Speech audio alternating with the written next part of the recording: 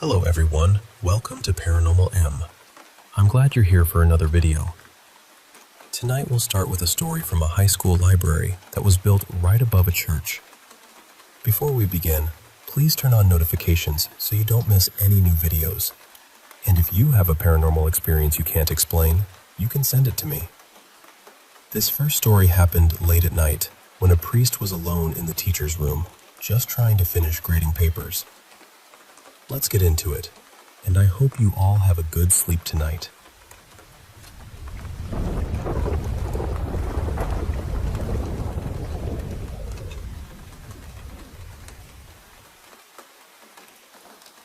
Hey, I want to share with you this eerie experience someone told me about a library that's right above a church at their high school. It's a pretty small library, roughly the size of a basketball court, nothing grand or overwhelming. At the back of this cozy library, there's a small room reserved just for teachers. Now, this one night, a priest who also taught there went into that teacher's room to grade papers. The night was quiet, the kind of silence that makes you almost hear your own heartbeat. He settled down, closed the door softly behind him, and started grading. As the hours passed, the weight of fatigue began to pull at his eyelids. The papers blurred, and before he knew it, he'd nodded off. But then, something stirred him awake, faint rustling coming from the other side of the teacher's room. At first, he thought it might be some students sneaking around, messing about when they shouldn't be. So he called out firmly, "Hey, no one's supposed to be here this late. You're going to get in trouble if you don't leave." For a moment, the rustling stopped, but then the door started shaking violently, like someone was trying desperately to get in. His voice rose, more urgent. "I said, no one's here. Leave now." But the shaking only grew stronger, more insistent. A sinking feeling crept over him. This wasn't just some prank by students. No, it felt darker, something sinister lurking just beyond the door. In that tense moment, he began to pray quietly, but fervently, words tumbling out in a desperate plea for protection. Slowly, the shaking ceased. Gathering his courage, he crept over and peered through the keyhole to see who, or what, had been behind the door. What he saw stopped him cold. The room was empty, but bathed in a strange, deep red glow, like a shadow painted in blood. He stumbled back, heart pounding, and fell to his knees, praying until the first light of dawn.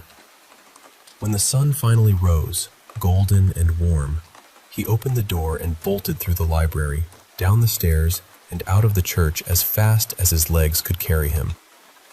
Outside, he ran into the security guard and, breathlessly asked, "Did you see anything strange last night?" The guard nodded grimly. "Yes. I saw a demon with glowing red eyes peering through the library window. That's why I didn't dare go near."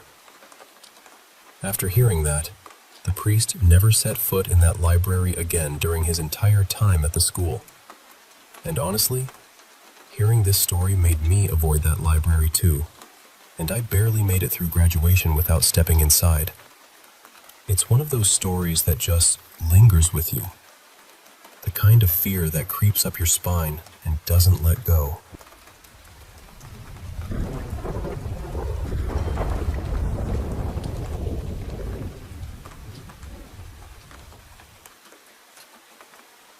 Hey, I want to share this really strange and kind of creepy experience I've been having at the school where I work here in Germany.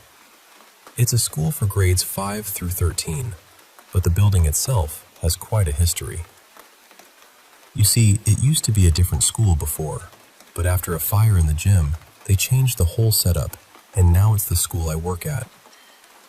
I'm a social assistant for the afternoon classes, and ever since I started working here, I felt this unusual presence, but only in one particular part of the school, Building C. It's like something is always lurking in the halls there. It all began with the cleaning staff complaining about the faucets in the bathrooms running by themselves. What's weird is that on those days, no one was even using the bathrooms. It was baffling. Then, things started to get even stranger. Doors and windows would mysteriously lock and unlock. Most of the windows have these little locks you pull down so nobody can open them, but multiple times, the cleaners found them unlocked after they had been carefully secured. And the lighting. There's this one particular light near our office that seems cursed. No matter how many times the janitors fix it, it keeps breaking again and again. It's as if something doesn't want that light to stay on. But that's not all. Things, mostly keys or keychains, vanish without a trace, only to reappear hidden in the oddest places later on. We're still hunting for one key that completely disappeared. Then there's this glass door right in front of our bookcase. When we close it, it's usually found wide open a few hours later. What's even creepier is that it often has dirty handprints on it, but no children have been near it. I've tried telling people about this, but most don't believe me. I honestly think we're dealing with a trickster spirit. It loves to mess with us. Since the students came back from their online classes, it's been more active again. During quarantine, it was pretty quiet, only locking and unlocking a few windows here and there. I even hear knocking sounds in the bathrooms, mostly the girls' bathrooms in Building C. It's like it's there often, knocking against the tiles or locking the doors and faucets randomly. Sometimes I wonder if it's trying to get our attention, or just playing some kind of haunting prank. It's unsettling, but also strangely fascinating. I don't know what this spirit wants, but I'm starting to think it enjoys the little chaos it causes in the school. Whenever the halls are quiet, I almost feel it watching, waiting for the next chance to stir things up. It's like living with a ghostly trickster who just can't resist having a bit of fun with us all.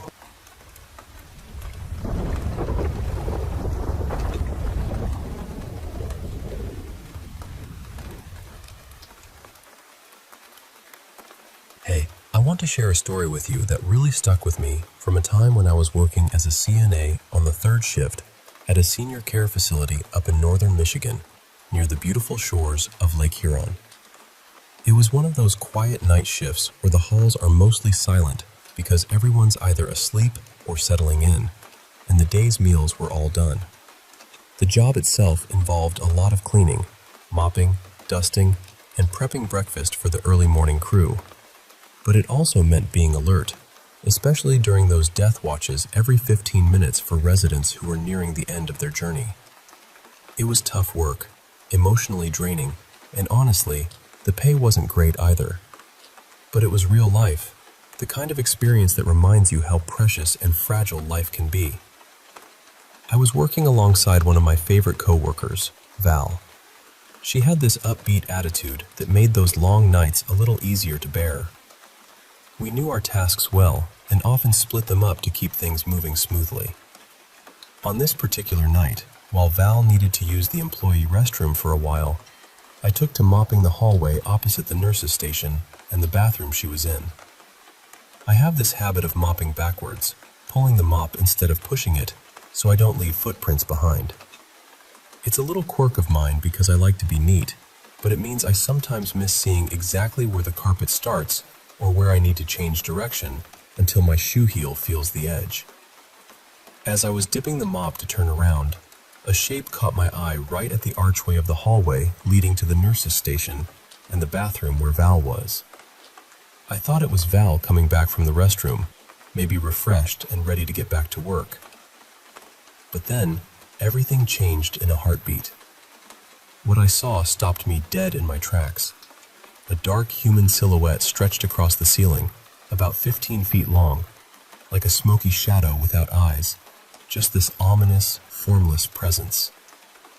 It lingered for a few seconds, maybe 2 to 4, and then zipped back into the hallway like it was slipping through the walls. I was frozen, unable to move or even scream, my mouth hanging open in silent shock. Then, the bathroom door suddenly opened, and I heard Val scream before slamming it shut again. She called out my name through the door, and I slowly edged toward the hallway, heart pounding, to see what was going on, but the hallway was empty. Just the doors to the nurse's station, the bathroom, and the break room across from the utility closet where we kept supplies. Nothing was there. I called Val's name and knocked on the bathroom door. She asked in a shaky voice, "Is it gone?" I whispered back, "Yes." "What did you see?" "Because I saw something." "Get out here. Don't leave me alone with that." When Val stepped out, she grabbed me in a tight hug, shaking like a leaf. She told me that when she opened the bathroom door, she saw something blocking the doorway. This huge, smoke-black haze that filled the wall and covered most of it. It had no face or clear shape, just this dark mass pressing against the door, seeming to leak inside. She slammed the door shut fast and screamed my name. We stuck together for the rest of the shift, never leaving each other's sight until it was finally time to clock out. The morning supervisor noticed we both left in a hurry, and Val later told her she was taking the day off because she was too shaken up. I'm still not sure if what we saw was the Reaper or some other entity, but right after we left, a resident passed away just 5 minutes later. It was an experience that left a deep mark on both of us, a chilling reminder that sometimes, when you're on the edge between life and death, the veil between worlds feels thinner than ever. So yeah, don't fear the Reaper, but maybe respect the silence of the night and the shadows that move within it.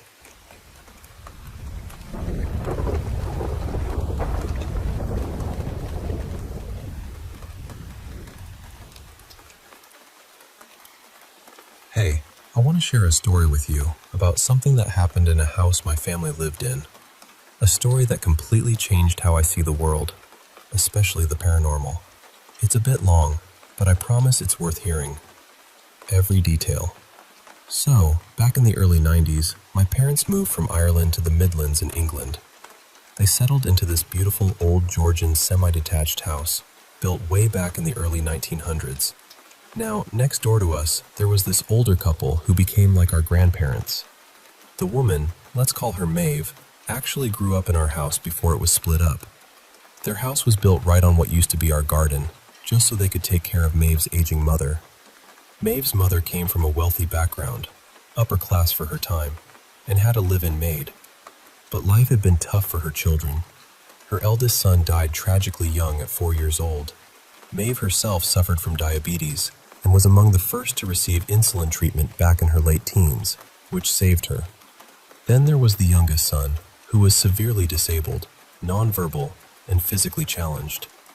My granddad, Jim, thought he might have had something like locked-in syndrome, with hidden intellectual abilities trapped inside, and also battled with mental illness. I want to take a moment here to share something personal. I lost my granddad, Jim, last year. He was my best friend and soulmate, 101 years old, a war veteran. He passed alone due to COVID, which felt so unfair. If anyone reading this wants, I'd love to tell you more stories about him and his incredible life someday. Okay, back to 2011. I was in my early 20s, totally burnt out from my first job after university, 6 years of intense studying, then working 60 hours a week. I needed a break badly. So I moved back home for a bit to catch my breath and look for something new. Just 3 weeks after I got back, the youngest brother, my granddad's brother-in-law, passed away. He was in his 90s, and that's when things started getting weird. Within days of his death, I began feeling like I was being watched constantly. It was this eerie sensation creeping over me. I thought maybe it was anxiety kicking in, since I'd had panic attacks when I was a teenager. But then, strange noises began. Scratching sounds that we'd never heard before.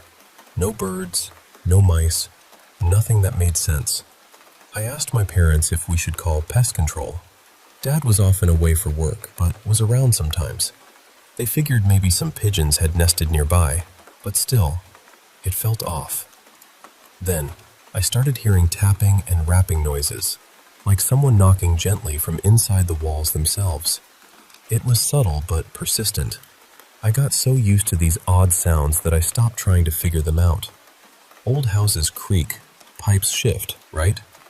But we'd lived there for 20 years, And this was new. One morning, around 5 a.m., I woke up with a start. The old TV in my brother's old room, where I was sleeping, was clicking like mad. The walls were scratching and knocking in a frenzy. It was summer, heating was off, so pipes couldn't be the cause. I just froze, terrified, realizing straight away that this wasn't normal. It felt like some kind of paranormal energy, frenzied and chaotic, almost like a quiet cacophony of sounds. I even recorded it on my old phone. I know people say you can't capture ghosts on video, but I have proof. I had no knowledge of the paranormal back then. I used to laugh at horror movies. So why did it hit me so hard that this was something beyond explanation? It was odd. This went on for days. I told my mom, who's incredibly practical and smart, an accountant who hates drama. She just laughed it off. But I started Googling and found an article describing exactly what I was experiencing. Scratches, taps turning into deliberate knocks, the sounds getting louder and more purposeful. It all matched perfectly. What scared me most was the fear I felt. I could be having a great night with friends, then wake up between 3 and 5 a.m. with this overwhelming dread. It was unlike anything I'd ever felt before, and it didn't feel like it was coming from me. Then came the nightmares, always the same. I'd wake up unable to move, caught in sleep paralysis, with a dark presence in the room. Sometimes a large male shadow stood in the corner, radiating danger and terror unlike anything I'd imagined. I'd never had nightmares before or since. Nothing like this. I told my mom I wouldn't sleep in that room anymore, and she offered to swap rooms with me. So I moved to the sofa. For a few days, things calmed down, but then one morning, my mom came down looking pale as a ghost. She told me she'd experienced sleep paralysis for the first time in her life. The same male shadow in the corner, and the same terrifying feeling. She hadn't known what sleep paralysis was until then. And this was Maeve's old room, where all this was happening. Things escalated. Every night, just as we were about to fall asleep, there'd be a huge bang on the bed's headboard. It felt like an incredibly strong man was shaking us awake. And it wasn't just that room. This was happening throughout the house. We started suffering from insomnia. 3 months of barely sleeping. I was exhausted and on edge, desperate to get out of there. But before I left, I had a carbon monoxide inspector check the house. No leaks. A week before I moved out, things got worse. Even during the day, strange occurrences happened. My dad, who had been dismissive and stubborn about this whole thing, he's a working-class Irish scientist and hates anything mystical, finally agreed to get spiritual help, maybe even a priest. That night, I woke up to one of those massive bangs. Then, I found books lying on the floor. I hadn't touched them. I didn't even get out of bed. I screamed, and my parents rushed in. That was the first undeniable proof for them. The last few days were terrifying. I recorded growling noises, smelled this strong, foul scent, like male sweat mixed with ammonia. My sister was visiting, and we were both so scared we ran almost to the neighbors. I was explaining how the knocks were intentional, like 1, 2, 3 knocks. As soon as I said 3, there were 3 loud knocks right on the door. My name was whispered countless times. It was like whatever was there wanted us to know it could hear us. My mom even got pushed across the landing against a wall in broad daylight. I left soon after. My mom started going back to church for the first time in 20 years. She only went a few times, but said it helped. When I came back 3 months later to visit, one morning I heard my mom come downstairs. We looked at each other and said in unison, "It's gone." And that's the story. It changed me from someone who never believed in ghosts or spirits to someone who still has a ton of questions. Because some things just can't be explained away. Thanks for listening.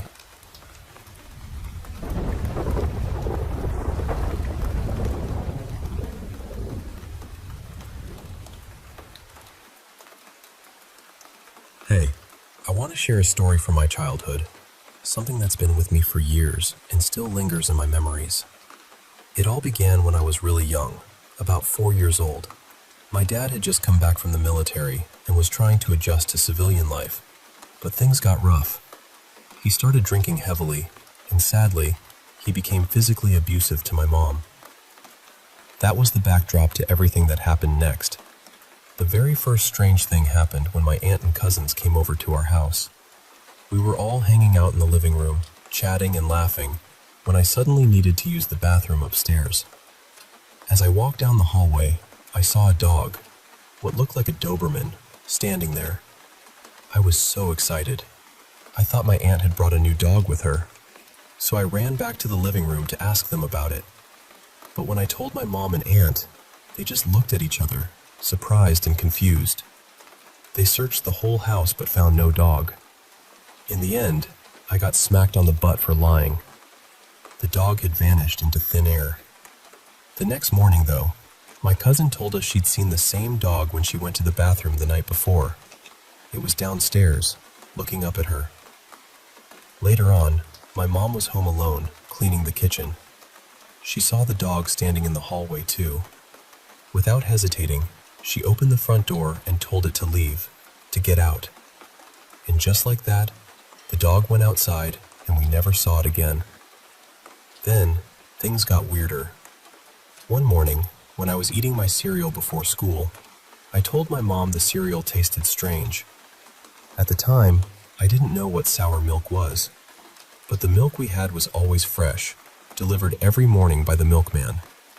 Our neighbor's milk was fine. Even fresh fruit would start rotting and turning brown just a few hours after being in our kitchen. It was like something was spoiling everything around us. One night, the kitchen door handle, the one that led outside, started shaking on its own. My dad got up to check it out. He held onto the door handle and the shaking stopped. But as soon as he went back upstairs, the shaking started again. It was eerie, like the door was alive or someone was trying to get in. At this point, I began feeling scared in my own bedroom. The fear was so intense that I didn't want to sleep there alone. I'd sneak into my parents' room and stay with them through the night. Then, there was this one night during a New Year's party. I was sent to bed with my cousin Alex. He was known as a tough kid, kind of the local bully. We were both in my bed, the room pitch dark. Suddenly, I heard him start to cry quietly. He whispered, "Are you awake?" I nodded yes. He said, trembling, "There's a shadow man in the corner of my bedroom watching us." Then he screamed for his dad. Our fathers came running, took us downstairs to where the adults were celebrating, and soon after everyone left. I never saw the shadow man myself, but I remember feeling that same deep, creeping fear in the room that night. After that, my dad was kicked out of the house. One day, my half-brother was playing in the park with a neighbor kid.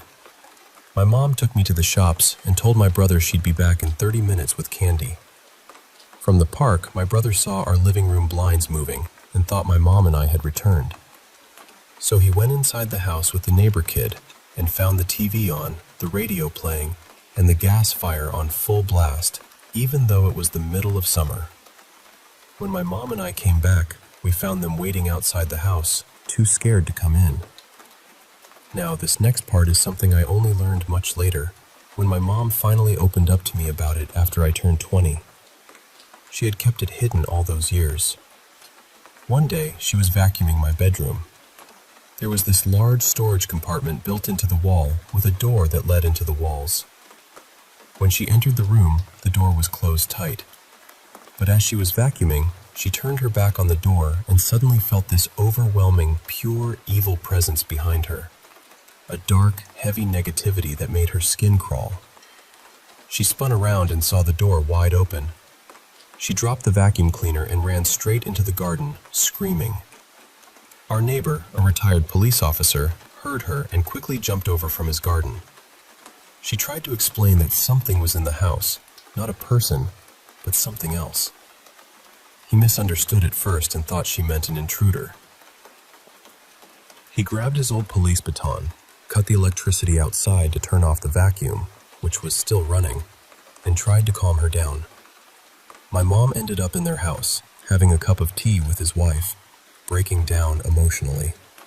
The neighbor said he checked the house and found no one inside, but then my mom told him about the time when me and she were away on vacation in England with my future stepfather.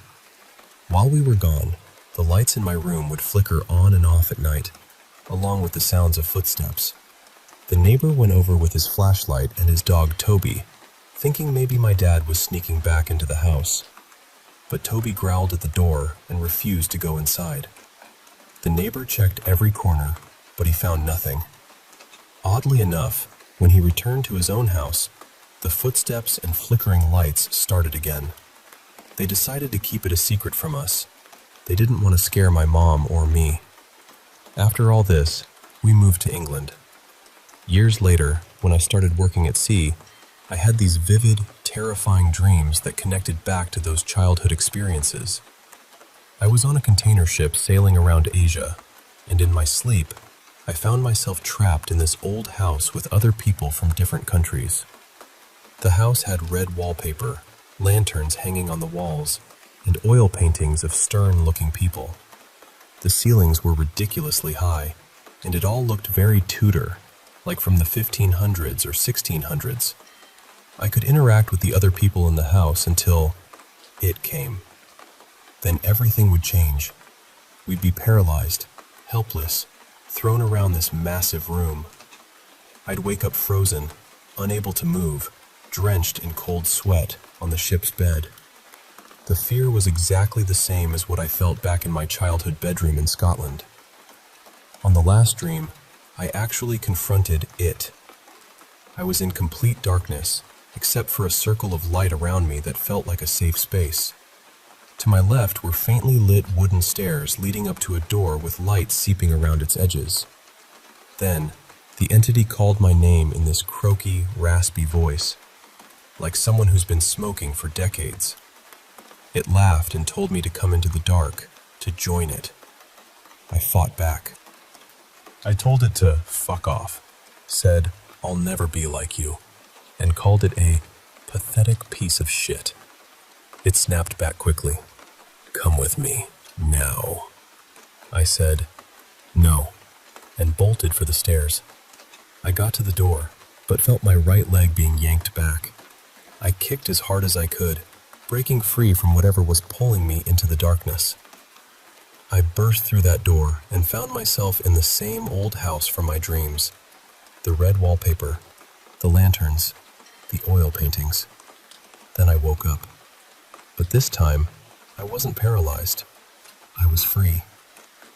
Deep down, I believe I heard, the thing I fought, was the same dark presence that haunted my childhood bedroom all those years ago, even though I was halfway across the world at that time.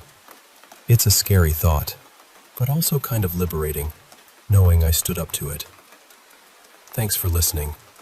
It's not an easy story to tell, but sharing it feels like lifting a weight off my chest.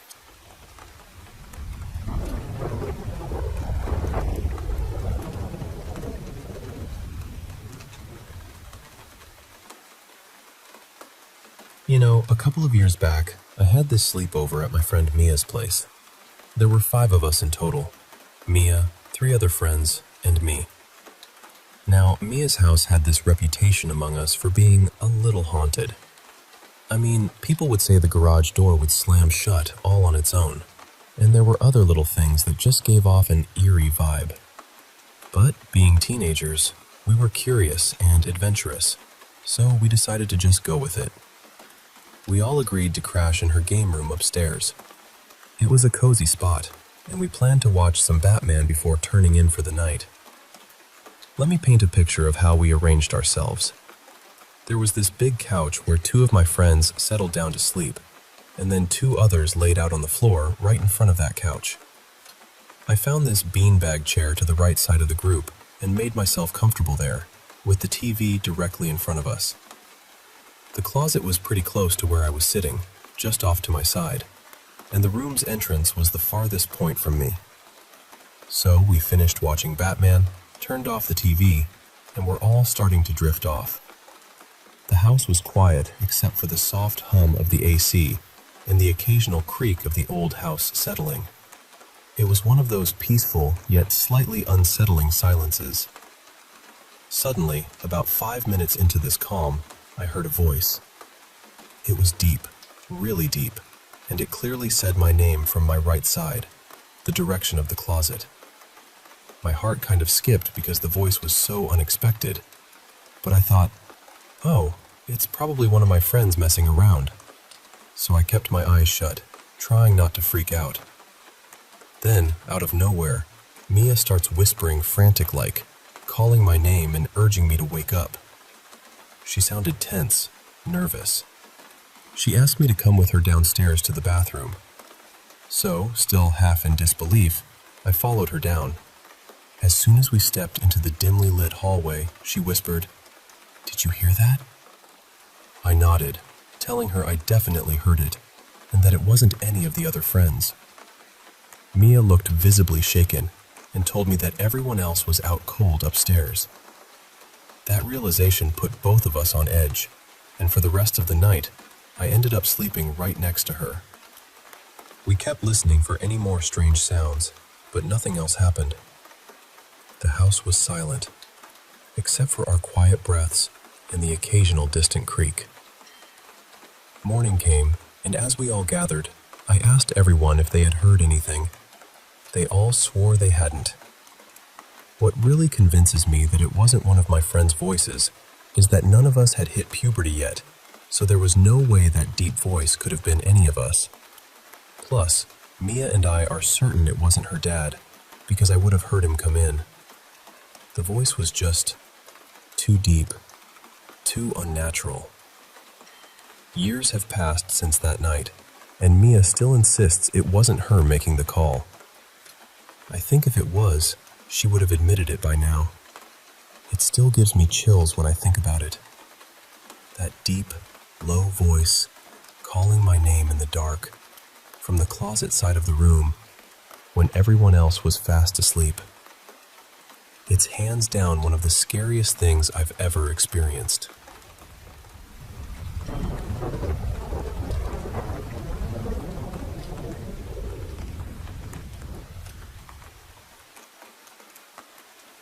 Hey, I want to share with you a story that's been a part of my life for as long as I can remember. It's about this strange entity that visits me every 5 years, and honestly, it's been both terrifying and puzzling. I'm going to tell you everything, so grab a seat and listen closely. My very first memory of this thing was when I was about 5 years old, but my mom says it might have been even earlier. She told me that when I was just a baby, maybe around 8 or 10 months old, she was sitting on the couch holding me. Suddenly, I turned my head and pointed down the hallway, saying, "Man." She looked, but there was nothing there, just an empty hallway. She thought it was just baby babble, but it stuck with her. Fast forward to when I was 5. It was a weekend night, around 11 p.m., and I was lying in bed, restless. I could hear my parents snoring softly in their rooms, and the light from the living room TV spilled gently into my open bedroom doorway. That's when I noticed it. A shadow of a man slowly crossing the light and moving down the hallway toward my room. I knew it wasn't my parents or my sister because of the snoring and the shape. I was frozen with fear as it methodically made its way closer. Then, just as it reached my door, the shadow passed through, but there was no body following it. It was like the shadow was all there was. After that night, my nightmares became more vivid, and I started developing all sorts of fears. Before this, I had some nightmares, but they really intensified after this encounter. Then, after my 10th birthday, one night when my mom had just tucked me in and left, I couldn't sleep. I felt like I was being watched. My eyes slowly scanned the dark room, finally resting on my closet door, which was slightly open. Standing there, in the shadows, was a tall figure. I could barely make out its shape, but it was like a tall humanoid, lurking just off to the side of the doorway. My mind instantly went back to the shadow from years ago. I was paralyzed with fear, eyes wide open, just staring at it. We had this silent, eerie staring contest that felt like it lasted forever, until finally, its form melted back into the darkness. I didn't sleep a wink that night. Let me describe this thing a bit more. It's about 7 feet tall, with a slight hunch. Its body looks like that of a very old man, sickly, with every bone visible beneath pale, leathery skin. Its smile is unnerving, stretched far too wide and filled with short, needle-like teeth. Instead of eyes, it has dark, sunken pits. And it always smells like old leather and body odor, like something ancient and decayed. The next visit came the summer after my 15th birthday. I kept my room freezing cold during summer and often played on my phone under my blanket before going to sleep. One night, I was lying on my side, scrolling, with a small gap in the blanket in front of my face to let some air in. Suddenly, I caught movement through that little peephole. I looked up from my phone and saw it smile first, unnaturally wide and terrifying. Its black, empty eyes stared right into mine. It was just inches from my face. My body locked up with dread and terror, and my mind scrambled for a way out. We detained locked in that terrifying gaze for what felt like forever. Finally, I threw the blanket off and prepared to leap out of bed towards the door. The moment I did, it vanished. The feeling of its presence lingered, but I couldn't see it. I turned on the lights and stayed awake all night, too scared to sleep. By now, you might have noticed a pattern. It shows up every 5 years, and each time it's a bit closer. I was really scared when I realized that.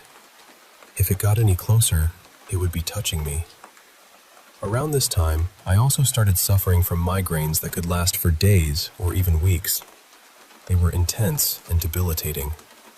When I turned 20 and moved out of my parents' house, I thought maybe I was free of it.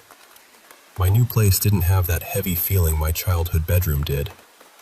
But about 6 months after my birthday, the fear hit me again, stronger than ever.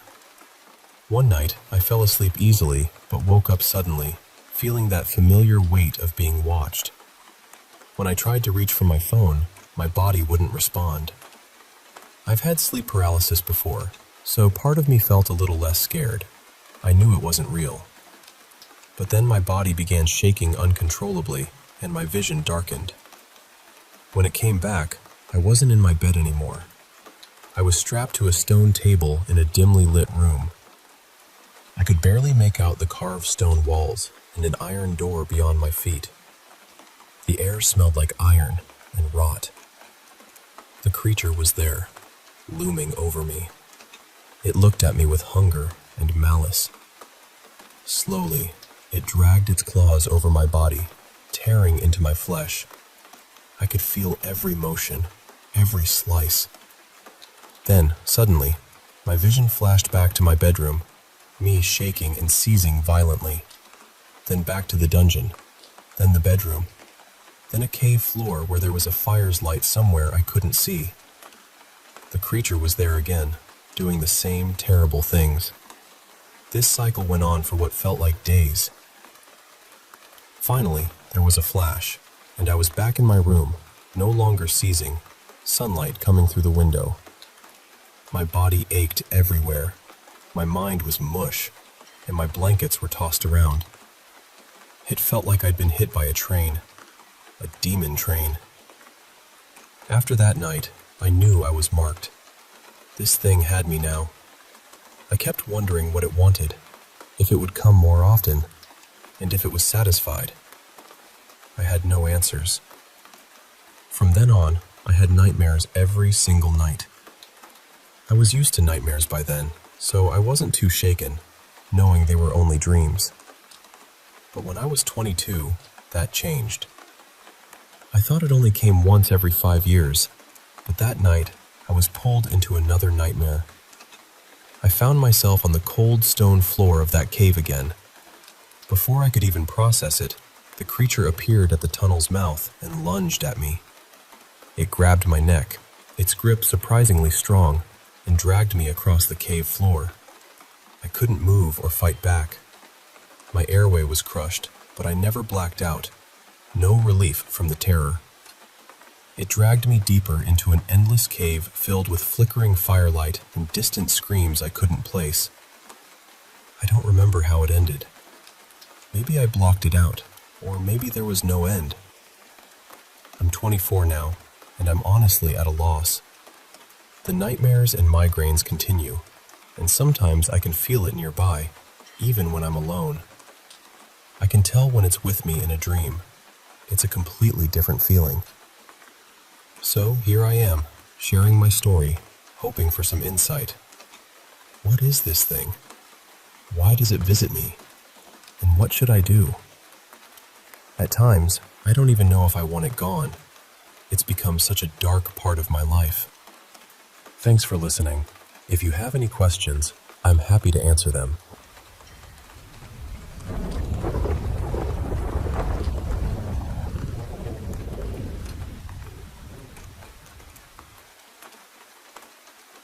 Hey there. I want to share with you a collection of stories that have haunted me and others.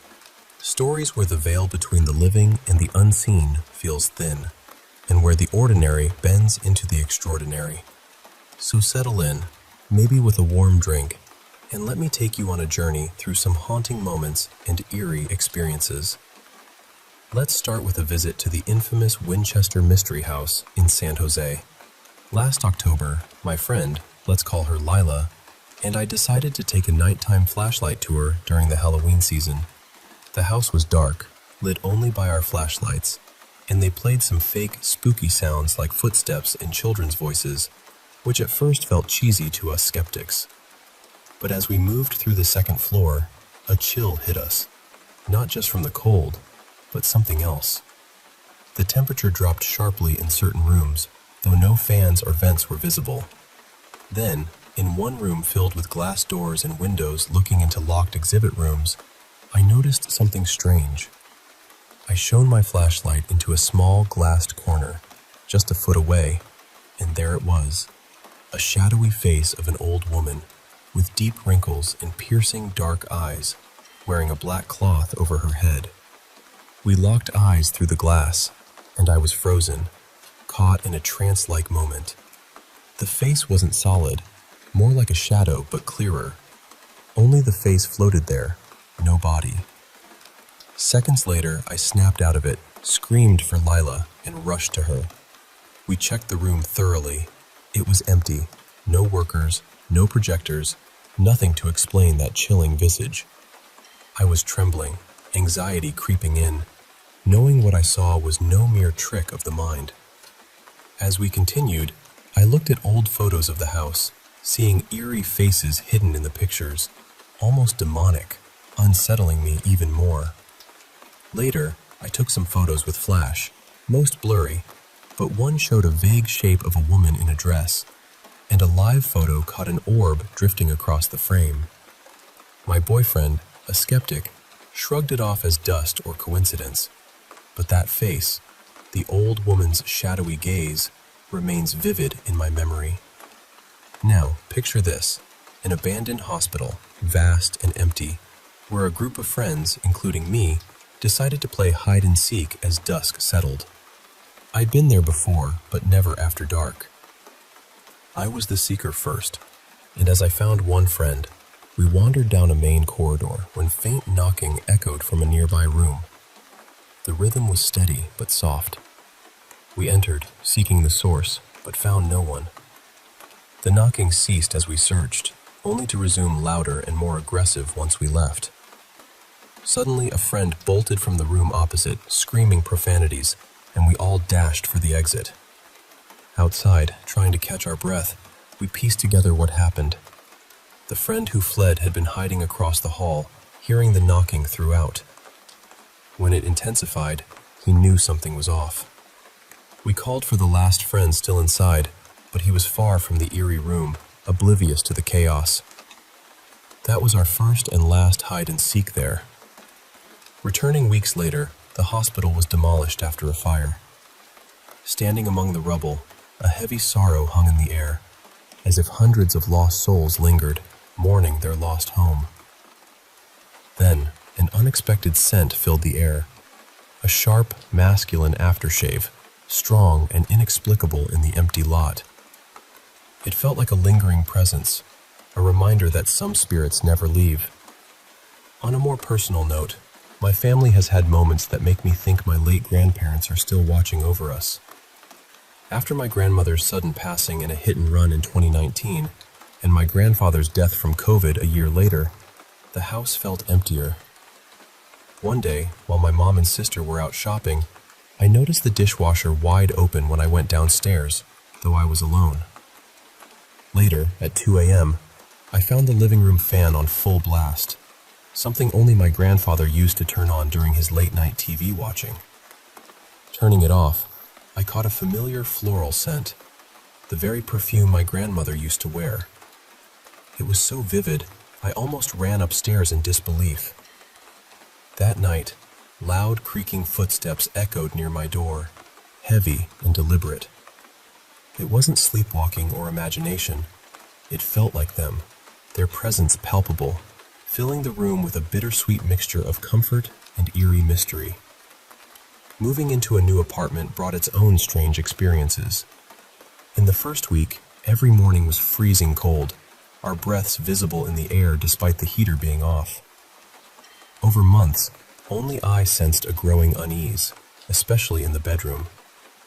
My son began to show fear without cause, running to me, clinging tightly.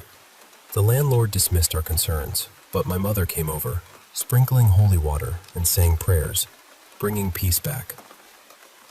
One night, while enjoying drinks with my girlfriend, I inexplicably snapped, unleashing harsh words and anger out of nowhere.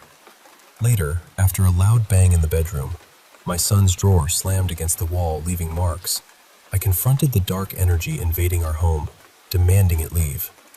We packed up and left soon after. Oddly, my aunt next door reported hearing dragging noises and footsteps in the empty apartment, confirming that whatever we faced lingered even after we left. Speaking of the mystical, my mom is what some call psychic, though she just calls it a gift. She often enters a trance-like state, eyes closed, arms lifted as if flying, communicating in ways beyond words.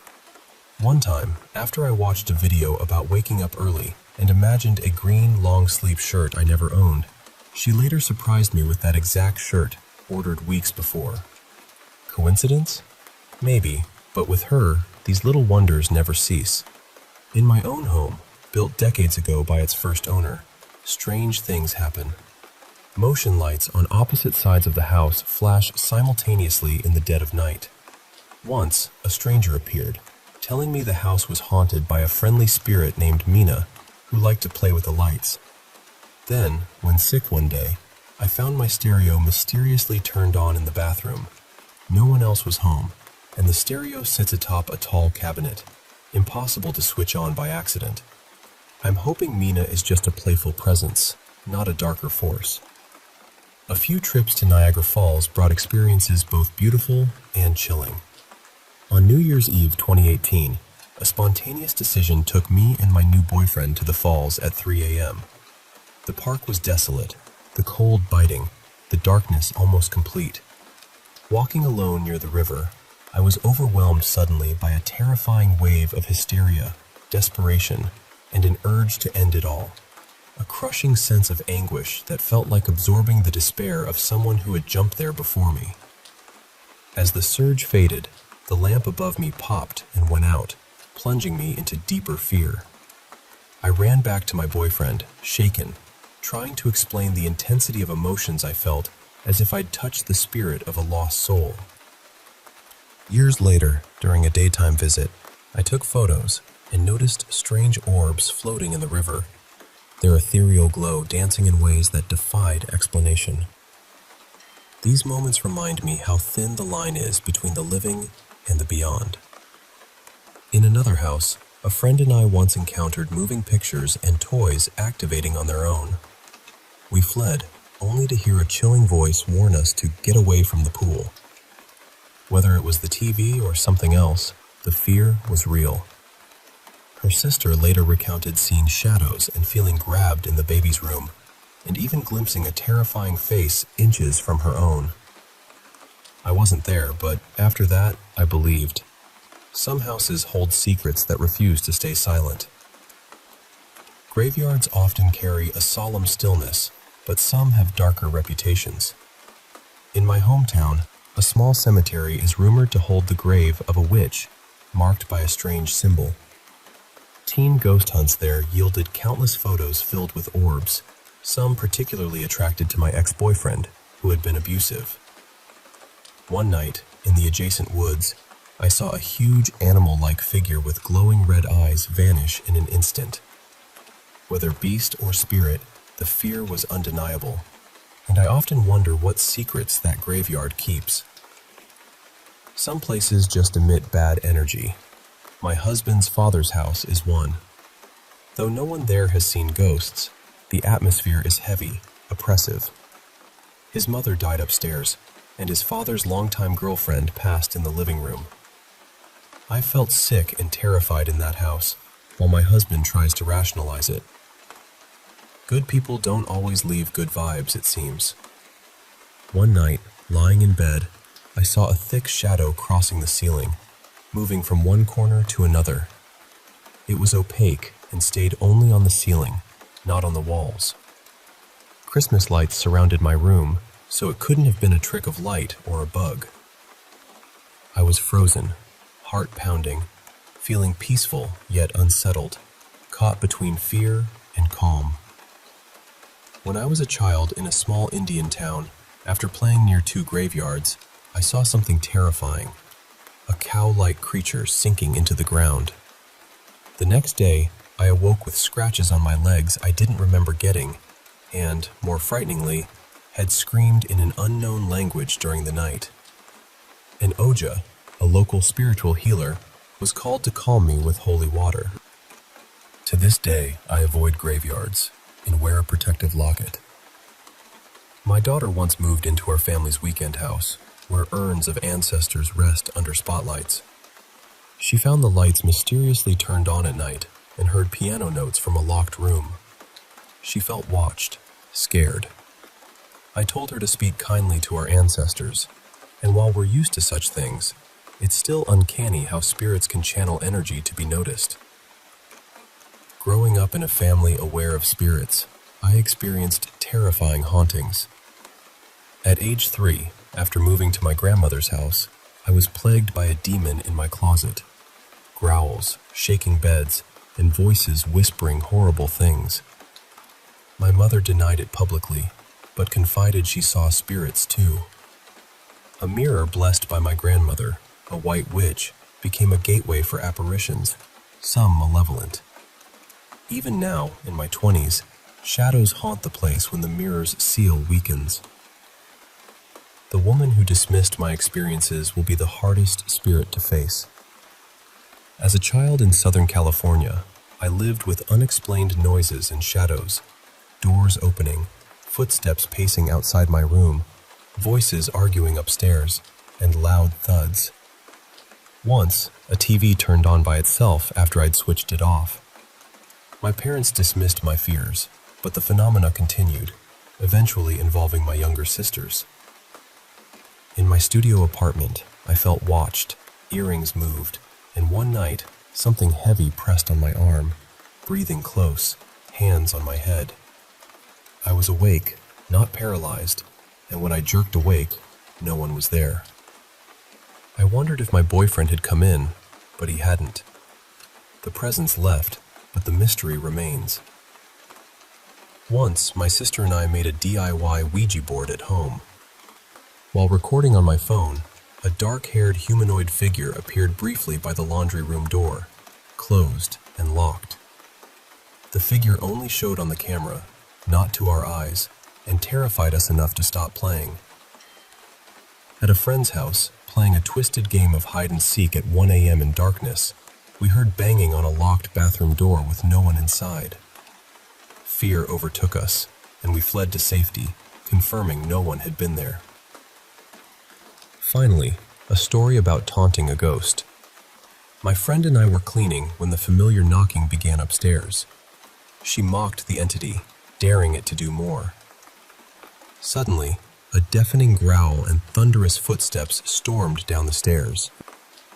We fled, barefoot and unprepared, not daring to return for some time. That day, we learned some spirits don't take kindly to provocation.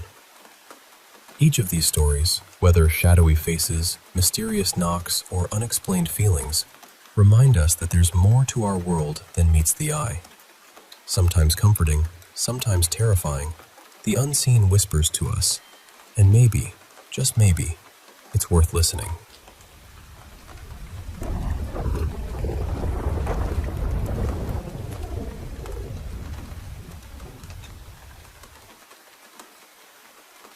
Hey there. I want to share with you this eerie experience that happened to me and a couple of friends a while back. It's about this old, abandoned house near where we used to live in southwestern Virginia, a place that still sends shivers down my spine whenever I think about it. So, picture this. It's the middle of a hot summer, the kind where the air feels thick and every little noise seems louder than usual. I was just your typical teenage kid craving a bit of adventure, and I convinced my buddy and his girlfriend's brother to come along with me to check out this creepy old house just at the edge of a wooded area near our neighborhood. Now, this neighborhood always gave me a weird feeling, like something was just off.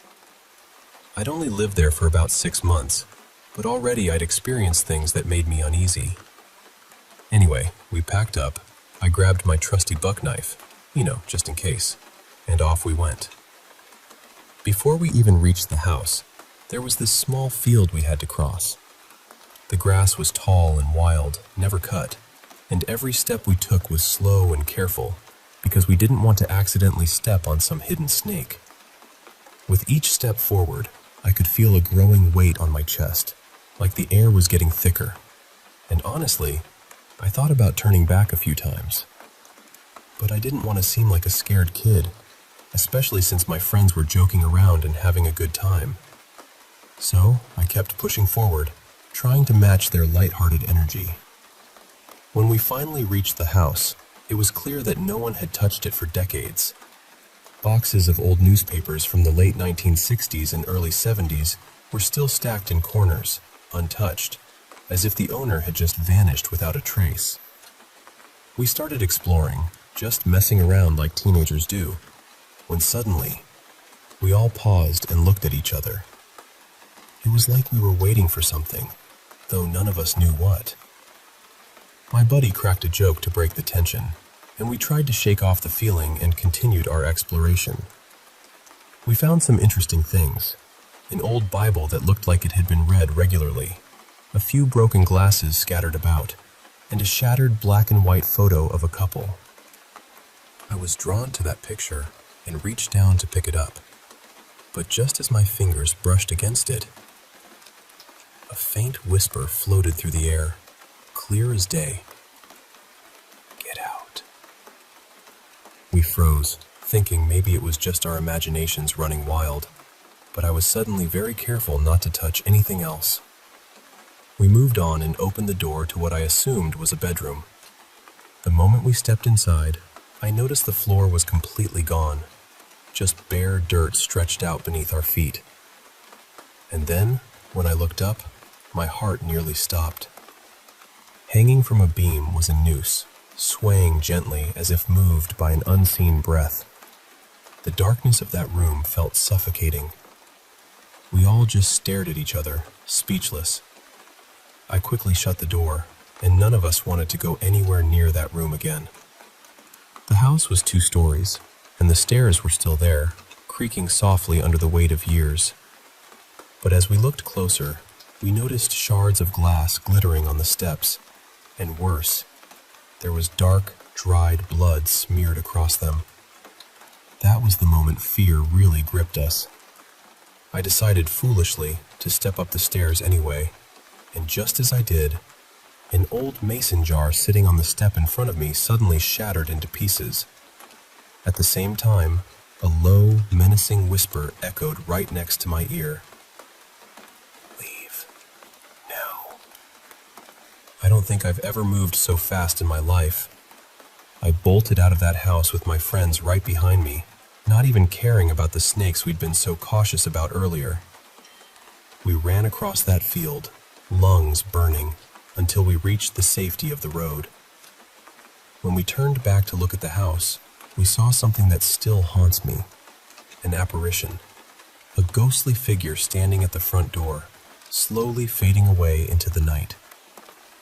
Since that night, which was 6 years ago now, we made a pact to never, ever go back to the Kemp house. We still joke about it sometimes, calling the spirit the Kemp house ghost, but deep down, I get chills every time I remember those chilling words. Leave. Now. That house holds secrets I don't want to uncover again, and maybe some things are better left alone.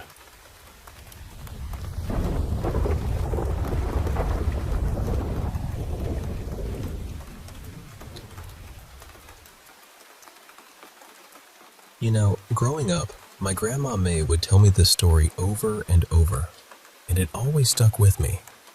She grew up in this tiny little dot on the map called Nolan, way out in rural Mingo County, West Virginia. Life was tough back then. Her family was dirt poor, and most days, she and her brothers and sisters didn't know where their next meal was coming from. The only neighbor nearby was an old woman folks just called Aunt Katie. She lived all alone in a creaky little house with peeling paint, and folks said her eyes were milky white, like she couldn't see well, probably cataracts. Her husband? Well, he was locked up in the state penitentiary down in Moundsville for murder, which only added to the whispers about Aunt Katie. Now, because food was so scarce, Grandma May's dad took it upon himself to plant a vegetable garden. They found a patch of land right on the old family homestead, a little clearing tucked between towering trees and wild brush. It was hard work, especially in the blazing summer heat that year. Grandma May remembered that summer like it was yesterday. The air was thick and heavy, and the copperhead snakes seemed to be everywhere, slithering through the underbrush, almost daring anyone to step outside. She adored her daddy and said she followed him everywhere, like his little shadow. One hot afternoon, Grandma May and her dad were pushing this big, heavy wooden cart out to the garden. The wheels creaked and the sun beat down mercilessly, making the sweat bead on their brows. They gathered up the vegetables that were ripe, green beans, corn, maybe some tomatoes, and piled them into the cart. By the time they were heading back, both of them were worn out, muscles aching from the heat and the weight. As they neared the house, they had to pass by Aunt Katie's porch. And just as luck would have it, there she was, sitting in her rickety rocking chair, her white eyes catching the sunlight. She called out, "Harrison, give me some of those beans." My great-grandfather, proud and tired, replied, "We worked hard for these beans, and I ain't giving them away." Aunt Katie just let out this soft, eerie giggle and said, "Well, you'll wish you did." Now, they didn't think much of it at the time. Just old lady talk, maybe a little joke. But that night, things got strange. Grandma May shared that she had 6 or 7 siblings, and on most nights, the older ones would push the younger kids onto the floor to sleep. That night, she found herself lying flat on the cold wooden floor, a little scared but too tired to fight it. Just as she was drifting off, she heard it. A slow, deliberate set of footsteps coming down the hall. She knew the sounds her mother and father made moving around the old slat-board house, every creak and shuffle. But this was different. Something was walking down the hallway, and it stopped right outside her room, right where her head lay on the floor. She pulled the blanket up over her head, trying to hide, but she could feel it just there, silent and waiting. After a long pause, the footsteps turned and padded back down the hallway, fading into the shadows. But then, a little while later, they came back, stopping once more by her bed. This went on all through the night, this haunting rhythm of footsteps coming and going. Grandma May said she was paralyzed with fear, too scared to move, too frightened to call out. When the first light of dawn crept through the window, the footsteps vanished. She heard her dad moving around, getting ready for the day. She jumped up and ran to him, her heart pounding. When their eyes met, she just knew where those footsteps had been going all night. Without a word, her dad grabbed a big handful of green beans, tied them into a little poke, and headed out the door with Grandma May close behind. As they got closer to Aunt Katie's porch, the old woman was there, sitting as if she'd been waiting for them. Her dad tossed the beans up onto the porch and said, "Old woman, take your booger back." Aunt Katie smiled, a strange, knowing smile, and said, "Don't worry, Harrison. It won't bother you again." Grandma May always said she lived her life by her faith. She was a devout Christian, never cursing or drinking, always insisting on going to church whenever the doors were open. And she never doubted the story of old Aunt Katie. She swore it was true, and you know what? I believe her too.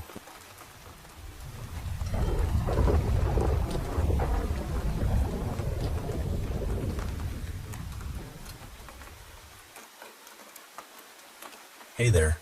I want to share with you this little story from my life. Something that's been happening at the print shop where I work, up here in north central Arkansas. Now, I'm pretty sure the place is haunted, but not in some scary horror movie way. It's more like a playful spirit, a friendly presence that just sort of tags along. I wouldn't say it's exactly Casper, but it's definitely there, and it's got a quirky sense of humor. So, I usually get to work about 30 to 45 minutes before the other guys show up. And that's when the little pokes start. You know that feeling when someone taps you on the shoulder, but when you turn around, there's nobody there? That's exactly what I get. It's like this invisible finger just nudges me, and I'm left wondering if I'm losing my mind. But it's not just the pokes. There are times when the lights flicker on or off by themselves. Doors slowly creak open or close without a breeze, and boxes of paper just tumble off the shelves like gravity has a mind of its own. One of the strangest things is this sudden smell of coffee. Rich, warm coffee aroma, wafting through the air before I've even brewed a single cup. It's like someone's brewing a pot just for me, but no one else is around yet. This all started happening more noticeably after my mom passed away a couple of years ago. Before my dad took the recliner out of one of the office rooms, the one that used to rock back and forth on its own, it would sway gently without anyone touching it. And it's not just me seeing this happen. My daughter and one of my coworkers have witnessed it too. It's like some little sign or a memory hanging around. Now, here's where it gets a little spookier, but still kinda sweet. One night, my daughter and I had to go to work late to finish up a big project. I got there about 15 minutes early, hoping to get a head start before she and her friend arrived. As I was setting up, I started hearing whispering voices coming from the back rooms of the shop. I froze because I knew my daughter hadn't arrived yet, so it couldn't be her. My heart was pounding a little, but I told myself it was just the sound of pipes or something else harmless. About 5 minutes later, my daughter walked in the door, and we settled down to work. Then she looked up and said, "Mom, I just heard Papa's chair rolling across the floor. Is anyone else here?" Now, I was too chicken to check it out myself, so she got up and went to see. She grabbed the chair and sat down to keep working like nothing was wrong. And then, just 10 minutes ago, she saw a shadow by the back door. Remember, it was just me, my daughter, and her friend in the entire building. Nobody else. Then, out of nowhere, there was this huge bang, like something heavy falling in the front office, which was completely dark at the time. We didn't stick around to investigate. We hurried through the last bits of our project, eager to get out of there and head home. What's strange is that all this seems to only happen in the evening. When I come in the morning, before anyone else arrives, I don't get that eerie feeling of being watched. There's barely any noise, no weird shadows, and certainly no overwhelming sense of darkness or doom. The light outside is about the same at 7:30 in the morning as it is at 7:30 in the evening, So it's not just the darkness making me feel this way.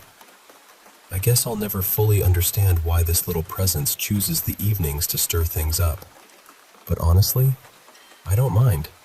It's like having a quiet companion in the shop, a reminder of those who've passed but still linger in the spaces we hold dear. Thanks for listening to my story. Maybe if you ever find yourself alone in a quiet print shop, you'll keep an eye out for the friendly ghost who just wants to say hello.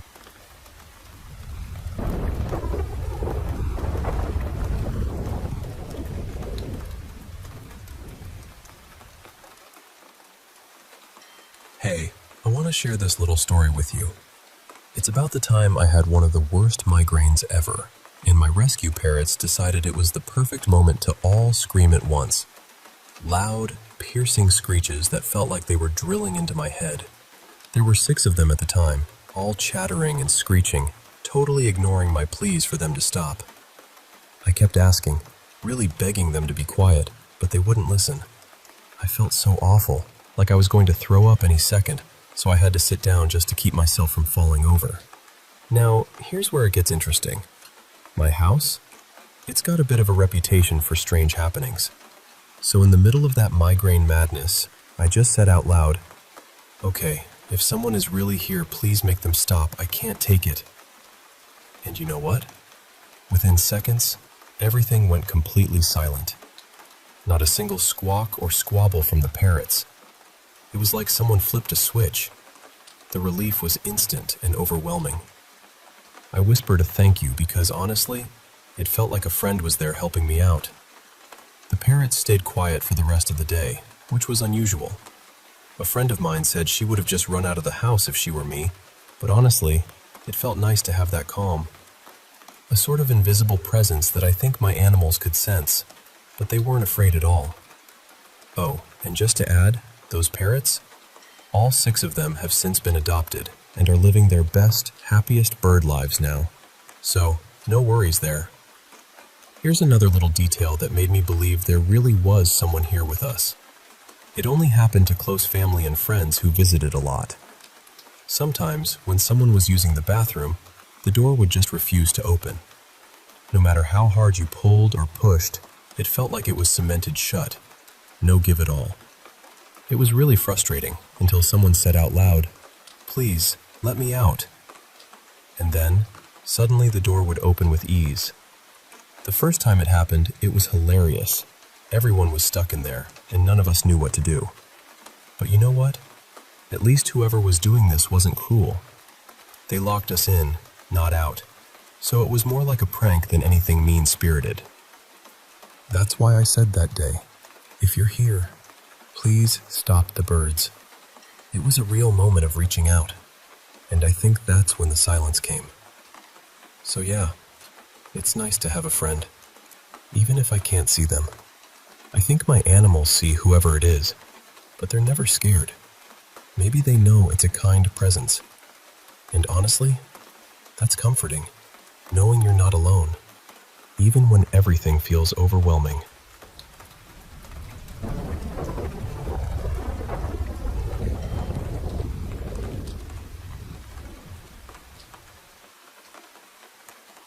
Hey there, I'm Nancy Poitou, pronounced Poitou, just like that. And I want to share a story with you about one of the most memorable ghost-busting experiences I ever had. It all began when a colleague referred a case to me. The story revolves around an old apartment building where a mother and her little daughter had lived in a loft. One night, the daughter woke up to a frightening sight, a shadowy black man standing over her bed. Naturally, the mother was alarmed and confided in her therapist, who, in turn, mentioned me.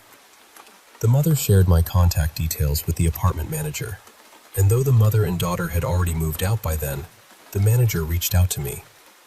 Funny enough, the date I was asked to come out and do my ghost work landed exactly on Halloween. It felt fitting, don't you think? I asked my friend Maria, who is very intuitive and spiritually gifted, to join me. I always bring someone like her along for these jobs. When we arrived, the apartment manager met us and led us up to the loft. Walking inside, I immediately sensed that this wasn't just one ghost haunting the place. It felt like maybe a dozen spirits were there, I told the apartment manager, and her face went pale. She said something like, "Oh, hell no," and practically ran out of there. I chuckled because I know better than to be afraid. Fear only feeds the negative energy.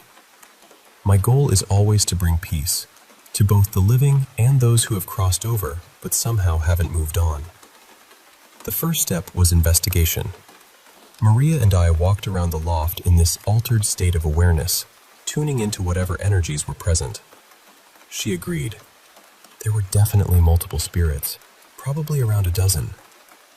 What I saw in my mind's eye were what used to be called hobos, men who were homeless, especially during the Great Depression, who traveled by secretly hopping onto trains. I remember my mother warning me as a little girl to stay away from railroad tracks. At the time, I didn't understand why, but later I realized it was because of those hobos. Some could be dangerous, just like some homeless people today. Alongside these hobo spirits, there was also a policeman. I could see the outlines of a jail cell, and these hobos and the policemen were chatting and laughing, sharing stories. It didn't feel like the typical prisoner-guard relationship, which you'd expect to be tense. Instead, it was friendly, almost like the guard was looking out for them rather than keeping them locked up. This made me wonder, if there were so many earthbound spirits there, did they all die in that jail? The apartment manager's research hadn't indicated any such tragic event. The feeling I got was that they'd come back because that place, even as a jail, must have been a warm and welcoming refuge in otherwise hard, lonely lives. Later on, I learned that in the 30s and 40s, police stations sometimes opened their jails to homeless men as a place to sleep and get a meal. That explained the sort of camaraderie and warmth I felt during my visit. After figuring out what was going on, I moved into communication. I enter an altered state, like stepping into their world.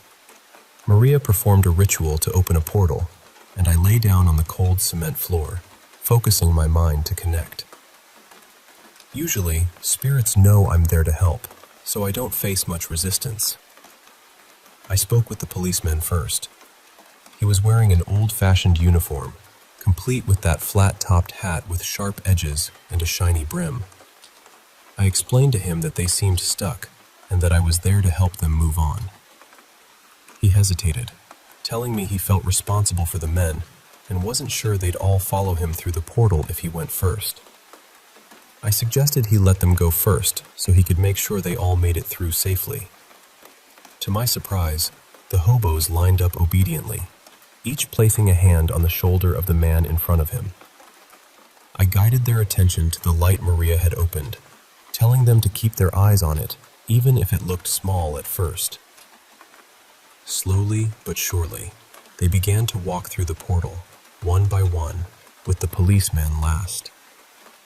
That's usually when spirit guides and loved ones take over, guiding the souls to the afterlife.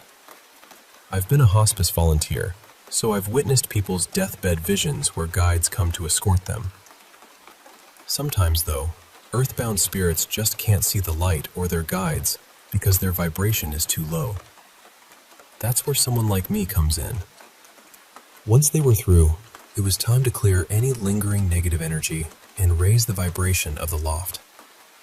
I started with a smudge stick, a Native American tradition using dried sage, sometimes mixed with cedar. You light it until it smokes, then blow out the flame, and the smoke is used to cleanse the space. Since I'm not Native American, I use a turkey feather to guide the smoke. Native Americans use eagle feathers and other types, but those are reserved for them. I carefully walked around the walls, smudging the entire space. Next, I sprinkled unrefined salt along the inside walls. Salt absorbs any leftover negative energy and needs to be vacuumed up after a few weeks. To raise the vibration, I burned resin incense, again using the feather to send the fragrant smoke through the rooms. Other things that can help raise energy include classical music, spiritual symbols, or artwork with positive images. I also blessed the doors and windows with frankincense oil, making a cross shape as I did so.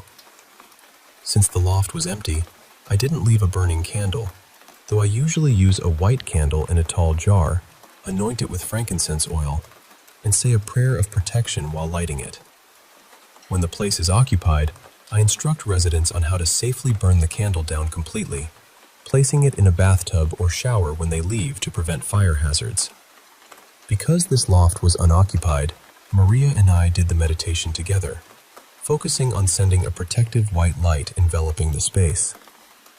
The more people involved, the stronger the energy. I always offer a money-back guarantee for my services because I want to ensure that what I'm doing is actually helping. After the session, I spoke with the apartment manager and explained everything I found and did. I told her about the guarantee and asked her to reach out if any more problems arose. It's been years since, and I haven't heard from her, so I believe the ghost busting was a success. Honestly, I couldn't think of a better way to spend Halloween than helping restless souls find peace and bringing comfort to those still living. It's a reminder that sometimes, even the most unexpected places hold stories of connection, kindness, and hope.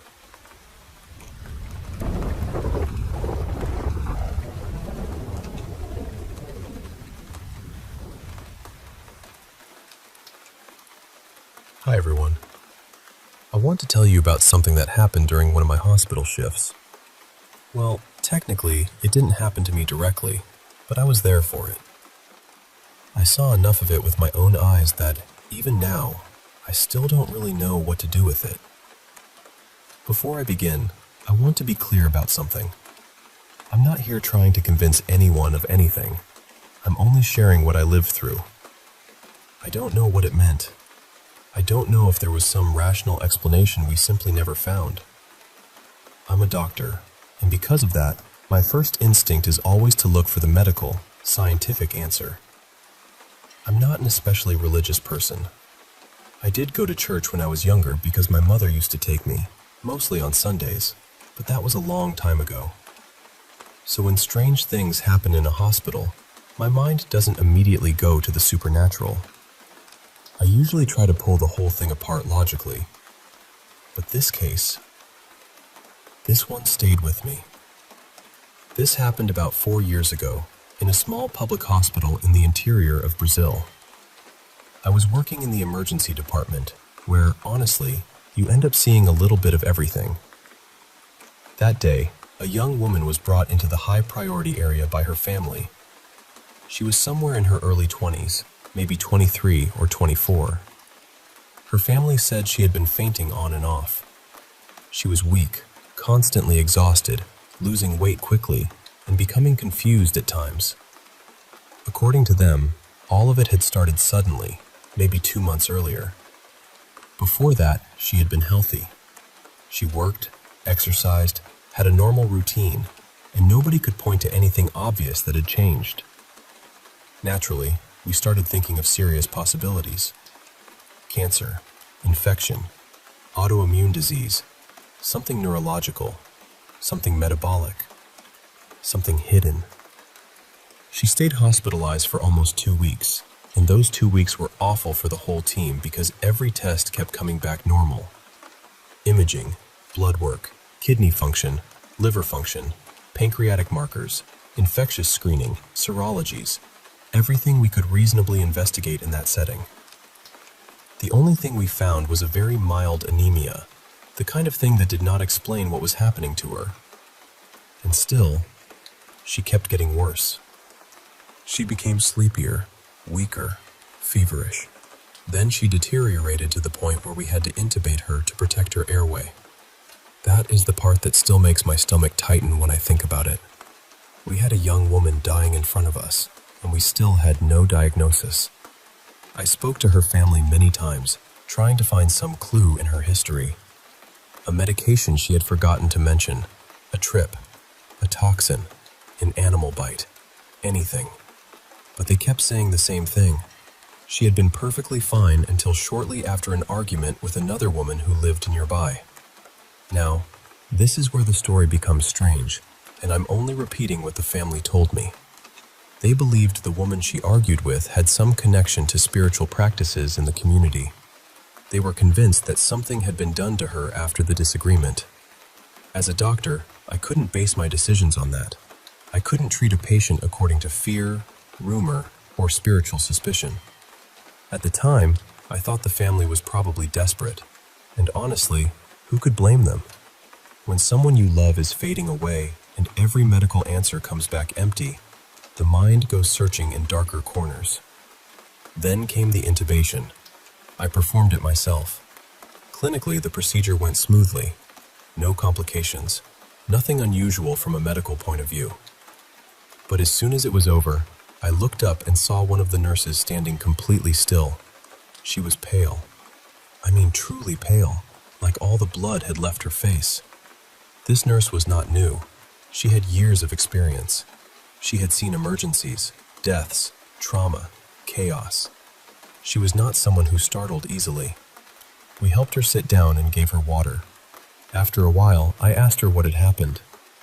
She told me that while I was passing the tube, she looked behind the bed, near where I was standing, and saw what looked like a small child run into the bathroom inside the unit. A child. There were no children there. This was not pediatrics. It was an adult critical care area. No child should have been anywhere near that room. I tried not to react too much. I told myself she was exhausted. Maybe stress. Maybe a trick of the light. Hospitals at night can do strange things to the mind. But about 4 hours later, something happened that I saw myself. There was a movable privacy screen near the young woman's bed. Out of nowhere, it started moving. Not shaking a little, not shifting because someone brushed past it. It moved as if it were being dragged. I immediately went to check. I looked for a draft, a slanted floor, someone nearby, anything. But there was nobody close to it. It was just the patient, me, and 2 nursing technicians in that area. And both technicians were standing beside me. They had not touched it. After that night, the atmosphere in that part of the hospital changed. People started reporting strange noises. A few members of the team said they saw a figure near the room. Some said they couldn't sleep properly during those shifts. I don't want to exaggerate or pretend I witnessed all of those things myself. What I personally saw was this. That nurse, terrified and pale after the intubation, and that privacy screen moving by itself. And unfortunately, this story does not have a peaceful ending. The patient died a few days later. 2, maybe 3. We never found the cause.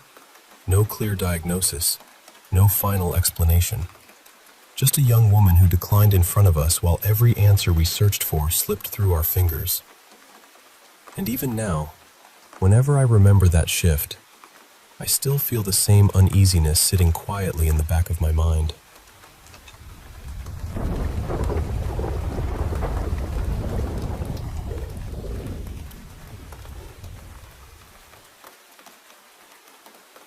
I've always thought of my mom as deeply, deeply spiritual. She's the kind of person who charges crystals in the moonlight, gives readings, trusts her intuition, and talks about energy like it's something she can actually feel in the room. And then there's me. I've always been more science-minded, more skeptical, more show me the evidence. My mom and I are incredibly close, but every now and then, her spiritual beliefs and my logical brain bump heads a little. Nothing dramatic, just those tiny debates where neither of us fully convinces the other. But for years, my mom has told me she thinks I have some kind of gift too, something similar to hers. Her reasons are, honestly, a little eerie. For one, I was born under unusual circumstances, still inside the amniotic sac because of complications during delivery. She always treated that like it meant something. Then there was the fact that when I was little, I used to see what I called the Hat Man all the time. And I mean all the time. A couple times a day, I'd catch this dark figure out of the corner of my eye, shaped like a man wearing some kind of cowboy hat or maybe a fedora. He'd be there for a second, just moving past the edge of my vision, and then gone. It terrified me as a kid. The strangest part is that I stopped seeing him after we moved out of my childhood home when I was a teenager. But that's a whole different story. The story I actually want to tell happened a few months ago, when my mom took me and my stepdad, Darren, on a ghost hunting tour at a small museum owned by some friends of hers. The museum was focused on local history, and it had all kinds of objects connected to people who had passed away. Old high school football jerseys, military items, personal belongings from soldiers, things that felt like they carried little fingerprints of the lives attached to them.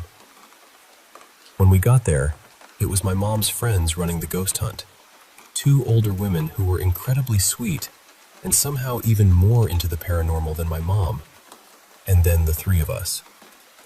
We started in the employee break room, where they handed out equipment. There were EMF readers, a few devices I don't remember the names of, and other little ghost hunting gadgets that looked like they belonged in a very haunted toolbox. At one point, they asked us to move everything into the main hallway, including the chairs. And for some reason, my chair felt ridiculously heavy. Not normal heavy, not old wooden chair heavy. It felt like something was tugging back on it, like I was dragging it through invisible mud. I remember thinking it was strange, but I didn't say much at first. Once we were in the hallway, the husband of the couple leading the tour brought out a spirit box with noise-canceling headphones. He tried it first, but he didn't get much from it. Then I asked if I could try. The second I put the headphones on, things got weird. I started hearing words. Not sounds, not random noise, but actual words. Barracks. Guns. Shots. Then a name came through. Jake. Or maybe Jack. It was quick but clear enough that it stuck with me. Then, near the end, the letter I started repeating over and over again. Just I, again and again, and the intensity of it hit me so hard that I yanked the headphones off and said I needed a break. When I took them off, the women in the group looked almost stunned. They told me they hadn't gotten answers that clear from the spirit box in a long time. Since so much of what I heard seemed connected to war or soldiers, we went upstairs to the military exhibit. One of the men pointed to a board with photos of local men who had served in the military. Some of the names were written beneath the photos, some were engraved properly, and some were still unidentified. He explained that he had spent years trying to figure out all of the names on that board, but one had been giving him trouble for a long time. Then he pointed to a young black soldier in one of the photos. He said maybe the name I heard, Jack or Jake, had something to do with him. I didn't know what to say to that. My skeptical brain was still trying to build a little fence around the whole thing, but the fence was definitely wobbling. Later, we ended up in a storage room because somehow an old ashtray they had recently acquired seemed important. I honestly can't remember exactly how we landed on the ashtray, but everyone felt like we should bring it out. They set it up with dowsing rods and one of those proximity alarms that lights up and plays music when something gets close. At first, we asked questions and nothing much happened. Then I spoke up. I had been quiet for most of the night, but when I started asking questions, the responses became noticeably clearer. I asked whatever was there to make the proximity alarm blink 4 times. It blinked 4 times. I asked yes or no questions, and the rods responded. But the strange part was, they only seemed to respond when I asked. Eventually, the older ladies encouraged me to keep going. One of them said something like, "They can tell you have a connection." And I'll be honest, what had felt scary for a minute started to feel almost fun. Nervous fun, but still fun. If there was something there, it didn't feel threatening. It actually felt like there were several presences, and they seemed friendly. Eventually, we wrapped up and went home. I still wouldn't say I'm fully convinced. The skeptical part of me is alive and well, sitting in the corner with a clipboard and a suspicious expression. But I haven't been able to stop thinking about that night. So I guess my question is, based on what happened, do you think there might actually be something to what my mom has been saying all these years? Could she be right that I have some kind of connection? Or is there another explanation I'm just not seeing?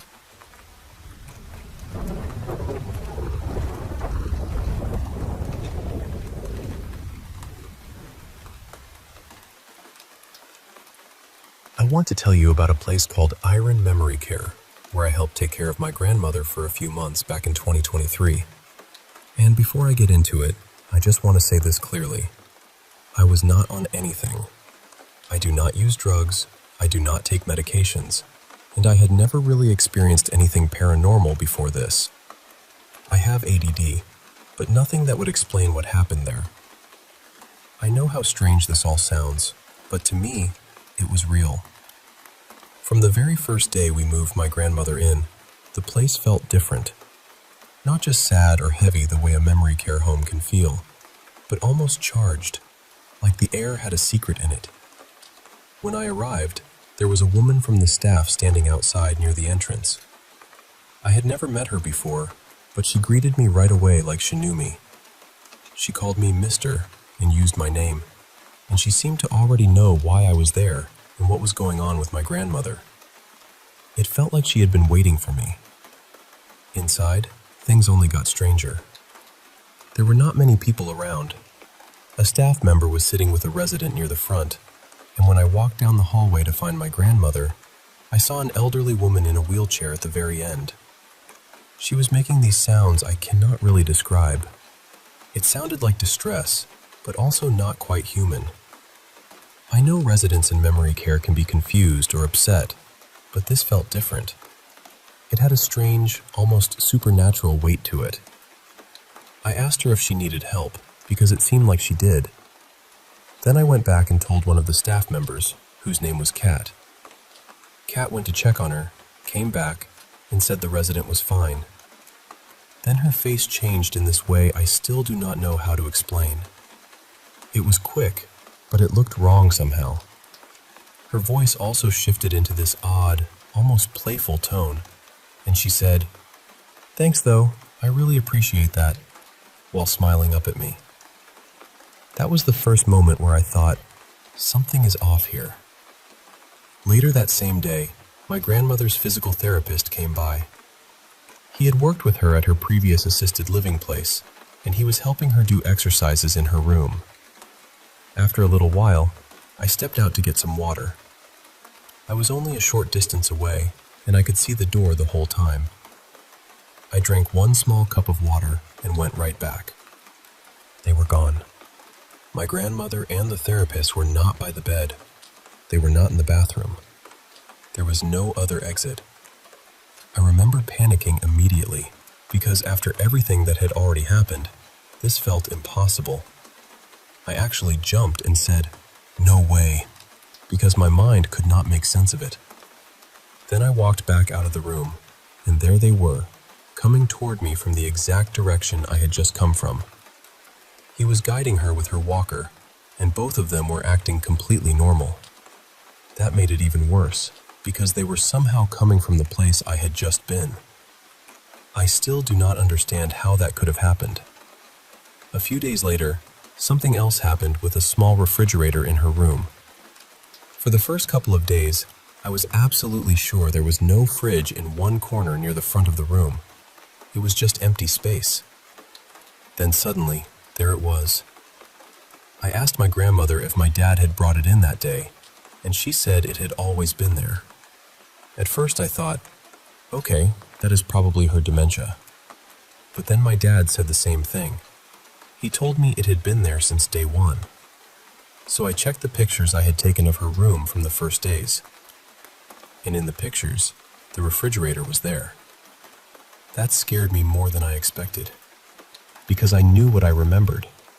I knew I had seen that space empty, but the photos showed something else. Then there was Angel, another staff member I met on the second or third day. She was friends with Kat. One afternoon at lunch, My grandmother's little Maltese, Benny, needed to go outside. Angel offered to take him, so I handed her the leash. She walked out, and within just a few seconds, she was already coming back inside. It was too fast. Not, wow, that was quick, fast. It was impossible fast. She said Benny had gone potty, but there was no way she had enough time to take him out, let him go, and come back in. The way she appeared again had this strange, almost floating quality to it. I do not have better words for it. A few days later, my dad was upset because Benny had been causing trouble. He barked a lot, and it was bothering the residents and staff. My dad asked me to go back and give Benny some calming medication. When I entered the building, another staff member was sitting on the right. She looked at me like she had been expecting me too. I explained that I was there to give my grandmother's dog medication, but that it might be difficult because he resisted pills. She laughed and said, "Well, good luck with that." But her voice changed in a way that honestly disturbed me. It sounded unnatural, almost theatrical, but not in a normal human way. I tried to brush it off and went to the room, but that voice stayed with me for a long time. I did eventually get the medicine into Benny's food, but not without a fight. He snarled and resisted, and I was relieved when it was done. There were smaller things too. Sometimes I would hear Benny barking inside my grandmother's room, loud and clear, while we were nearby in the dining area. Then the barking would suddenly stop, and when I went into the room, he would not be there. Someone had taken him somewhere else, apparently, but the timing always felt strange. There were also these knocking sounds, crystal clear, but fake somehow, like the sound effect of a knock in a video game. It did not sound like a real person knocking on a real door. Even the entrance had this strange feeling. After the outside door, there was another locked door where you had to ring a bell and wait for staff. The doorbell played this melody that sounded oddly magical and mysterious. It fit the place too well, like the building had chosen its own theme music. At some point, I started thinking of Iron as a real-life Hogwarts, except instead of a school, it was a memory care facility. That sounds ridiculous, I know, but that is how it felt to me. Like normal rules were thinner there. One day, I asked Angel if I could order pizza and let my grandmother eat it in her room. She said she would go ask. After a few minutes, I stepped out to see what was going on. I looked around a corner and saw Angel standing there with Kat. They were facing my direction, talking to each other, almost like she had forgotten she had gone to ask for me. The moment they noticed me, they both turned and smiled. But their faces looked distorted again, just for a moment. It was that same impossible, unsettling expression. I kept walking and eventually asked someone else, who told me my grandmother could not eat in the room because they had been having ant problems. Another time, I walked into my grandmother's room, and after I went toward her bed, I heard the door close and lock behind me. It happened instantly, with this sharp click. I knew nobody had been there. I even went back to check. It did not feel like a normal door closing. It felt staged somehow, like the room was making a point. The strangest thing might have been the time jump. I was sitting with my grandmother on her bed, talking with her. It felt like less than an hour had passed. Then I looked at her clock and saw that 4 or 5 hours had gone by. I checked my phone, and it said the same thing. It was like we had skipped ahead. I remember feeling cold inside because I was supposed to be there for several hours helping her, but I had only experienced maybe 1 hour. Somehow it had gone from around 2 in the afternoon to about 5:30. I left after that. I could not sit there and pretend it felt normal. There were other little moments with Angel too. One day I passed her in the hallway and gave her a sideways look because of all the strange things I had seen around her. She turned her head, smiled this enormous grin, said hi, and kept walking. It felt like she knew exactly what I was thinking. Another time in the cafeteria, someone told me nobody was available in the kitchen and that I would have to wait. Then, within a minute or two, a woman I had never seen before appeared out of nowhere. She had bright reddish-orange hair and asked if she could help me.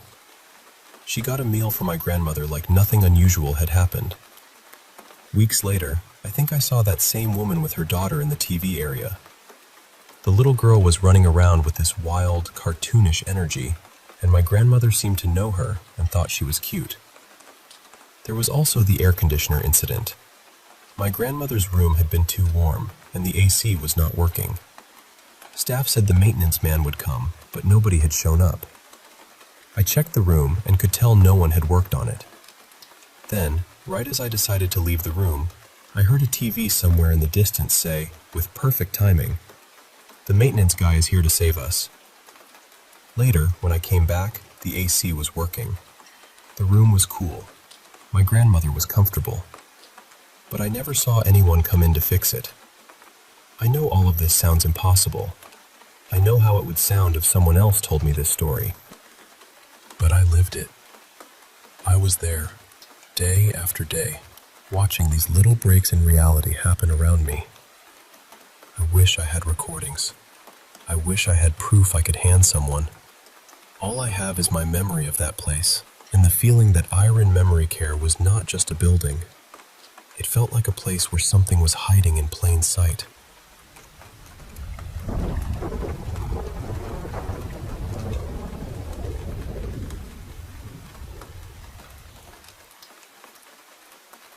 I grew up in a house that always felt normal, at least at first. My parents and I moved there when I was around 9 years old. It was an older place, built not long after World War II. 3 bedrooms, 2 bathrooms, a living room, dining room, pool, garage, and this extra little room behind the garage. Nothing strange happened for the first couple of years, so none of us had any reason to think the house was anything but ordinary. Then my cousin Mira came to stay with us from Europe. She was supposed to be there for a few months, and about a week after she arrived, she brought something up at breakfast. She looked at me and said, "Can you please stop knocking on my door at night? And stop trying to open it?" I remember staring at her, completely confused, because I had no idea what she was talking about. I told her it wasn't me. A few weeks later, she said it had started again. The knocking, the doorknob turning, someone trying to get in. Then after a while, she stopped mentioning it. Eventually, she went back to Europe, and life went quiet again, at least for a little while. About 2 months after she left, when I was 12, I had one of those nights where I just could not fall asleep. I tossed and turned for hours. I turned on the radio, I tried reading, nothing worked. It was close to 3 in the morning, and the wind outside was really strong. From my bedroom, I saw what I thought was my mother coming out of my parents' room. She was wearing a pale pink robe and a little pink bonnet. That immediately felt strange to me, because my mom never wore a bonnet to sleep. I didn't even think she owned one. And I knew her robe at the time was blue, not pink. Still, I thought maybe she was going to the kitchen.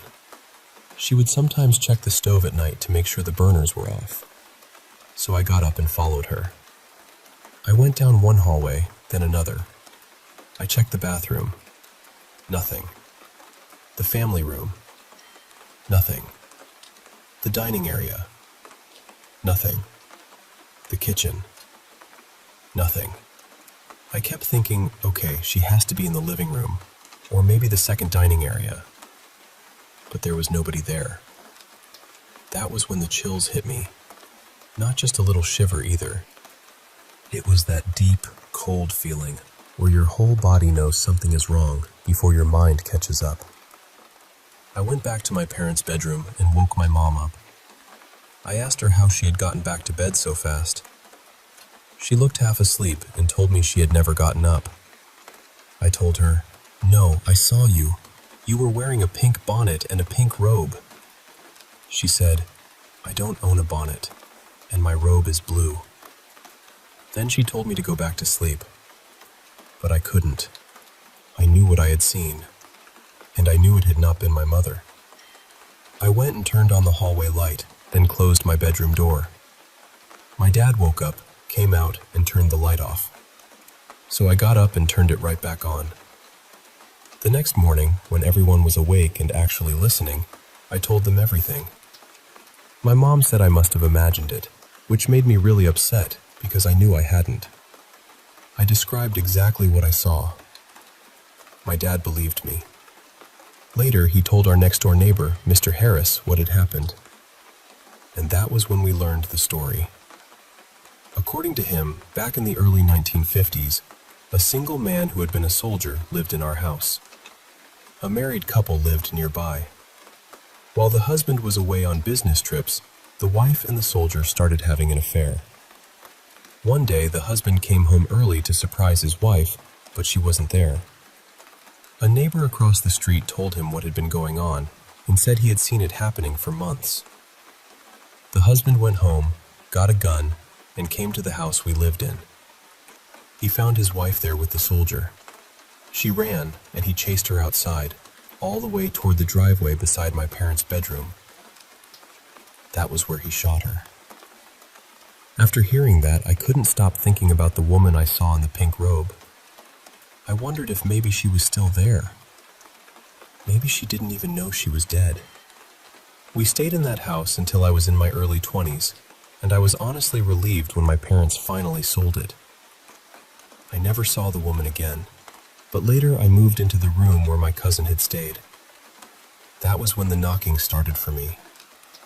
Something would bang on the door and try to turn the handle. Glasses would shatter for no reason. Some nights, I would feel something shove me off the bed. Years later, I looked the house up online. After my parents sold it, it had been sold 17 different times. And when I saw that, all I could think was, maybe every family after us eventually felt what we felt. Maybe that house never let anyone stay for long.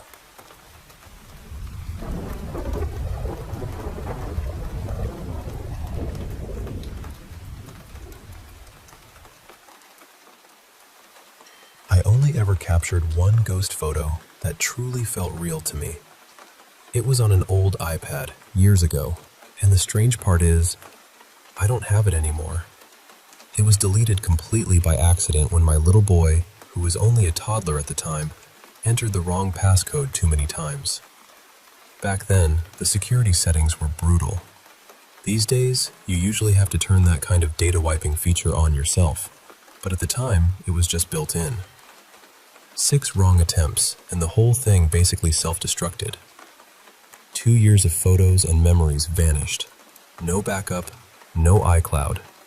And tucked in there with everything else was the one image I still think about. The ghost photo. I remember thinking, of course, the strangest, most impossible thing I've ever captured, and now there's no proof of it. It felt almost ridiculous, like the universe had handed me something extraordinary, then quietly taken it back before anyone could properly see it. This happened about 9 years ago at Barry Pomeroy Castle in southwest England. I'm Australian, so it's not exactly somewhere I can casually revisit on a weekend and try again. It was the middle of the afternoon, in summer, with clear skies. Honestly, the most unbelievable part of the story might be that it was actually sunny in England. I had taken the photo because of a wall. Not a dramatic doorway, not a tower, not some gloomy underground passage. Just an old wall inside the grounds. The light was falling beautifully across the handmade bricks, and I thought it would make a good reference for a watercolor painting later. But there was also this feeling about it. Nothing obvious, nothing theatrical. Just a quiet pull, like some small, invisible hand had tugged at my attention and said, "Here, look here." So I took the picture. That night, when I was looking through the photos, I saw her. At first, I thought my eyes were playing tricks on me. You know how the mind can make shapes out of shadows and stone, but the longer I looked, the clearer she became. A woman. She seemed to be sitting with her arms out beside her. She was terribly thin, with sharp collarbones, long dark hair, and pale skin. Her face looked hollow, with dark shadows around her eyes. and her mouth was open in this silent, awful expression. She blended into the stones almost perfectly, but once I saw her, I couldn't unsee her. It was like one of those magic eye pictures from childhood. One moment there's nothing there, and then, suddenly, the image rises out of the pattern, and your brain can never go back to not knowing. She looked anguished. That was the part that stayed with me. Not just the shape of her, but the feeling that came through it. Deep sadness. Real suffering. I sat there staring at the image, and it genuinely shook me. I handed the iPad to my partner and only said, "Do you see her?" They looked for a moment, then went very still and said, "Yes, I do." And that was enough. I hadn't explained what I thought I was seeing. I hadn't pointed anything out. They saw her too. Now, Barry Pomeroy has its own ghost stories, of course. One of the best known is about the Green Lady's Tower. The story goes that a woman was imprisoned there by her jealous sister and left to starve to death hundreds of years ago. Whether you call that history, legend, or something in between, it's one of the hauntings people often talk about when they mention the place. When I visited the tower, it was covered in ivy, with green light filtering through the leaves. It was easy to understand the name. It had that soft, mossy, storybook kind of atmosphere. But the strange thing is, I didn't feel afraid there. I'd expected to. I went in half prepared to be spooked, but the tower felt peaceful to me. Beautiful, even. I remember wondering whether all the ghost stories had just been exaggerated over time for tourists. Then I tried to go down into the dungeon. There were 2 entrances, one on either side. I started with the left one. The stairs were well lit, the walls were plain, and there was nothing visually frightening about it. But halfway down, I was hit with this sudden, overwhelming terror. It wasn't a thought. It wasn't imagination. It felt physical, almost animal. A hard, primal fear that grabbed me in the chest and told me, very clearly, not to keep going. I tried to push through it, because I'm stubborn and I really did want to see everything. But I couldn't. The feeling was too strong. The place felt claustrophobic, hostile, and terribly wrong. So I turned back. A little while later, I tried the other dungeon entrance, thinking maybe I'd just startled myself the first time. The same thing happened. Halfway down, that heavy dread came over me again. Not exactly fear this time, but despair. A thick, sinking feeling that made it impossible to continue. So I gave up.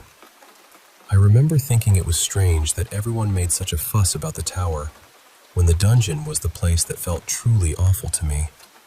Maybe the old story had shifted over time. Maybe the wrong place had inherited the legend.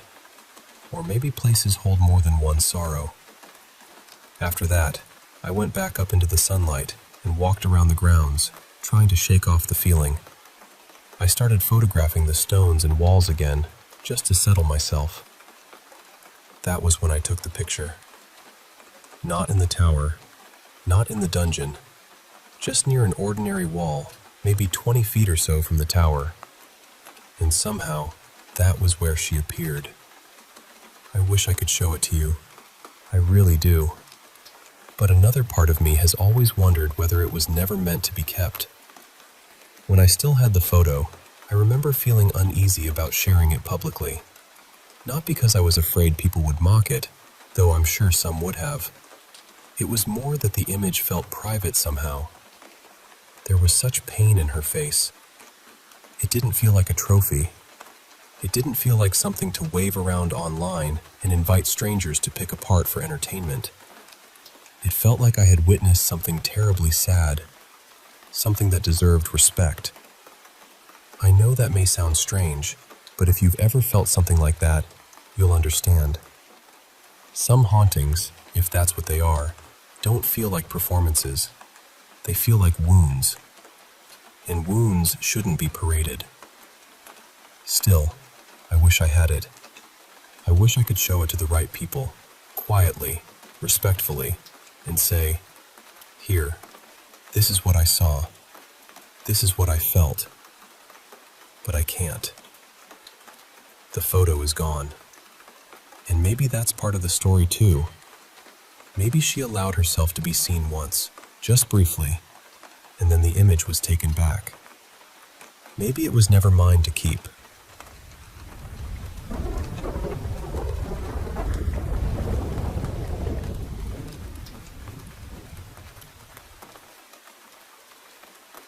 I know people say trust your gut all the time, and it can start to sound like one of those internet phrases that gets passed around until it loses meaning.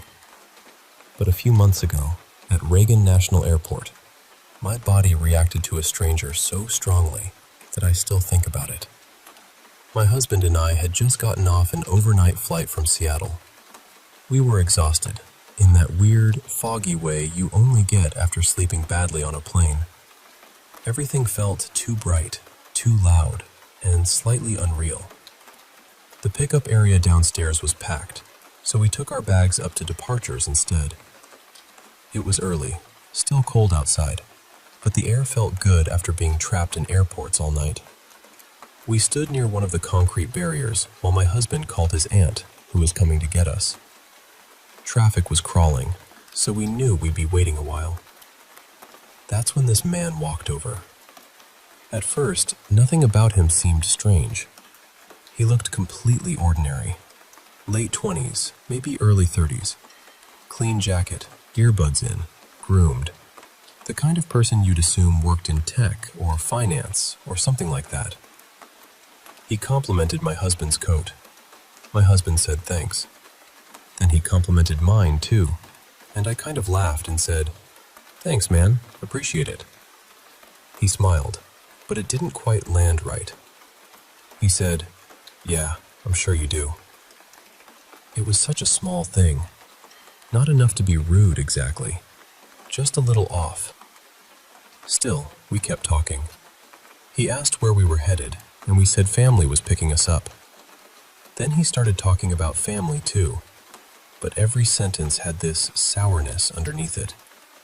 Like he was joking, but not really. At one point, he said something about family and friends only pretending to matter. We tried to be kind. Just polite stranger conversation while waiting for a ride. And then, suddenly, everything changed. I don't know how else to explain it except that the air around us felt different. My whole body went cold. Not regular nervousness, not social discomfort. It was fear. Deep, physical fear. The kind your body seems to understand before your brain catches up. His face had changed. He was still speaking in a normal voice, but his eyes were different. There was this anger in them that hadn't been there before. He was looking at us in a way that felt almost hateful, like he was imagining something terrible and we were part of it. That was when I noticed he didn't have a suitcase, just a backpack, which stuck out to me because he had been talking like he'd just come off a long trip. Then, very casually, he said, "I don't really have anywhere to go." Written out, I know that doesn't sound terrifying, but standing there with him, every instinct in me was screaming that something was wrong. My husband is usually the kind of person who gets drawn into conversation and tries to be friendly even when things get awkward. So I knew I had to get us away without making it obvious. I said I needed to use the bathroom and started walking back inside. The man looked at me and said, "Bathroom, huh?" That made my skin crawl, but I kept moving. Once I got inside and down toward arrivals, I called my husband. I tried to keep my voice calm, but I said, "You need to come inside right now.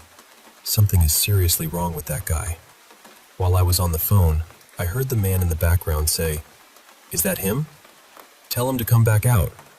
My husband ended the conversation politely, something like, "Good talking to you, man." And the stranger said, in this cold, mocking voice, "Yeah, I'm sure it was." A minute later, my husband came inside.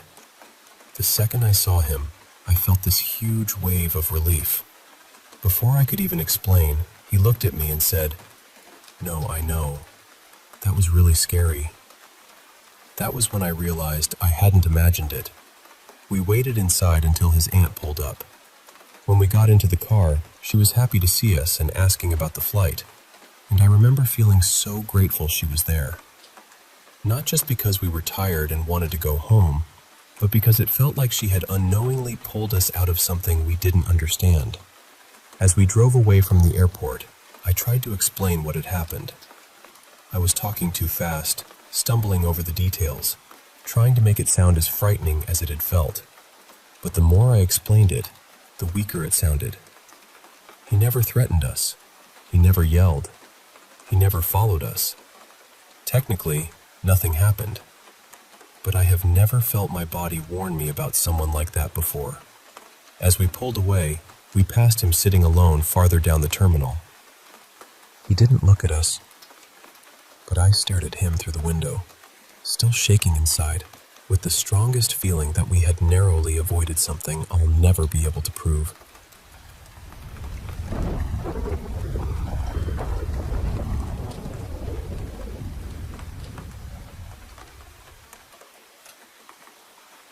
I've never really told this story before, at least not like this.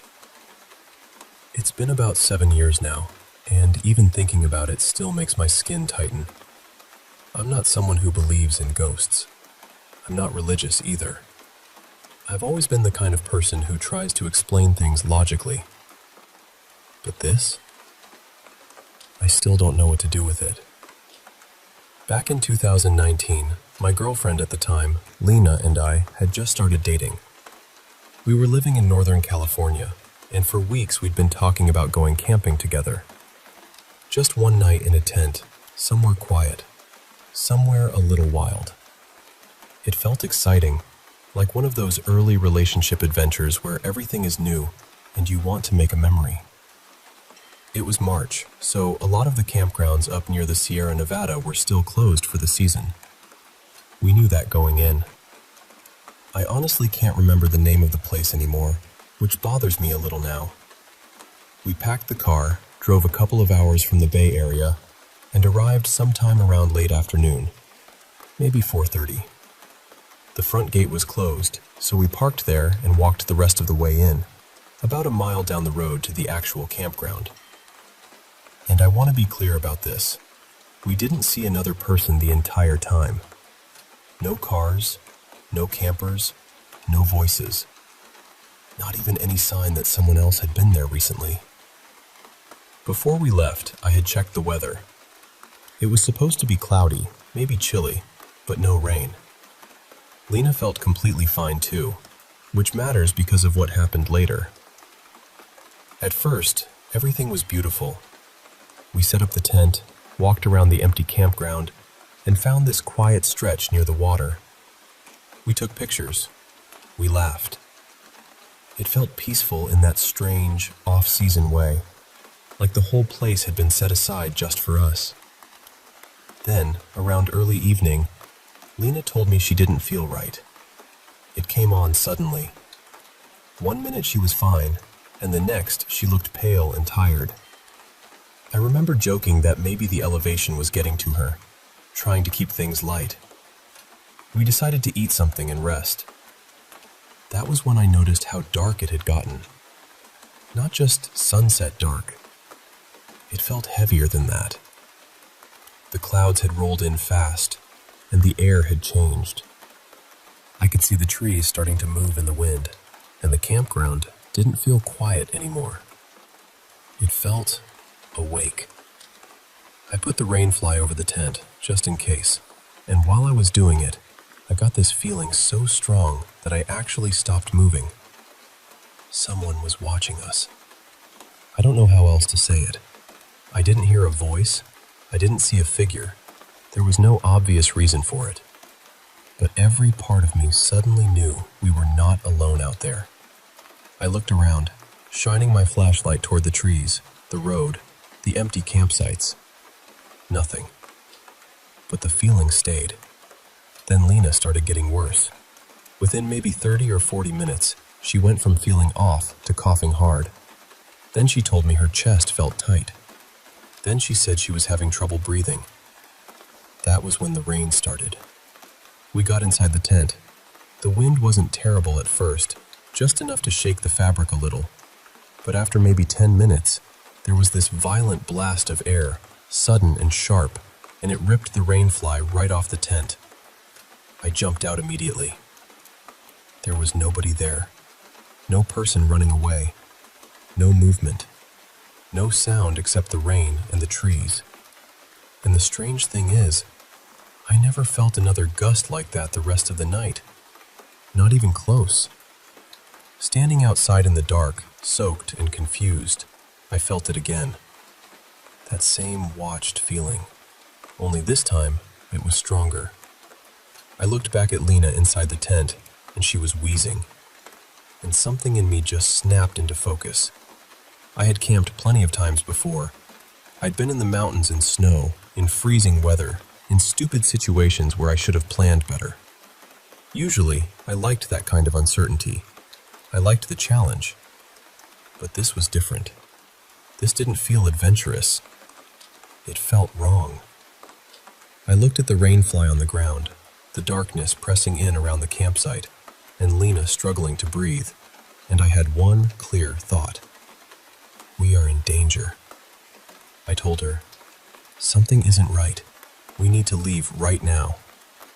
I packed everything as fast as I could. I didn't fold anything. I didn't organize anything. I just shoved it all together, grabbed what mattered, and got us moving. The walk back to the car felt much longer than a mile. The rain got harder, but the wind stayed strangely calm. And as we walked, both of us kept looking over our shoulders because we could hear something behind us. Not close enough to see, not far enough to ignore. It sounded almost like footsteps on the road, or maybe in the brush just beside it. Every time I turned the flashlight back, I could only see a short distance. The beam felt useless, like the dark was swallowing it after a few dozen feet. We started walking faster. Then we were almost jogging. By the time we reached the car, we were both scared in a way I still have trouble explaining. We threw everything inside, climbed in, and I started driving. And the moment we pulled away from that campground, the feeling faded. Not slowly, not gradually. It was just gone. Lena kept getting worse, though. Once we got back toward the Bay Area, we stopped at an emergency room. She had developed a sudden respiratory infection over the course of just a few hours. I know how that sounds. I know there are probably explanations for pieces of it. Weather changes, bad timing. Fear making sounds seem closer than they were. But all these years later, my body still remembers that place. Even now, living far away, nowhere near that campground, I can feel the hair rising on the back of my neck when I think about it. Something was wrong there that night. And whatever it was, it did not want us to stay.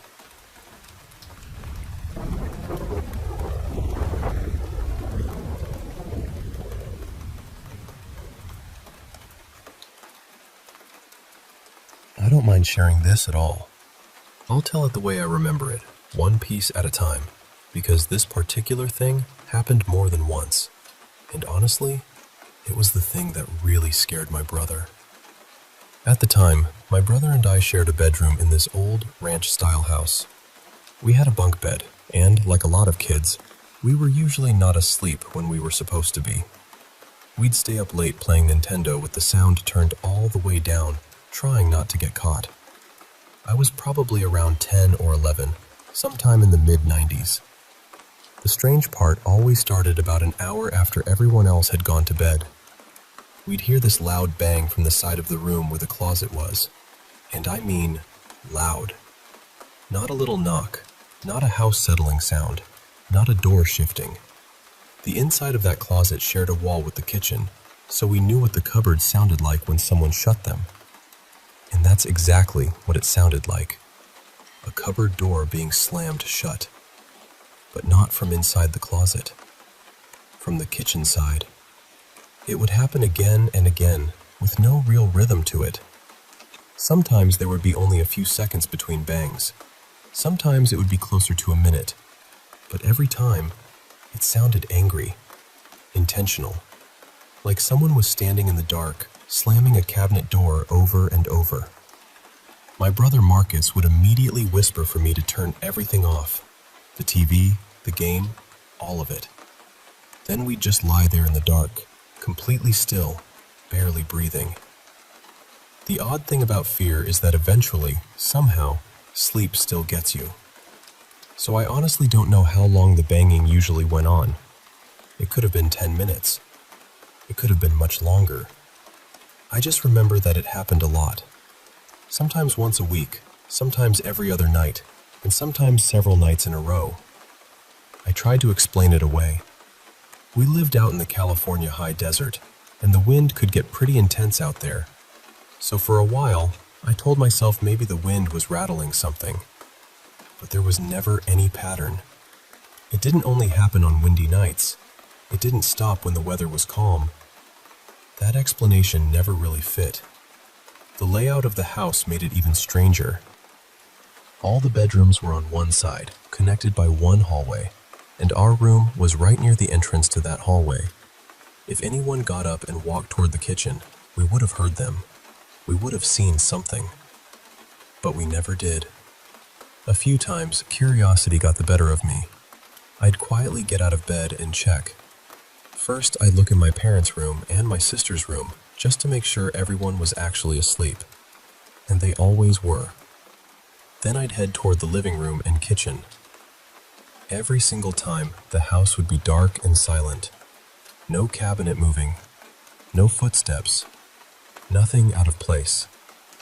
What unsettled me most was that sometimes the banging would still be happening right up until I left our room.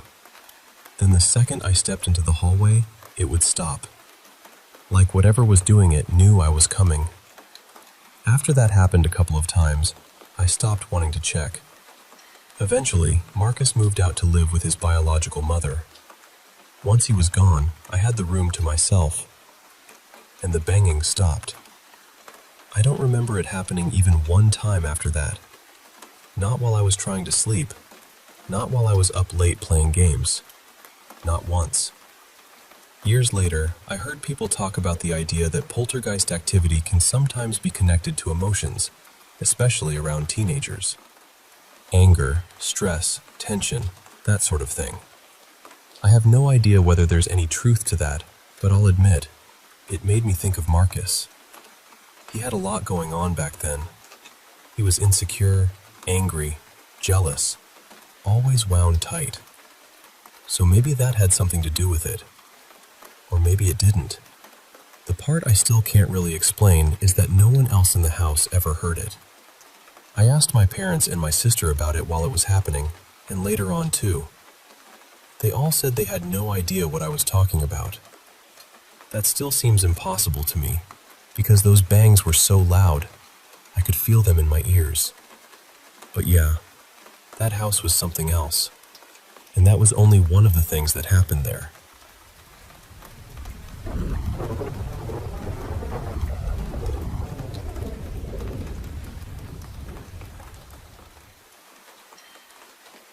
I grew up in a house where, after a while, seeing someone who wasn't really there became almost normal. It happened to all of us. Family, visitors, everybody. Someone would catch a person moving through the house or walking past the front yard, especially near the big windows outside my parents' bedroom. We ended up calling him Benny, mostly because a few people said the figure looked blonde. To me, though, he was always just this dark shape. At least, that was true until the day I saw him in the bedroom I shared with my brother. I was walking down the hallway when, out of the corner of my eye, I saw someone in our room. Blonde hair, red shirt, about my brother's height and build, so I didn't even stop. I just assumed it was him. Then I stepped into the living room, turned toward the kitchen, and there was my sister talking to my brother. The same brother I thought I had just seen, I immediately backed up, leaned into the hallway, and looked into our room. Empty. Now, I know the obvious explanation is, maybe it was just a real person. And sure, sometimes that would be possible. But a lot of the time, it really couldn't have been. One side of our house had this tall brick wall between our yard and the neighbor's property, and there was a narrow path along it that wrapped around the house. That was usually the direction we'd see the figure walking. The problem was, that path was basically blocked off. There were sticks, scraps of wood, old boards, and random junk piled through there. You couldn't just casually walk through it. You'd have to climb over things, shove stuff aside, probably scrape yourself up, and make a ton of noise doing it. But when we saw the figure and ran outside to check, there was never anyone there. One sighting still sticks with me because it happened on one of the rare days it rained out in the high desert. We had this flower bed in front of a large bay window, though there weren't actually any flowers in it. That spot was one of the places the figure seemed to pass through all the time. The blinds were drawn that day, but the light coming in was bright enough that you could clearly see the shape of a person walking past the window. So I jumped up and went straight out the front door to follow. As usual, I found nothing. But then I noticed the ground. The desert soil was damp, and my own footprints were sharp and clear behind me. I could see exactly where I had stepped. But around that flower bed, where someone had supposedly just walked moments earlier, there were no other footprints. Not one. Then there was the night my sister had a sleepover. She and a few of her friends took over the living room, which meant it was officially off limits to us boys.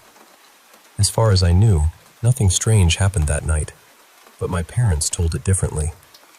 They said they woke up to banging, girls talking, footsteps, and the sound of a whole living room full of teenagers getting loud. At first, they tried to ignore it. They wanted my sister to have fun, but after several minutes, my dad got fed up. It was the middle of the night, and their bed shared a wall with the living room, right where the TV stand was. So he got up, ready to tell them they'd had enough fun and needed to go to sleep. He opened the bedroom door, and the house was silent. The hallway was dark. No voices, no footsteps, no banging. He walked the short distance to the living room and looked in. The room was dark and quiet. The girls were all asleep, stretched out across the couches and floor. My parents said the noise continued right up until the second my dad opened the door. And the hallway was so short that there's no way those girls could have shut everything down, turned off the lights, and thrown themselves into convincing sleeping positions in the couple of seconds it took him to look in. The strangest part is, nobody else heard anything. Our bedroom also shared a wall with the living room, and I was always an extremely light sleeper. The smallest shuffle could wake me up. If there had really been that kind of noise, I absolutely would have heard it. But I heard nothing. So that's where I'll leave it for now. There were more things that happened in that house, a few that I still remember clearly, and probably some my parents could remind me of. But those moments were the ones that made the place feel less like a normal family home and more like somewhere we were quietly sharing with someone else.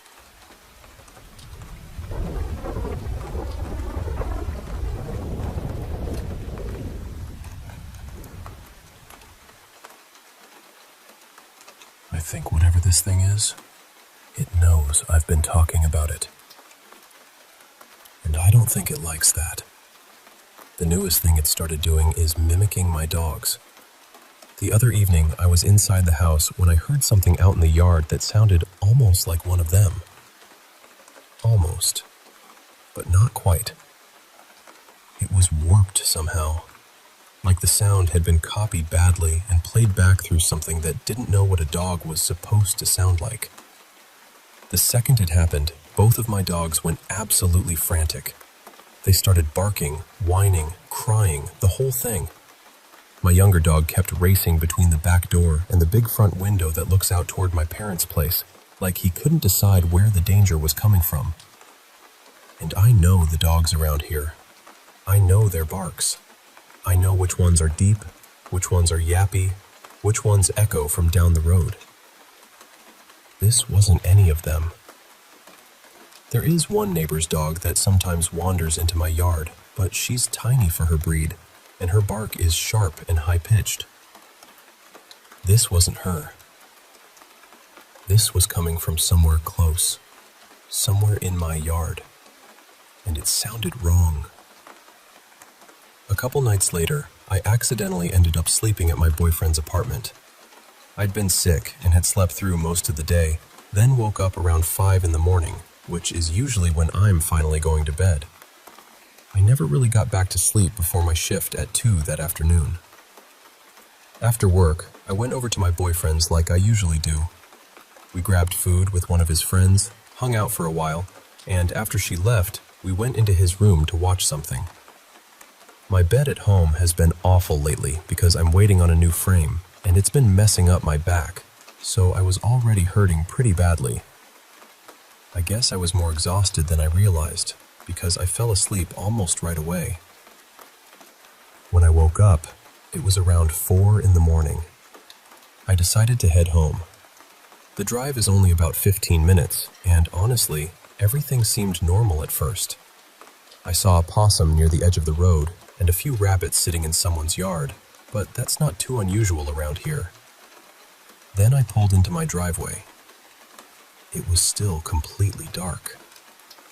The sun wasn't even starting to come up yet. When my headlights swept across the front yard, I saw something huge crouch near the old stump where we cut down the holly bush. And it was watching me. I don't know how else to say it. It was hunched there, low and still, like it was trying to blend in with the stump. But it wasn't in the right spot. There aren't any decorations there, no plants, nothing it could reasonably be mistaken for. And whatever it was far too big to be any animal we normally get around here. We don't have bears. Nothing in this neighborhood is that size. So I did what I always do. I ignored it. I didn't look directly at it again. I didn't acknowledge it. I just pulled under the carport, got out of my car, and went inside like nothing had happened. But the whole neighborhood was silent. That's the part that really got to me. At that hour, the morning birds usually start up, and it had been warm, so there should have been frogs, crickets, something. But there was nothing. No sound at all. It felt like the whole area was holding its breath. I went through my normal routine as quickly as I could. I fed the dogs, fed the cats, checked what I needed to check. But the dogs were already on edge. My younger dog completely lost it. He barked and paced and would not settle down for almost 30 minutes. My older dog was even worse. He has started screaming whenever I go outside without him, and I mean screaming. It sounds horrible, like he's being hurt, even when he can see me clearly through the window. He won't stop until I come back in. And it's not just the dogs. My cats have been acting strange too. Out of nowhere, they'll stiffen up and stare out the windows. They don't even react like that to dogs. Feral cats have started gathering around my yard more often too, which feels strange because it's like all the animals know something is there. Everything about the animals has been off. The neighborhood dogs don't go out barking at night anymore. Usually there's always at least one dog making noise somewhere, but for weeks now, they've all been quiet after dark. I haven't done anything to invite this into my space. I don't want it here. I'm going to reach out to my best friend and have her help me make protection jars, and I'm going to bury one in each corner of the yard. Whatever this thing is, it is not welcome here. I deserve to feel safe in my own home.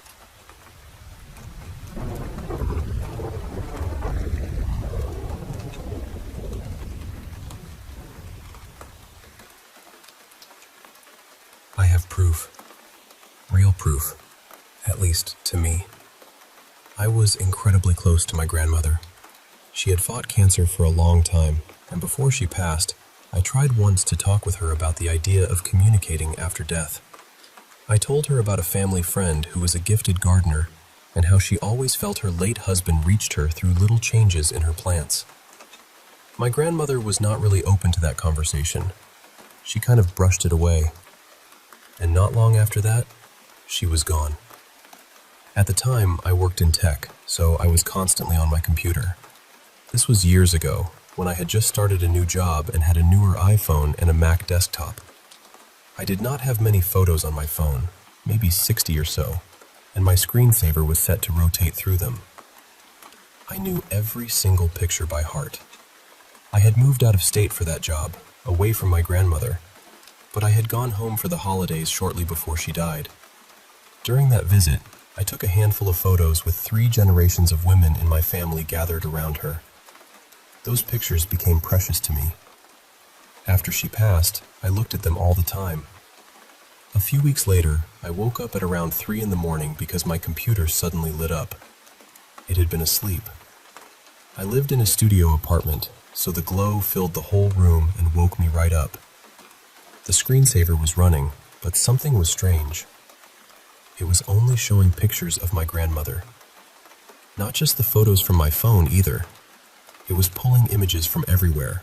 Old folders, my hard drive, online albums. Every picture had her in it. And I knew. Immediately, I knew it was her. Of course she would choose my computer. That was my world. That was where she could reach me. Some photos lingered longer than others, cycling across the screen again and again, almost like she was choosing favorites. Then the slideshow reached the holiday pictures, the ones with the women in my family surrounding her. Those 5 photos repeated over and over. And then new pictures appeared. Pictures I had never taken. They looked like the moments between the original shots. Someone leaning forward laughing. Someone turning away from the camera to talk. Motion blur, shoulders shifting, faces changing. Little in-between seconds that should not have existed. But in every single one, my grandmother was still right in the center, looking straight at the camera. This went on for maybe half an hour. I just stood there, frozen, watching it happen. Eventually, my partner came over and asked what was going on. The second he got near me, the slideshow snapped back to the normal photos from my phone. He said I had been out of bed for so long that he was worried. I told him my grandmother had visited me. I told him everything I had just seen. He gently said I was grieving, and maybe I had been dreaming or sleepwalking. And then my computer fully woke up. The screensaver stopped, and a hard drive error popped up. It said there were 45 new files that could not be reconciled. They were newly created, but somehow backdated to the holiday visit, when the original 5 photos had been taken. I opened my photo library, and there they were. A whole grid of images. 5 rows. Each row started with one of the original holiday photos, followed by 9 new ones. All those impossible in-between moments I had just seen on the screen were now sitting there on my computer. I took a screenshot of the error. I took a screenshot of the photo grid. My mother even printed that grid later and had it put on pillows and blankets for the family, as a reminder that my grandmother was still with us, still watching over us in her own quiet way. For me, proof does not get much stronger than that. And after that night, my life became different. Stranger, honestly. I had always been sensitive, and I had experienced things here and there that I could never explain. But that visit felt like it opened something. Or maybe it simply erased the last bit of doubt I had. Since then, I have had many more encounters, not just with her, but with other spirits too. But she was the first one who came through clearly. And she came through the one place she knew I would notice. My screen.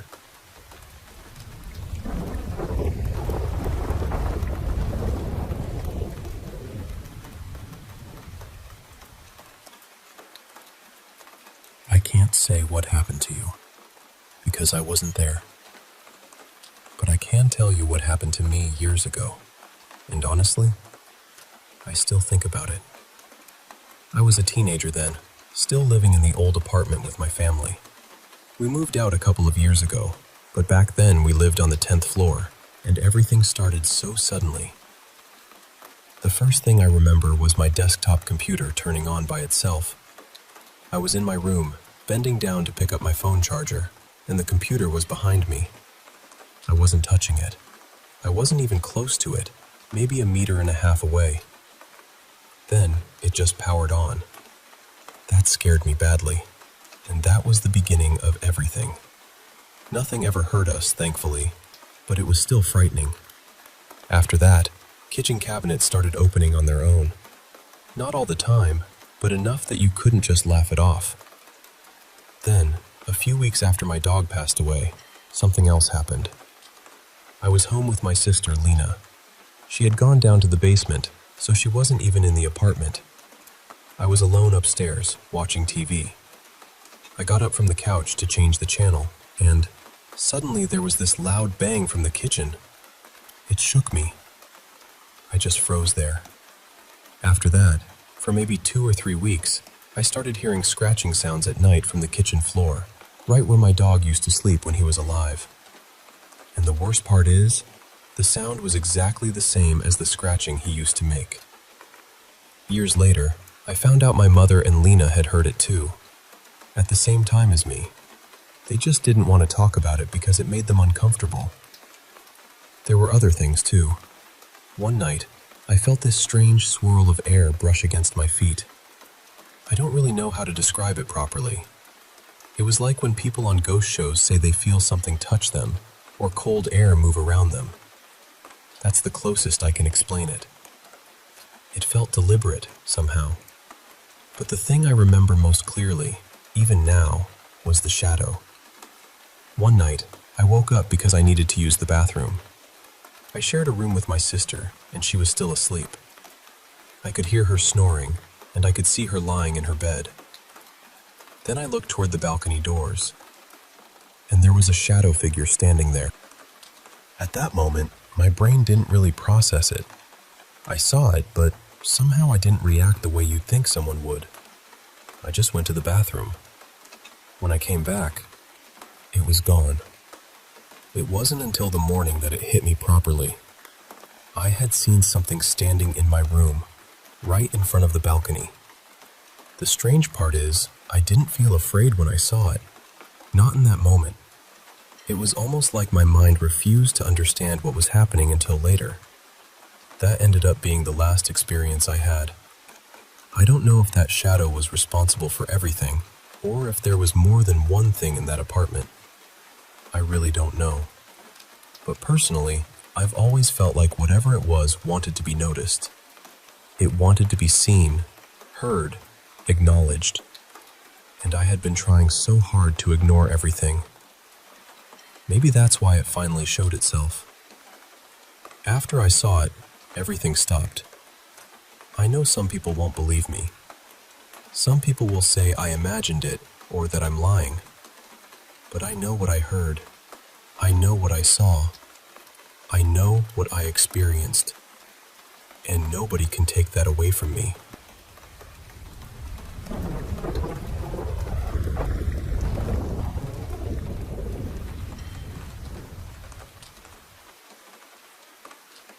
I really think your emotional state matters when you tell something to leave.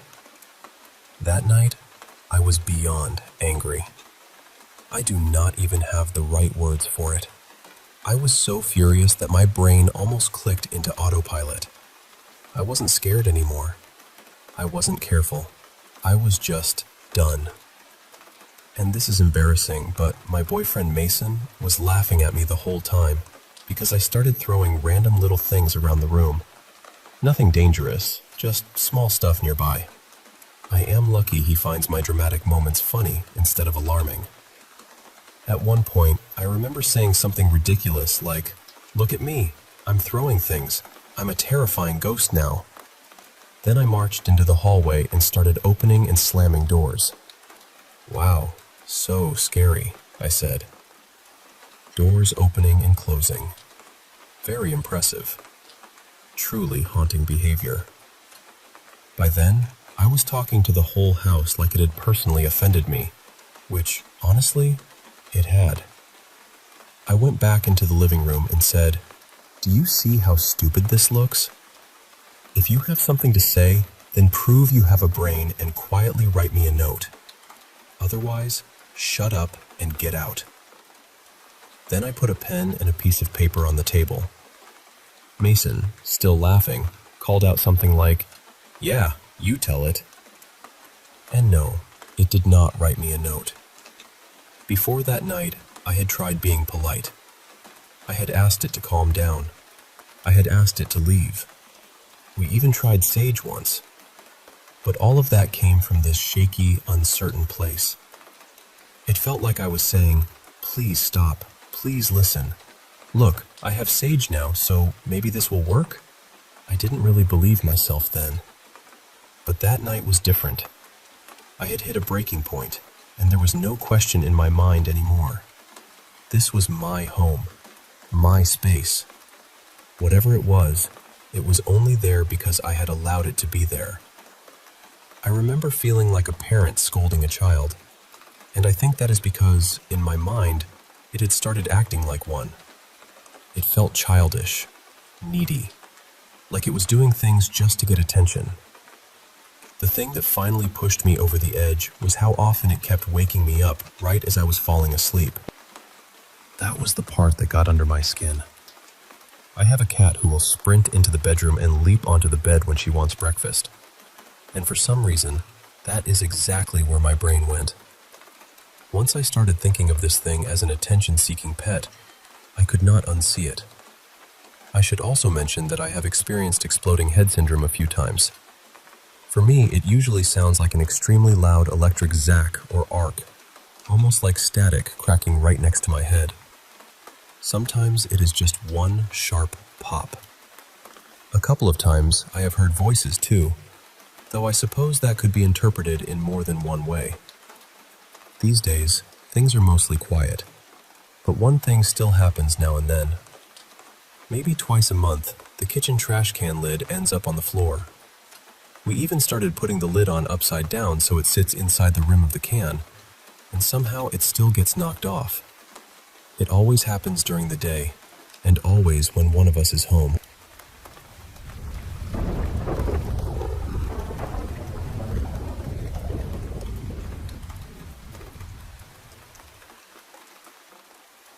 You know how, when two sound waves line up just right, they can make each other stronger? That's kind of how poltergeist activity has always felt to me. I don't mean that in a dramatic way. It's just that, in my experience, it seems to flare up more around younger people, especially teenagers, or around anyone carrying a lot of emotion under the surface. When it's happened around me, I was usually dealing with a lot internally. Not always showing it maybe, but definitely feeling it. There was this old place I used to spend time in, a little bar on the edge of town, and it had that kind of energy. Things would shift, noises would happen, people would feel watched. I've known a couple of bars like that, honestly. Places where it felt like the building already had something in it, and certain people just made it louder somehow. And I want to be really careful saying that, because I don't mean it's anyone's fault. I don't think it works like blame. It's more like a person can sometimes become an amplifier for whatever is already there.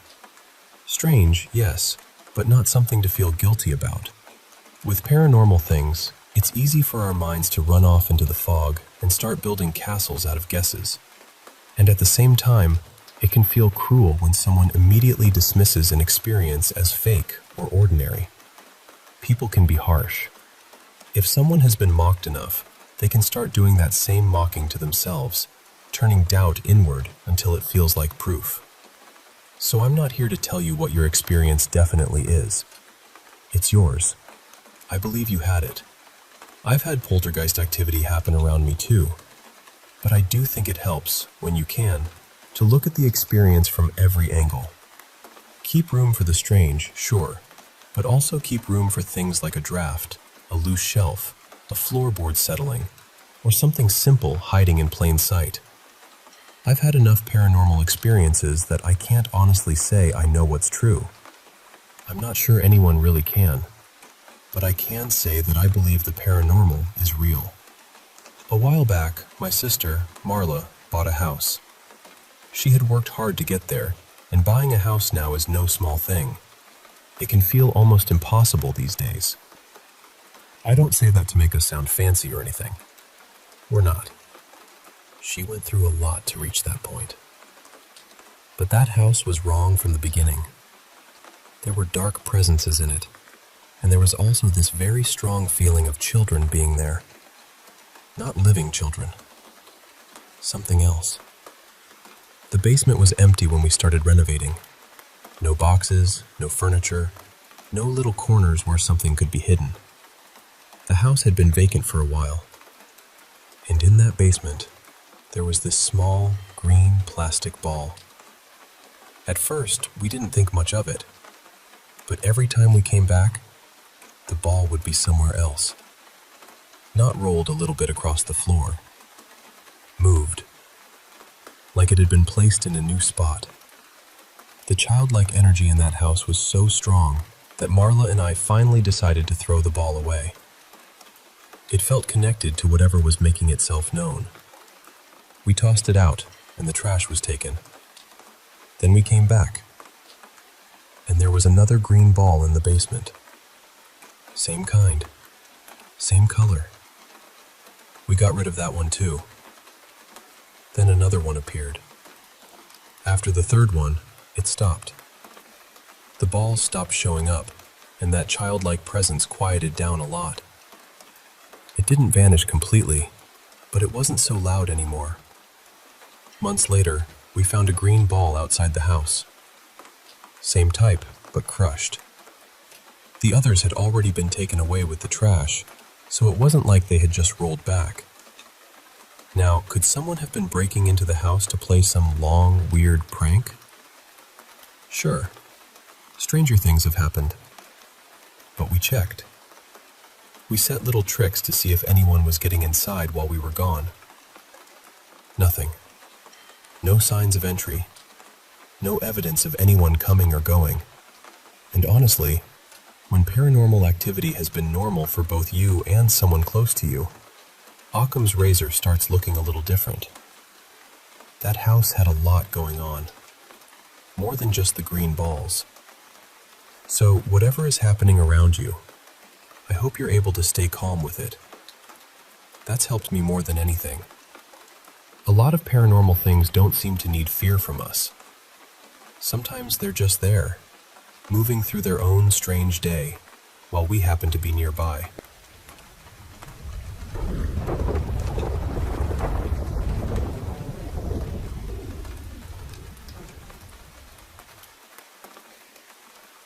I've always been the kind of person who questions stories like this. I still do, honestly. I hear a lot of paranormal stories, and my first instinct is usually to look for the reasonable explanation. But there's one thing that happened to me when I was younger that I've never been able to explain. I was about 19 at the time, sitting alone at my buddy Darren's house, playing a skating game on his old PlayStation while I waited for another friend to finish his shift. We were supposed to go look at apartments afterward, so I was just killing time in the living room. While I was playing, the front door opened behind me. I could see it in the reflection of the TV. Someone walked in. The door shut, and I heard footsteps coming across the room, right behind the couch. It sounded completely normal, like somebody had just come home. I assumed it was my friend, so without turning around, I said, "What's up?" No answer. Then I heard the footsteps keep going, and a second later, his bedroom door slammed shut. That's when I looked at the clock and realized he wasn't supposed to be off work for almost 2 more hours. My first thought was that maybe he'd gotten fired or had some kind of bad day, so I got up and went to check on him. But there was nobody in the bedroom. There wasn't really anywhere to hide either. He had a mattress on the floor and barely any furniture. I checked the closet. Nothing. Then I started thinking maybe someone had come into the house who wasn't supposed to be there, so I checked the windows. Every one of them was closed and locked. I went through the whole house, confused and getting more uneasy by the second. And then it hit me. Nobody could have walked in, crossed that room, slammed that door, and disappeared. That was when I got genuinely scared. I left the house and walked straight to the fast food place where my friend was working. I told him what had happened, and that was the first time anyone told me the house had a reputation. He said he'd never experienced anything himself, but apparently it was part of the reason his mom had moved out and left him the place. She used to say that at night, while she was trying to sleep, she would feel fingers running through her hair, even though nobody was there. A few of our other friends had experienced small things in that house too, but nothing as clear as what happened to me. Nobody laughed when I told them. Nobody acted like it was some big joke. They were serious, and honestly, that made it feel even stranger. I stayed at the restaurant until my friend got off work, and after that, I never stayed in that house alone again. I'm not religious. I'm not superstitious. I've always thought of myself as pretty grounded and scientific-minded. But I also think there are things we just don't understand yet. I'm sure there's some explanation, but I've never found one that actually fits. An intruder is the only normal explanation I can even imagine. But where would they have gone? I checked everywhere. There was nowhere to hide. And the thing is, I wouldn't have searched the house like that if it had felt vague or dreamlike. It didn't. It was clear. I saw the reflection, heard the door, heard the footsteps, heard the bedroom door slam. It was real enough that I reacted like anyone would. Years later, after my friend had sold the house, I drove by out of curiosity. A family was living there then. They were all sitting outside in front of the house, not playing, not talking much, just sitting there, quiet, like they didn't want to be inside but had nowhere else to go. I still think about that sometimes.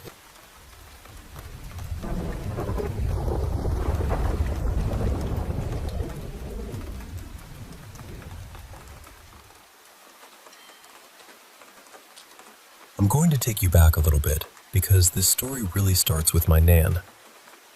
I was mostly raised by her. She was my safe place, really. Toward the end of her life, she came to stay with my mom and me in our little flat, and that's where she passed away. At home, with us. There's a lot of history behind that. I grew up with different kinds of neglect and abuse, and my mental health was already in a fragile place from a pretty young age.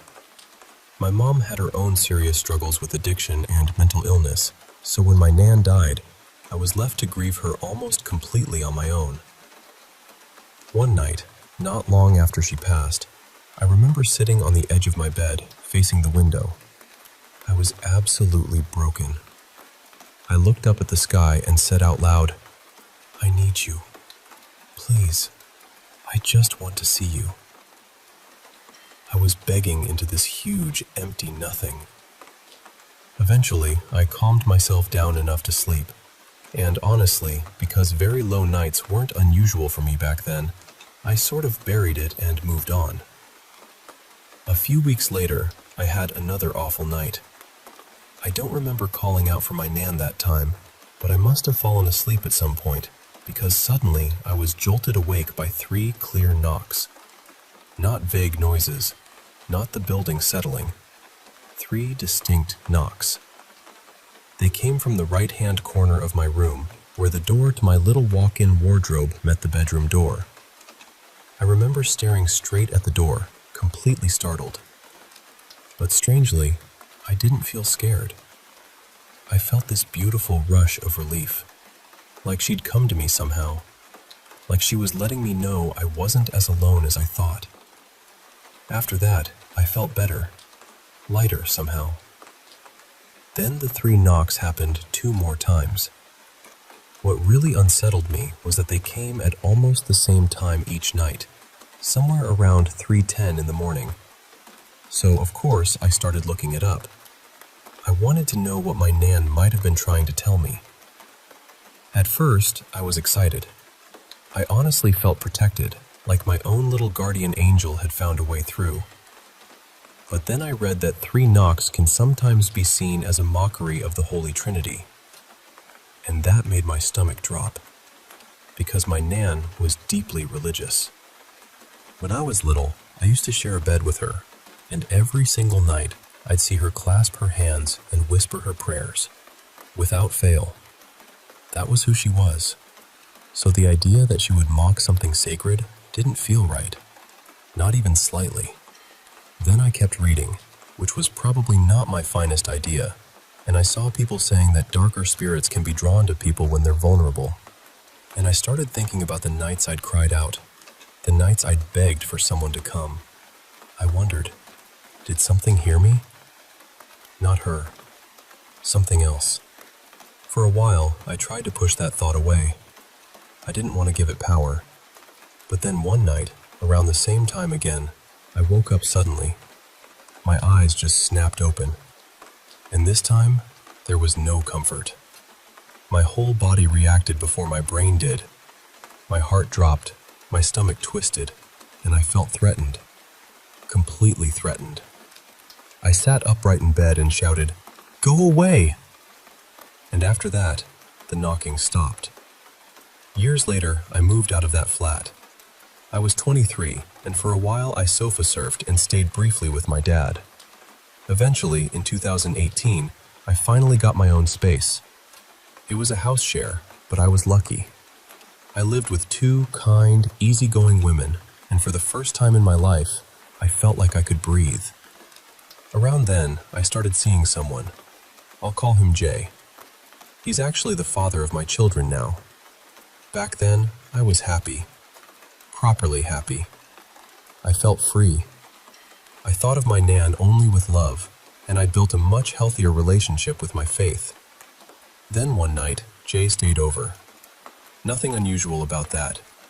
We watched TV, fell asleep, and everything felt completely normal. But the next morning, I rolled over for those early relationship cuddles, and the look on his face stopped me cold. He looked terrified. Not half asleep, not confused, terrified. I asked him what was wrong, and at first he was quiet. Then he said, "I don't know. I think it was a dream." Obviously, that didn't calm me down.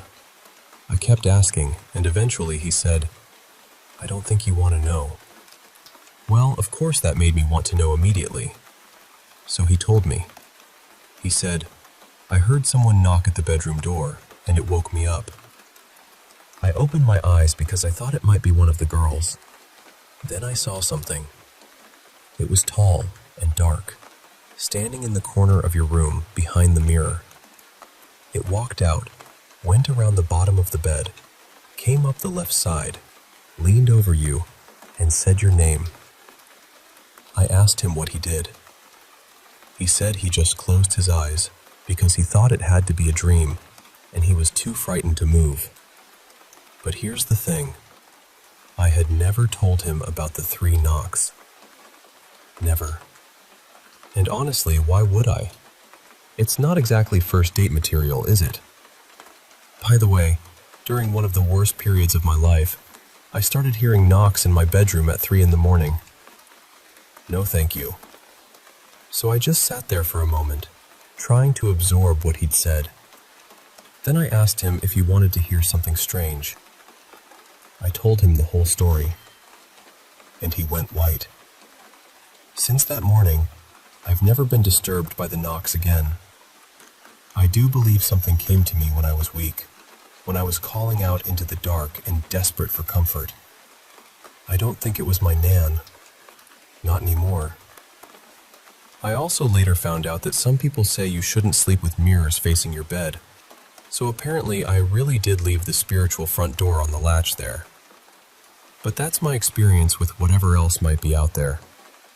These days, my mental health is much better managed. I'm stronger, more grounded, and much more resilient. My faith is still important to me, and I'm also deeply interested in spiritual things, but I don't feel helpless around them anymore.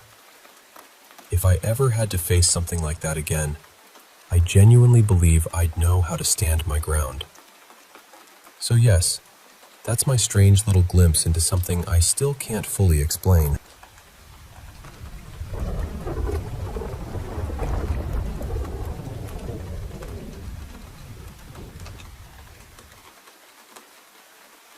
I still think about this night more than I probably should. This happened before COVID, around 2018 or 2019, so I was maybe 13 or 14. I grew up in western Pennsylvania, right near the edge of the Appalachian Mountains. So when I say certain places out there already have a strange feeling to them, I mean that in the most serious way. My uncle, Rick, lived about 5 minutes down the road from us. His house was big, kind of tucked away, with woods on one side and a field on the other. I had already had a few strange experiences there before, but this one is the one that stayed with me. My mom and I were house sitting for him while he was away for work. He didn't have pets or anything, so it was just the two of us in this large, quiet house. That night, we were down in the basement watching a movie. The layout matters here. Across from the TV, the whole wall was basically windows, with French doors leading out to the back patio and pool. Since my uncle wasn't home, none of the outdoor lights were on, so beyond those doors it was completely black. Not dim, not shadowy, just black. We were sitting on this L-shaped couch with our backs to the windows. At some point, I heard this very specific sound. It was that hollow little tap you hear when someone knocks once on a big glass door. Just one knock. I sat up and looked over the back of the couch, but there was nothing there. Just darkness. I told myself maybe I had imagined it and went back to watching the movie. My mom didn't react at all, so I figured she hadn't heard it. Then it happened again. This time, when I looked back, I saw my dad standing outside. And I don't mean something that sort of looked like him. I mean it looked exactly like him. He was wearing his work hat and this old, faded gray Steelers crew neck he used to wear all the time. He was looking down at his phone, and the screen was lighting up his face and part of his chest. I could only see him from about mid-torso up. He wasn't moving. He wasn't knocking again. He was just standing there, staring down at his phone. I turned to my mom, completely confused, and said something like, "Dad's here." It was around 1:30 in the morning, so that already didn't make sense. My mom looked back at the doors and saw nothing, but I could still see him. Clear as day. She told me he was at home asleep and had work in the morning. I looked back toward the TV for a second, then turned around again, and he was still there. Same position, same clothes, still looking down at his phone. Still not moving. At that point, I wasn't even scared yet. I was more confused than anything. I told her again that he was outside and that we should let him in. I don't remember exactly what she said after that, but eventually I just turned back around and acted like I didn't see anything. I don't remember falling asleep, but somehow I did. The next morning, I called my dad and asked if he had come over the night before. He said no. But the strange part is, he didn't laugh it off. He said he believed me, and that he believed I really saw something. I told my uncle about it too, and asked him to check the cameras, but he never did, or at least he never told me what was on them. So I'm guessing he didn't really believe me. But I know what I saw. And whatever was standing outside those glass doors that night, it looked exactly like my dad.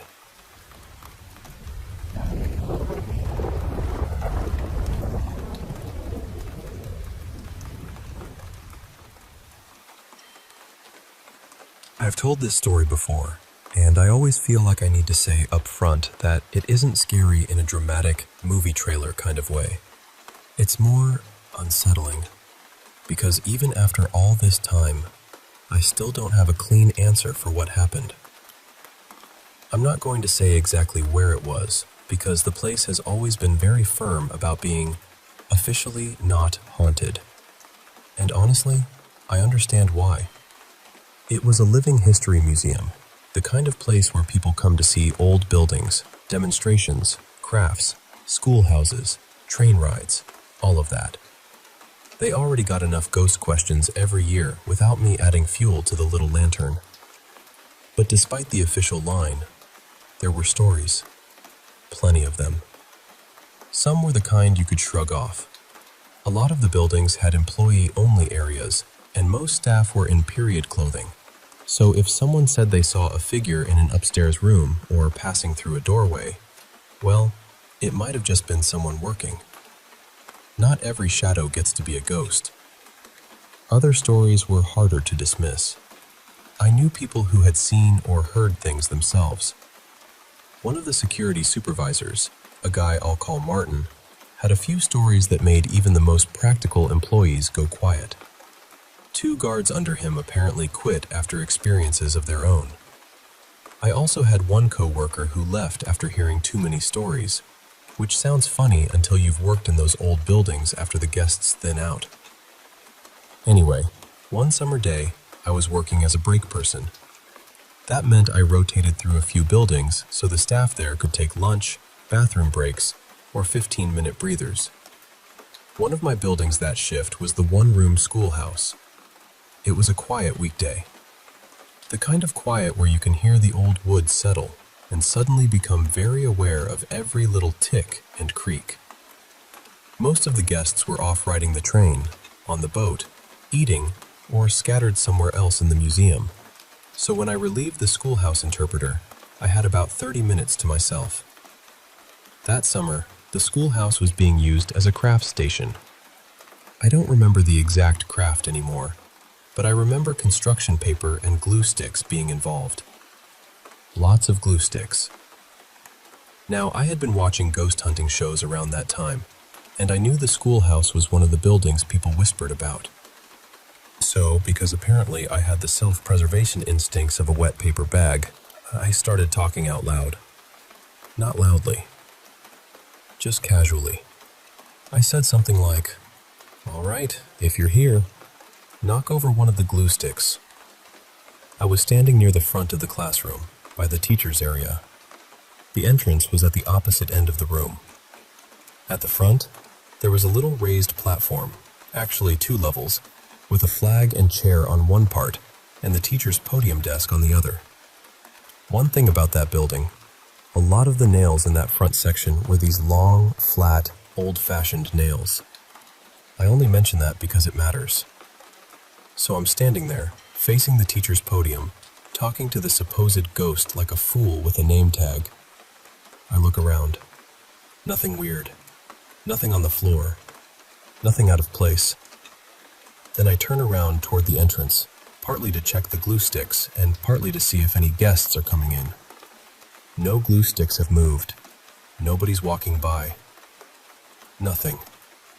I turn back around maybe 30 seconds later, and now there is a long, flat nail lying on the floor. Right there. It had not been there before. I know it hadn't.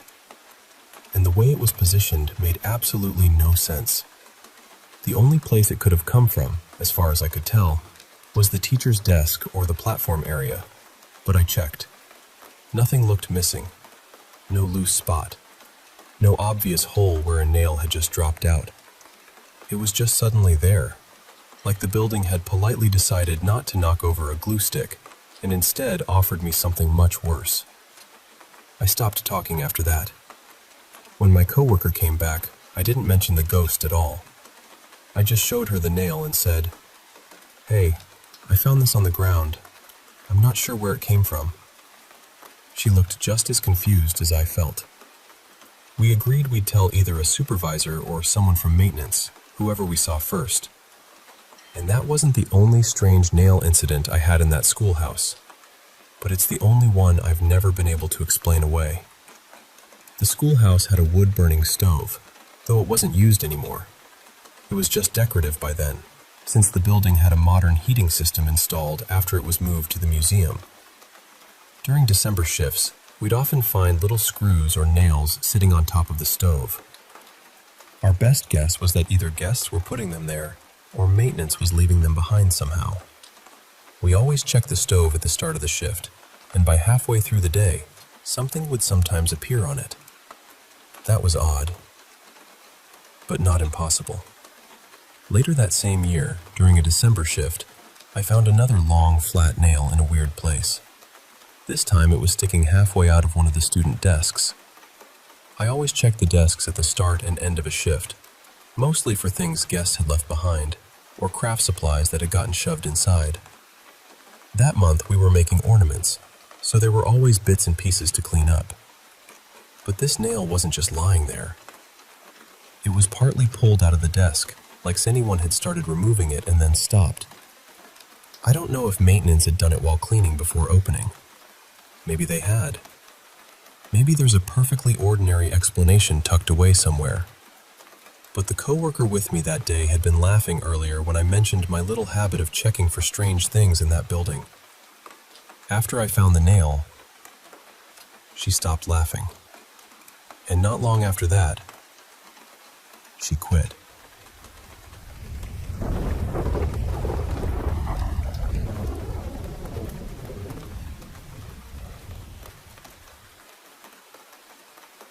I used to leave my body when I was little. That's the simplest way I know how to say it, even though there's nothing simple about it. I would float up near the ceiling, kind of drifting in this slow figure-8 pattern above my parents while they talked downstairs or moved around the house at night. And the next morning, I'd tell them what they'd said. I'd tell them where they hid the cookies or which cabinet they'd tucked the chips into, little things I shouldn't have known. They'd just stare at me, completely confused, because there was no way I could have heard or seen any of it from my room. One night, I had an experience that stayed with me for the rest of my life. I left my body and found myself moving through this tunnel. When I came out the other side, I was in a dark, empty place. One side looked dead, like nothing could grow there, nothing could breathe there. But farther away, across what looked like a bridge, everything seemed alive. Not just alive, but pulsing with life. Then I was told, very clearly, that I wasn't supposed to be there. And just like that, I was pulled back through the tunnel and into my house. But I was still out of my body. I started looking for my family, but nobody was inside. Then I realized they were all outside dealing with the animals, because part of the fence had come down on the farm. Behind the barn, I saw one of our horses caught in the wire. I tried to tell my mother. I was right there near her, trying to get her attention, but she couldn't see me. She couldn't hear me. I remember feeling this awful helplessness, like I was shouting underwater. So I went back into the house, laid back into my body, and woke up. I ran straight to the door, but it was locked. I pounded on it until my mother came inside. I told her about the horse, and she asked me how I knew. So I told her everything. I told her I left my body. I told her that was how I knew what happened at night, how I knew where things were hidden, how I knew conversations I shouldn't have heard. She looked stunned. Then she told me never to talk about it again. Later, when I was older and living in a different house, I started hearing my name being called in my mother's voice. Loud and clear. But she wasn't there. And it wasn't just me. Friends heard it. Roommates heard it. They'd look up and say, "Did your mom just call you?" But it wasn't her. Other things happened too. I felt my feet get pulled hard while I was in bed. I felt someone pressed down beside me, like they were sitting on the mattress. My grandmother, my roommate, and a couple of friends all saw what looked like a person walking up the front path toward the house. But no one was there. There was nowhere for that person to go either. It was right in front of a big picture window, not even 10 feet away. One moment they were walking up, and the next, nothing. In the early 70s, I had an experience that felt like some kind of download. It came through as automatic writing, and it looked like binary code. At the time, I didn't even really know what I was looking at. Years later, when I saw binary code for the first time and understood what it was, I screamed. There was a message attached to that experience too, but I don't share it. I don't have proof. I don't have a witness. And honestly, some things feel too heavy to hand over casually. My family had their own experiences. My grandparents and my mother, who was pregnant at the time, saw a UFO in the mountains of Pennsylvania in the mid-60s.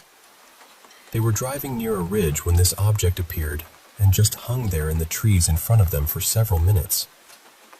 Because of where they were on the crest of the road, it was almost level with them. My grandfather contacted authorities he knew, and apparently other people had reported seeing it too. I didn't find out about that until I was around 19. They never talked about it. These were serious, practical people, not the kind who went looking for attention or strange stories. My grandmother had something happen too. In the middle of the day, a person came to her and asked her to go to a certain mountain and say a specific prayer so he could go home. She was told never to reveal his name or who he was. She did what he asked. Even on her deathbed, she wouldn't tell me his name. She wouldn't say what he looked like or what he wore. She kept that promise all the way to the end. And these are just a few things. I could keep going. I know how all of this sounds. Believe me, I do. I spent about 15 years refusing to think about any of it because it felt impossible. It felt crazy. It felt easier to lock it all away and live like none of it happened. But it did happen. I have no reason to make it up. I have a family. I have a successful business. I live a normal life in every visible way. I'm just trying to understand what has been going on. So if anyone else has experienced anything similar, you can message me. Or if you want to hear more, I can tell more. Because at this point, I'm tired of pretending the strange parts of my life were never real.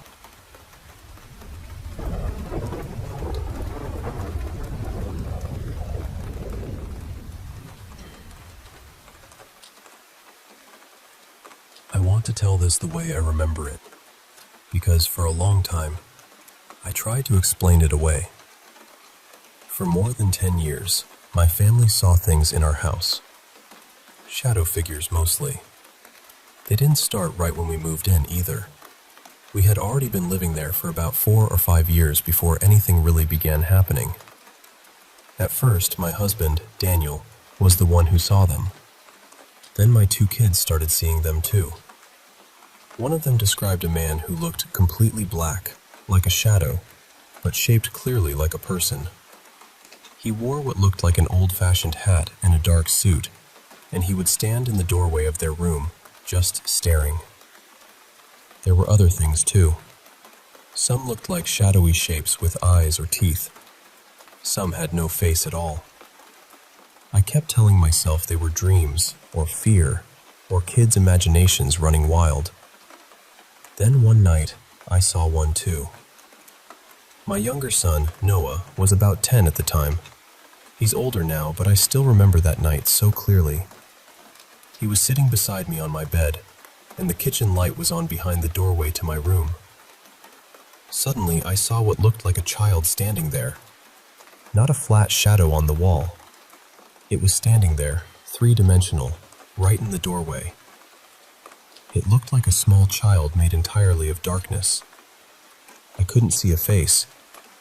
I thought it might have been wearing a little shirt, but the strangest part was the light behind it.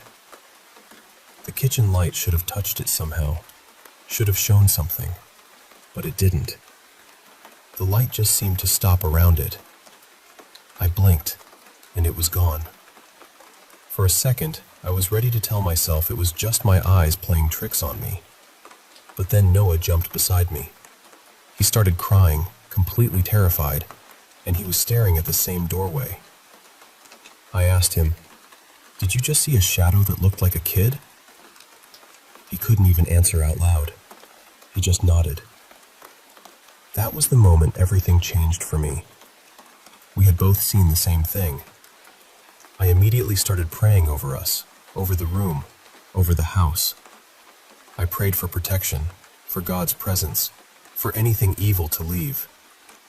We didn't see anything else that night, but we also didn't sleep. We left the lights on and stayed in that bed until morning. The next day, I told Daniel what had happened. He had slept in the living room that night because his back was bothering him, and when I told him, he admitted he had been seeing that childlike shadow and other figures in the house for a while. He just hadn't told me. Around that same time, I found out something else. Daniel had been having hallucinations for years, even before we were together. I knew he had always had strange experiences, things he described as spiritual or supernatural, but I didn't know how much he had kept hidden. Later, he was diagnosed with schizoaffective bipolar disorder, and he also lived with CPTSD. But that still didn't explain what happened to me and Noah. It didn't explain why more than one person saw the same things. And honestly, that was what shook me. Before that night, I had been quietly dismissing what my family was saying because I hadn't seen it myself. Once I did, I had to rethink everything I believed about mental health, spiritual warfare, and the paranormal. I do believe some hallucinations are the brain misfiring. I really do. But I also believe there can be something spiritual behind certain experiences, especially when more than one person is seeing or hearing the same thing. For years, it continued. Daniel would see people or creatures standing around the house or running through rooms. Sometimes he heard whispering. Sometimes he could understand it. Sometimes he couldn't. When he could, the things being said were awful. My son began struggling too. He was seeing and hearing things, and at one point, the voices were telling him to hurt himself. He did try to take his life, but thank God he survived. He's okay now, and I don't say that lightly. I'm grateful every day. We tried so many things to get peace back into our home. I recommitted myself to Jesus. I prayed protection over the house. I prayed out loud. I played worship music during the day and listened to the Bible at night. I memorized scripture and spoke it when I felt afraid. A lot of the time, it helped. But it didn't always feel permanent, especially when we kept bringing dark things back into the house through what we watched or listened to. That's what I believe now. I think certain things can open doors spiritually, even if we don't mean for them to. Eventually, it got bad enough that we asked a Catholic priest to come bless the house. He prayed, read scripture, and blessed the rooms, especially the beds. About a week later, some Carities ministers came and prayed through the house too. I truly believe those prayers helped. I would tell anyone dealing with something like this to stay proactive. Don't erase. That part matters more than people realize. Isolation can become dangerous, especially when someone is already struggling mentally or spiritually. You need prayer, support, community, and people who will take you seriously without feeding fear. Daniel passed away last year. Since then, the house has felt different, much quieter. I hardly sense anything now. He had told me before that he believed dark things had attached themselves to him because of things that happened to him earlier in life. He felt like they thought they owned him, but they didn't. We also stopped watching and listening to the darker stuff. I know not everyone will agree with me, but I believe scary movies, dark music, occult content, and even just being curious can invite things in. I've noticed it in my own life. Anytime I start digging into creepy or spiritually dark things, the fear and heaviness seem to come back. Could someone say it was imagination? Sure. I understand why people would think that. But too many things happened that more than one person witnessed. Too many moments lined up. Too many times someone else saw what I saw before either of us said a word. And for anyone who says these things are just spirit guides, I don't believe that. I believe they're deceptive spirits. I believe they pretend to be harmless or helpful or mysterious, but they are not. When I sense something now, I speak out loud. I tell it to leave in Jesus' name. That has worked for me, but I also believe you have to actually trust the name you're using. It isn't a magic phrase. It's faith. I'm sharing this because when it was happening, I tried to research shadow figures and couldn't find much that helped me. Maybe hearing our story will help someone else feel less alone. This is only my family's experience, and it's my honest opinion. Take it for what it is.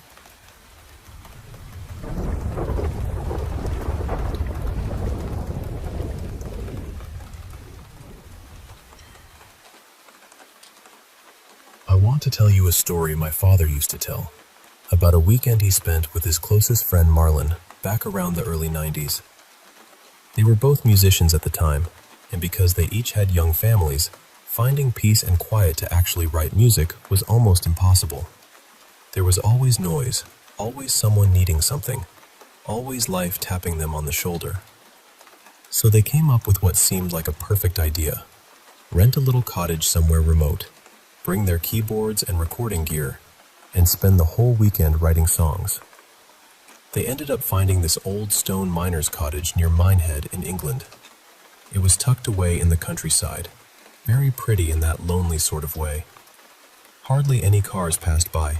There weren't really any neighbors close enough to notice, and the whole place looked peaceful from the outside. But the moment my father stepped through the door, he felt something was wrong. At the time, both he and Marlon were involved in spiritual mediumship, so they were used to picking up on odd atmospheres. And this place had one. My father always described it as heavy, cold, and unfriendly, almost like the cottage itself didn't want them there. Still, they had already paid for the weekend, so they tried to brush it off. They set up their keyboards in the front room and got to work. The cottage itself was simple: a small wooden front door, a kitchen at the back with another door leading into a little garden, and upstairs there were 2 bedrooms and a bathroom. For the first part of the night, nothing dramatic happened, just small things. A glass of water that seemed to empty itself without explanation. That thick, unpleasant feeling in the air getting worse. The kind of silence that doesn't feel quiet, but watchful.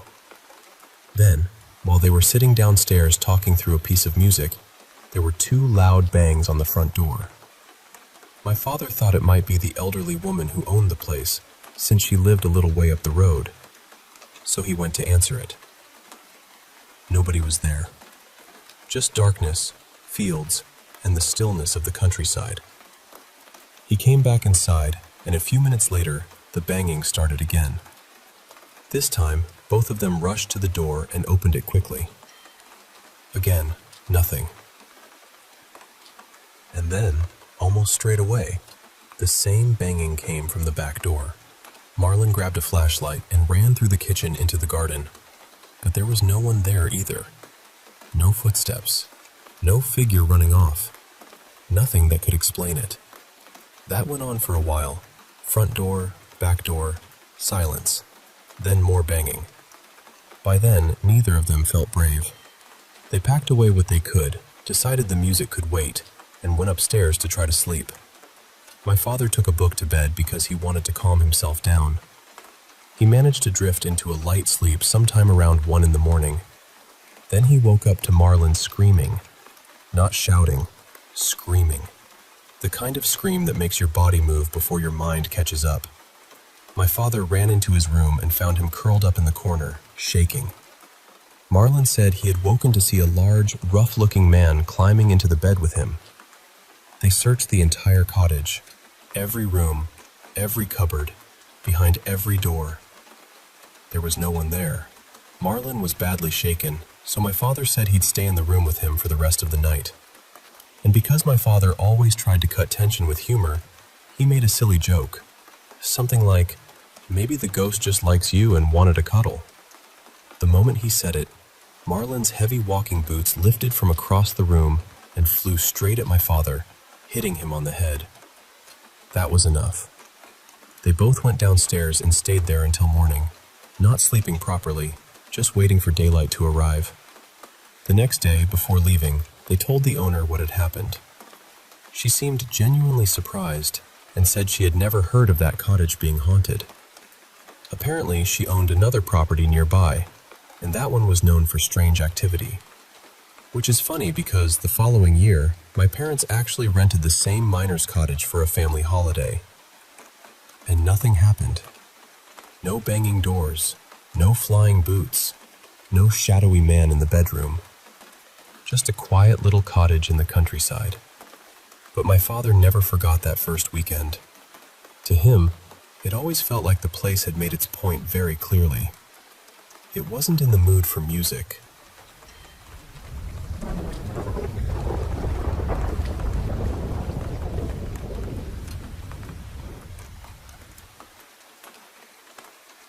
Hey there. I want to share something really personal about my son Jake, who's 9 years old. Lately, we've noticed he's been having trouble sleeping in his own room. Now, this didn't just start overnight. It gradually became clear when he began asking for one of us to stay with him, or would just end up in our bed. What's unusual is that Jake has never been afraid to sleep alone since he was a baby. But recently, he's been making excuses, playing little games, anything to avoid going to his room by himself. Jake's never been one to fear the dark or have nightmares. When we moved into this new house, he adjusted really quickly. The only time he had bad dreams was last year during the whole pandemic scare. He was worried about us getting sick, and it really shook him up. We had to make a rule to turn off the news because it was affecting him so much. Last night, it really hit a peak. My wife was putting away clothes in Jake's closet, and he suddenly freaked out about the closet doors being open. That's when it hit me. I realized I'd hardly ever seen those doors open before. I asked my wife if she always closed them, and she said no, Jake didn't want them open. That scared me because it wasn't like him at all. I sat down with Jake on his bed and told him he could tell me anything. For nearly 45 minutes, he just shook his head, avoiding my questions. So I said, "If anyone or anything is telling you not to tell me, it's okay. I'm your dad, and I can fix it." I thought maybe a kid at school, a cousin, or even something he saw on YouTube was scaring him, but he said no one had scared him about the closet. I tried to explain that sometimes old houses make noises because the wood expands and contracts, and it's normal. Then I asked if there was something in the closet that scared him, something I could get rid of. That's when he started crying quietly. I held him close and told him it was okay, that he wasn't in trouble and that it was my job to keep him safe. I looked him in the eyes and gently asked him to tell me what it was. With tears rolling down, he looked down and said, "The skulls come out at night from the floor and watch me while I sleep." I wasn't expecting that, and honestly, my stomach tightened. I told him it was okay. Sometimes our imagination plays tricks on us and makes us scared. I asked when this started, and he said it wasn't nightmares. They come after he wakes up and sees them. I explained to him that imagination can give us good ideas, but sometimes, especially when we're trying to sleep, it can give us scary thoughts. I promised that when I sleep in his room, he can tell me or show me if he's scared, and I'll check it out. But he still insists on keeping his closet doors shut. It's been tough, but I'm grateful he trusts me enough to share this. As a dad, I'm doing everything I can to help him feel safe and loved.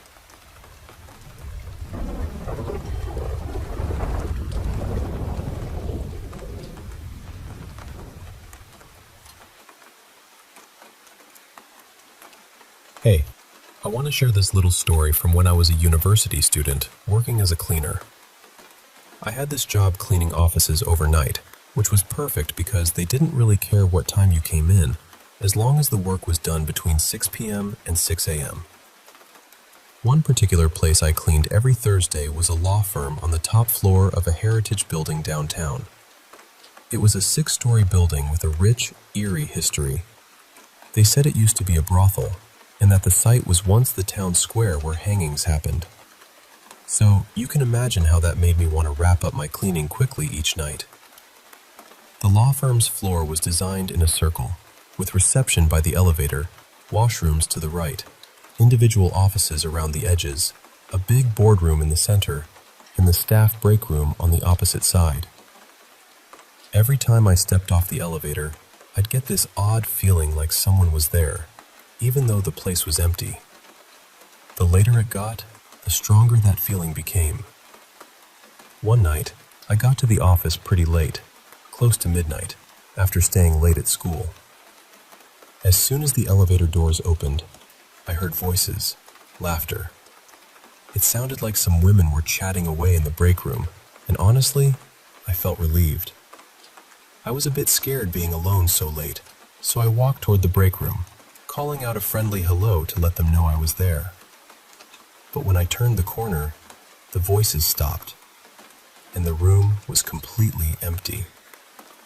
I stood there, frozen for a moment, then figured maybe they were in one of the offices on the other side. So I kept calling out as I went around the floor, but no one was there. The whole building was empty. Yet that chatter I heard was so clear it gave me chills. When I finally made my way back to the elevator, it opened on its own. I didn't stick around after that. I just got my card on the elevator and left as fast as I could. Honestly, that night was hands down one of the creepiest experiences I've had. Just thinking about it now gives me the chills. No way am I ever going back there after dark alone again.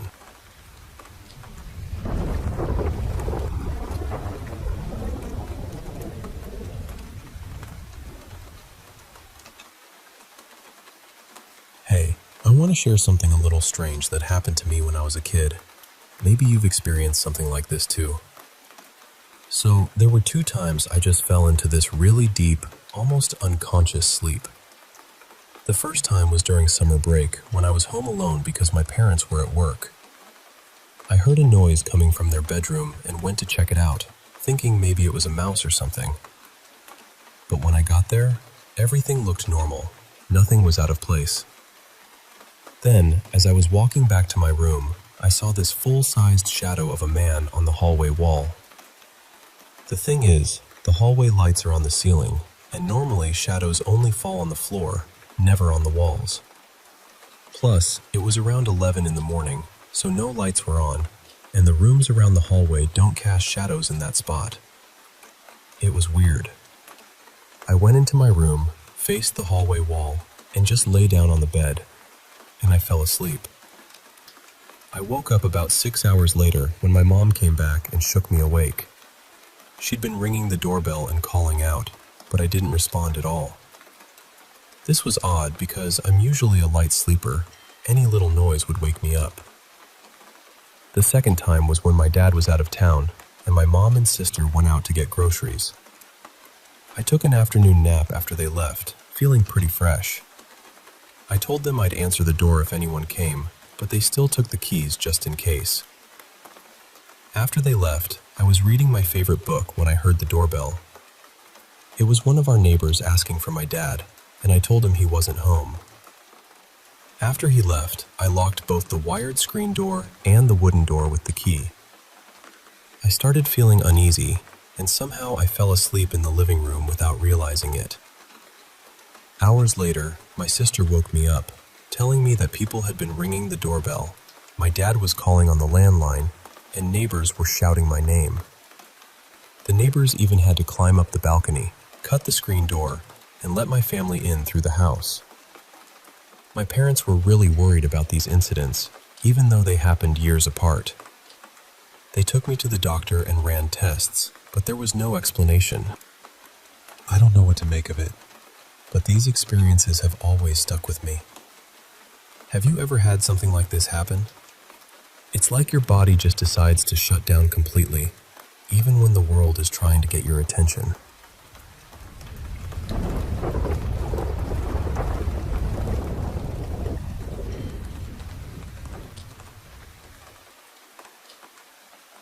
Hey there, I want to share a story from when I was about 13, spending the Christmas holidays at a boarding school that, well, had quite the reputation for being a bit haunted. So my parents were too busy to have me home for the holidays, which was a bummer, but I stayed put. Most of my friends had gone home, so I was pretty much on my own, just reading and trying to rest, since boarding school life was pretty intense with classes 6 days a week and church on Sundays. Only one afternoon off? Yeah, not much downtime at all. Now, the strange things seemed to get bolder when fewer people were around. Only a handful of boys stayed over the break, none from my dorm, which I thought was great at first. The first nights were fine until odd noises started. Screams and moaning from the courtyard. I figured it was older boys playing tricks, but it was still unnerving. Then, one morning, I woke up to find all the beds in my dorm pushed to one side except mine.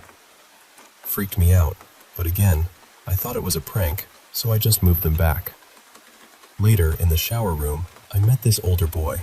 Let's call him Toby. He was planning a sneaky midnight feast in the kitchen and invited me to join. I'd never broken any rules before, but he seemed confident he'd never been caught, so I said yes. I even dressed in all black to sneak around better. Toby thought I was a bit of a nerd for that, but hey, I wanted to avoid getting caught. We got to the kitchen and started helping ourselves to ice cream, but suddenly, a whole shelf of canned food crashed to the floor, and the kitchen doors slammed shut. We grabbed what we could and ran. On our way back, we heard footsteps, so we hid, but no one appeared. Then, out of nowhere, something grabbed my leg and yanked it.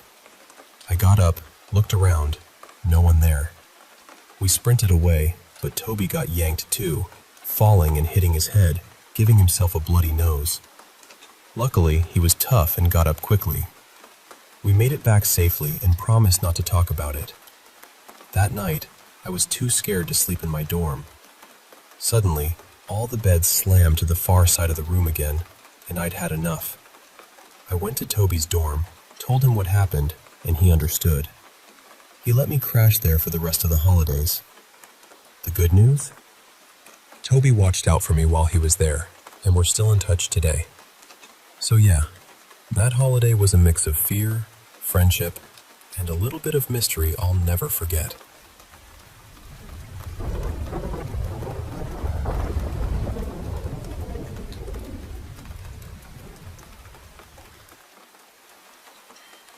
Hey, I want to share something deeply personal with you.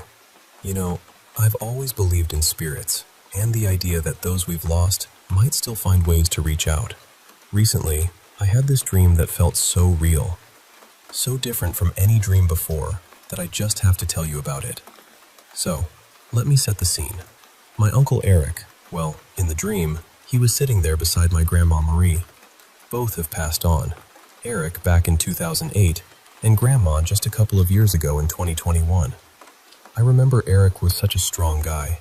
Even when he was battling a brain tumor, losing parts of himself physically and emotionally, he never really let it get him down. Grandma Marie, she was the heart of our family, and her sudden passing hit us all hard. In the dream, it was like a calm camping spot, the kind of place where my family would gather every summer. I was walking toward these two chairs, and there they were, sitting side by side. I was stunned. I even asked someone, "Can you see them too?" And they said yes. Eric had this peaceful look on his face, so vivid I still can't quite put it into words. He had his arm gently around Grandma's shoulder, and she looked genuinely happy, something I hadn't seen in a long time. They didn't speak, but their presence was so comforting. When I reached out and touched Eric's knee, I realized they looked different from anyone else, like they belonged to another world, but were there just for me. Waking up was a mix of emotions. At first I thought, just a dream. But as the day went on, I felt this profound sense of peace wash over me. I even shared it with another grandmother figure in my life, telling her how it didn't feel like a regular dream, but more like a true visit. You see, after losing Grandma Marie and our beloved Chihuahua, Milo, so suddenly in 2021, I struggled a lot. The grief was overwhelming, especially since Milo's passing was unexpected too. But this dream, this visit, it was like they came to wrap me in a warm hug from beyond. reminding me that I'm not alone and that they're still with me in some way. So, I truly believe that night, Uncle Eric and Grandma Marie stopped by to give me the comfort I desperately needed. And honestly, nothing anyone says can change how real that felt to me.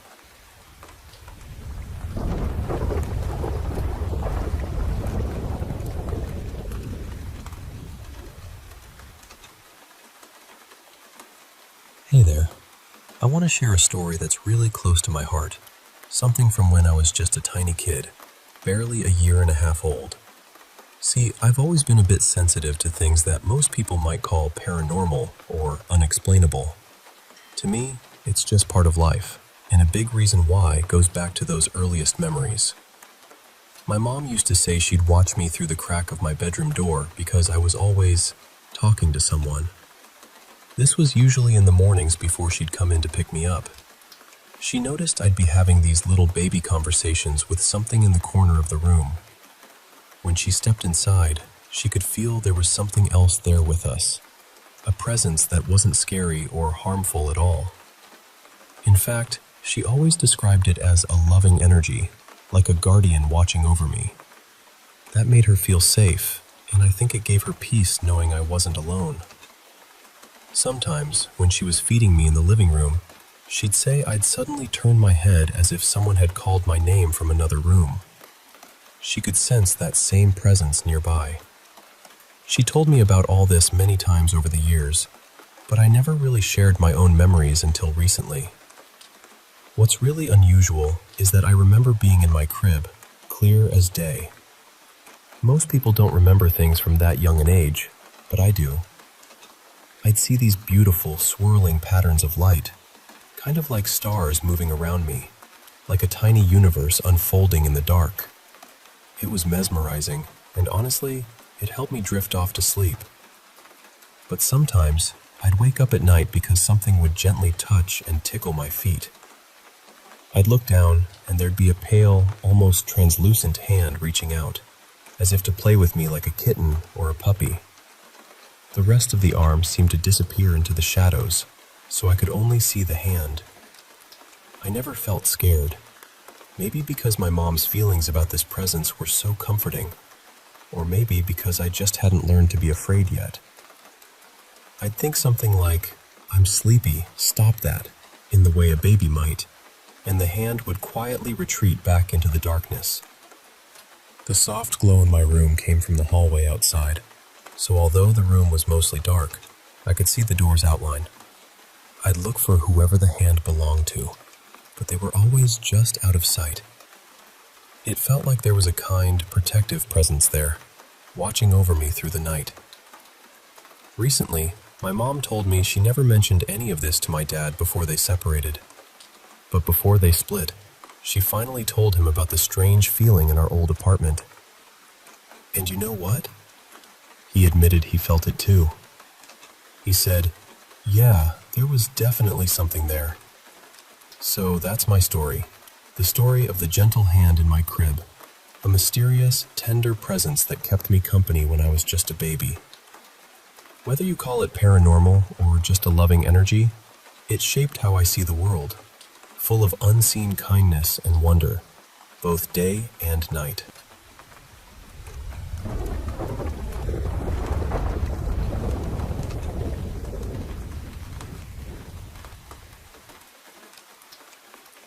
Hey there. I want to share with you a story from my childhood that still stays with me. I'm originally from Puerto Rico, but I grew up in Brooklyn. Every summer, though, I'd escape to my grandmother's house tucked away in the mountains of Yauco. It was a place so remote, the roads thinned out into narrow mountain paths where cliffs pressed close to the car, and if another vehicle came by, one of us had to back up until we found a safe spot to pass. It was nerve-wracking, let me tell you. My great-grandfather, whom I called Papi, was a huge part of those summers. He was almost entirely Taino, Puerto Rico's indigenous people, and farmed the land, looked after cows, and shared stories that felt like a bridge to a forgotten time. He spoke about the Taino who hid in the mountains to preserve their way of life, away from the Spanish who, he said, would kill them if they were found. I remember learning from him how to guide a bull by its horns, to ride it, and even a unique whistle that only he could make. That whistle would call animals to him, calm them, or guide them as if by magic. One summer, when Poppy was nearing 100, he was very ill. Our whole family came to see him, neighbors and relatives gathering at the hilltop house he lived in. I was too young to understand what was happening when he passed, so my grandmother sent me down to her house to wait. As dusk fell, the mountains around me grew shadows, and suddenly, the animals of the mountain erupted into cries I had never heard before. Wild dogs howling, pigs screaming like people, cows mourning with a sound so heart-wrenching it reminded me of a scene from a story I'd later hear about loss and grief. I was alone, scared, and hiding inside, peeking out the window. Eventually, the noise faded, and I asked my grandmother why all the animals had been so upset. She told me it was because Poppy's spirit had left us, and the animals, who had known his strength and protection, were mourning. They just knew. That night, restless and curious, I snuck outside near the edge of a cliff. The darkness was thick, and a wild cry echoed close by, freezing me in place. I was too afraid to call out, so I just listened. Then, out of the silence came that unmistakable whistle, Poppy's whistle. Even though I knew he'd passed, I felt him there, deep in the mountain shadows. No one else could make that sound, and it seemed impossible someone was out there, but I believed he was. Yauco is a land rich with history, the home of Aguebana, the great Taino chief, and the birthplace of a rebellion against the Spanish. Many Taino found refuge in those mountains, living quietly, holding on to their traditions. Some say the Taino are long gone, but I know otherwise. Papi, my family, and I carry that spirit with us. In some ways, I am still one of them.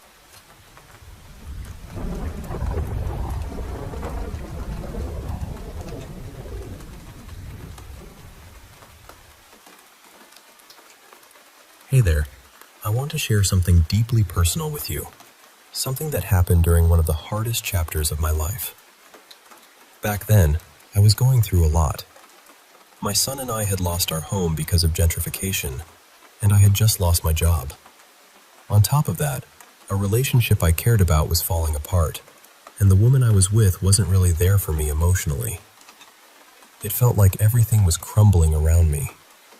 Meanwhile, my son's mother was battling her own mental health struggles, so I was the main emotional anchor for my boy. Watching him so unhappy was honestly the toughest part. Every night, I'd lie awake thinking, this has to be what hell feels like. I was so weighed down by it all, I couldn't even cry. I just felt frozen in this heavy sadness. During that time, I started experiencing something strange. Sleep paralysis. I'd wake up halfway through the night, completely unable to move. I was sleeping in our cramped living room because that's all I could afford. Even though I could see the room clearly, I wasn't fully awake. It was like being caught between sleep and reality. And in those moments, I'd sense this presence in the room. It wasn't human, that's for sure. It felt like a dark, swirling mist with a vague shape that slowly moved toward me. It came with this overwhelming feeling of dread, like it was feeding off my fear. I've been through a lot in life, believe me. Growing up in Brooklyn, I've faced some tough people and tough situations. Now, as a social worker, I help others who've been through their own battles. But nothing, and I mean nothing, prepared me for this. It was like this force was from another dimension, a place I only glimpsed during those twilight moments between sleep and wakefulness. I fought every time, trying to either fully wake up or drift back to sleep. But it was like being stuck in a dangerous in-between where that presence had power over me.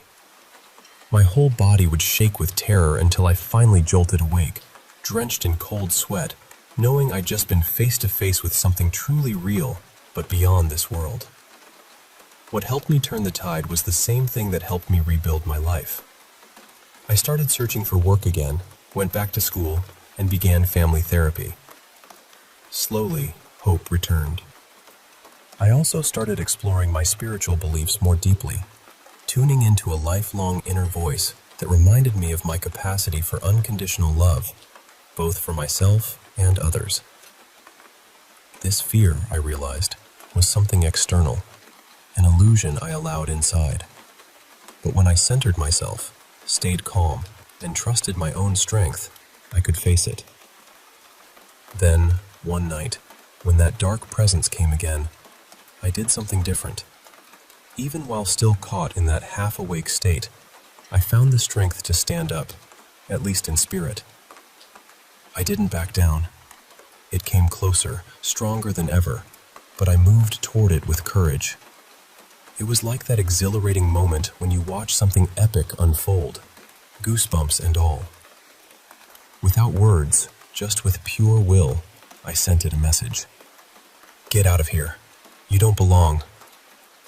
And just like that, it left. I woke up fully or drifted off peacefully. It didn't matter anymore. It tried once or twice more, and I stood my ground every time. It's been years since then. My life has changed so much. We have a nice apartment now. I'm finishing up school. My son is about to graduate high school, and our family is closer than ever. Just a few days ago, I caught a glimpse of that presence again, small and harmless this time. I laughed, walked right up to it, and told it to go away. And it did, just like shooing away a pesky mosquito. Thanks for listening. If you ever want to talk more about this or have questions, I'm here.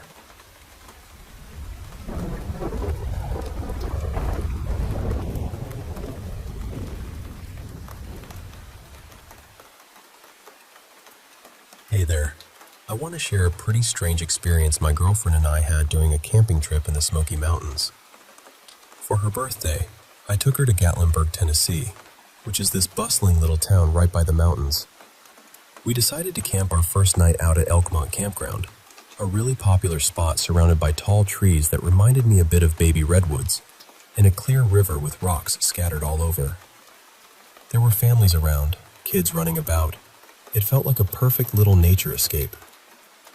We borrowed a tent, but realized we forgot the stakes, so we headed back into town at dusk to grab some supplies: whiskey, hot dogs, and of course, tent stakes. When we got back, most campers were winding down their fires or packing up for the night. Our tent was still up but kind of scrunched since it wasn't properly staked. We fixed it and started a fire to get cozy. A couple hours later, around midnight, we were sitting by the campfire. The campground is pretty tight-knit. Campsites are only about 30 yards apart. Bears are known to wander around, so my girlfriend was a bit nervous. That's why I picked a spot right in the center of the campground for some peace of mind.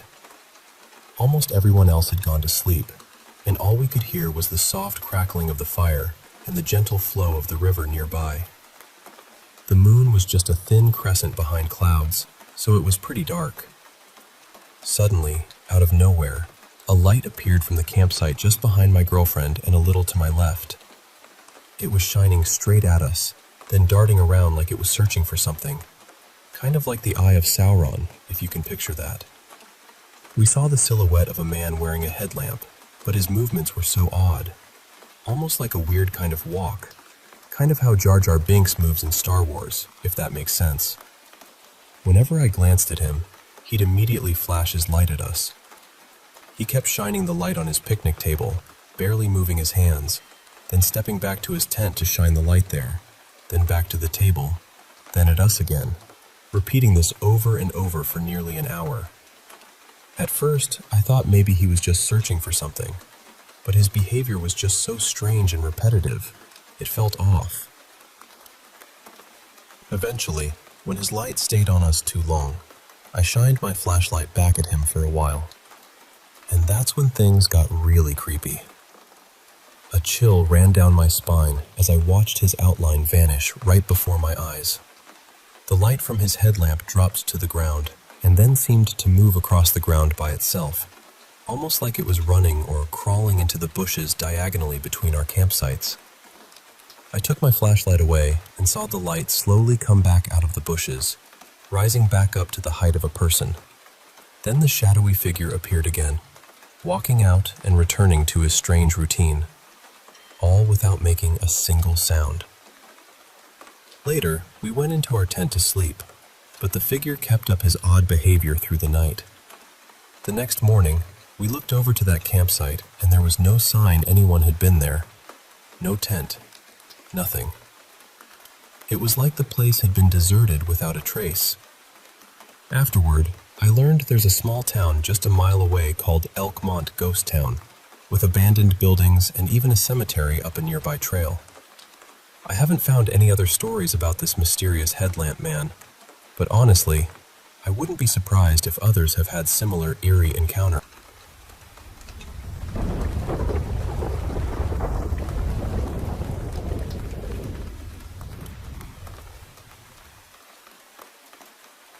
Hey, I want to share some personal experiences that have been a part of my life since I was a little kid. I'm now 27, and ever since I was about 7 years old, I've encountered things that most people would call paranormal. It all began when my older sister and her friends were messing around with an Ouija board. They were around 11 or 12, and I was just a curious 7-year-old. My grandmother once told me that because I was the youngest and most innocent, something kind of attached itself to me that day. I have lots of stories, but I'll stick to a few shorter ones unless you want to hear more. One time, my mom saw this black figure crawling down the hallway on all fours, almost like a twisted person with dislocated joints. It was wearing one of my Halloween masks, a skull with horns. When my mom turned to look at it, it vanished. She actually screamed my name, thinking I was playing a prank. When she saw me peek out from the living room, her face went pale. She made me find that same mask and insisted it be taken out of the house right away. Another story involves my grandmother waking up multiple nights to see a little boy in an old-fashioned sailor suit from the early 1800s. His skin was pale and had this eerie dark blue-black coloring around his eyes and lips. It was unsettling for her, but she never knew who he was. Once, I was playing with my dog, throwing a blanket over my head and letting him pull it off. Suddenly, he started whimpering and seemed scared. Before I could figure out what was wrong, I heard a deep, raspy male voice breathe heavily right into my ear and then exhale. My dog went into a frenzy, barking wildly. There was also this one morning, around 5:30 a.m., when I woke up because someone whispered my name into my ear. It was a male voice that sounded a lot like my husband, or maybe my brother, but both were miles away at the time. After that, my usually aloof orange cat jumped up on my pillow and stayed close, while my other two cats just stared from the doorway, refusing to come in. It freaked me out, especially since I'm 9 months pregnant and usually pretty tuned in to what's real and what isn't. This felt different. One night, I was driving home early in the morning, around 3 a.m., and everything was eerily silent in the city, like nature had gone quiet before a storm. I saw a jogger waiting to cross the street, but as I turned to drive away, he stepped into the road and started twisting his body in unnatural ways, almost like his bones were breaking. He sprinted at my car with huge predatory eyes and a terrifying mouth. I floored it and didn't look back until I was safely home. When I finally did, he was just standing there, watching me go. These experiences have shaped how I see the world. It's strange living with these moments that don't fit into everyday explanations, but they've become a part of my story, and maybe they'll be a part of yours now too.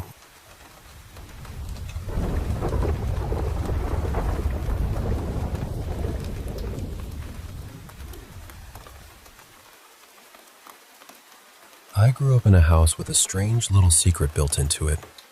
The upstairs walls were not really solid in the way you would expect. Behind most of them, there were crawl spaces that ran along the upper floor and even connected down toward the basement. When I was little, my brother, my sister, and I thought that was the greatest thing in the world. We would squeeze into those narrow spaces with flashlights, blankets, and snacks, building little forts inside the walls like we had discovered some hidden kingdom. It was filthy in there, dust everywhere, spiders in the corners, old insulation that made our skin itch and left tiny fiberglass scratches on our arms. But when you are a kid, things like that do not matter much. To us, it was adventure. My mom knew we played in there, and she never seemed too worried about it. By the time I was a teenager, though, my siblings had both moved out. It was just me and my mom in the house, and I had long since stopped crawling around inside the walls. That part of my childhood felt packed away, like old toys in a box. Then one night, I was sitting on the couch in the living room watching TV when I heard something shift behind the wall. At first, I barely reacted. Houses make noises, you know? Pipes knock, wood settles, old floors complain for no reason. So when the sound stopped, I just went back to watching my show. But then it happened again. And again. Not every minute, not loudly enough to make me panic, but often enough that I started noticing. A soft scrape behind the wall. A creak from somewhere inside the crawl space. A dull little bump that seemed to come from above us, then beside us. My mom heard it too. At first we joked that we had a ghost. It was easier to laugh than to admit how unsettling it felt. But over time, the noises became harder to explain, and the joke started to feel less funny. One night, my mom and I were both in the living room when there was a heavy thud from inside the wall. Not a creak, not a pipe, a thud. We both froze and looked at each other. I remember her face so clearly, like she was silently asking me, "You heard that too, right?" She got up, walked over to the wall, and gave it one quick knock. A few seconds later, something knocked back. Only it was not a polite little tap. It was a hard bang from the other side. My mom and I screamed and ran straight out of the house into the front yard. We stood there in the grass, shaking, staring back at the windows like the house itself had turned its head toward us. After that, we were convinced it was haunted. We sprayed holy water around the rooms. My mom prayed out loud. I even remember us asking whatever it was to leave us alone or speak or give us some kind of sign. Nothing answered. But the noises kept happening. The walls still shifted. We still heard knocks. And then things started disappearing. At first, it was small. My mom lost her keys one morning and searched for nearly 2 hours before finding them outside in the yard. Then some of my makeup vanished. Food went missing faster than it should have. Sometimes we would come home and find cabinet doors hanging open, drawers pulled out. Things moved just enough to make your stomach sink. After about 6 months, we were both terrified. I usually slept alone, but one night I just could not do it. Something about my room felt wrong. I kept staring at my closet, feeling like something was staring back from the darkness. At that age, I wanted so badly to be brave. I wanted to be the kind of girl who could roll her eyes at fear and sleep with the lights off. But I was not brave that night. I was scared in a way that felt deep and childish and humiliating. So I ran to my mom's room and slept beside her. That feeling of being watched stayed with me for weeks. Then everything finally came out. I was not home when it happened, and honestly, I am thankful for that. My mom came home early from work one afternoon because she was not feeling well. When she got upstairs, she heard movement coming from my bedroom. She opened my door and saw a man sitting on my bed. A thin, dirty, scraggly-looking man, just sitting there like he belonged there. He looked up at her and smiled. My mom ran out of the house and called the police. What they told us afterward was worse than any ghost story we had made up in our heads. That man had been living inside our walls for months. He had been using the crawl spaces to move around the house. He had been coming out when we were gone, taking food, stealing small things, opening cabinets, going through drawers. Every scrape I heard behind the wall, every thud, every strange knock, every time I felt like someone was watching me, it was him. And the part that still makes my skin go cold is this. The only entrance to the crawl space was in my closet. So all those nights I lay there staring at that door, feeling like something was on the other side, I was right.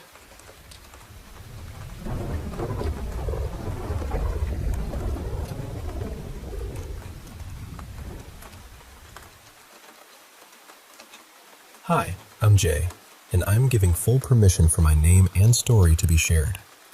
I don't really know why I've been so nervous about sending this in. I've thought about it so many times, and then I'd stop myself. But I think I'm finally ready to just take a breath and tell it. Before I get into what happened that night, I do need to give a content warning because this story is tied to something very painful from my childhood. When I was 10, my best friend lived just a couple houses down from me. Her name was Marin, and she was only 8. She was murdered by her stepfather, along with her mother and baby sister, before he took his own life. It was horrific, and it changed everything. My neighborhood never felt the same after that. Honestly, the energy there had always been strange, and that was not the only tragedy connected to the area, but that is a whole other story. The important thing is that I still live in the same house I grew up in. I've been here for about 25 years, and that house where everything happened is still only 2 doors away. My backyard is pretty large, and it is fully fenced in with a privacy fence. There are 2 regular gates on one side, both with secure latches that can only be opened from inside the yard. Then there is a larger double-door entrance, the kind you could use to bring something big into the yard. That one locks with a metal post that drops into the ground, plus a lock, and again, it is all secured from the inside. At the time, my girlfriend, who is now my fiancée, and I were sleeping in our old bedroom on the first floor. One window faced the backyard, and the other faced that double-door gate. That second window was right behind the head of our bed, which still gives me chills thinking about it. One night, it was probably close to 1 in the morning, and we were trying to fall asleep when we heard this strange fiddling sound outside. Then suddenly, there was a loud bang, exactly like those double doors had been swung open. We both froze. Then we shot up, because there was no reason anyone should have been opening that gate in the middle of the night. And again, the way it was locked, someone should not have been able to open it from outside the yard. I was terrified someone was trying to break in, so I slowly peeked through the window behind us, the one facing the double doors. Nothing. The doors were closed. But I know what I heard. We both heard it. It was the sound of those doors, even the creak of them. So now I'm panicking a little, and I get up to check the other window, the one facing the rest of the yard. And that's when I saw him. It looked like the full black silhouette of a man walking through my backyard. No face, no features, no clothes I could make out, just a solid, dark shape moving across the yard. Then he faded away. Not ran, not ducked behind something. He just disappeared, like he walked straight into nothing. I don't know how to explain what came over me, but I felt this horrible certainty in my body. I felt like it was him, the man who killed my friend. I know that sounds like a huge thing to say, and at the time I didn't have proof. My neighborhood is full of strange activity, and honestly, it could have been so many things. But something in me knew. It was the fear, the anger, the heaviness of it. I just knew. Nothing else happened that night. My fiancé calmed me down, and eventually I went back to bed. But the next morning is when it got even stranger. For a little bit of background, I used to have a small online following. Nothing huge, but enough that I didn't always use my real name online, just to be careful. So a lot of friends I made through social media knew me by my internet name. Some of them did know my real name, but they still mostly used the name they met me with, and I never minded. One of those friends, someone I talked to every day at the time, is very spiritually sensitive. That morning, they texted me like usual to say good morning. I had not told them anything about what happened the night before. But then they said they had a really strange dream. They told me there was a young girl with brown hair, and she kept repeating the same thing over and over. "Tell Jay it's okay. Tell Jay everything is okay." My heart just stopped. My friend was confused because they didn't know who Jay was, or they thought maybe the name meant something else. And I had to remind them that Jay is my real name. The second I said that, it felt like we both understood. They knew about what happened to my childhood friend because it is still a big part of my life, even now as an adult. So I told them about the gate, the sound, the figure in the yard, and that awful feeling I had. We came to two possible conclusions. Either it was not him, and Marin knew I was scared and wanted me to know I was safe, or it was him, and she protected me from whatever he was, or whatever energy came with him that night. For whatever reason, she never seems to come directly to me. She always finds another way, and that actually has a pattern. Back when everything happened, on that last day, we had spent the whole day together. We rode bikes, made little bracelets, and my dad even cooked dinner so she could eat with us. Afterwards, she went home, and later that night, everything unfolded in the most tragic way. The night after it happened, my dad had a dream about her. In the dream, she came to him and said, "Thank you for dinner, and thank you for letting me be friends with your daughter." That has stayed with me my entire life. So that's my story. I know it's a sad one, but to me, there is something soft at the center of it too. Something that feels like love still reaching through, even after all this time. Thank you for listening, and thank you for giving me a place to share it. I have so many more stories about her, my neighborhood, and even a haunted museum I used to work at. I'll definitely share more when I'm ready.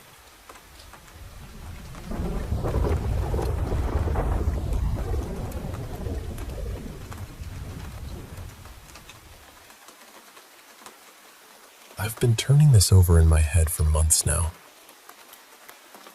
It happened a little over 5 months ago, but I think I'm only just starting to understand how strange it really was. So, for a bit of background, my younger brother and I live with our grandmother. My mom and dad have their own places nearby. They're not together anymore, but they've always had this quiet, friendly kind of partnership. They still check in on each other, still spend time together sometimes. Nothing dramatic there. But near the end of winter, I started having these dreams. At first, they were just unsettling.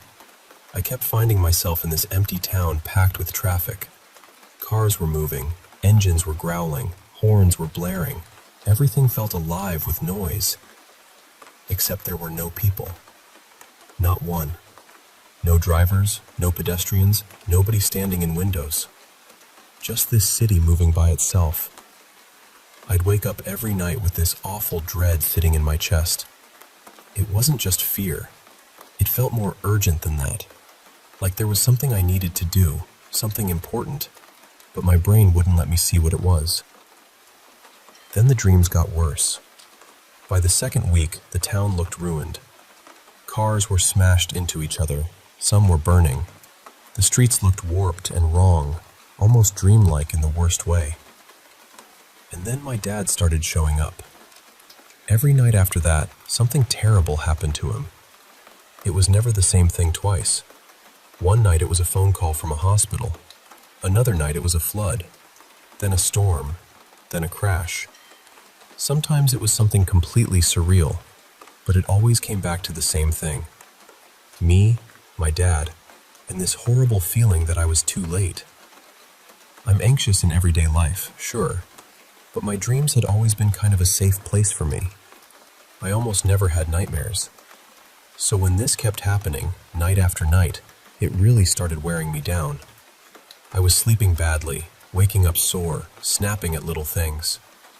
Around the same time, my mom started saying she wasn't sleeping well either, but I didn't really ask why. By the end of the 3rd week, I finally booked an appointment with my therapist. I figured maybe stress was bubbling up in some strange way, and my brain had decided to turn it into a horror movie. I hadn't told anyone in my family about the dreams. I didn't want to scare them. So I went to the appointment, sat down, and started explaining everything. The empty city, the cars, the feeling, my dad appearing over and over. And right in the middle of that session, this wave of pure panic hit me. Nothing had happened. There was no sound, no message, no reason for it. But suddenly I knew, in this deep and terrible way, that I needed to go home immediately. I couldn't sit there anymore. I apologized, left about 10 minutes early, and practically ran to the bus stop. While I was waiting, I texted my dad and told him I wanted to see him that day. That was unusual for me. I don't really text him like that. Usually I just call or walk into his apartment because I have a key. We didn't have plans. I figured he was probably out somewhere playing chess, like he usually did on certain afternoons. I got on the bus and tried calling him a couple of times. No answer. At first, I told myself that was normal. He might have been busy. He might have left his phone in his coat. He might have been in the middle of a game. Then my mom called. She told me she had left work early because she suddenly felt like she needed to check on him. That made me pause. My mom never leaves work early unless something is really wrong. But still, I tried to calm myself down. I told myself we were both just anxious. I told myself it was nothing. About half an hour later, I got back to my grandmother's place to drop off my things before going to my dad's apartment. And at almost the exact same moment, my mom walked in too. She looked shaken. Her face was tight, and I could tell she had been crying. That's when she told us my dad had suffered a stroke. It had happened while I was on the bus and while she was leaving work. Somehow, both of us had felt that same panic at almost the same time. She got to him first because she was closer. She found him, called the ambulance, and then came straight to my grandmother's house to tell us. We sat in the kitchen afterward, trying to breathe, trying to make sense of it. Then my mom told me something that honestly made my skin go cold. She had been having the same dreams. Not exactly the same scenes, but the same pattern. The first week, just strange and uncomfortable. The second week, darker and more frightening. The 3rd week, my dad started appearing in them. She had been waking up scared too. She had been losing sleep too. Neither of us had told the other. And then, on the day I finally said the dreams out loud to someone, everything happened. My dad had no known health problems. He was healthy, active, stubborn in the way dads can be. He had never given us a reason to think something like this was coming. And neither my mom nor I had any normal reason to go to his apartment at that exact time. But somehow, from 2 different parts of town, we both got pulled toward him. Because my mom arrived when she did, he got medical help quickly. He recovered far better than anyone expected, and I still think about how different things could have been if she had ignored that feeling. I don't know what I believe now. I've always been skeptical about paranormal things. I like explanations. I like logic. I like when the world keeps its furniture where it belongs. But I don't have an explanation for this. I don't know why we had those dreams. I don't know why they grew worse in the same way. I don't know why both of us felt that sudden terror at the same time. The only thing I can say is that something, somehow, got us moving. And honestly, knowing my dad, I wouldn't be surprised if his guardian angel has the same ridiculous sense of humor he does. Maybe it knew the only way to get our attention was to rattle every window in our heads until we finally came running.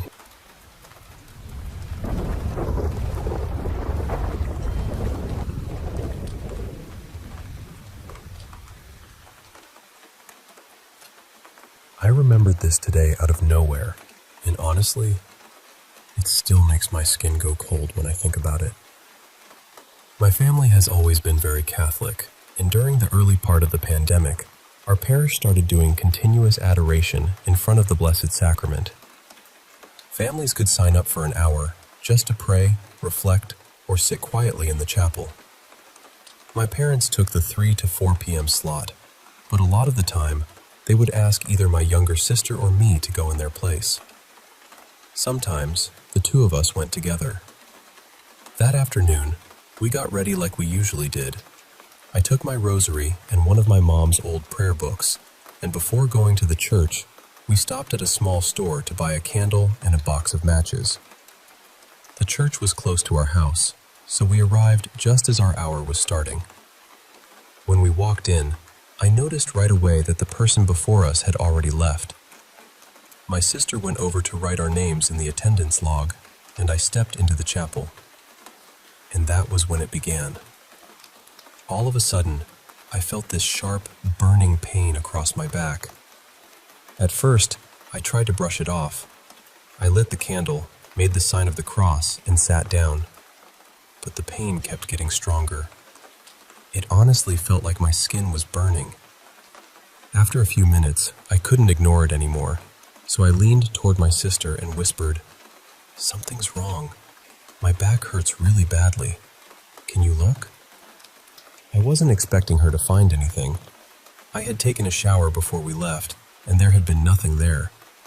No rash, no cuts, no marks. My sister lifted the back of my shirt, and her face changed immediately. She just stared. I said, "What? What is it?" She looked frightened. Then she said, "Your back is covered in scratches." I gave this nervous little laugh because I thought she had to be messing with me. I said, "Don't joke like that." But she shook her head and said, "I'm not joking." Then she went even quieter, and she whispered, "More are showing up." That's when I completely froze. I said, "What do you mean more are showing up?" She told me that thin red scratches were appearing across my back while she was looking at them. She said they hadn't been there seconds before. At that point, I was terrified. I could feel myself getting emotional, but we didn't want to leave the Blessed Sacrament unattended. So I did the only thing I could think to do. I started praying the rosary. My sister prayed the responses with me, and we stayed there for the whole hour. But the burning did not stop. Not once. When the next person finally came in for their shift, we finished the prayers and left as quickly as we could. By then, my back felt raw, like it was still on fire. The walk home felt much longer than it really was. As soon as we got inside, we told my parents everything. My mother checked my back herself and cleaned the scratches.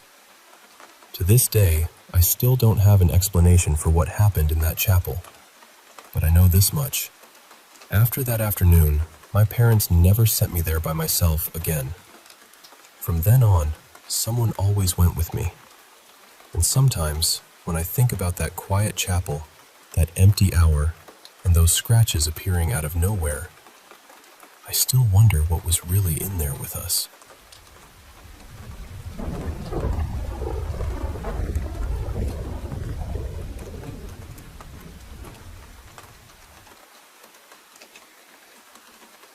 I was pretty young when this happened. I'd say elementary school age, though I honestly couldn't tell you exactly how old I was. It's been too long. I just know I was old enough to understand that something strange had happened, but still young enough that the dark felt enormous. Back then, I had a lot of trouble at night. I had night terrors, the kind where I'd wake up screaming so loudly my family would talk about it the next day. I also sleepwalked. Not once or twice either. It happened enough that my parents would joke, sometimes not fully joking, that they might need to tie me to the bed just to keep me safe. I was that kid who would suddenly appear beside someone's bed in the middle of the night, just standing there. Of course, they'd wake up terrified, and then I'd wake up terrified too, because I had no idea how I'd gotten there or why someone was yelling. One winter, I sleepwalked through the sliding door and ended up on the enclosed porch. It wasn't heated, and I curled up out there and fell asleep. My mom found me in the morning, freezing cold. Another time, at my dad's house, I shared an upstairs room with my sister. My stepmom woke up to banging on the window and came in to find me trying to open it. She panicked and asked what I was doing, because I could have fallen out.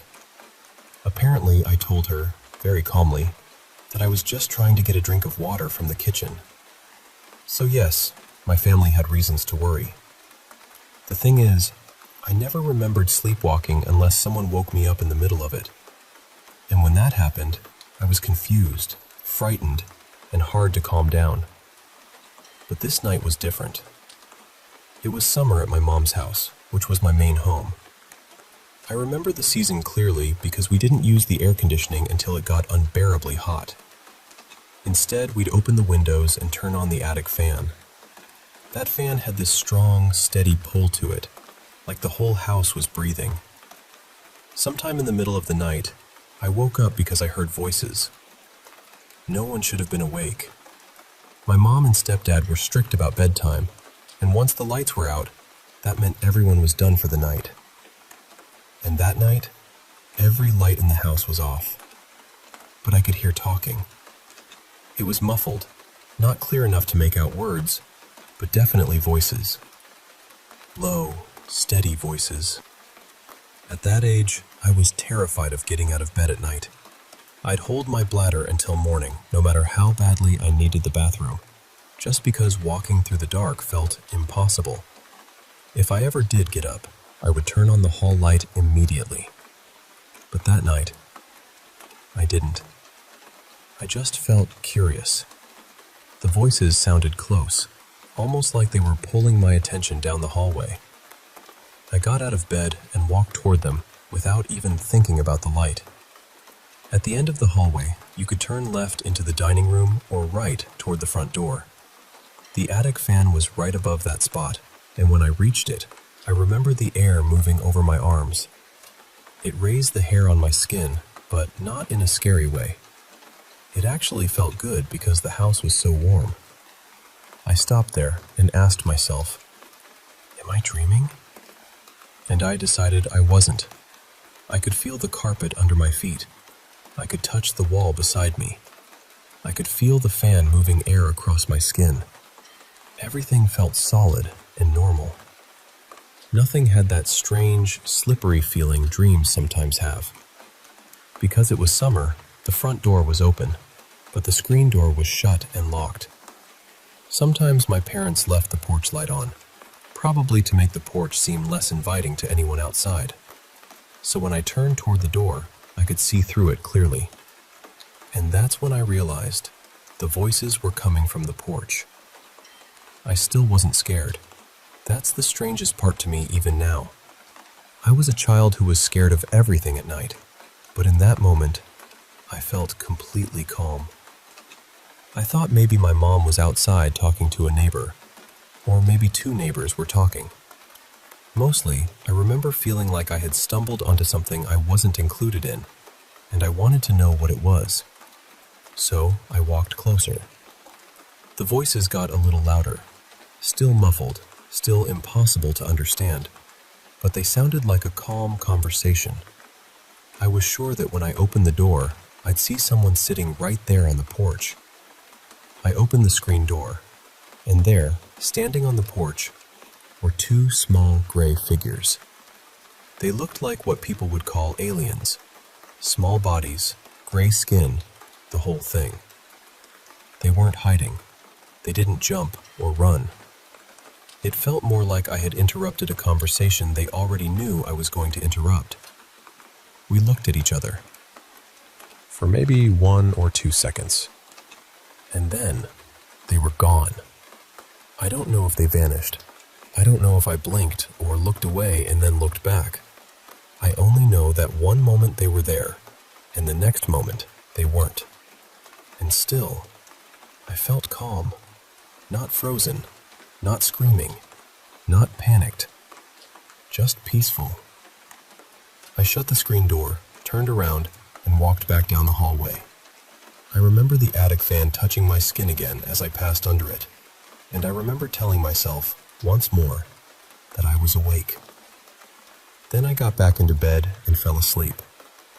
The next morning, I was sitting at the table while my mom made breakfast. She asked me how I slept, and all at once, the whole memory came rushing back. It didn't feel like remembering a dream. You know how sometimes you start telling someone about a dream, and halfway through, you realize parts of it don't make sense? This wasn't like that. It felt as real as remembering what I had done the day before. I said, "Mom, I don't think you're going to believe me, but I woke up last night, and there were aliens talking outside on the porch." I told her everything. The voices, the hallway, the fan, the screen door, the two gray figures. I was excited, honestly. I thought maybe she'd know what it meant, or at least help me understand why they had been there. But she just looked at me strangely. Then she told me, very carefully, that I must have had a realistic dream. I told her it wasn't a dream. I knew it wasn't. She said again that it had to be, and I remember feeling so disappointed. I don't blame her. I know how it sounded. But something about her brushing it off made me feel like I couldn't tell her things like that anymore. We never talked about it again, but I still remember it clearly. I'm almost 40 now, and it's still one of the sharpest memories from my childhood. I still think about it all the time and wonder what, exactly, I saw on that porch.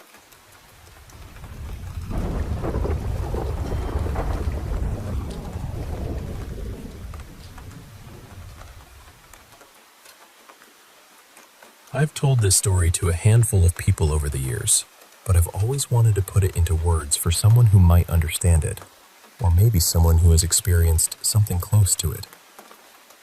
So I'll start where it really began, sometime around 2020. Back then, I was living with my mom and my girlfriend, and I was near the end of my senior year of high school. It was the COVID year, so everything felt strange already. School got cut short, time blurred together, and honestly, my friends and I were smoking a lot back then, so some of the smaller details are a little foggy. My grandma had always been deeply into ghost stories, but not in a casual way. She genuinely believed there was something in her house. She called it a shadow man. She used to tell me it helped my blind grandpa find his chewing tobacco and things like that, almost like it was just another strange presence in the house. My uncle, though, had a very different feeling about it. He stayed there for a while after his house burned down, and he said he heard what sounded like children running up and down the hallway. He also claimed he heard voices, and even said he had recordings. At the time, I was young, and I didn't really believe much of it. Then my grandma had to go in for open-heart surgery. Several doctors had turned her down because the odds were so risky. I remember hearing she had around an 80% chance of making it, and even that felt terrifying. Eventually, some surgeons in St. Louis agreed to do it, so my grandparents went there and stayed for quite a while. My brother, who I'll call Zane, was already living at their place, so he stayed behind to take care of the house and the dogs. One day, my friend, who I'll call Devin, and I went out there to visit him. We brought a 12-pack of Diet Coke and a little weed, and the three of us sat in the back room, talking and smoking. My grandma's house was way out in the middle of nowhere. There were neighbors, technically, but they were spread far apart. It was the kind of place where silence had room to stretch. I don't remember what we were talking about exactly, but I remember what interrupted us. From the other end of the house, we heard yelling. Not normal yelling. It was muffled, but loud, and it sounded distressed. The words were all tangled together, like someone speaking through a wall in a language I couldn't recognize. It didn't sound human in the way you expect a voice to sound human. The house wasn't huge, maybe around 1,500 square feet, so it wasn't like the sound was far away. It felt close enough to make all three of us stop. After that, we started talking about the shadow man. I tried to convince myself the sound had come from outside, but deep down, I knew something about it felt wrong. Devin and I left later, and I tried not to think about it too much. But that night, when I got home, I was lying in bed with my girlfriend, and I heard the same sound again. The exact same garbled yelling. Only this time, it was in my own house, almost 45 minutes away from my grandma's. It was late, everything was quiet, and both of us heard it. That was the moment things stopped feeling like a weird story and started feeling like something had followed me. After that, life got strange for a few years. At first, it was small things, knocking at the door at 2 or 3 in the morning, but nobody would be there. It was always 3 knocks, every time. That detail still bothers me. One night, 2 friends of mine, who I'll call Cole and Wade, were in my room playing Clone Hero with me. We heard a knock at the door. I had already told Cole about the Shadow Man, but he didn't believe it. He laughed and said it had to be Devin messing with me. So he ran to check. Nobody was there. He still brings that up sometimes. There were voices too. Little "hey" and "hello" sounds right in your ear. Then there was the TV in the game room. Sometimes I'd hear it turn on by itself, play for a few minutes, and then shut off. I never got brave enough to fully investigate it. I couldn't tell if it was actually the TV or something pretending to be one. I could hear noise, but I could never make out exactly what was being said. One time, Devin was watching my webcam while we were talking online, and he told me he saw my girlfriend walk past in the background. But she wasn't home. She was at work. I knew that for a fact because I had just gone through her line at work, gotten food, and come straight back home. The thing that scared me the most in that house happened while I was home alone. I was sitting in the game room with the door open, playing CS:GO with Wade. The bedrooms had carpet, but the rest of the place had stained concrete floors. All of a sudden, from the far side of the house, I heard what sounded like someone in socks sliding quickly across the floor. Fast little movements, almost like a child running. It came closer and closer, all the way up to my doorway. Then it stopped. There was silence. And then, clear as day, right there in the doorway, I heard a human finger snap. That was the first time I remember shaking so badly I couldn't even explain what happened. Wade was still talking to me through the mic, and I just sat there frozen. After that, snapping became regular. That and the 3 knocks. Those were its calling cards. It got to where I couldn't sleep unless the TV was blaring loud enough to cover the sounds. My mom heard things too, but she handled it differently. She'd say, "We have to live here, so I just ignore it." One time, I was terrified, and she casually told me that just minutes earlier, someone on the couch had said hello to her, even though nobody was there. She just brushed it off. My mom is tougher than me. I ran out of that house more than once. Eventually, rent went up, and we decided to move. We bought an old single-wide trailer for cheap and put it on some property my mom had near my grandma's place. I really hoped we had left everything behind. We hadn't. The first night in that trailer, my girlfriend, who I'll call Eliza, and I were getting settled in. My brother Zane was there too, and my mom was over at my grandparents' house. Eliza and I were walking near the front door when the front and back doors swung open at the exact same time. Then all the breakers flipped. At the same moment, there was this awful moaning sound. I called my mom, scared out of my mind. I don't remember exactly what she said, but knowing her, it was probably something like, "Flip the breakers back on and ignore it." Honestly, that might have been the best advice anyone could give, even if it didn't make me feel better. In that trailer, things got worse. There was a sound that happened over and over at night, like someone dropping a marble on the floor in the back of the trailer. It would hit, bounce faster and faster, then stop. Then it would happen again. I never found a marble or anything that could explain it. The whispering got worse too. Mostly greeting words. Always soft, always close to my ear. For a while, I would wake up every morning around 4:30. I don't know if that meant something, but it happened enough that I noticed.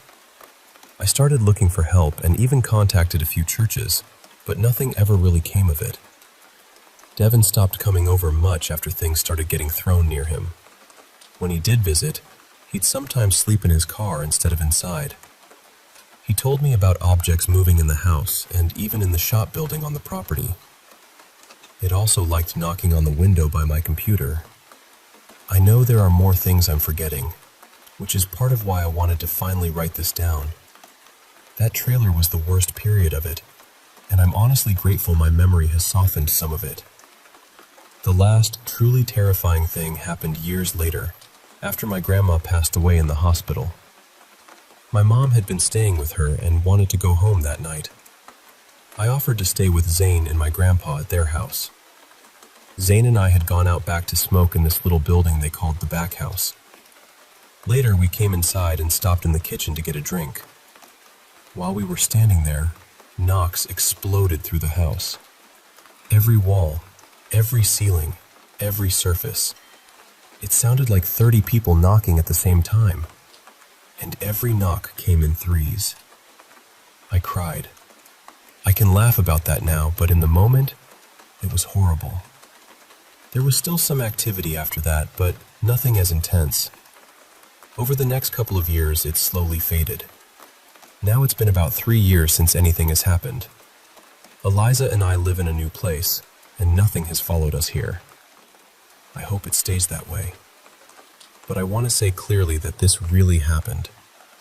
I know how it sounds. I know some people won't believe it. That's okay. I'm sharing it because it changed the way I think about things, and because a part of me is still curious. If anyone has experienced something similar, especially the 3 knocks, the snapping, or that strange garbled yelling, I'd honestly love to know. This whole thing left me with questions I think I'll carry for the rest of my life.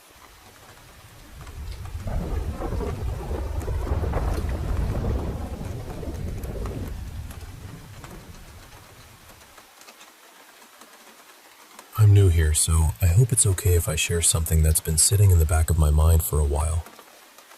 About 5 years ago, I started looking into EVP, electronic voice phenomena. At first, I thought it would just be strange recordings, faint whispers, little oddities you can explain away if you try hard enough. But the deeper I went, the more I felt like there were layers to this world that most of us never get told about. One theory that really caught my attention is sometimes called the UFO intrusion theory. The idea is that UFOs and ghosts may not be separate things at all. They could be the same phenomenon, beings from another dimension that have been close to us for thousands of years. And according to this theory, they are not physical in the way we are. They are more like energetic beings. Just like we need food from plants and animals to keep going, they might need energy from us. Not food exactly, but emotional and electrical energy. Brainwaves, fear, joy, awe, prayer, panic, euphoria. That's the part that made me think of Monsters, Inc. Not in a childish way, but in the sense that fear, emotion, and human intensity become a kind of fuel. The theory suggests these beings cross into our reality and appear in ways we can barely understand. Lights in the sky, strange shapes in rooms, cold spots, voices, knocks, shadows, orbs. They create fear, confusion, wonder, and sometimes even happiness, then somehow absorb the energy we produce in those moments. Think about a packed church, everyone praying with deep emotion, or a stadium full of people shouting, celebrating, almost vibrating together, or a concert where thousands of minds are locked into the same feeling. The theory says those moments might produce exactly the kind of energy these beings are drawn to. There are people who point to infrared photos as possible evidence. Beams, strange lights, or round glowing shapes near people's heads during religious gatherings, sports events, concerts, and other emotional crowds. Of course, some of these photos could have normal explanations: dust, reflections, camera artifacts. But once you start looking at enough of them, the pattern begins to feel harder to ignore. And then there's religion and folklore. Gods, saints, elves, genies, spirits, angels, demons.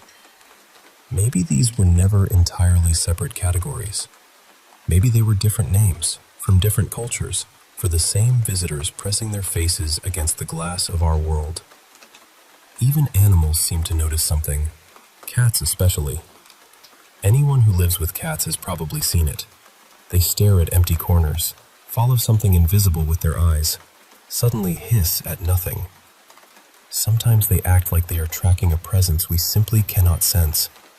In one case I studied, there was a house where a young girl and a teenage boy seemed to appear.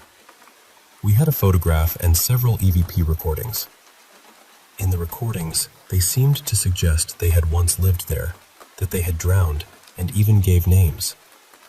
After some digging, the details seemed to place the story somewhere around the early 1960s. But under this theory, they may not have been ghost children at all. They may have been interdimensional beings using the memory of the house, like reaching into an old wound and making it speak. They could have accessed something traumatic that lingered there, then shaped it into voices, images, and emotions. Not necessarily to communicate with us, but to affect us, to unsettle us, to pull energy from our reactions. That idea sounds wild at first, I know it does. But the more I read, the more I listened, and the more I compared different cases, the less impossible it felt. Places with heavy histories seem to attract this kind of activity again and again, almost as though memory itself becomes a doorway. I'm not saying I have all the answers. I don't. Maybe some of this can be explained naturally. Maybe some of it can't. But I do think there's something here worth looking at with an open mind. So I wanted to ask, what do you think? Have you ever experienced something that made you wonder whether ghosts, UFOs, and old folklore might all be different masks worn by the same thing?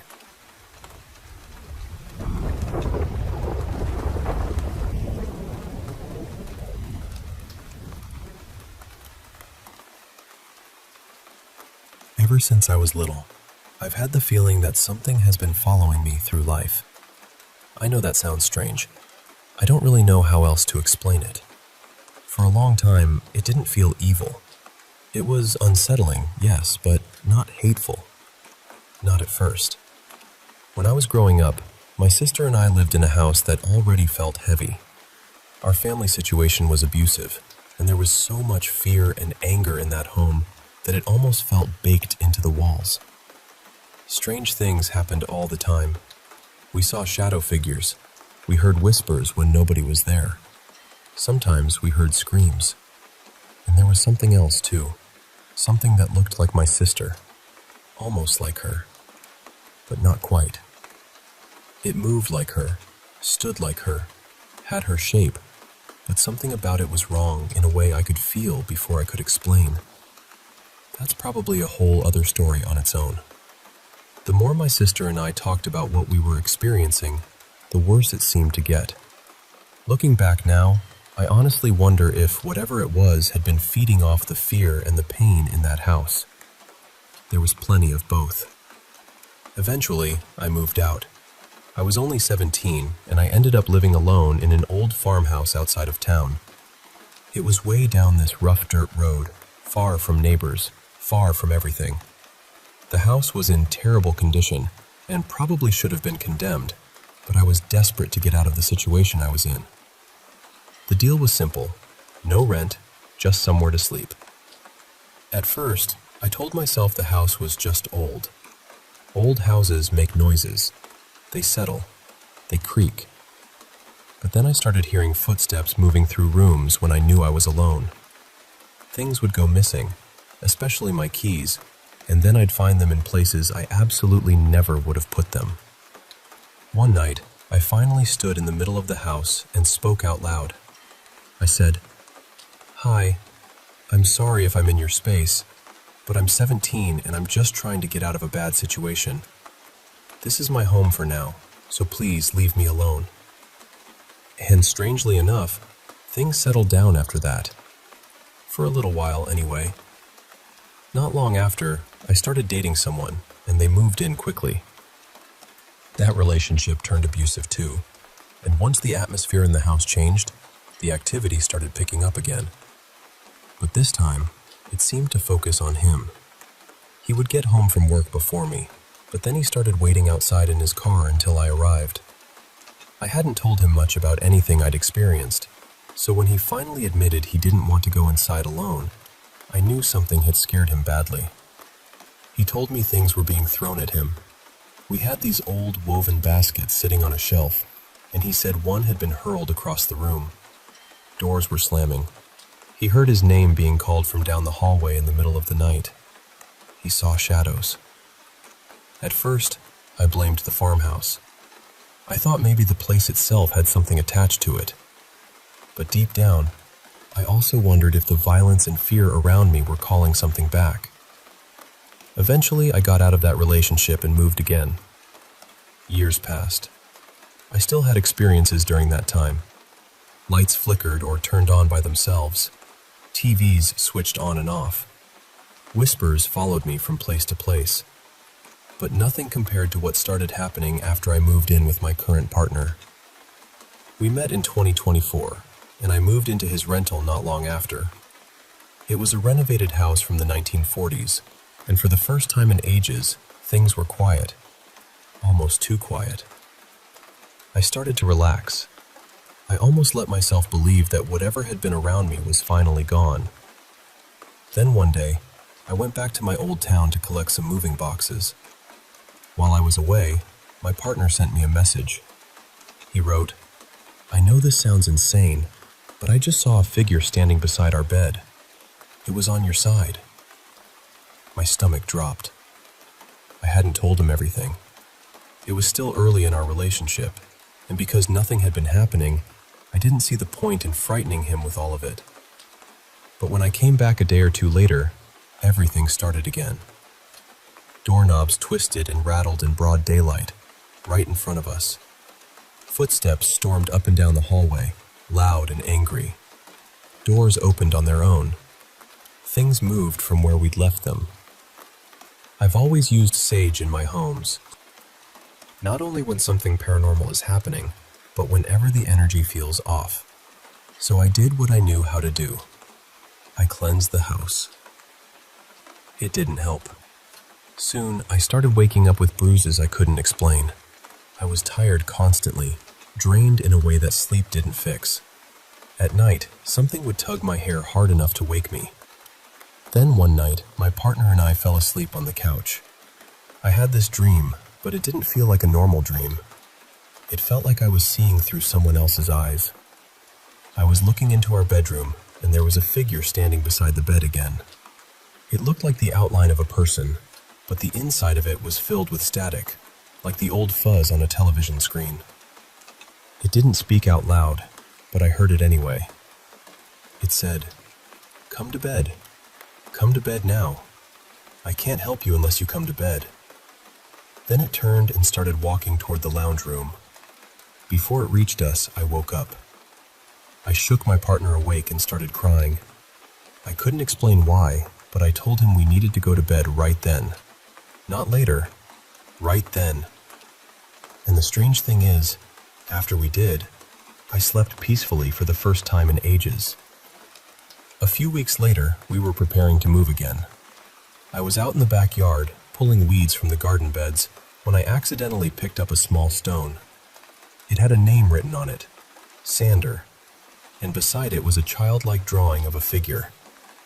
I don't know why, but the moment I realized what I was holding, I felt sick, uneasy, watched.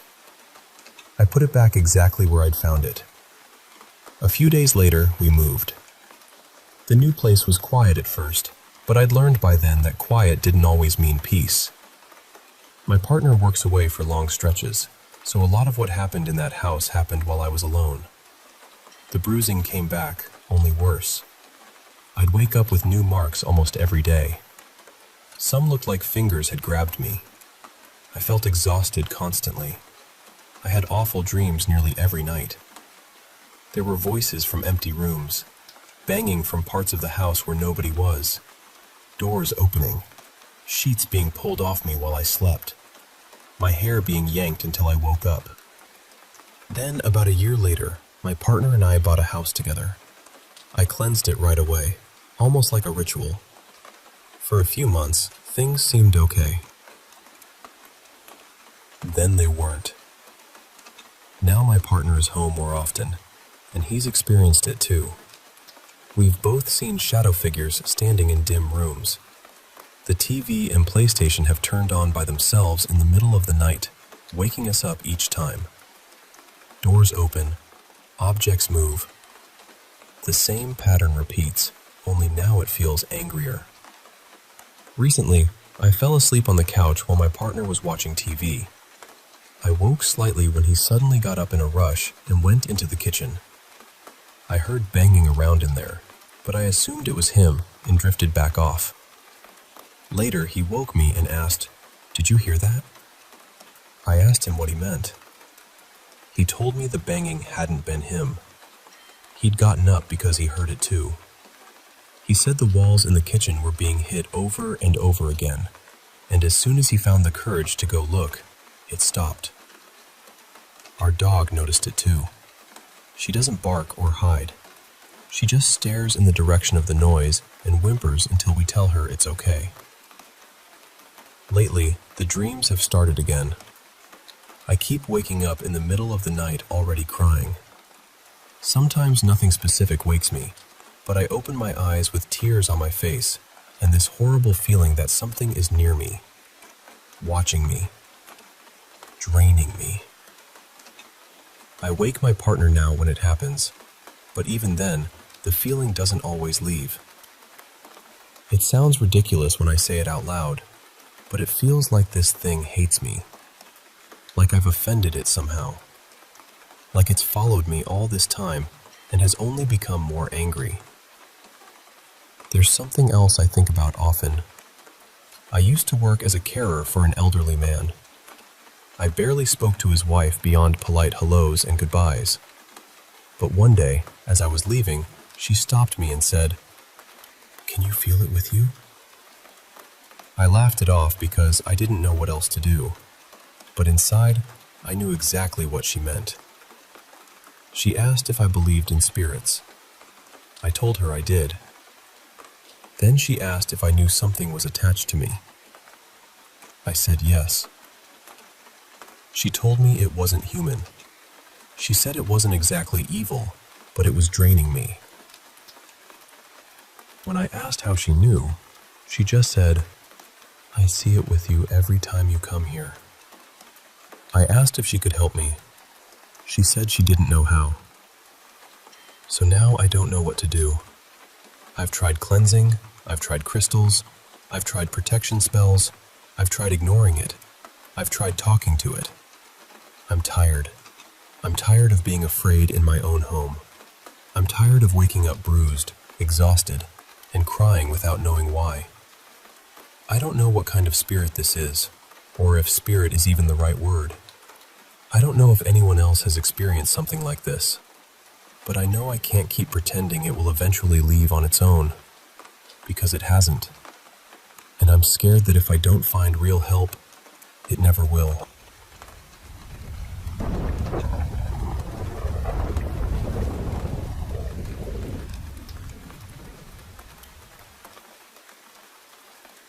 Listen, I still don't know how to explain what happened that night. It was sometime in the middle of December, the kind of night where the cold doesn't just sit outside, it follows you around. My friend Ervin and I were driving back home after a long shift at work. We were tired, half silent, and the road ahead looked endless. There were no streetlights for a long stretch, nothing around us except darkness, fields, and the sound of the engine. The headlights were the only thing cutting through the road. I remember looking at the dashboard clock.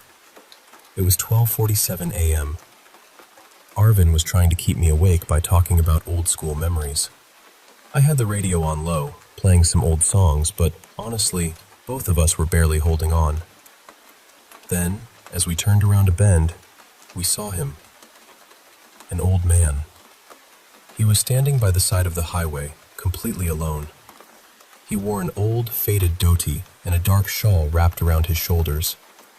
His hair was gray and messy, falling near his face. But the strange thing was, he wasn't panicking. He wasn't waving desperately or calling out for help. He was just standing there, waiting. As we got closer, he slowly raised one hand. I looked at Arvin and asked, "Should we stop?" He stayed quiet for a second, then said, "There's nobody else on this road. Poor man. Let's at least ask him." So I pulled over. The old man opened the back door and got inside. The moment he entered the car, I felt the air change. I'm not saying this to make it sound dramatic. It genuinely felt colder. And there was this smell too, like wet soil, old cloth, and burnt incense. I looked at him through the mirror and said, "Where do you need to go, Tata?"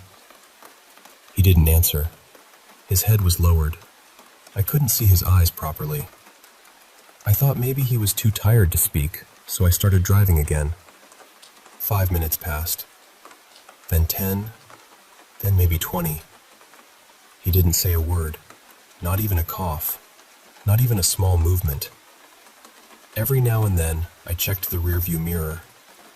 He was sitting in the exact same position, completely still. The silence in the car became heavier and heavier.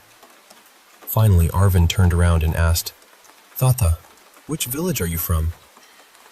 Still nothing. No reply. No movement. That was when I started feeling something was wrong.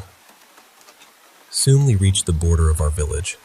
The Eli Coville was just ahead, near the old archway. I don't know why, but I felt relieved when I saw the temple. I stopped the car near it, kept the engine running, and turned around. I said, "Tata, we've reached the village. Where exactly do you want to get down?" And then I froze. The back seat was empty. Completely empty. For a few seconds, my mind couldn't understand what I was seeing.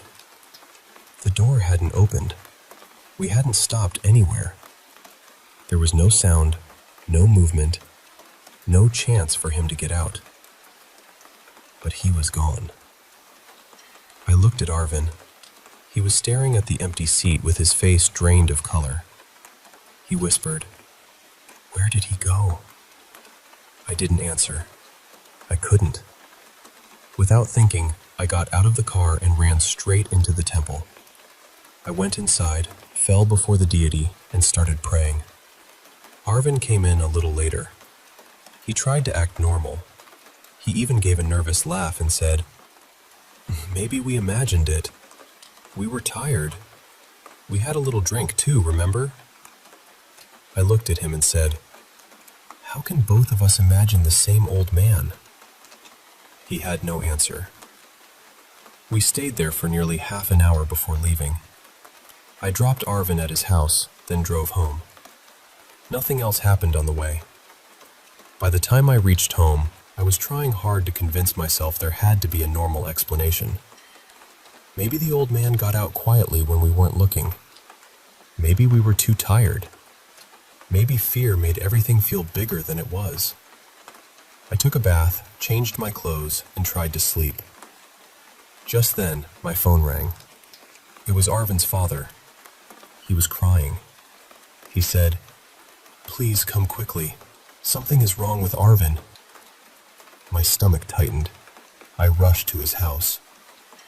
The moment I stepped inside, I knew something was terribly wrong. Arvin was sitting on the floor. His eyes were rolled upward, and his whole body was shaking. His family members were trying to hold him down. When he saw me, he smiled. But it wasn't his smile. It was cold, cruel, wrong. Then he spoke, and the voice that came out of him was not Arvin's. It was deep, rough, and old. He said, "Where is Ramanathan?" Everyone went silent. Arvin didn't know anyone named Ramanathan. His family didn't either. But he kept repeating it. "Where is Ramanathan? Where is Ramanathan?" Again and again. That voice sounded exactly like an old man's voice, and all I could think about was the man we had picked up on the highway. Arvin's mother was crying. His father was calling relatives. Nobody knew what to do. Then an elderly neighbor said, "Take him to the Eli Kovil, now!" So we carried him there. The priest was already awake, preparing for the early morning puja. The moment he saw Arvin, his face changed. He told everyone to stand back. He began chanting. He placed sacred ash on Arvin's forehead. At first, nothing happened. Then Arvin screamed. It echoed through the whole temple compound. The lamps near the shrine flickered hard, even though there was no wind inside. The priest kept chanting. Arvin started laughing. Not like himself. It was a horrible, broken laugh. Then he said, "The road." His voice dragged through the air. "The road belongs to me." The priest threw holy water on him. Arvin's body jerked backward. He let out one final scream, and I swear it sounded exactly like the old man from the car. Then everything went silent. Arvin collapsed. For a few minutes, nobody moved. Then slowly, he opened his eyes. He looked weak, confused, normal. He asked, "Why is everyone here?" He remembered nothing after I dropped him at his house. Nothing at all. Later, the priest told us something that still stays with me. Many years ago, an old man named Ramanathan had died on that same highway on a cold night. A speeding truck had hit him, and his body had remained unidentified for days. After that, people sometimes said they saw an old man standing near that stretch of road, asking for a ride. Most people called it a rumor. I wish it had stayed that way. Arvin recovered after a few days, and slowly, life went back to normal. But even now, whenever I drive past that road after midnight, I don't look toward the side of the highway. Because sometimes, just for a second, I feel like I can see him there. An old man standing in the dark. Quiet. Patient. Waiting for someone kind enough to stop. And if he ever raises his hand again, I won't.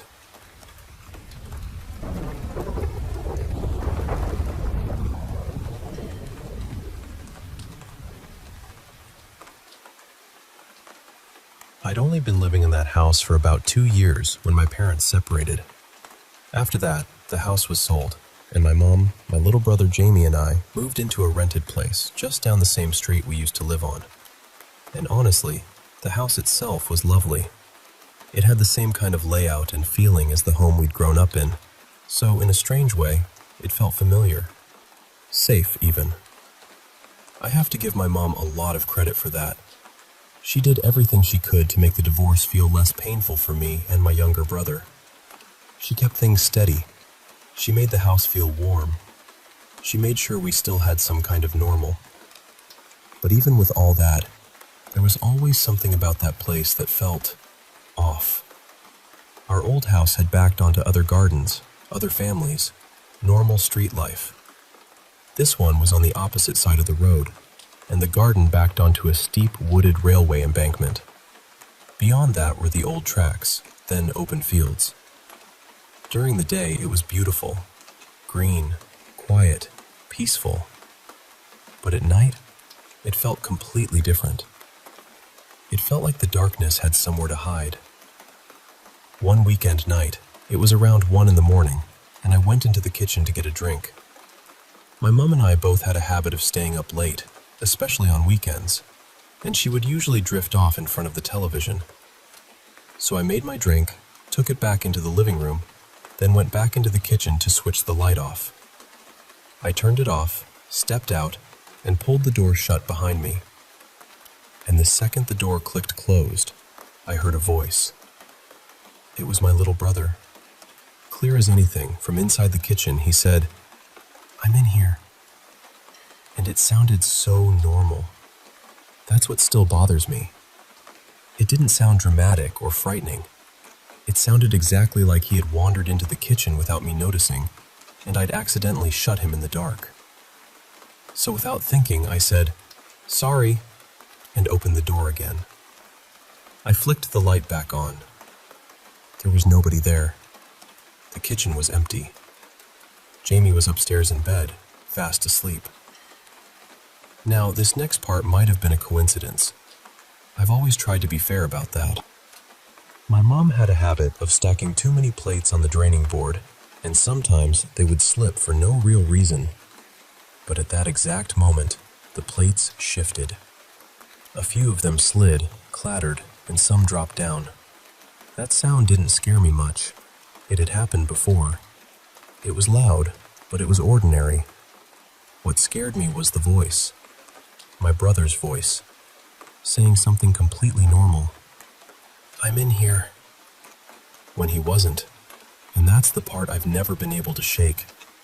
I've spent years asking myself what I actually heard that night. Why would I hear my brother say such an everyday thing when he was nowhere near the kitchen? That, to me, is what made it so disturbing.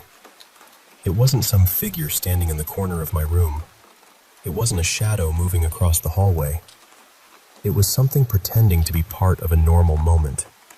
Something small, familiar, harmless. And somehow that made it worse. I know what I heard. I didn't mistake the television for his voice. He didn't sneak downstairs to scare me. He was asleep. The kitchen was empty. But something spoke from inside that room, and it used my brother's voice. We moved out of that house in early 2020. I still pass it sometimes, and I do think of it as a happy home in many ways. It gave us a little piece of normal life when everything else had been pulled apart.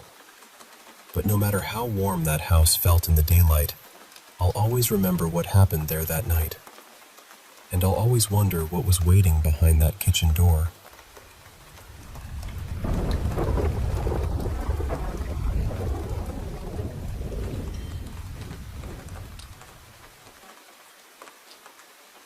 I've had a handful of strange things happen to me over the years, but this is the one I still come back to. I'm a pretty grounded person. I don't scare easily, and I've always thought that things like ghosts or spirits might just be something science hasn't quite caught up with yet. I barely drink, maybe once or twice a year, and I don't use drugs. I've worked in hospice care for a long time, nearly 16 years now, and as you can imagine, I've seen and heard some unusual things in nursing. But those are stories for another time. I'm telling you that because when people hear this story, they usually look at me like I'm exaggerating or making it up. And honestly, if someone else told it to me, I'm not sure I'd believe them either. But I was there. I saw it. I felt it. This happened years ago, when my friend Gia and I were at her house. It was a small place. When you walked through the front door, the stairs were right there in front of you, leading up to 3 little bedrooms. Off to the right was a door into the living room, and from there you could get to the kitchen and bathroom. We were sitting in the living room that night, and her little boy, who was about 3, was asleep upstairs. Now, back then, Gia and I were really interested in ghost hunting. Her house already had a reputation between us. Doors would slam on their own. Things would get knocked around in the kitchen. Once, when I was there by myself, I heard what sounded exactly like a dining chair scraping across the floor. I went to check, and the chair was sitting right in the middle of the kitchen. So that night, we decided to try something. We put 2 candles in the middle of the coffee table, then placed 8 smaller candles all around the edge. We sat across from each other and started asking questions. We said one candle could flicker for yes, and the other could flicker for no. At first, nothing much happened. Then we started talking about one of Gia's friends who had died in a car accident. As soon as we mentioned him, the yes candle flickered. Gia asked, "Is that you?" And the candle flickered again. So we kept asking questions, and the answers came through the two candles. Yes or no. Flicker, pause, flicker. The strange thing was that none of the other candles moved. Not one. Just those two. I'd never seen anything like it. Then Gia asked, "Can you make the other candles flicker too?" And one by one, going around the table in order, each of the 8 smaller candles flickered. It was slow and deliberate, almost like someone was walking around the coffee table and blowing gently on each flame as they passed. That was the moment I started to feel afraid. There was no breeze. We weren't moving. The windows were closed. Nothing in that room should have caused it. Then we heard a thud upstairs. Gia got up right away to check on her son. When she came back down, she looked unsettled. She said he was still fast asleep in his crib, but several books had fallen from his shelf and landed in the middle of the floor. Right after she said that, the yes candle flickered again. She asked, "Did you do that?" And it flickered yes. That was enough for both of us. We decided we were done. We were scared by then, really scared. But before we ended it, and I honestly don't know why I did this, I asked, "Can you blow out the candle closest to me?" The flame nearest me started flickering wildly. Not the others, just that one. It looked exactly like someone was blowing on it. Then it went out. We both panicked and said out loud that we were ending the session. We started blowing out the candles, and that's when we heard another thud upstairs. Only this time, it wasn't just a thud. It sounded like heavy footsteps running quickly down the stairs. Then the handle on the closed door between the living room and the hallway started rattling. Not a tiny shake. It rattled hard for several seconds. Then it stopped. We had to open the door because Gia's son was upstairs, and we needed to make sure he was okay. But when we opened it, there was nothing there. The front door was still locked. Nobody had come in. Her son was still asleep. After that, we just sat there, shaken, trying to talk through what had happened. Then my mobile phone started ringing. This was before smartphones. My phone was sitting on top of the TV, and it was around 2 in the morning, so a call at that hour was strange enough. I picked it up and looked at the screen. The number was just zeros. 00000000000. I didn't answer it. Part of me still wishes I had. And that's my story. That's the one I can't explain. I know I can't prove it to anyone, and I know it sounds unbelievable. I'm just grateful Gia was there with me, because if I'd experienced it alone, I think I would have questioned my own memory. It happened about 20 years ago, and I can still see that room clearly. The table, the candles, the door handle shaking. I wish I had an explanation. I really do.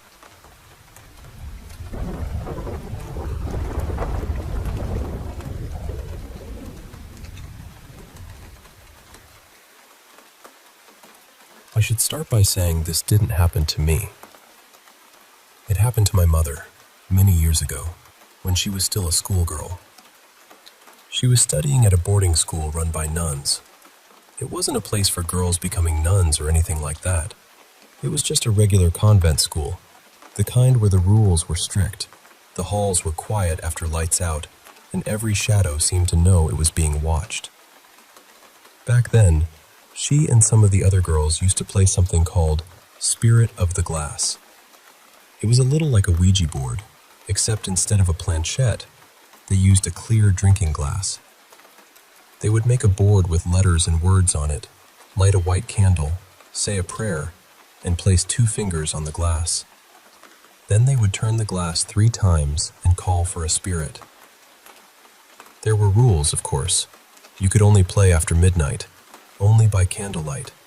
And when you were finished, you were supposed to pray for the soul and pass the glass through the smoke of the white candle to close everything properly. My mother was around 13 or 14 at the time, young enough to be frightened by everything, but old enough to go looking for answers when adults refused to give them. And something had happened at the school. A senior student had died by suicide. Her name was Clara, or at least that's what I'll call her here. She was older than my mother, beautiful, clever, and well-liked. The younger girls admired her from a distance, the way younger students often admire someone who seems to move through the world with confidence. People said she had been in love with a boy her parents did not approve of. They had forbidden the relationship completely. After that, Clara left a note.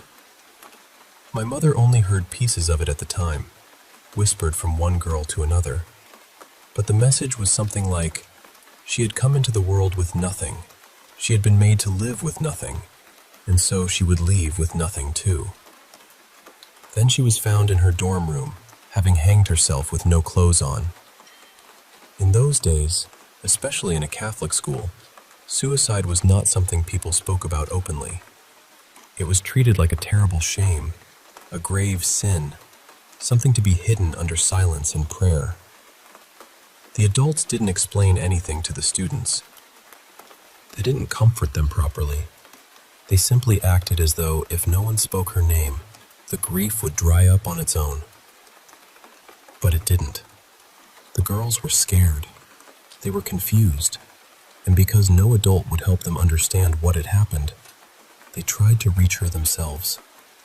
That Friday night, after midnight, my mother and a few of her friends gathered in their dorm room. They lit the candle, set up the board, placed their fingers on the glass, and began. At first, nothing happened. They asked if anyone was there. Nothing. They waited. Still nothing. For a while, they avoided saying Clara's name. Maybe they were afraid of being disrespectful. Maybe they were afraid she would answer. But eventually, one of the girls whispered it. "Clara, are you here?" And the glass moved. My mother said she didn't believe it right away. None of them did. They thought someone at the table must have been pushing it, trying to scare the others. But then she noticed something strange about the glass. It had been completely clear before. Now it looked cloudy inside, almost like a tiny thread of smoke had been trapped in it. The glass began spelling out words.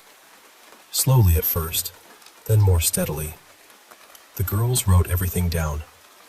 They didn't understand the message then, not fully. But later, they would realize it was almost exactly the same as the note Clara had left behind. They asked questions to test her. Small things. Private things. Things they thought only Clara might know, or that would reveal if one of them was playing a cruel joke.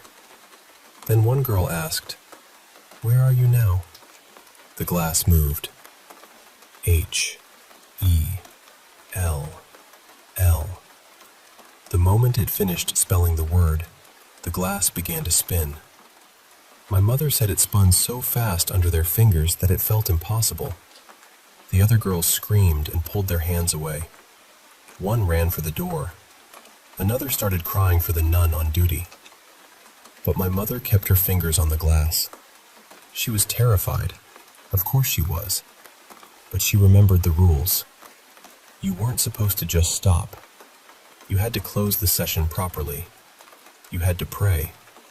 You had to smoke out the glass with the candle. So she stayed there, fingers trembling, while the glass continued to turn beneath them. And then it stopped. The room went very still. My mother said that was when she felt someone sitting beside her, not standing in the corner, not hovering over her, sitting right there, close enough that she felt the shape of a presence beside her body. But she said it didn't feel evil. That was the thing she always insisted on. It didn't feel angry. It didn't feel threatening. It felt curious, almost amused, as though Clara had been watching a group of little girls scare themselves half to death and found it faintly funny.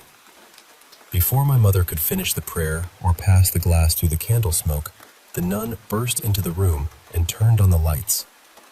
Everything changed in an instant. The candle was taken. The board was taken. The glass was taken.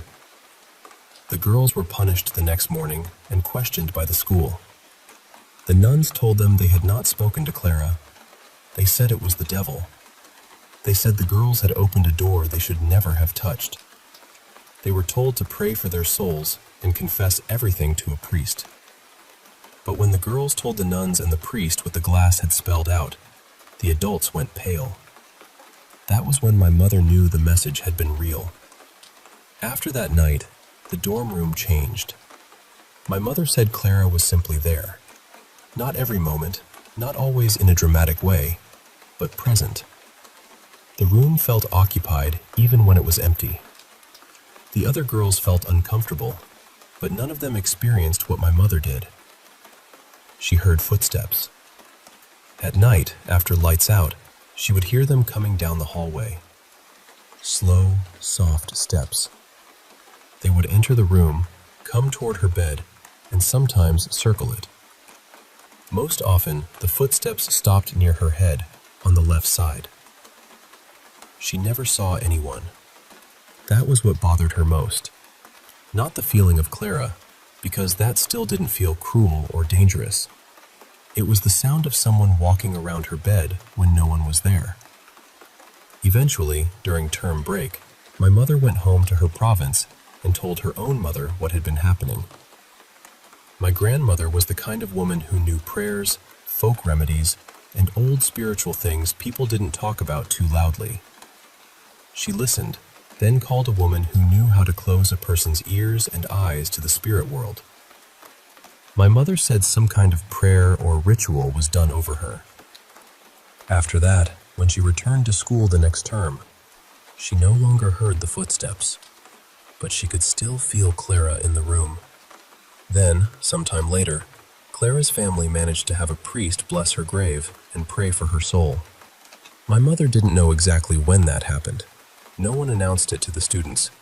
She only knew that one day, the feeling in the dorm room was gone. Not faded slowly, just gone. To this day, my mother says she never believed Clara meant to harm her. She was frightened by the footsteps, yes, especially because they came around bedtime, and Clara was believed to have died not long after lights out. But the presence itself never felt wicked to her. She always described it the same way. Light. Curious. A little playful. As if Clara had never really wanted to scare them. Maybe she only wanted someone, finally, to listen.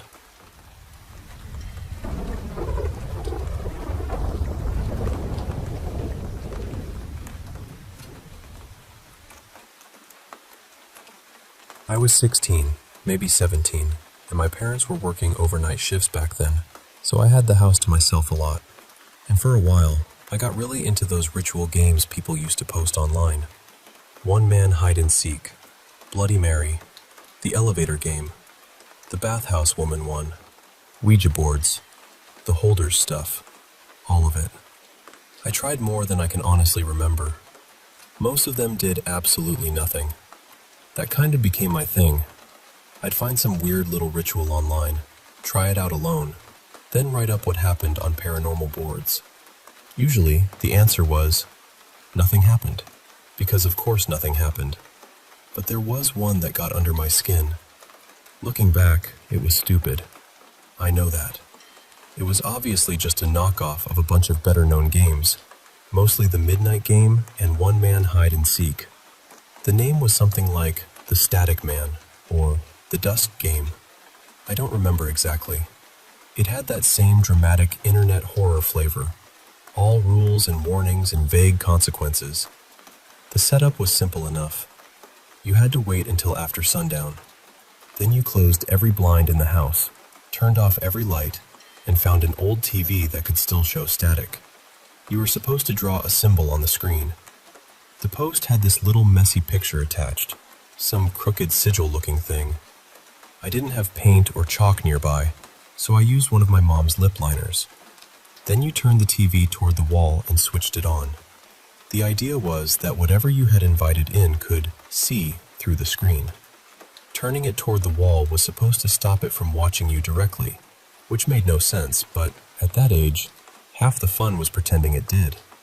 After that, you had to move around the house and hide in certain rooms you'd marked as safe. You were supposed to put something religious inside each safe room before starting. A cross, a prayer card, anything like that. Then every couple of hours you had to switch rooms, because the thing would eventually figure out where you were. The post was very unclear about what happened if it caught you. It said something like, "It will make you do things." That was the whole thread.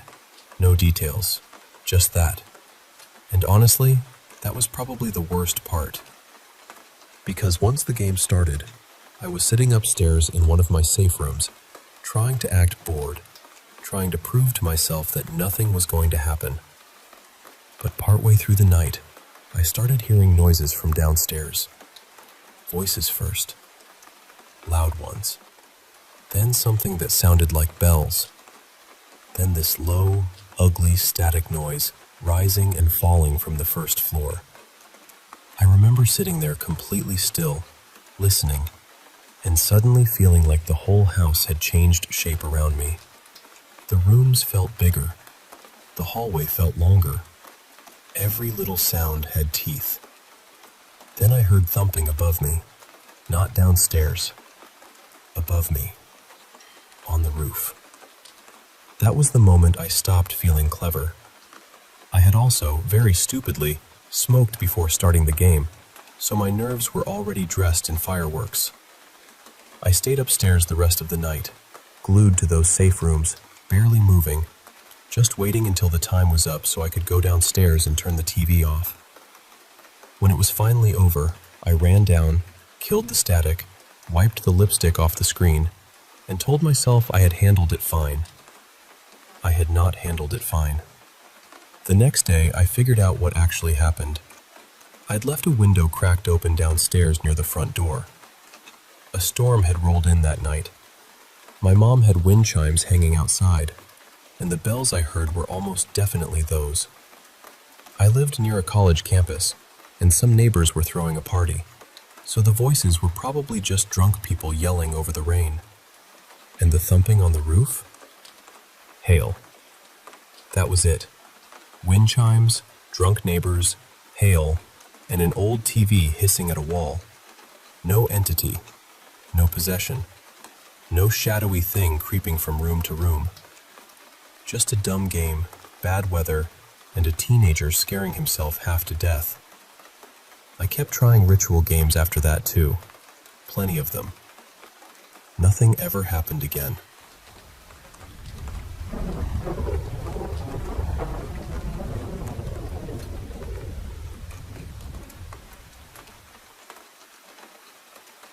I was 16, maybe 17, and my parents were working overnight shifts back then, so I had the house to myself a lot. And for a while, I got really into those ritual games people used to post online. One-man hide and seek, Bloody Mary, the elevator game, the bathhouse woman one, Ouija boards, the holders stuff, all of it. I tried more than I can honestly remember. Most of them did absolutely nothing. That kind of became my thing. I'd find some weird little ritual online, try it out alone, then write up what happened on paranormal boards.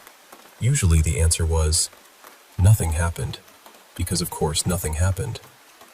But there was one that got under my skin. Looking back, it was stupid. I know that. It was obviously just a knockoff of a bunch of better-known games, mostly the Midnight Game and One-Man Hide and Seek. The name was something like The Static Man or The Dusk Game. I don't remember exactly. It had that same dramatic internet horror flavor, all rules and warnings and vague consequences. The setup was simple enough. You had to wait until after sundown. Then you closed every blind in the house, turned off every light, and found an old TV that could still show static. You were supposed to draw a symbol on the screen. The post had this little messy picture attached, some crooked sigil-looking thing. I didn't have paint or chalk nearby, so I used one of my mom's lip liners. Then you turned the TV toward the wall and switched it on. The idea was that whatever you had invited in could see through the screen. Turning it toward the wall was supposed to stop it from watching you directly, which made no sense. But at that age, half the fun was pretending it did. After that, you had to move around the house and hide in certain rooms you'd marked as safe.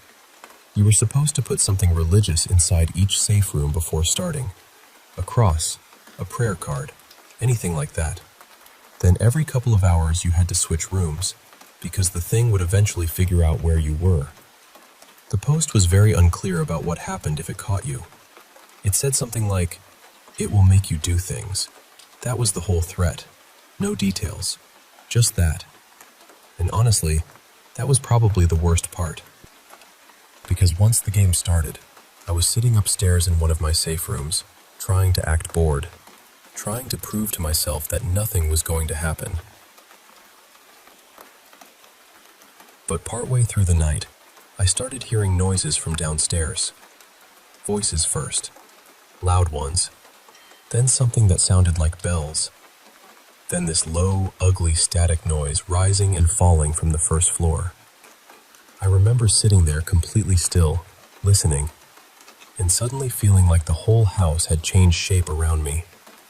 The rooms felt bigger. The hallway felt longer. Every little sound had teeth. Then I heard thumping above me. Not downstairs. Above me. On the roof. That was the moment I stopped feeling clever. I had also, very stupidly, smoked before starting the game, so my nerves were already dressed in fireworks.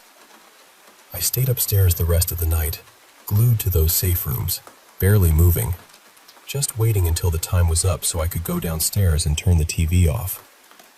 When it was finally over, I ran down, killed the static, wiped the lipstick off the screen, and told myself I had handled it fine. I had not handled it fine. The next day, I figured out what actually happened. I'd left a window cracked open downstairs near the front door. A storm had rolled in that night. My mom had wind chimes hanging outside, and the bells I heard were almost definitely those. I lived near a college campus, and some neighbors were throwing a party, so the voices were probably just drunk people yelling over the rain. And the thumping on the roof? Hail, that was it. Wind chimes, drunk neighbors, hail, and an old TV hissing at a wall. No entity, no possession, no shadowy thing creeping from room to room. Just a dumb game, bad weather, and a teenager scaring himself half to death. I kept trying ritual games after that too. Plenty of them. Nothing ever happened again. 4. The last knock in the little downstairs bathroom. I grew up in a house that always felt like it had more people in it than the ones actually living there. Not always in a bad way, though. That's the strange part. Some of the energy felt heavy, sure, but a lot of it was just there. Neutral. Almost like old weather trapped in the walls. And I'm pretty sure at least one thing in that house was residual, just replaying itself without really noticing us. Even before we moved there, back when we lived in an apartment, my family had little paranormal experiences. Nothing too dramatic most of the time. We even had what I swear was a ghost cat. You'd feel it curl up against you or brush past your ankles, and it was oddly sweet. But the thing I'm going to tell you about now was not sweet. Our house had originally been an old cider mill, later turned into a home sometime in the early 1900s. Then, decades after that, someone added onto it. I think the addition was built around the 1970s. The experience happened in the downstairs bathroom, which was part of that newer addition. And this bathroom was tiny. I mean, it was the kind of little powder room that had absolutely no business also having a shower stall in it. but somehow it did. You could barely move around in there. The walls had these plastic sheets made to look like tile, but they weren't attached very well. There was space behind them, so if you pressed your hand against the wall, the plastic would bend inward until it hit the drywall underneath. That detail matters. I want you to picture that wall clearly. One day, my younger sister Mara and I were home alone. I was probably about 15 and she was around 11. We had been doing chores all morning and were about to stop for lunch. Of course, because my body has always had a dramatic sense of timing, the second food was about to happen, I had to use the bathroom. So there I was, sitting in that tiny downstairs bathroom, with no phone or anything to distract me because this was before we all carried tiny glowing worlds in our pockets. I was just thinking about what chores we still had left to do after lunch. Then this weird feeling came over me. It was almost like nausea, but not in my stomach. It was in my head. A strange, woozy pressure, like the air had changed. And then I heard 5 bangs on the wall beside me. Not random creaks, not pipes. 5 clear knocks, spaced about half a second apart. At first, I thought it was Mara. The living room was on the other side of that area, in the older part of the house, and I thought maybe she needed me for something. Even though that wall should have been thick enough to muffle just about anything, the bangs sounded intentional. So I called out, "Just a minute." About 15 or 20 seconds passed. Then that same awful feeling started building again. The pressure in my head returned, stronger this time. A few seconds later, there were 3 much louder bangs on that same wall. These were slower, heavier, about a full second between each one, and they were hard enough to shake the mirror above the sink. I could feel them through the floor with my feet. This time, it didn't sound like someone knocking from another room. It sounded like someone was pounding directly on the drywall behind the plastic tile sheet, right next to me. I was scared, but I also tried to be practical. I told myself maybe Mara was trying to scare me. Maybe she was being annoying. So I yelled louder, "Just give me a second!" But at that point, I was already planning to get out of there as fast as possible. Whatever was going on, I didn't want to sit around and negotiate with it. Then the feeling came a third time, and this time it was different. It rushed through me, not just in my head, but in my stomach too. It felt deep and sharp, like something predatory had suddenly noticed me and was moving fast.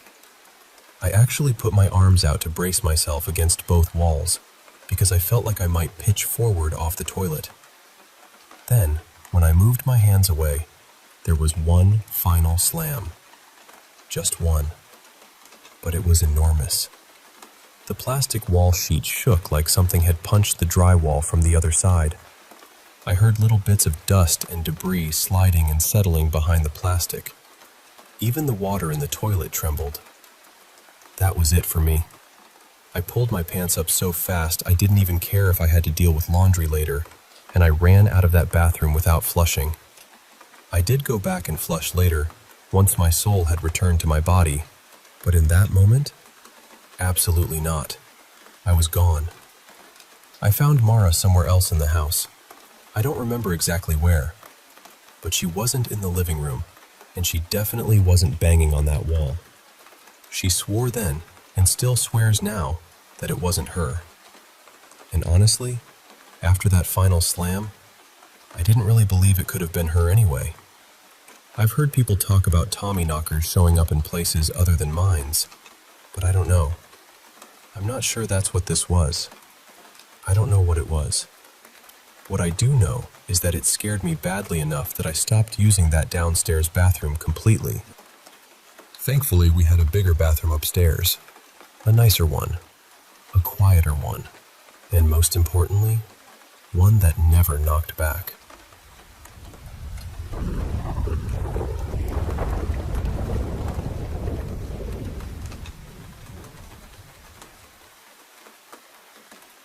I was 19 at the time, and my ex was 20. We were back home in Romania, where stories about spirits, curses, and witchcraft aren't exactly rare. People talk about that kind of thing pretty openly, especially in villages, and whether you believe it or not, it has a way of staying in the back of your mind. Her family had a strange history with it too. From what she told me, her father had once been cursed by a woman from his village.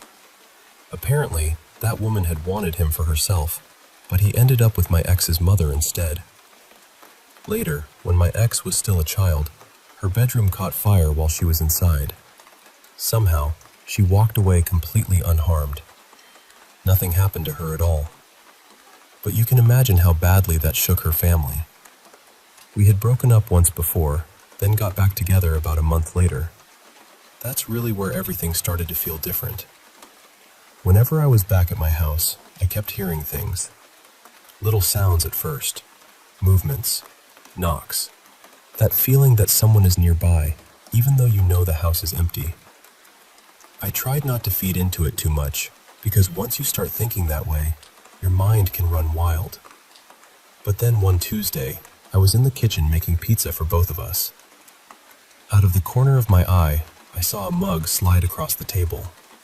Not fall, not tip over, slide.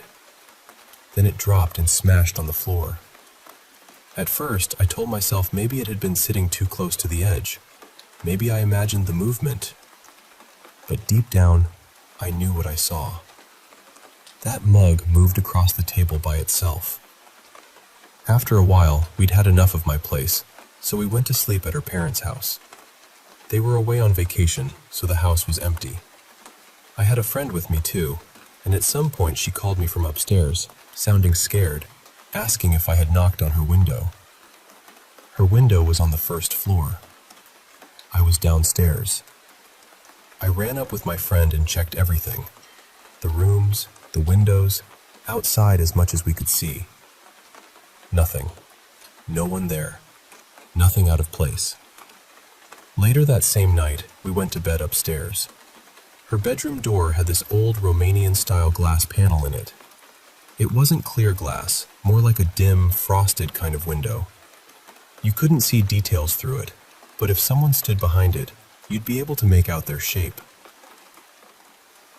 It was around 4 in the morning. I was just about to fall asleep when she suddenly screamed my name.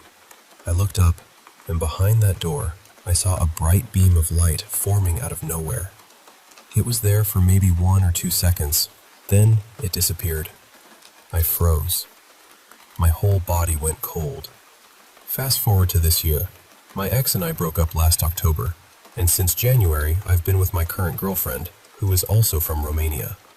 I brought her to my family home, and she's always been sensitive to strange things. She can sense when something feels off. The second we walked into the house, she got chills all over her body. One night, I was asleep and she was still awake. She told me afterward that she heard something rushing up and down the stairs several times. We were alone in the house. No pets, no one else there. I wish I could say I was shocked, but honestly, part of me just thought, yeah, that sounds about right. Things like that had happened before. Then another night, we heard heavy footsteps above us, coming from the attic. Not little creaks, not the normal sounds of an old house settling. These were heavy, deliberate steps. Then we heard something rush down the stairs. I jumped out of bed and chased after it, but there was nothing there. That one really scared me. Those footsteps were too loud, too solid, too real. We decided to leave for a while and drive around, just to clear our heads. Near the front door, there's this large glass painting that reflects things almost like a mirror, just darker and blurrier. Right after you enter the house, the stairs are on the left. I went to close the front door, and in the reflection of that glass, I saw 2 feet coming down the stairs. Just 2 feet. I didn't wait to see the rest. I slammed the door shut as fast as I could and got out of there. After driving around for a bit, we came back to the house. Every door was open. Every light was on. And in the bathroom, the mirror above the sink had fallen and shattered all over the floor. I remember standing there thinking, what did I do to deserve this? Later, I found out that my ex had apparently done curse work on me while we were still together. I don't know how much of that people will believe, but I know what I lived through. I spoke to a priest, and after that, things became less active. Not completely gone, but less intense. Even now, I still hear things sometimes. I also found old belongings from my ex in my house, things I thought I had already thrown away. And once, on a plate, I found a ring of salt, the kind people use in certain rituals or curses. I have more stories, honestly, but this is one of the ones that still follows me.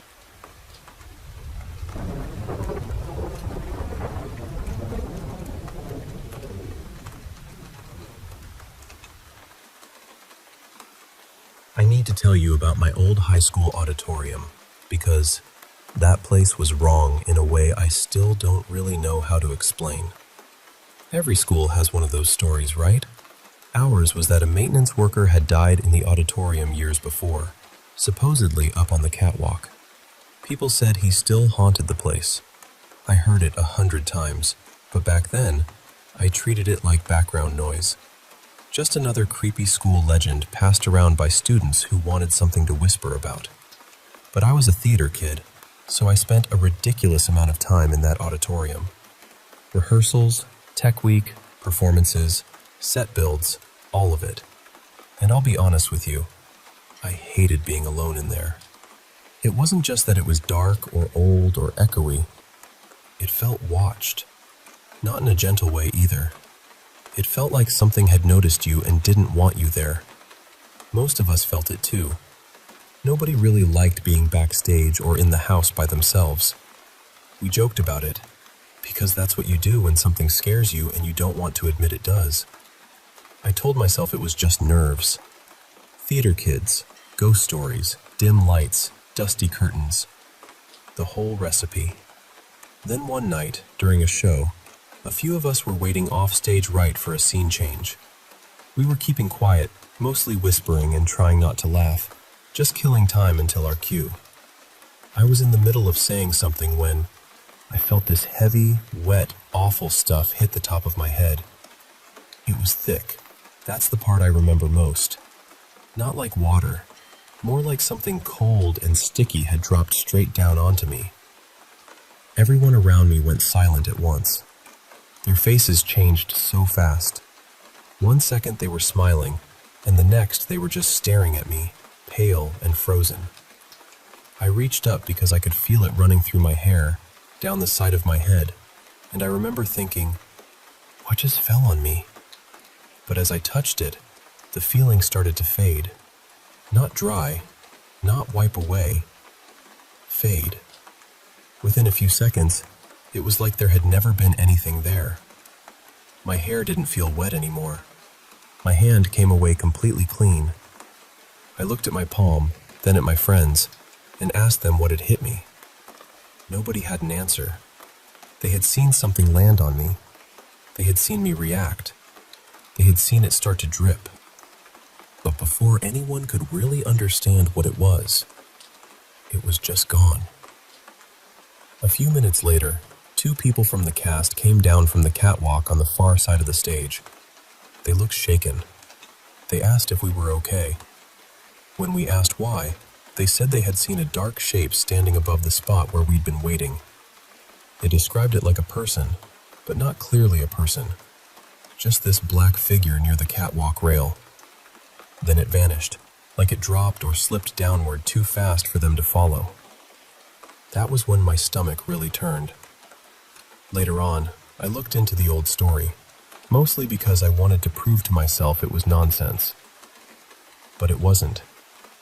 Someone really had died in that auditorium years earlier. And yes, he had hanged himself from the same catwalk I had been standing under that night. I still don't know what hit me. I don't know if it was some kind of condensation or dust or something normal that happened in the weirdest possible way. But I know what it felt like. I know what my friends saw. And I know that whatever it was disappeared from my hair and my hand like it had never been real in the first place. It has been almost 20 years, and I still think about that auditorium sometimes. I can still picture the curtains, the wings, the empty seats, and that awful feeling of being watched from somewhere above. And the worst part is, that isn't even my only strange story.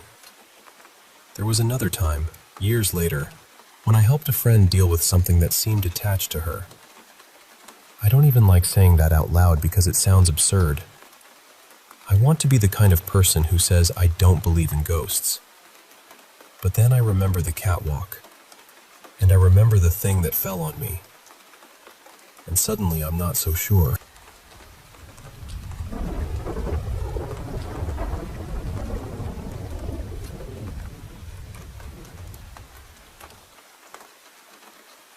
So, my family and a few of our close friends have been traveling through Italy for a little over a week.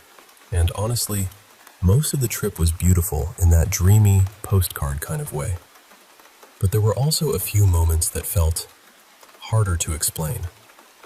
The strangest things happened while we were staying at the Sina Palazzo Sant'Angelo in Venice.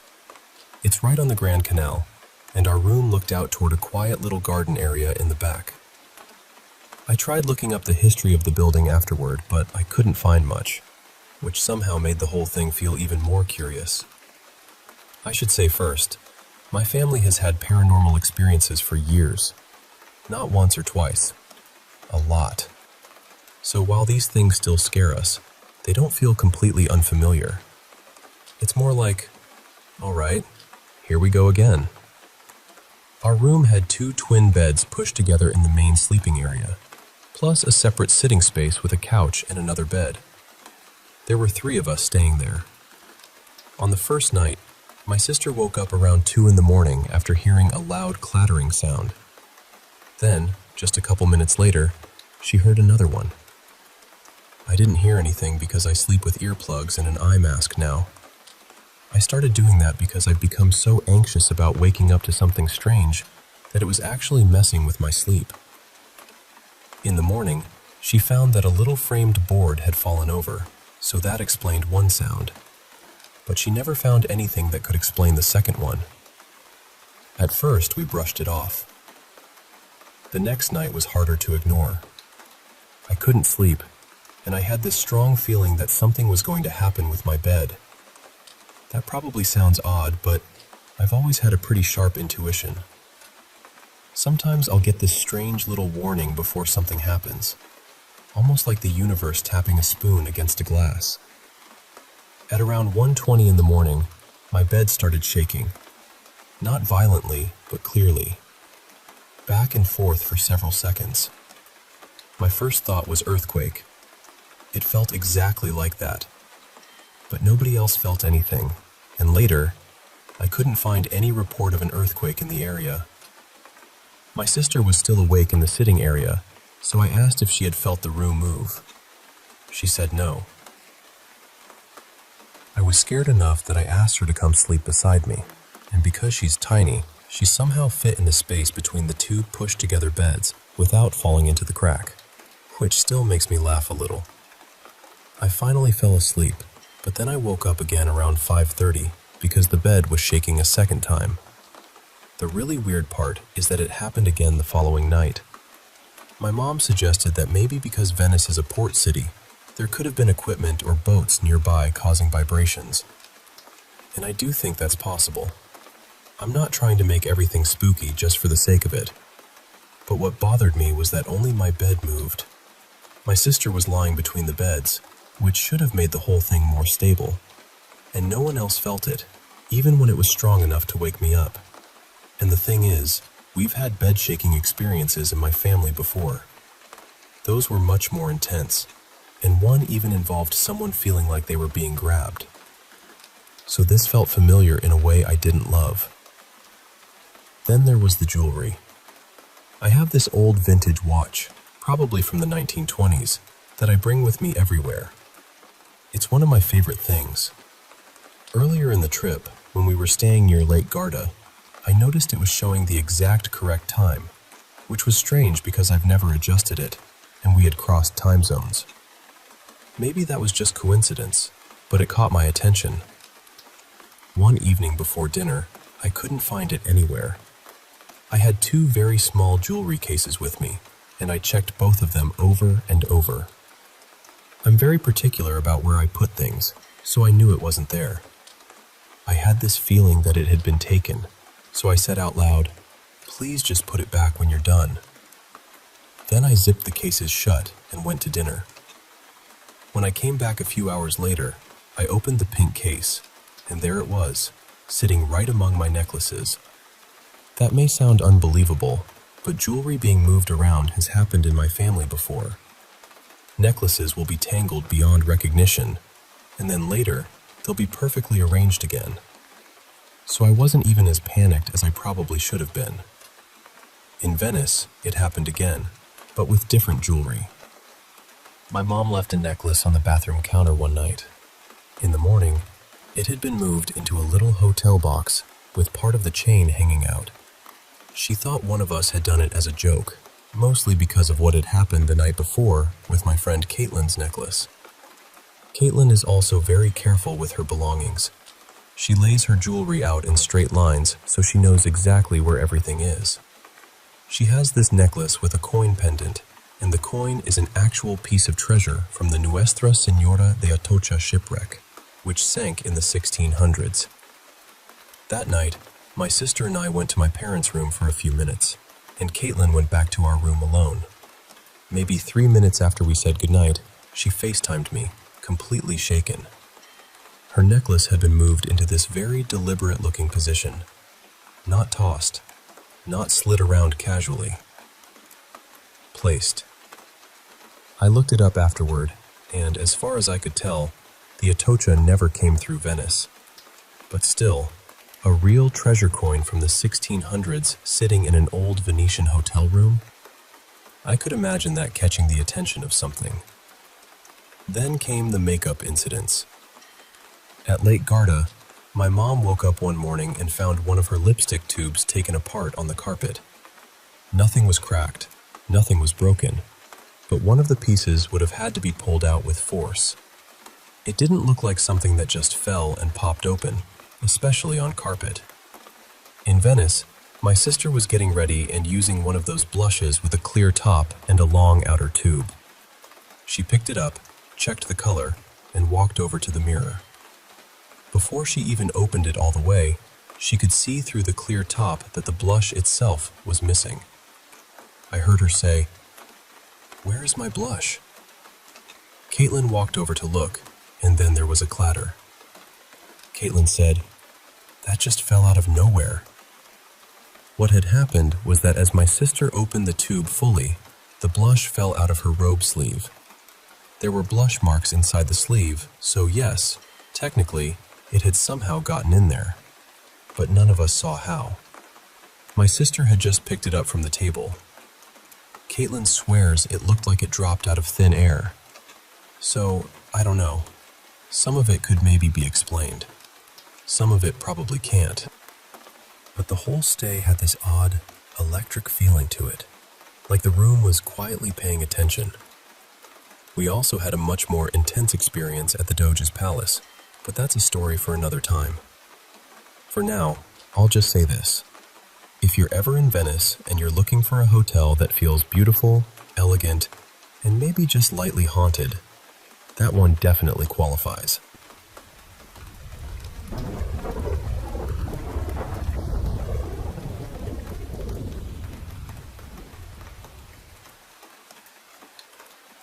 Hey, let me tell you about this one time back in high school, early 90s.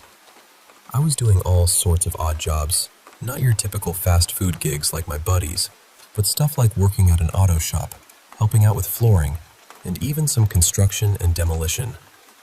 I always liked working with my hands, and honestly, I made more money doing that than my friends did flipping burgers after school. One weekend, I got dropped off at this empty old house for a demolition job. Usually, we worked on commercial places at night, bars, restaurants, that kind of thing. But this was different. It was a Saturday morning job, and it was a house out in the middle of nowhere. Just tumbleweeds outside, and the place looked like it hadn't seen much change since the 60s. My job was to gut everything. Take out the flooring, cabinets, tile, sinks, toilets, you name it, but leave the drywall and doors. I brought a cooler with drinks and lunch, expecting to finish by late afternoon when my ride would pick me up. I started in the kitchen, but there was no electricity, which sucked because my radio's battery was almost dead. As I looked around, I couldn't shake this weird feeling, like the house itself was heavy with history, like someone had lived there forever without ever updating a thing. Then, suddenly, I felt completely drained, like all my energy just vanished. Next thing I know, I'm sitting in a back room, the radio faintly playing in the kitchen, and hours have slipped away. When I snapped out of it, it was evening. I was disoriented, wondering where the day had gone. I stumbled outside into silence. No sounds, no light, just the empty air. I gathered my stuff, locked up, and waited for my ride. I got a bit of a scolding later, but since I was paid for the work I did and not the time, it wasn't a big deal. I refused to go back, and a couple of guys came later to finish the job. Just to clear things up, I wasn't on drugs or anything. I've always steered clear of that, especially after seeing my older brother struggle. There was no gas or anything that could have knocked me out. Normally, I had the kind of energy to tear through a job like that all day. But that house? It just sucked the life right out of me and knocked me out cold. I don't usually crash like that on a job site, especially one that creeped me out so much.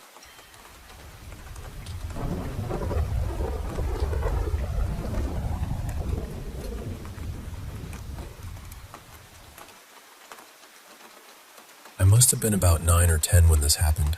Definitely still young enough that everything felt a bit bigger than it probably was. My family had just moved house, but we hadn't gone far. We stayed in the same village in central Scotland, though it's more of a town now.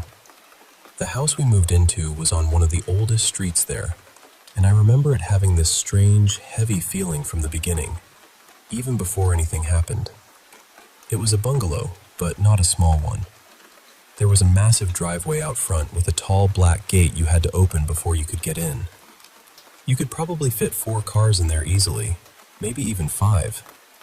As a kid, it felt enormous. Out the back, the garden was much smaller. There wasn't much grass, mostly paving slabs, and there was this little summer house tucked away. I also remember a big old tree standing there, almost too big for the space, like it had been there long before the house had. Inside, there were 3 bedrooms. One was at the front of the house, and the other 2 were at the back. I'm sure the front bedroom had been added on later as an extension. There were 2 bathrooms too, and one of them was unusually large, as if it had once been a bedroom before someone changed it.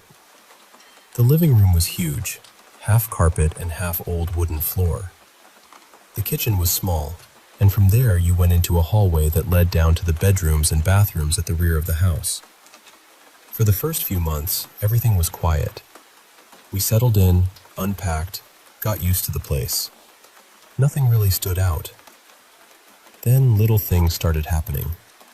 My parents began hearing footsteps in the hallway at night. Not vague creaks or pipes knocking, actual footsteps, moving up and down outside their bedroom. My brother and I started hearing tapping on our bedroom window. We would look out straight away, but there was never anyone there. Then we began hearing the television in the living room turning on by itself. The bedrooms were quite far from the living room, but we could hear it clearly. Loud too, almost full volume. Every time someone went to check, the room was empty. The room at the front of the house became what we called the games room. That was where we kept our toys and consoles. But that room was always freezing. Not just a little chilly, properly cold. No matter what anyone did, we could never get heat into it. My parents had heating engineers come out more than once, but nobody could fix it. In the end, we had to use electric fan heaters whenever we wanted to spend time in there.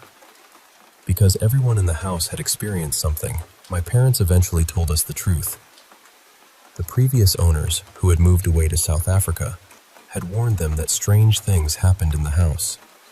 They had even had the place blessed because they couldn't cope with it anymore. Later on, we did a bit of digging and found out that the street had supposedly been built over the site of an old monastery where monks had lived centuries before. I've always wondered whether the extensions and renovations disturbed something that had been quiet for years.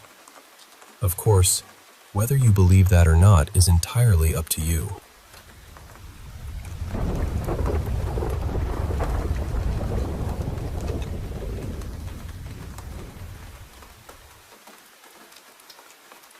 I've kept this story close for a long time, and honestly, I never really knew how to talk about it without sounding like I was trying to convince somebody of something. I'm not here to do that. I'm just telling you what happened, the way I remember it. This was in early June of 2016, somewhere in central Louisiana. My friend Miles and I had come off the interstate and were driving south toward Alexandria. I'm pretty sure we were on or near Highway 167, somewhere around the Wynn Parish and Grant Parish area. It was that strange time of evening when the light is almost gone, but not completely. The sky still had a little color in it, but the road ahead was already turning dark. We turned onto this quiet country road, the kind with pine trees pressed up close on both sides. No houses nearby, no streetlights, no other headlights behind us or coming toward us. Just us, the road, and the trees. And then we saw it. There was a figure in the road ahead of us. It looked human in shape, but it was completely black. Not like a person wearing dark clothes, not like a shadow cast by something. It was solid black, almost like the light around it didn't touch it. It moved slowly from the center of the road toward the trees. Not running, not stumbling, just walking, steady and calm, until it disappeared into the woods. I remember sitting there frozen, trying to make sense of what I had just seen. Miles was driving, and after a few seconds he said something that made my stomach drop. He told me there had been a dead deer right beside it. I hadn't even noticed the deer. I was so locked onto that figure that everything else vanished from my mind. But he saw both, the figure and the deer. We didn't know what to say after that. There are moments where your brain reaches for a normal explanation and comes back empty-handed. That was one of those moments. Later that same night, we got into a wreck. It was bad. Miles wasn't wearing his seatbelt, and he was thrown from the car. By all common sense, he should not have survived that. But somehow, he did. We both ended up in the hospital. And there's one part of that night that still stays with me more than anything else. While I was lying there in the hospital, drifting somewhere between awake and asleep, I heard Miles's voice clear as day. It sounded like he was right there in the room with me. He said, "Please pray for me. Pray that my spirit makes it to heaven." I opened my eyes. He wasn't there. I asked about him later, and they told me he was down the hall. There was no way I could have heard him from where I was. After that, I found out he had been in a coma. He lived. We both did. And I'm grateful for that every day. But I've never been able to shake the feeling that what we saw on that road was some kind of warning. The black figure, the dead deer, the silence around it all. It felt like something was standing between what had already happened and what was about to happen. I also believe that when Miles was unconscious, maybe closer to the other side than either of us understood, some part of him reached out. And somehow, I heard him. I know how that sounds. I really do. But we were both there. We both saw something that night, and what came after made it impossible for me to dismiss. So I'm sharing this now because I still wonder if anyone else has seen something like that. A black figure crossing a lonely road, a bad accident or tragedy happening soon after, or the voice of someone who was unconscious, somehow reaching you when they couldn't have spoken out loud. 2 people saw it. 2 people survived that night, and neither one of us has ever forgotten it.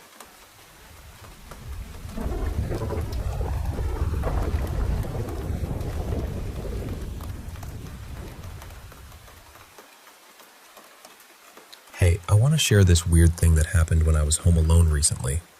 So, I decided to take a day off work to catch up on some chores around the house. One of the errands was swapping out our old cable gear and DSL router for new ones, and then setting everything up. Now, my house is a bit of a mix. The upstairs is the original part, built way back in the early 1950s with those creaky wooden floors. Then there's the downstairs, which is a newer addition from around the early 2000s, built on concrete with carpet. The difference matters because you can really hear footsteps upstairs, like someone walking around in shoes, but downstairs it's muffled and quiet because of the carpet and concrete foundation. So it was early afternoon, and I was down in the far corner of the downstairs part, lying on the floor trying to figure out the cables to install the new router. Suddenly I heard this loud running noise coming from upstairs, the older part of the house. It was so clear, like someone was sprinting across the wooden floors. But here's the thing, no one else was home. My wife was at work, my son was at school, and every door and window has sensors that chime if they open or close, and I didn't hear any chimes. I jumped up and tried to listen carefully, then went upstairs to check every room, bedrooms, kitchen, bathrooms, even checked the front door, which was locked tight. There was no way anyone could have gotten in or out without me hearing it. I honestly don't know what I heard, but it was definitely footsteps running all over the upstairs area. It left me feeling pretty unsettled because it made no sense at all.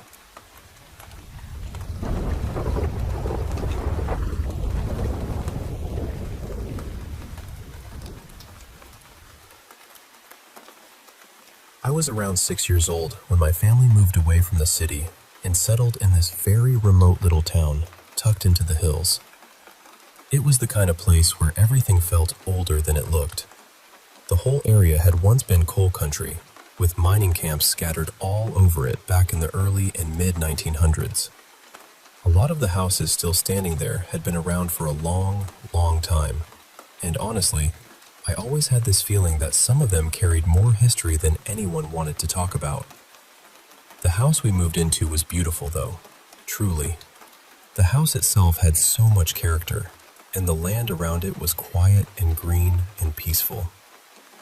At first, I loved it.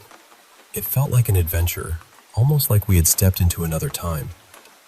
But then one night, I remember lying in bed and feeling wrong.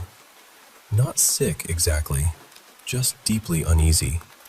It felt like I was being watched. I looked toward the hallway, and that was when I saw it. There was this very dark figure standing at the far end of the hall.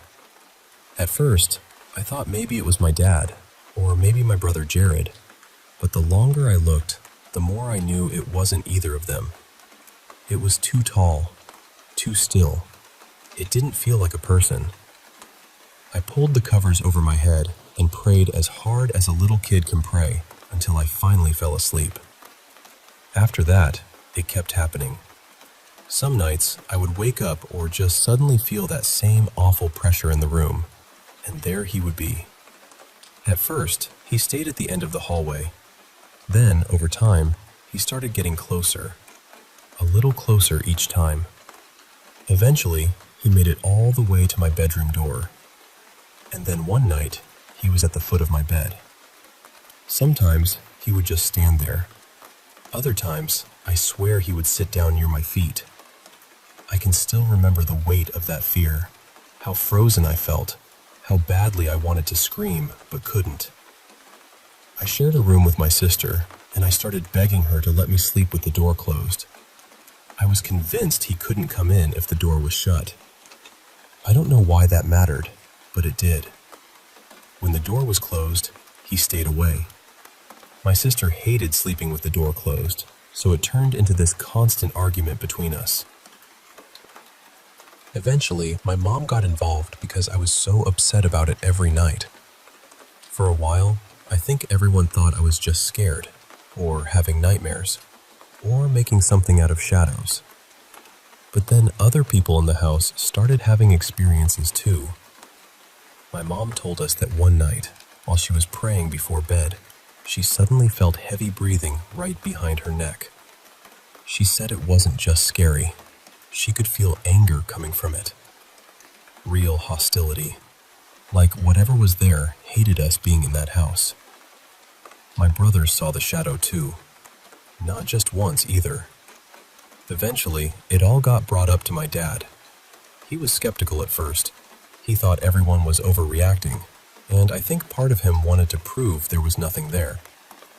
So one night, he actually challenged it. He told it to show itself to him. And it did. After that, he didn't laugh about it anymore.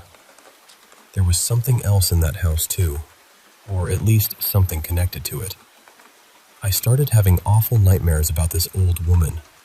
She was frightening in a way I still have trouble explaining. She would laugh at me in this sharp, wild way, and I would wake up terrified. For a long time, I thought the woman was only in my dreams. Then I found out my dad had seen her too. He was the only other person in my family who dreamed about her, but everyone saw the shadow. We finally moved out of that house, and for years I tried not to think about it too much. Then, nearly 20 years later, one of my brothers ended up working with a couple who had bought that same house. When they found out he had lived there as a kid, they immediately asked him if we had ever seen anything strange while we were there. They had seen the shadow too. And the man said he had dreams about a terrifying old woman. That part still chills me. I don't know what was in that house. I don't know why it seemed so angry, or why it felt so focused on me when I was little. Maybe because I was the youngest. Maybe because I was the easiest to scare. All I know is that it felt real. It felt intelligent. And it felt cruel. When I tell people this story, I know some of them think I'm exaggerating, or that I was just a child with an overactive imagination. I understand why it sounds that way. Unless you've had something happen that you truly cannot explain, it probably does sound like a horror movie. But I know what I saw. And I know we weren't the only ones who saw it.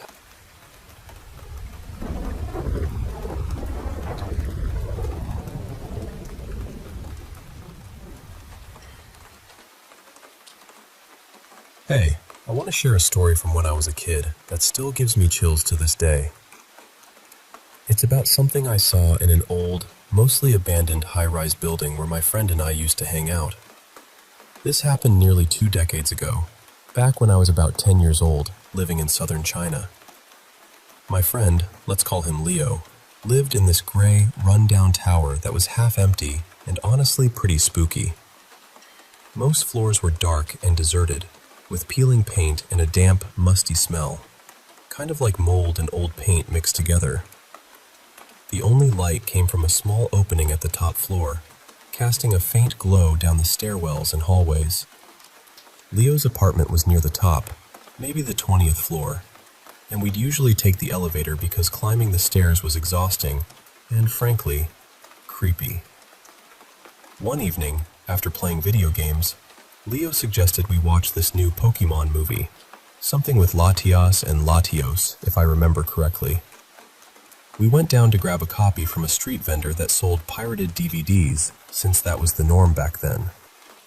On our way back, the sky was getting dark, and as we stepped into the elevator, Leo mentioned how the elevator had been acting weird lately. It made creaking noises, sometimes ignoring the button presses, and just generally felt sluggish. And then, halfway up, it just stopped. The lights went out, and we were plunged into darkness, stuck inside this tiny metal box. No cell phones back then, so we just yelled for help, hoping someone would hear us. Then Leo suddenly tapped my shoulder and pointed up. I looked through the vent above us into the elevator shaft, and there it was. This thing. It looked like a strange mix between a mandrill and an old woman. It had sharp, intimidating eyes, a bald head with some scraggly hair on the sides, a long nose, and these eerie stripes under its eyes. It just stared down at us silently, like it was watching us, hunting us. We froze for a few seconds, trying to make sense of it. Then pure panic set in. I think that was my first panic attack. We screamed and pounded on the buttons and doors, but it just kept watching.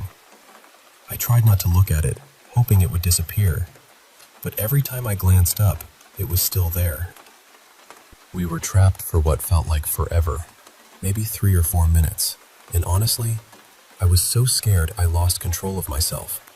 Eventually, we heard someone shouting from outside, and the power flickered back on. The elevator started moving again, and when the lights came back, that terrifying creature was gone. Back in Leo's apartment, I was a total mess, and his mom helped me clean up. We tried to watch the movie to calm down, but I couldn't focus. Leo mentioned he often heard strange noises in the abandoned floors at night, scratches and rummaging sounds, but they never really thought much of it. After that day, I refused to go back there and made him come to my place instead. I didn't have the best toys, but at least there was no creepy mandrill woman hybrid lurking in my elevator shaft, waiting to eat my soul.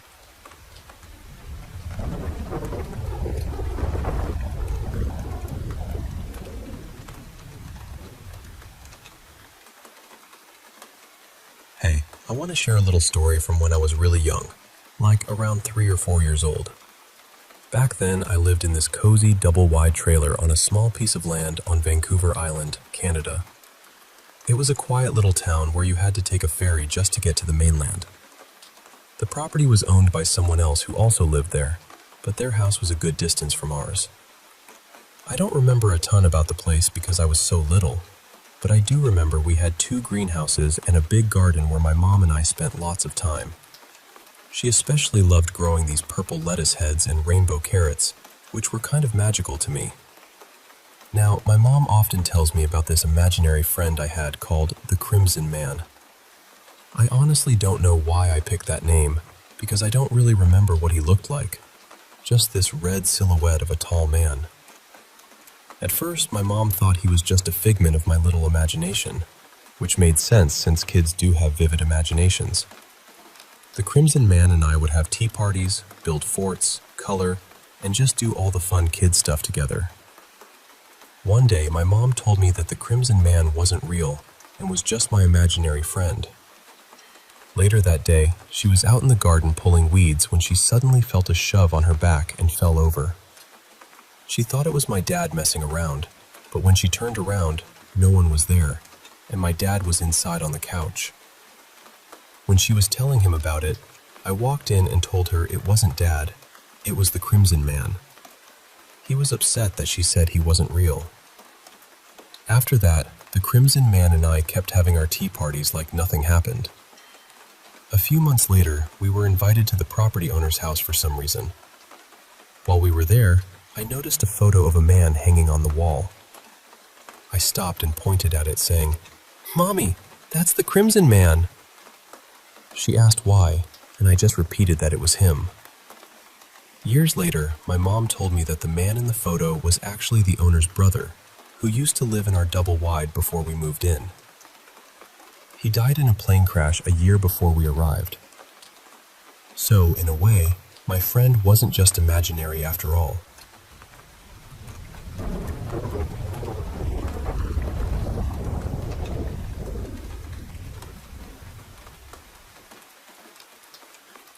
Hey, I want to share something pretty personal that I lived through as a kid.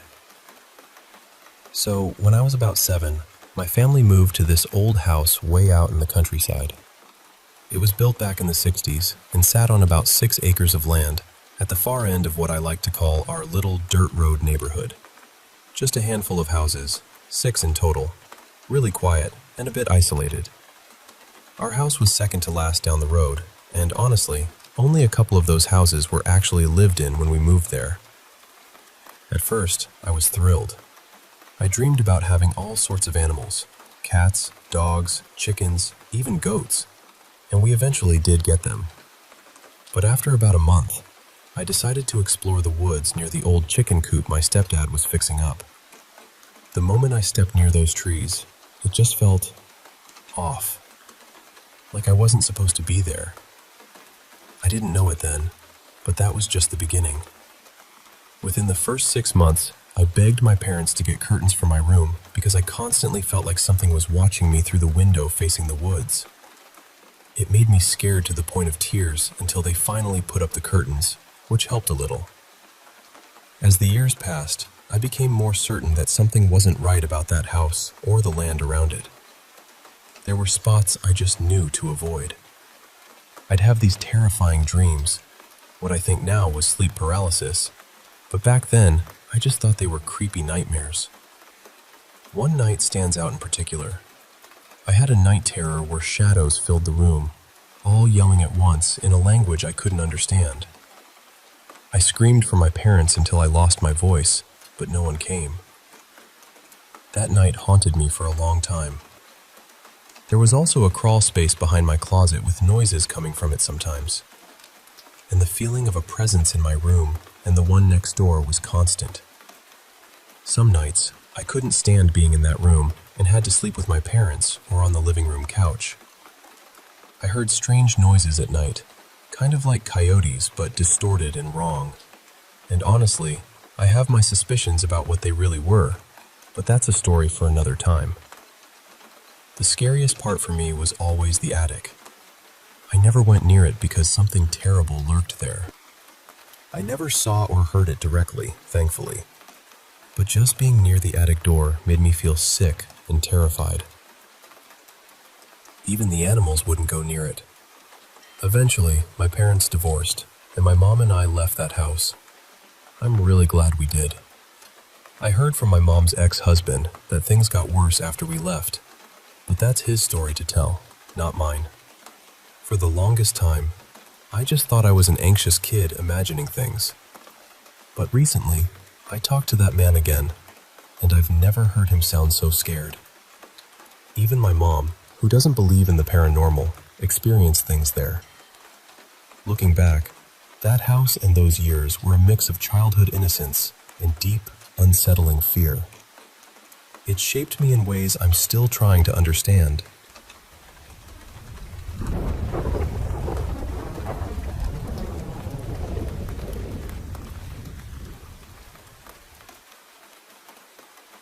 I want to start by saying that, until this happened, I really didn't believe in anything paranormal. A little while ago, I made a post about how my coworkers always called our workplace haunted, and how I was apparently the only person there who had never seen or heard anything strange. I ended up deleting that post because I realized I had included too many details about where I work. But not long after that, something happened during my shift that genuinely scared me. And now I keep wondering if somehow talking about it stirred something up. I know that sounds dramatic. I would have rolled my eyes at myself a few days ago. I work at a small local business inside a very old building. The place has been around for ages, and from what I've been told, at least a couple of people have died there over the years. My coworkers have always said the building has a bad feeling to it, but I honestly thought that was just because the place is old, worn down, and badly maintained. Scary-looking buildings can create scary feelings, you know? I always assumed the strange stories were probably exaggerations, or people being tired, or hearing things late at night. We work late shifts, and when you're exhausted, your brain can become its own little haunted house. But today was my first closing shift of the summer, and I was closing with my manager, Marcus. He was sweeping the front area while I went to clean the bathrooms in the back of the building. That's when the first strange thing happened. When I walked into the bathroom, both faucets were running. Not dripping, running. That immediately bothered me because the building was already closed to customers, and I had used that bathroom earlier myself. I know I didn't leave the water on. I definitely didn't turn on both sinks. These aren't automatic faucets either.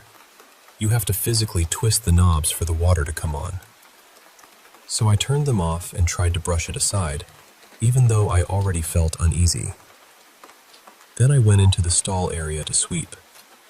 The stalls have real wooden doors, not those thin public bathroom doors with gaps everywhere.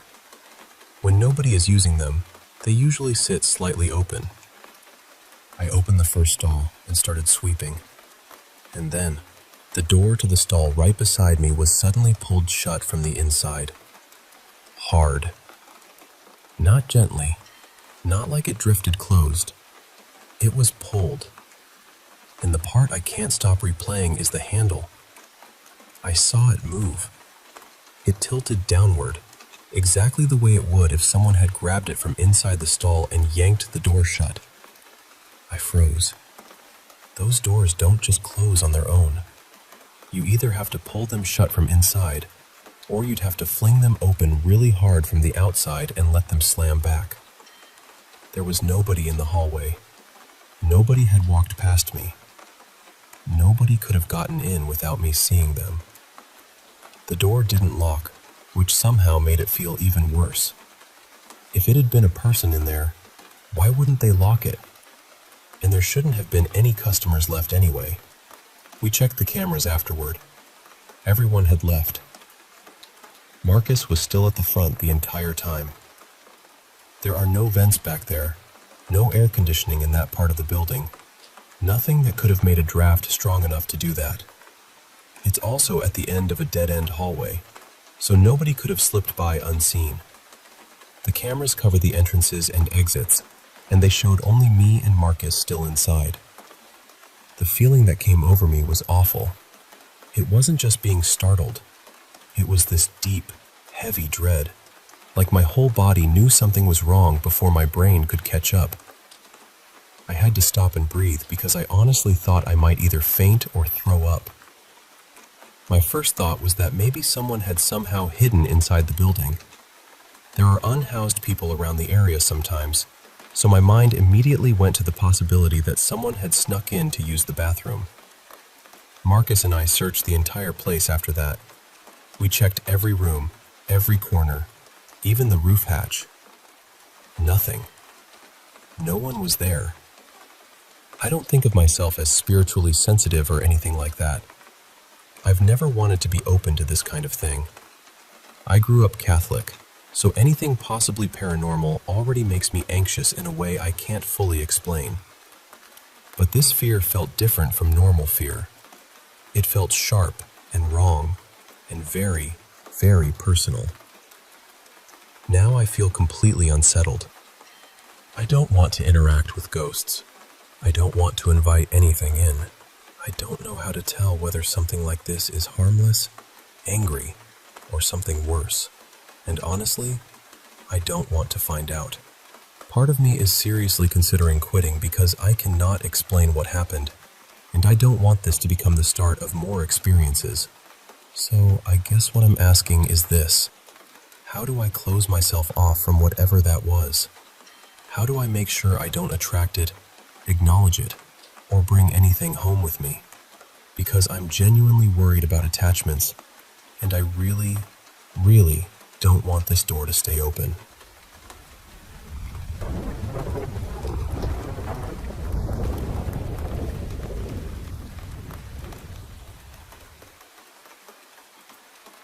When I was little, probably from about 3 until I was 10, I lived in this small 2-bedroom apartment with my parents and my younger brother.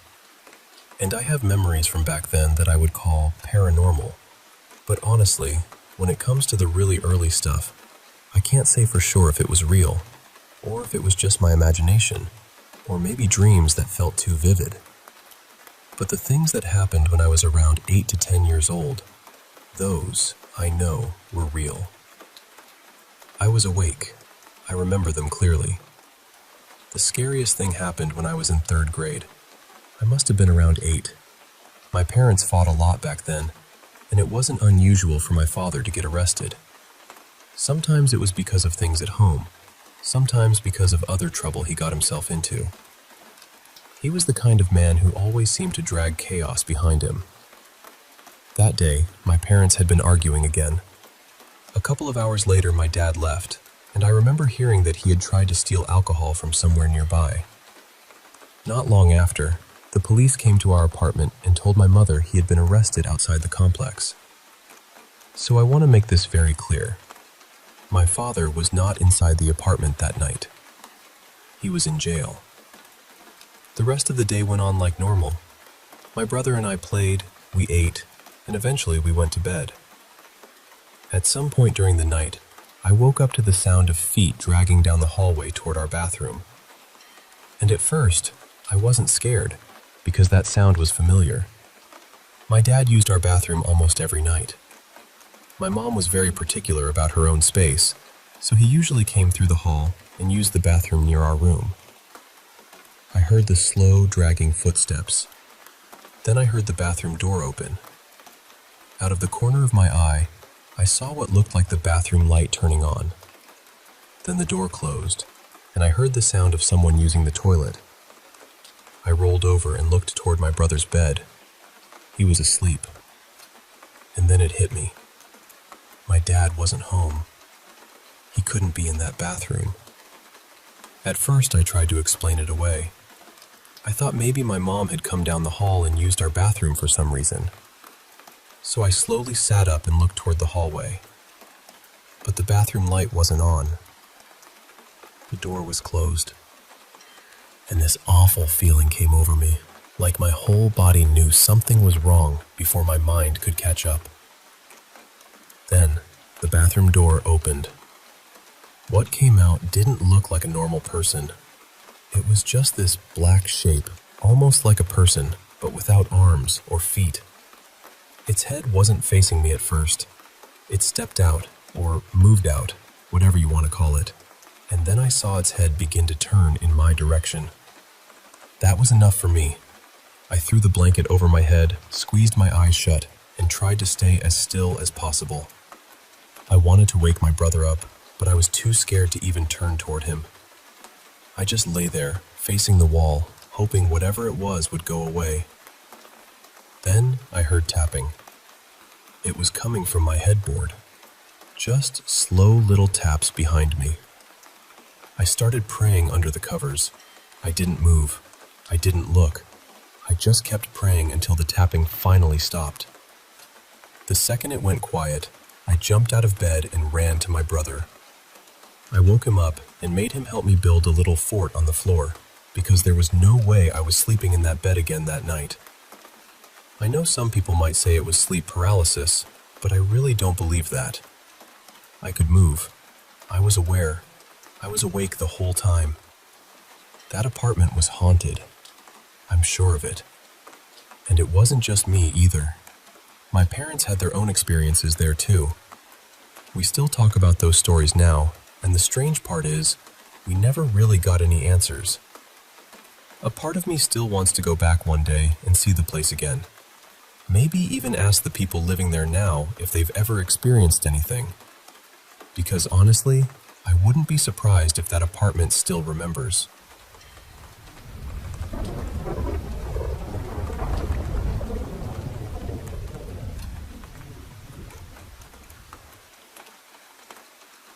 Hey, I want to share something really personal with you about the strange and unsettling experiences I've had over the years.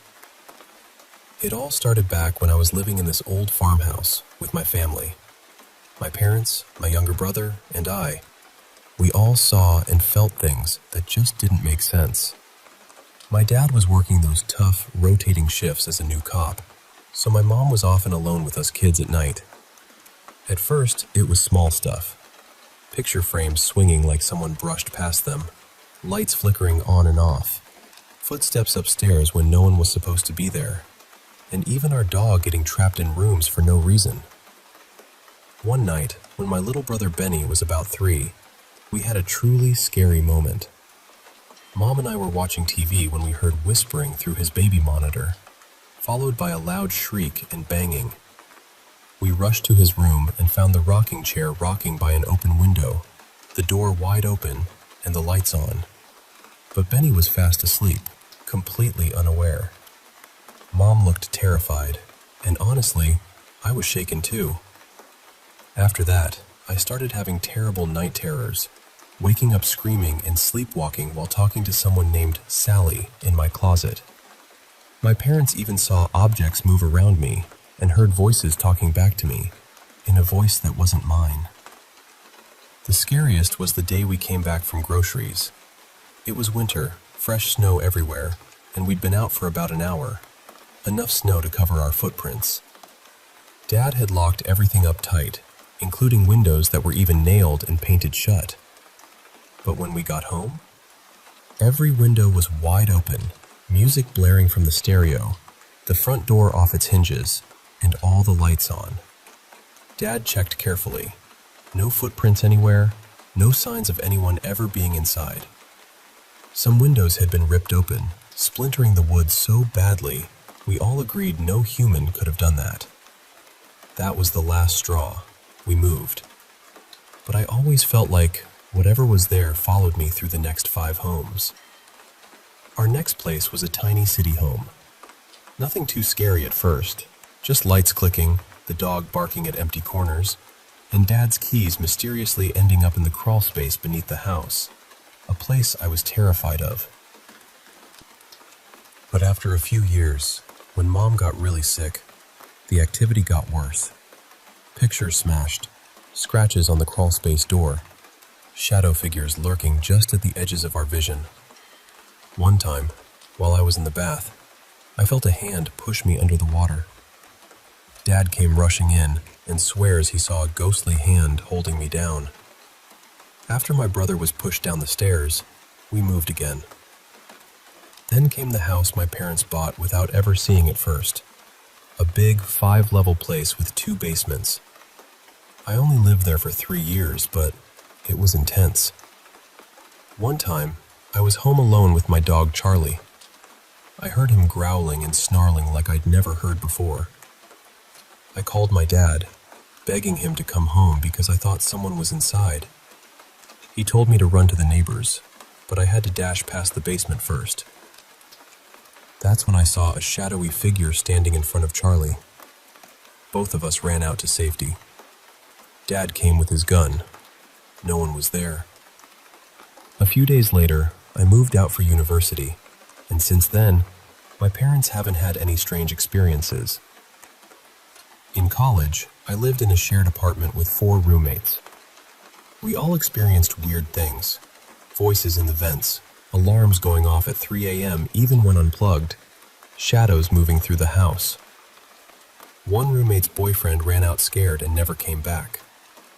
Our landlord even thought there was someone illegally living in the attic because she saw a figure staring out the window, but the attic was always locked. The worst was when all 5 of us heard laughter from the vents. The fridge door flew open, and the kettle switched on all at once. We didn't sleep inside that night. Later, I moved into my own apartments. The first one was okay, just lights flickering and noises. Then I found black mold and had to move to another unit.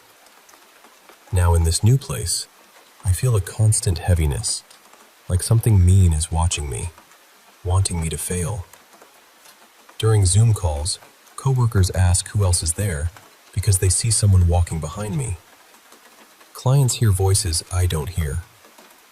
My boyfriend has caught me talking to someone in my sleep. One night, while I was cooking, a disembodied voice yelled at him to, "Get out!" and a plant was thrown at his head. He refuses to stay at my place and tries to limit the time I spend at his. After a friend cleansed my apartment, things calmed for a few days. But then, I heard scratching from the kitchen wall leading to my closet. I checked. Nothing there. The scratching got louder, and one night, I felt something crawling up my bed. I saw imprints left behind, freaked out, and slept on the couch. My coworkers and clients still report seeing and hearing things during calls. The final straw was when I stayed at my boyfriend's. Around 3 a.m., he sat up talking to something in the hallway, telling it to leave, saying, "He's here for you." When I asked in the morning, he said it was just a dream, but I know better. So here I am, sharing this with you because I feel like something is attached to me, something I can't shake. It's been with me through every move, every home, every moment. And honestly, I don't know what to do next, but I'm hoping sharing this helps me feel less alone.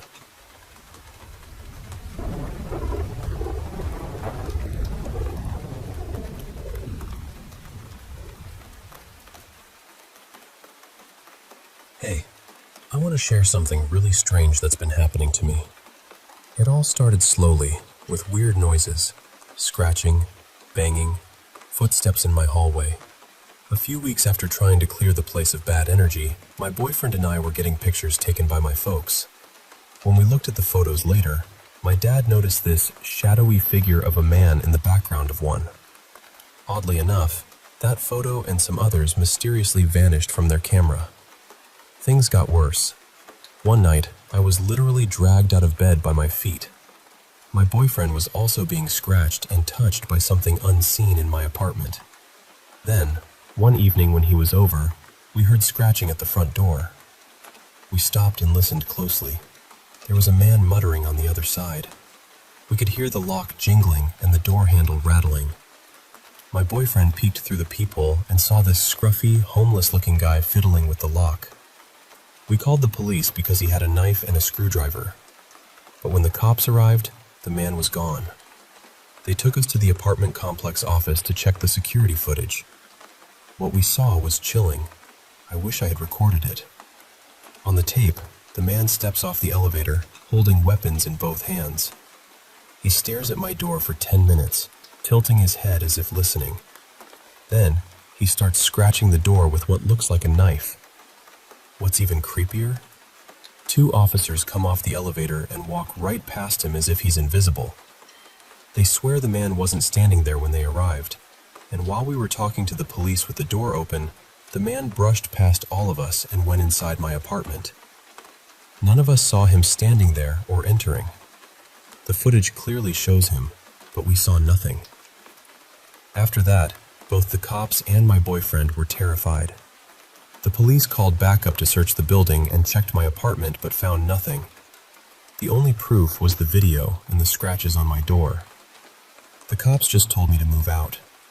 I've never seen scared officers like that before, and I hope I never do again. I'm planning to move in a few months because of the notice period. Since then, the strange stuff hasn't stopped. I keep hearing and catching glimpses out of the corner of my eye. No matter how much incense I burn or how much I pray, the fear doesn't go away. My lights blow out every day. Devices glitch and make weird sounds, and neighbors say they hear me screaming even when I'm not home. I've started working from the office again, and guess what? Weird things happen there too. My coworker and I were on a conference call with management when the weirdest thing happened. We heard noises. The tea kettle kept turning on and off by itself. Lights flickered, and the managers kept asking who else was with us. They were upset because only 2 people are allowed in the office due to COVID rules. We insisted there was no one else there, not even a janitor. One of the managers even got a picture showing a tall man standing behind us. I'll try to share that photo later, but it keeps getting deleted mysteriously. Thankfully, she has an iPhone and can recover deleted photos, but every time she looks at it, her phone glitches and shuts off. It's been quite the ordeal, and honestly, it's still terrifying. I just wanted to share because maybe someone out there has experienced something similar or has advice on what to do next.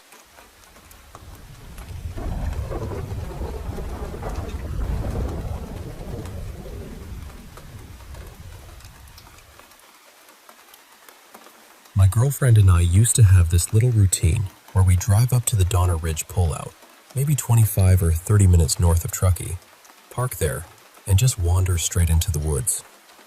We'd done it a bunch of times. It wasn't some official trail thing, really. We just liked the quiet out there. The trees, the cold air, that feeling like the whole world had gone soft around the edges. But I'll be honest with you, those woods always felt a little strange.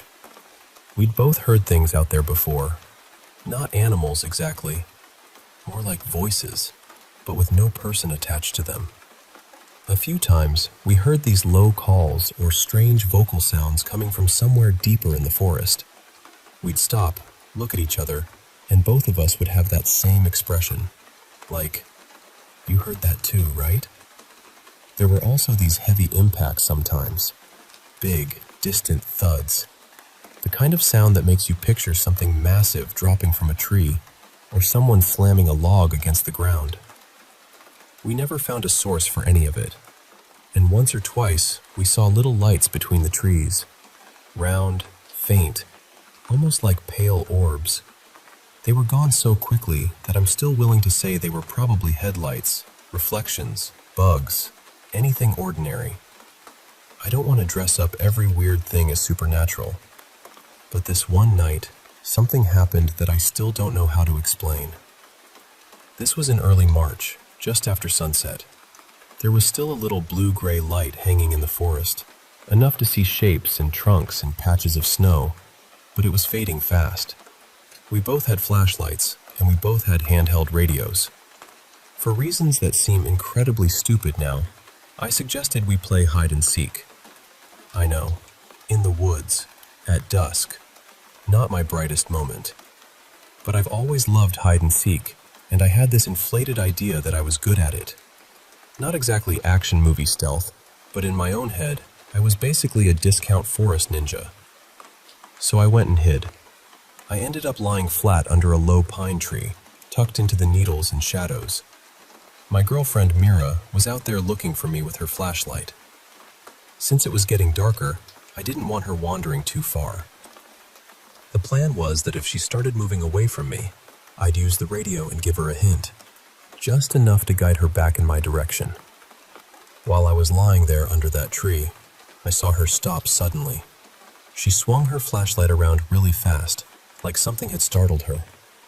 Then she froze and aimed the beam at one particular tree. She just stood there, staring at it. I was maybe 30 yards behind her, watching this happen from the ground. At first, I thought she was just trying to catch me moving. So, naturally, because I'm an idiot, I decided to mess with her. I pressed the button on the radio and, in this ridiculous, creepy horror movie voice, I said, "I'm behind you." But she didn't turn around. That was the first moment where I felt a little uneasy. Normally, she would have spun around immediately, probably told me to shut up, and then come after me. But she stayed locked on that tree, like she hadn't even processed what I'd said, or like whatever she was looking at mattered more. So I tried to guide her toward me. I told her over the radio to slowly turn in a circle with her fictional out. My idea was that once the beam passed over my hiding spot, I'd tell her to stop and walk toward me. Simple enough. Except I completely messed it up.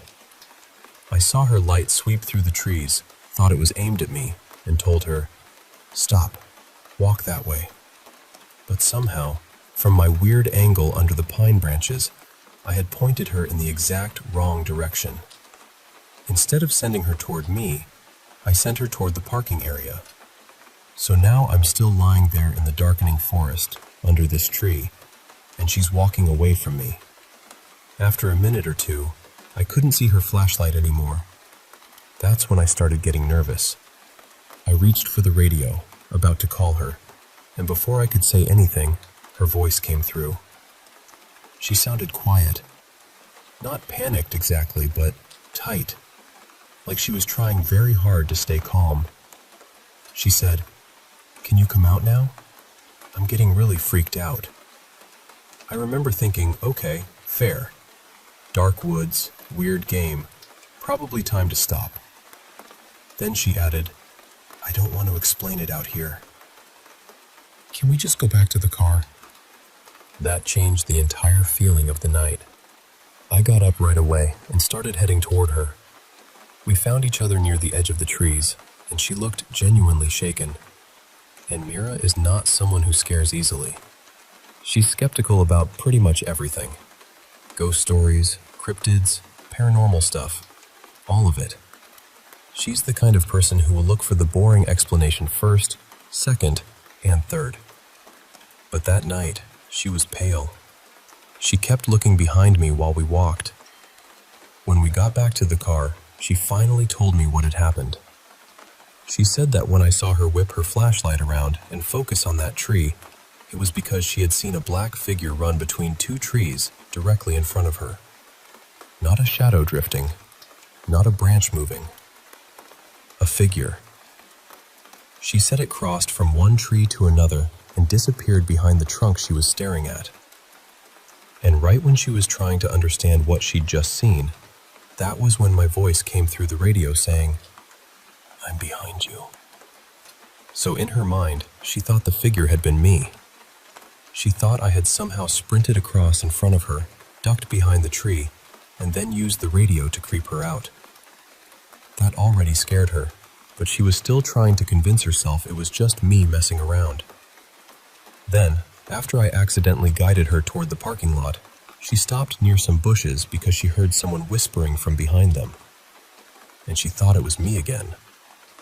She said it sounded close, low, like someone was trying to get her attention without speaking fully out loud. The problem is, I wasn't near those bushes. I wasn't near the parking lot. I was still way back in the trees, lying under a pine, completely unaware that I had sent her off in the wrong direction. Depending on where she was at that moment, I was anywhere from 30 to over 100 yards away from her. So whatever she saw run between those trees, and whatever she heard whispering near the lot, it wasn't me.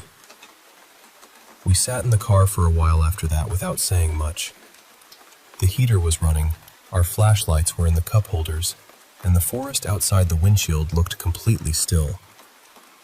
That was probably the worst part. Nothing was happening anymore. No footsteps, no voices, no strange lights, just trees standing there like they knew something we didn't. We still go back sometimes, but never after sunset. Not anymore.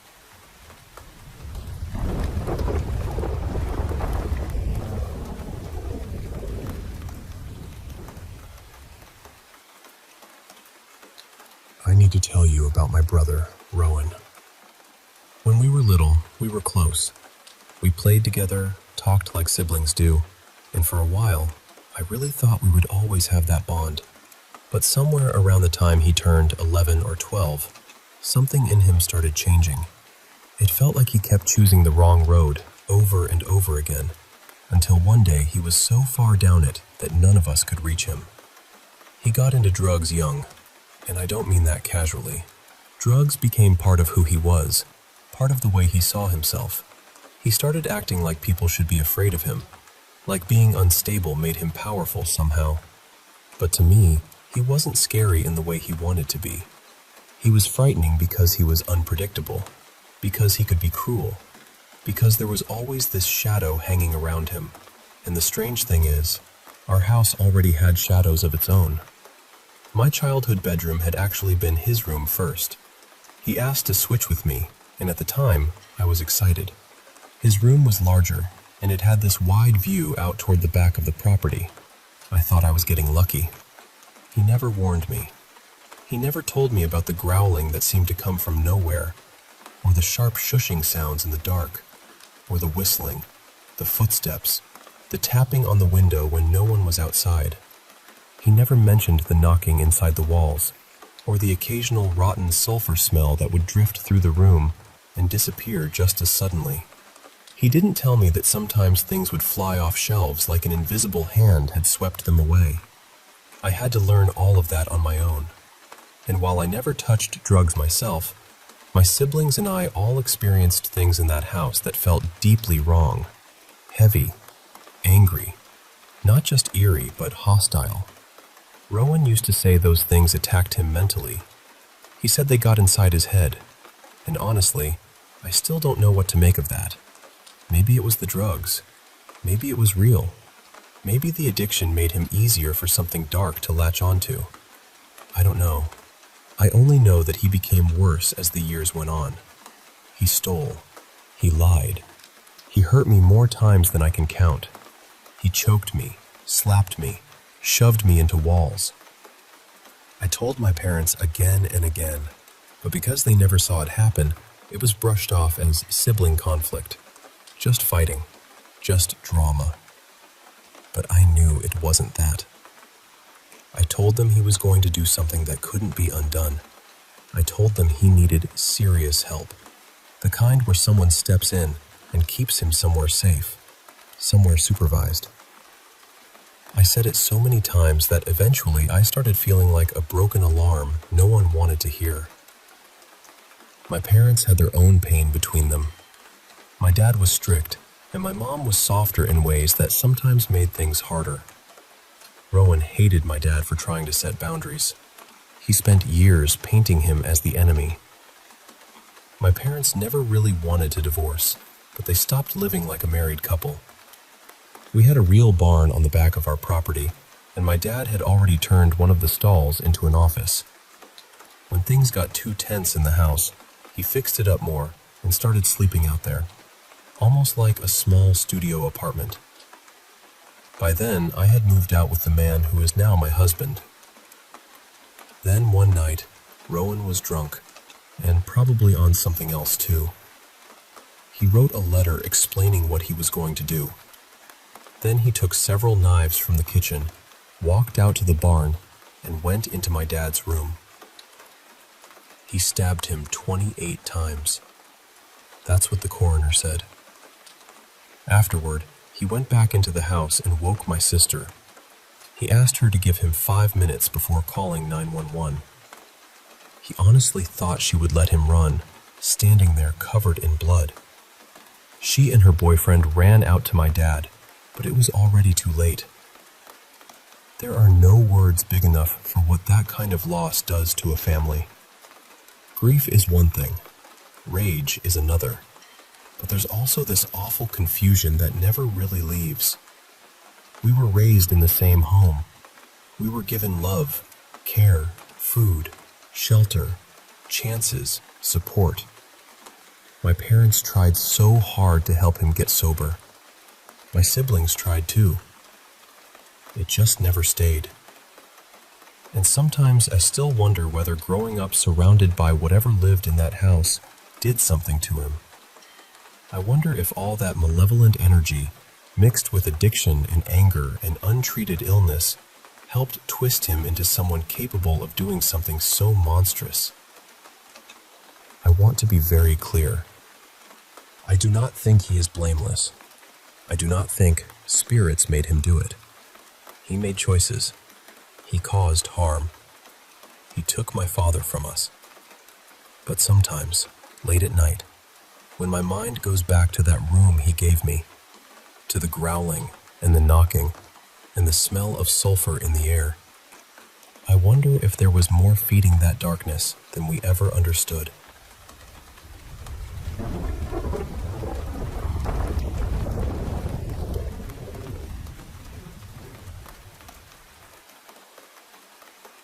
I've had strange things happen around me for as long as I can remember. Most of the time, I can explain them away. A voice in an empty room becomes my imagination. Thinking about someone I haven't seen in years, only for them to text me later that day, becomes coincidence. Little things like that. But there have been a few moments I couldn't tuck neatly into a drawer and forget about. One of them happened years ago when I worked security at an old school in New England. I heard things there. I saw things there. Things I still don't like talking about too casually, because once you say them out loud, they feel alive again. So naturally, after telling myself I didn't need any more of that in my life, I somehow agreed to go on a ghost tour in Gettysburg, Pennsylvania. My father, Martin, had wanted to take a trip for a while. He's getting older, and there were a couple of places he really wanted us to see together: Gettysburg and Washington, D.C. I'd never been to either. When I was in 8th grade, my school went to Boston instead of D.C., so this whole trip had that feeling of catching up with a chapter I'd somehow skipped. We got to Gettysburg late in the afternoon, tired from a long drive and ready to disappear into the hotel for a bit. I thought that was the plan for the night too. Rest, maybe grab food, maybe wander around town. Then my dad casually mentioned he'd booked us a ghost tour. I figured it would be one of those nighttime walking tours where someone tells you stories, points at old buildings, and everyone takes blurry photos of windows. That sounded fine. A little spooky, but manageable. What he did not mention was that this tour involved actual ghost hunting equipment. Spirit boxes, EMF meters, REM pods, a music box thing that looked innocent enough, which honestly made it more unsettling. All the little electronic toys people use when they're trying to invite the dark to speak.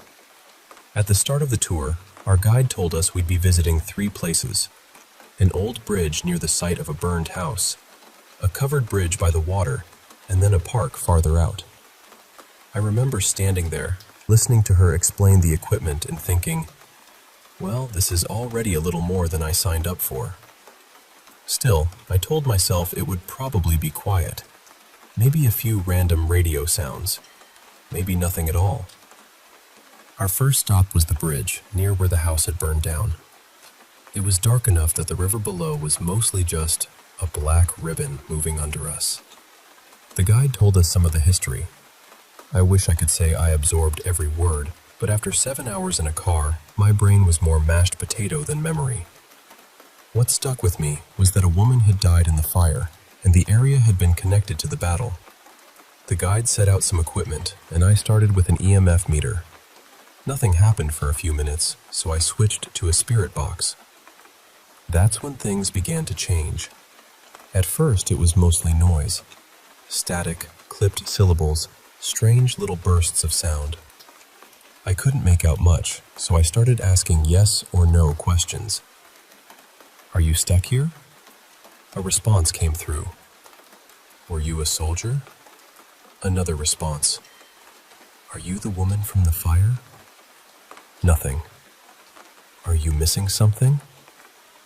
This time, there was a clear enough answer that I kept going. After a few more questions, it seemed like whoever was responding was trying to say they were missing a leg. That made the air feel heavier. I asked, do you know you're dead? Nothing. Do you miss your family? Nothing again. The guide was standing near me by then, watching the equipment like she couldn't quite believe it. She said it usually wasn't this active. Maybe she says that to everyone. Maybe she doesn't. I honestly don't know.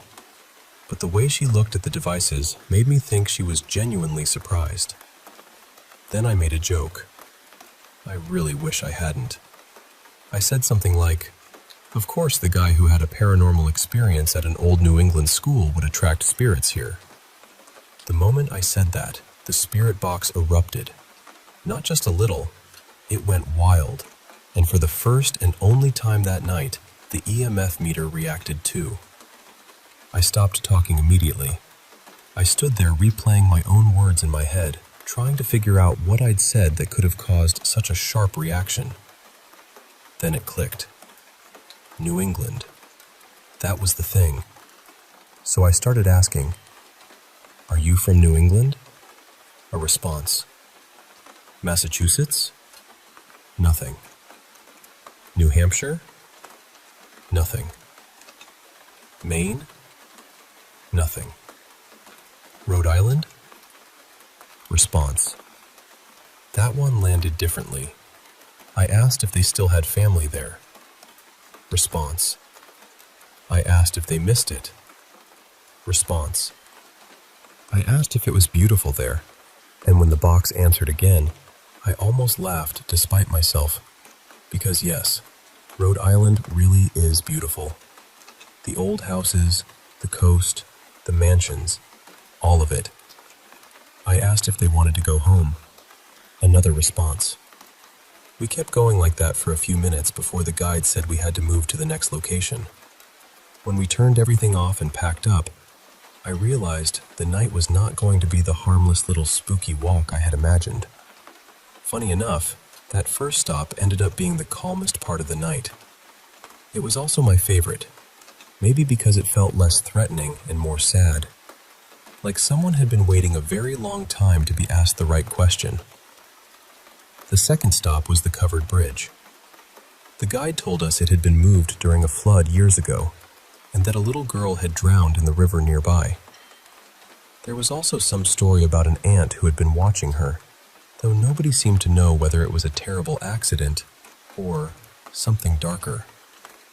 At first, not much happened there for me. A few spirit box hits, some faint responses. I thought I might have been communicating with the little girl for a short time, but it was hard to tell. Then I walked away from the bridge. A few people from outside our tour group had started following along near me. Not in a creepy way, just curious. They could tell something had been happening with the equipment, so they sort of drifted with me as I moved down along the river, farther from the lights, into a darker stretch of the area. That was when I started feeling sick. Not nervous, not uneasy. Sick. My stomach turned hard, like my body had suddenly decided it wanted no part of being there. I felt like I might throw up. The spirit box was still making noise, still giving responses, but everything felt wrong now. The air felt wrong. The dark felt too close. And it wasn't just me. The other people near me started saying they felt strange too. One of them said they saw movement out in the darkness, and that was enough for all of us. We turned around and went back to the bridge. I sat down and tried to breathe through it while the feeling slowly passed. Then someone using an EVP device said they had picked up words near me. Evil. Bad. A few others in that same lovely little family of words. That was a charming thought, let me tell you. Something dark hanging around me and making me nauseous. Absolutely delightful. 10 out of 10, would not recommend.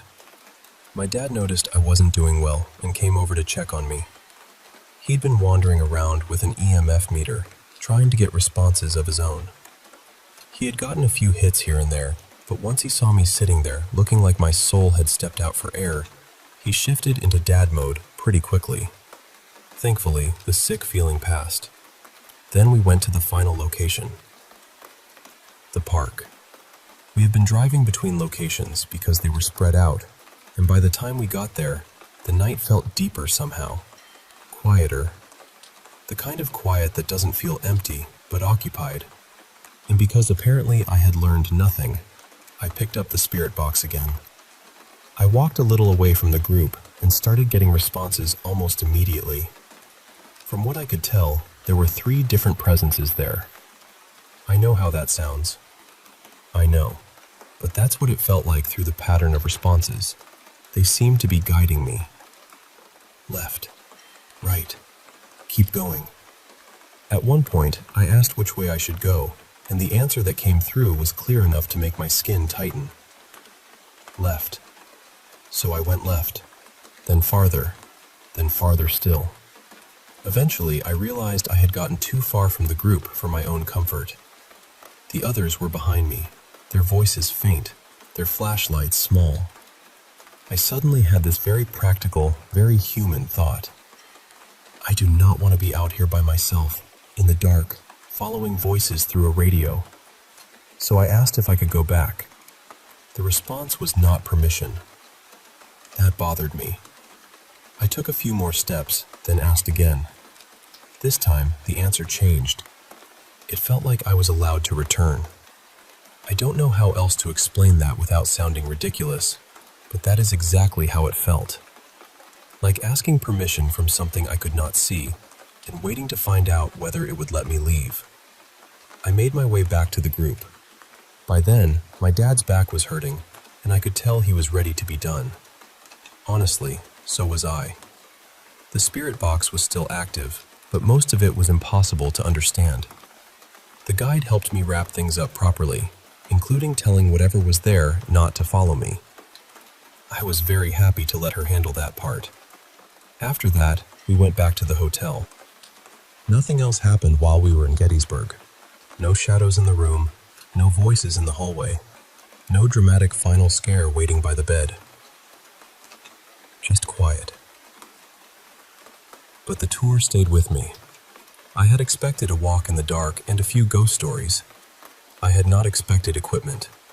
I had not expected direct responses.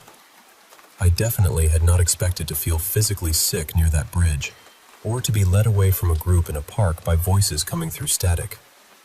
My dad didn't experience as much as I did, though he did get EMF hits a few times. Mostly, I'm glad he had fun. He was glad I had fun too, although I think we both could have done without the part where I looked like I might collapse into the grass and become a cautionary tale. After a couple more days in Gettysburg, we left for Washington, D.C., and honestly, I hope that is the last time I deal with ghosts for a while. People romanticize hauntings. We turn them into movies, games, tours, jokes, stories told with a flashlight under the chin. And I get it. There is something fascinating about the idea that the dead might still be reaching toward us. But when you are standing in the dark and something answers you, it doesn't feel romantic. It feels ancient. It feels close. And it feels like a door you should be very careful about opening.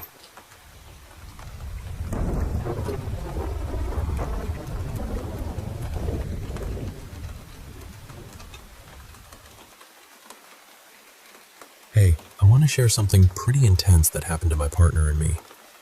We recently moved into a new apartment, hoping to leave behind the weird stuff that haunted our last place. This new condo is pretty nice, just a year old, tucked away in a quiet part of town, surrounded by woods and trails.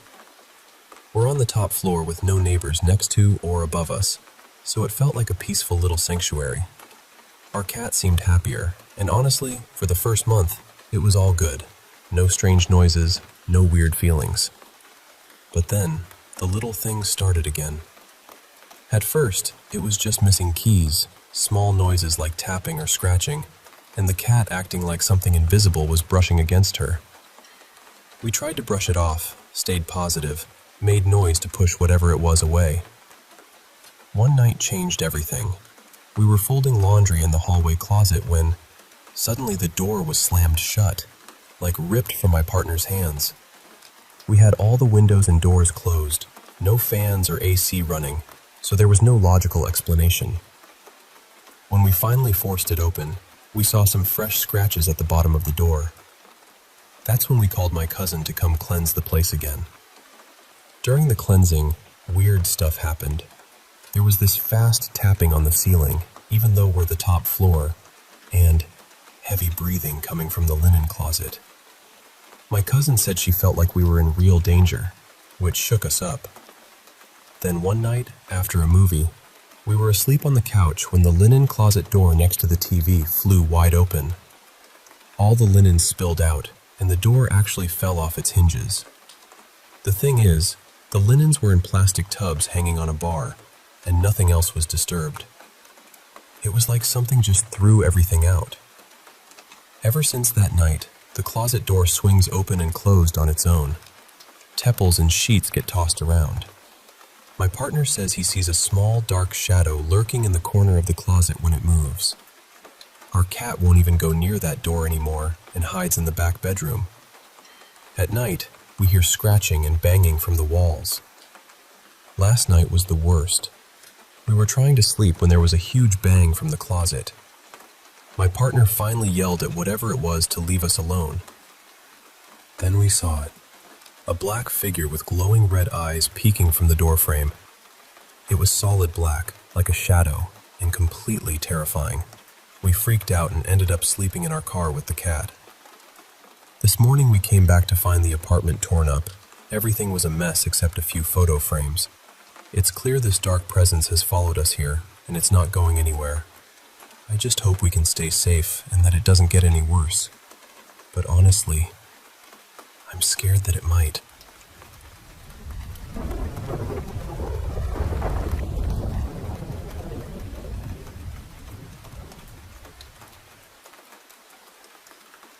Hey there.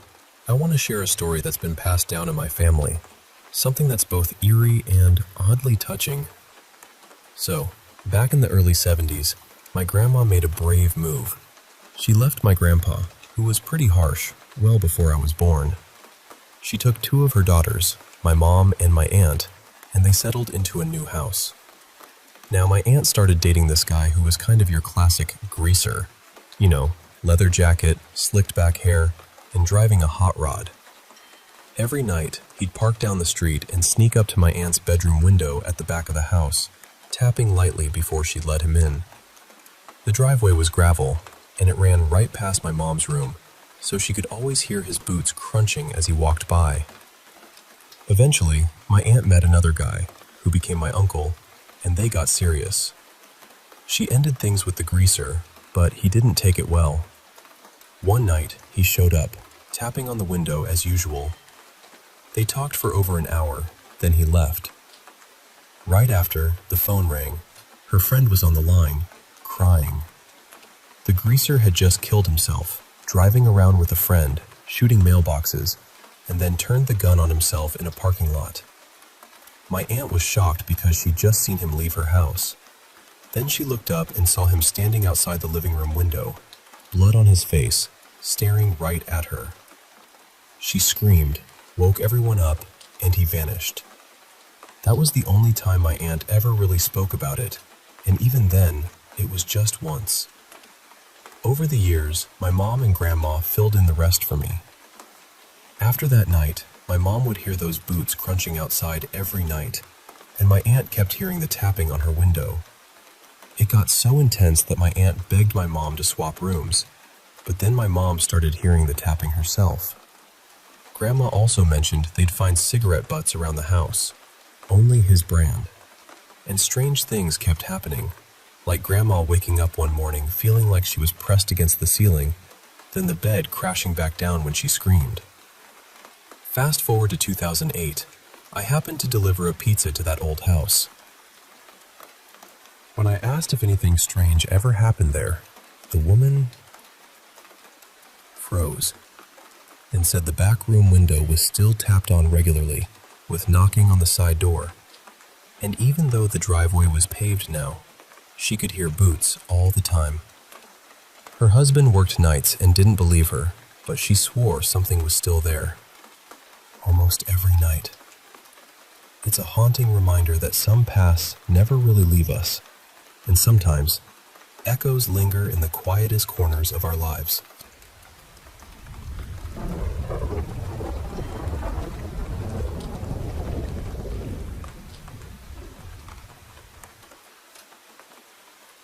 Hey there.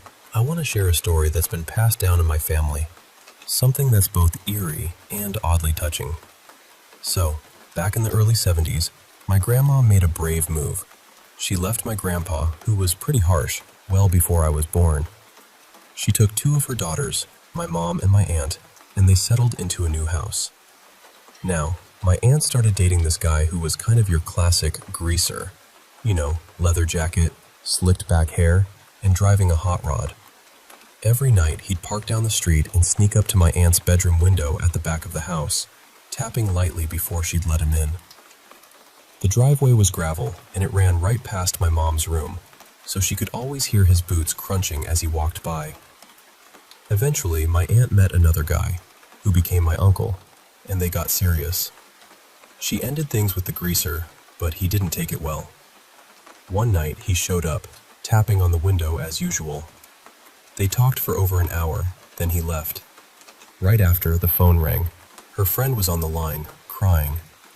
The greaser had just killed himself, driving around with a friend, shooting mailboxes, and then turned the gun on himself in a parking lot. My aunt was shocked because she'd just seen him leave her house. Then she looked up and saw him standing outside the living room window, blood on his face, staring right at her. She screamed, woke everyone up, and he vanished. That was the only time my aunt ever really spoke about it, and even then, it was just once. Over the years, my mom and grandma filled in the rest for me. After that night, my mom would hear those boots crunching outside every night, and my aunt kept hearing the tapping on her window. It got so intense that my aunt begged my mom to swap rooms, but then my mom started hearing the tapping herself. Grandma also mentioned they'd find cigarette butts around the house, only his brand, and strange things kept happening, like Grandma waking up one morning feeling like she was pressed against the ceiling, then the bed crashing back down when she screamed. Fast forward to 2008, I happened to deliver a pizza to that old house. When I asked if anything strange ever happened there, the woman froze and said the back room window was still tapped on regularly, with knocking on the side door, and even though the driveway was paved now, she could hear boots all the time. Her husband worked nights and didn't believe her, but she swore something was still there, almost every night. It's a haunting reminder that some pasts never really leave us, and sometimes echoes linger in the quietest corners of our lives.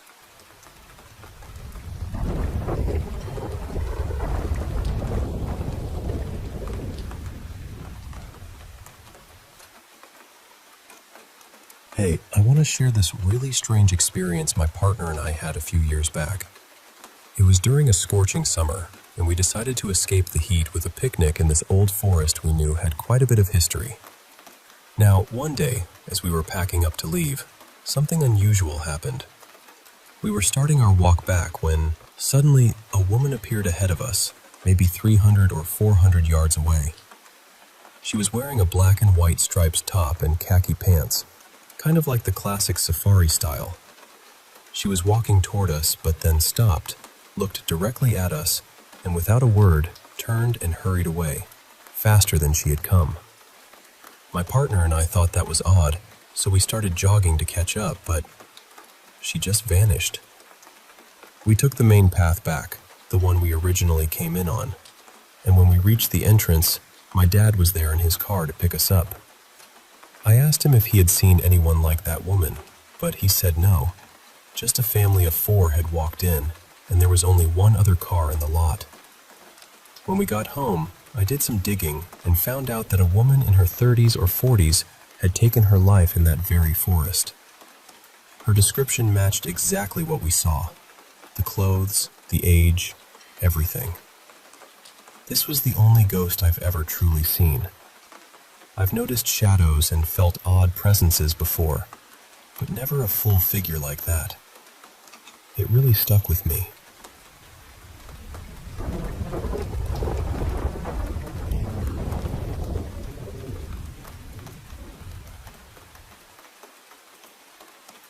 Hey, I want to share some stories that have stuck with me over the years. Things that felt a little off. So, when I was a kid, I lived in this old apartment building in a town rich with history, right next to a bunch of cemeteries. Our building was pretty worn down even back in the 90s. We had this shared laundry area down in the garage, and to get there, you had to open this huge, rusty metal gate that creaked like crazy, echoing through the whole space. It was impossible to be quiet down there because every little sound bounced around. Now, my neighborhood wasn't the safest, so whenever I went down to do laundry, especially since my mom was busy with my younger siblings, I made sure to lock that gate behind me. The laundry was actually just a corner of the garage with an open space, so I could see anyone coming, and I knew I'd hear them. One holiday weekend, when most neighbors had left town, I was folding clothes when I noticed a little boy bouncing a big red rubber ball nearby. I was startled since I hadn't heard the gate or anyone coming in. What really freaked me out was that the ball made no sound, and in that echoey garage, even a sneeze would have been loud. Then, the ball bounced toward the wall, but instead of coming back, it vanished right through it. The boy chased after it and disappeared too, just like that. I packed up my laundry in a rush and ran back upstairs, completely forgetting to lock the gate. I never saw that boy again, but others around the building reported seeing him too, wearing a striped rainbow vest and shorts. He always looked solid, not ghostly, but vanished so fast it was like he was never there. Now, shifting gears, I'll share something a friend told me about her college experience at an old Catholic all-girls school. The campus was nearly 100 years old, with cemeteries for the nuns on the grounds. One night, around 10 p.m., she really had to use the restroom in the basement. She usually avoided it, but this time she went down. When she opened the bathroom door, she saw a stall door closed and thought it was a friend. She peeked under to see their blue Crocs, but there was no one there. Then, suddenly, the toilet paper started ripping off the roll so fast it shook the dispenser. Her heart raced, but she told herself someone was just in a hurry. As she left, the stall door slammed open violently, like it was kicked. She ran to the stairs, and the bathroom door slammed open again behind her. Heavy, fast footsteps sounded like they were chasing her up the stairs. She made it to her dorm room, locked the door, and the footsteps stopped abruptly in the hallway. She looked around, but no one was there. Even now, she's unsettled by that night and avoids that bathroom entirely. Lastly, another story from my college days. During winter break, my roommate and I decided to bunk our beds. She took the top bunk, and I took the bottom. She worked night shifts, so often the room was empty at night. One Friday night, I came back around 10 p.m. and felt this strange unease in the room. I got ready for bed, but couldn't shake the feeling. Then I woke up in the middle of the night, freezing, even though I'm usually warm. The room was lit with deep red LED lights, and I heard this quiet, raspy moan that sounded almost like an old man sleeping with his mouth open. Looking up at the sagging mattress above me, I gently pushed it with my feet, but it felt heavier than usual. The moan came again. When I checked my phone, it was only midnight, way too early for my roommate to be back. I tried to see who was there, but as soon as my foot hit the floor, the mattress above me shifted like something heavy had lifted off it. I ran out crying, feeling completely defeated. When my roommate returned, she laughed it off until she noticed her bed was messy, and it had been made before she left for work. That was one of the creepiest nights I've had, and after that, I never wanted to share a room again. These experiences, whether it's the boy in the garage, the footsteps chasing my friend, or the mysterious presence in my dorm, have stayed with me. They remind me that sometimes the unseen world is closer than we think, quietly sharing our spaces in ways we can't always understand.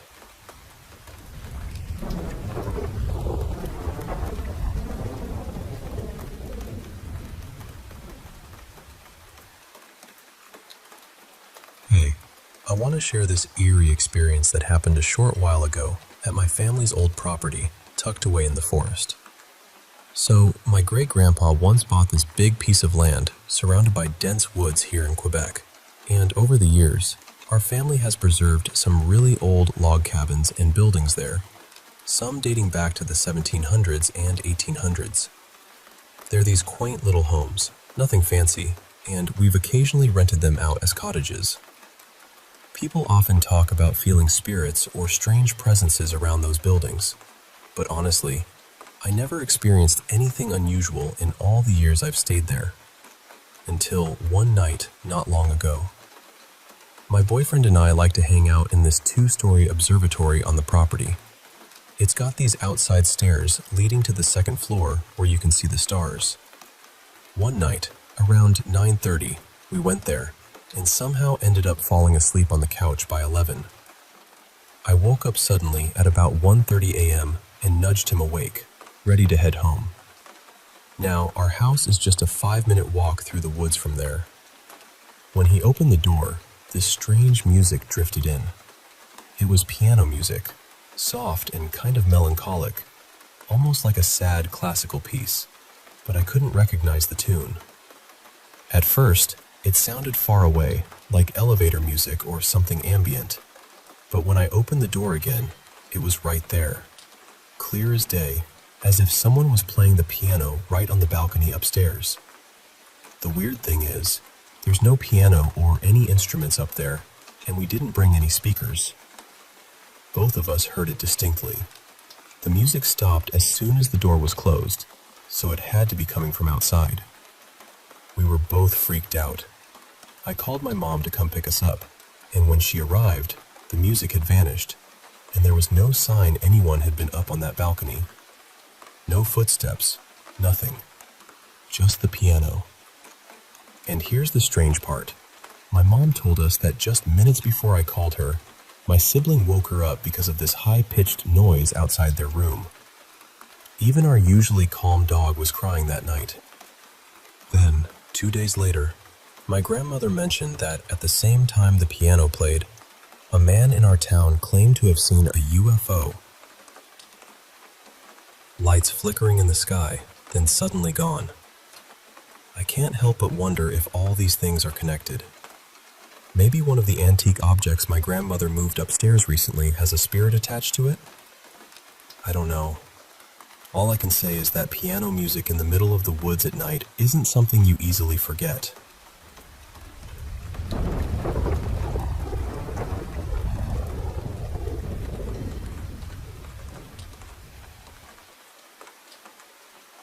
Hey, I want to share something really strange that happened to my family back in 2007 when we were visiting rural India.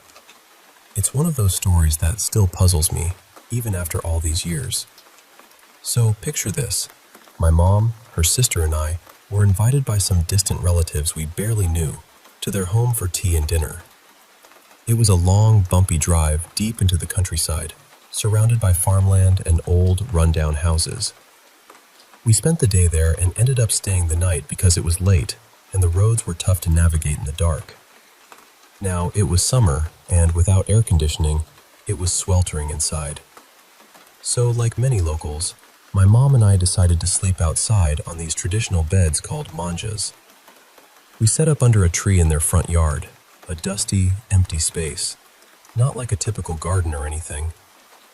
The others slept farther away, and I honestly don't know why we weren't closer to them.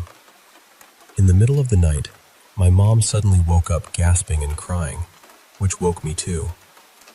She told me a man had been on top of her, strangling her. I thought maybe she was having a nightmare, but then my aunt came over with a flashlight. When she shone it on my mom's neck, there were red marks, clear as day. We were all confused because the gate was locked, and no one had entered or left as far as we could tell. Here's where it gets even stranger. The next day, before we left, we visited the house behind where we stayed. My mom saw a photo on the wall and froze. She said the man in that picture was the one who strangled her the night before. But she'd never met or even heard of the man before. The family there looked confused and said he was dead. He'd recently died after being hit by a truck on the road right in front of their property. I've tried to make sense of it logically, but I just can't. If my mom was dreaming, how do you explain the marks on her neck and her knowing exactly what he looked like before seeing the photo? To this day, it's a mystery to us. So I'm sharing this story because maybe someone out there has some ideas or has experienced something similar. It's one of those moments where reality and the unexplainable just collide.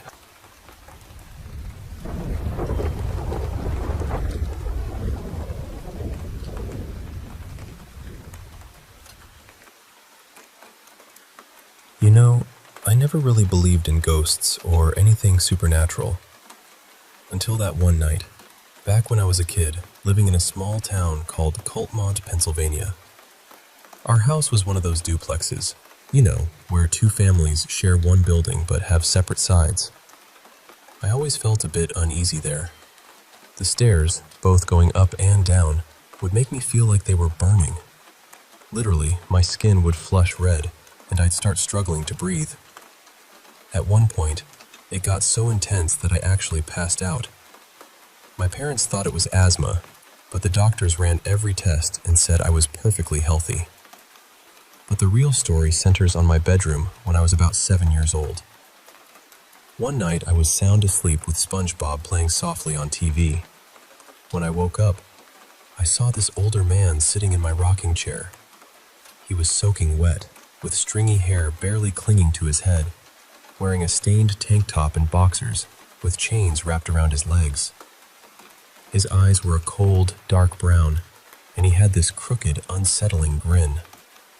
Then he vanished.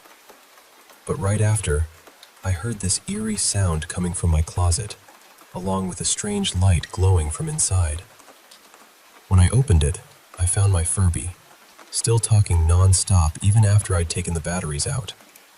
And then, turning around, there he was again, the man, with that same creepy grin. He charged at me, and I dropped to the floor, overwhelmed by a sudden icy chill. The next thing I knew, I was soaked, gasping for air. I screamed, and just then, my bedroom door slammed open. My parents rushed in. I remember yelling, "The devil! The devil!" as my mom held me close and my dad was trying to figure out why I was drenched. After I calmed down, I told them everything. My dad, who was going through a divorce at the time, admitted he'd seen that man before, but wouldn't say more. Now, years later, it's just me and my mom living together. And though I'm safe, that night still haunts me. It was like something was tormenting me from the shadows. And to fast forward a bit, in 2021, after a huge fight with my dad, things got even worse, leading to court and all. But through it all, I'm grateful to be where I am now. And I'm still trying to make sense of that night when I first truly believed there's more to this world than what we see.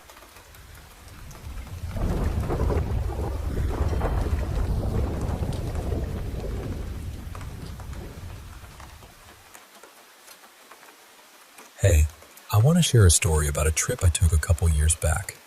It might sound pretty normal to some, but the feelings I had that day were intense. Something primal I can't quite put into words. So, my ex, let's call her Emma, and I booked this charming little homestead for a weekend getaway. We found it online with glowing reviews, managed by this wonderfully warm elderly couple. The place was nestled right in the middle of a vast estate surrounded by coffee plantations, and it even had its own private waterfall. Behind the estate, there were these large hills, mostly owned by the couple. Our little cottage sat cozily between the main house, where the couple lived, and another larger cottage where some families were staying. It was all surrounded by beautifully kept gardens. A narrow path ran in front of the cottages and led towards the hills. Our first day was pretty chill. We were wiped out from the long drive from the city and just soaked in the warm hospitality and the stunning views. The next day, we had to decide between visiting the waterfall or hiking up the hills. After some back and forth, Emma picked the hills. So, just after 10 in the morning, we packed a simple brunch and started down the path toward the hills. The weather was cool, with a light drizzle that brought out the fresh scent of damp earth. Very refreshing for us city folks. As we reached the end of the winding path, we faced a steep climb straight up the hill, or an unpaved path that skirted around it. Since everything was wet and slippery, we thought the longer path might offer a gentler climb. So we took that route, but about 10 minutes in, the scenery changed dramatically. Instead of open land, we found ourselves in a ravine, with dense trees blocking much of the sunlight. It was like stepping into a jungle. Still, we pressed on, hoping to find a better route up the hill, which had disappeared from view due to the terrain. After about an hour navigating the ravine, we came across a fork, dense jungle to the left and a run-down wooden hut to the right, long abandoned. We stopped to catch our breath when, suddenly, a chorus of angry barks erupted. 7 or 8 dogs, maybe more, closing in fast. We didn't stick around to find out more and hurried back the way we came. Once the barking faded, we discovered the bushes and grass around us were crawling with leeches trying to latch on.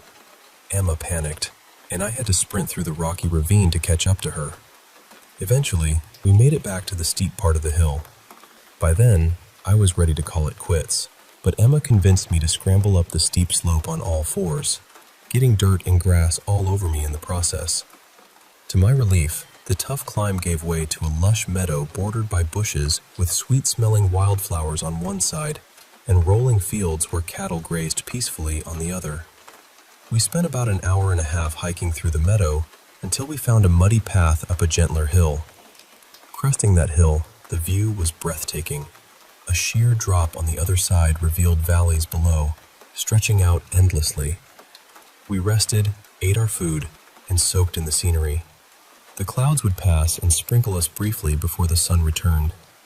It felt like paradise to us city dwellers. By 5 p.m., I was itching to start heading back. Slipping on wet grass in fading light was a recipe for disaster.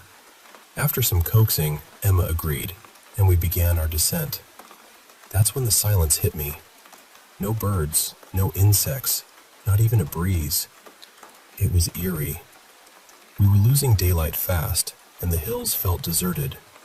Then I got this overwhelming sensation of being watched from behind. and then from all around except the front. My skin prickled, and I went from joking around to being unnervingly quiet and hyper-alert. Emma noticed and got creeped out by my sudden change, but didn't feel the same. I asked her to go ahead while I stayed behind, wanting to shield her in case something or someone was lurking. The feeling didn't fade. Instead, it intensified. I felt anger, like whatever was watching us was furious we were there, like we didn't belong. Still, no sound, no wind, just this heavy silence. Then, out of nowhere, a dog appeared behind me.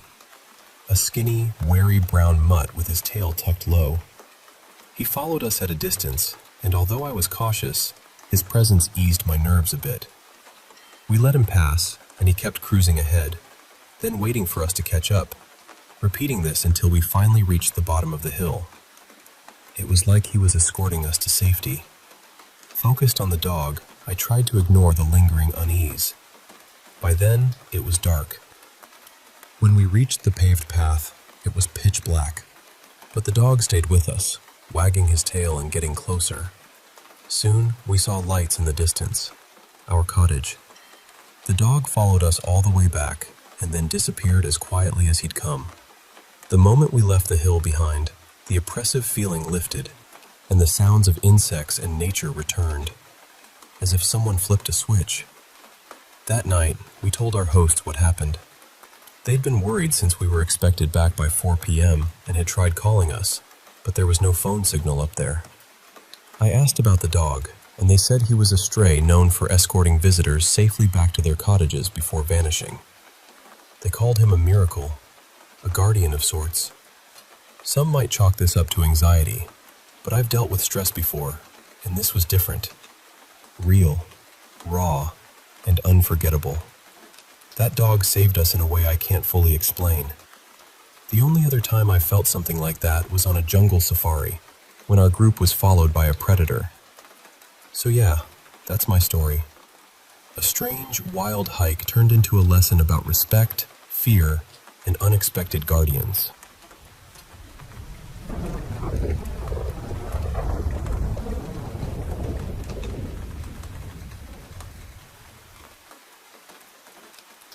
Hey, I want to share a story that's been with me for years.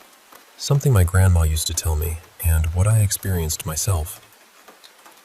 So, there's this house. It's not ancient, maybe around 50 years old, that my grandparents lived in, and later, my mom and I lived there too when I was a kid. Before we moved to a newer place on the edge of town, that house held something unusual. My grandma always said there was a friend living there. That's how she described it. A presence that roams the house at night. Sometimes you catch a glimpse of it in the corner of your eye, like a shadow moving just out of clear sight. It never hurt anyone, at least as far as we know. Grandma even told me once she woke up to see this friend sitting at the foot of her bed, just watching her, before fading away seconds later. She kept a plate with salt under her bed, maybe as protection.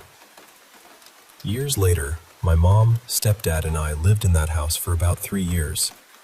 My parents slept in the old grandparents' bedroom, where the salt was still there.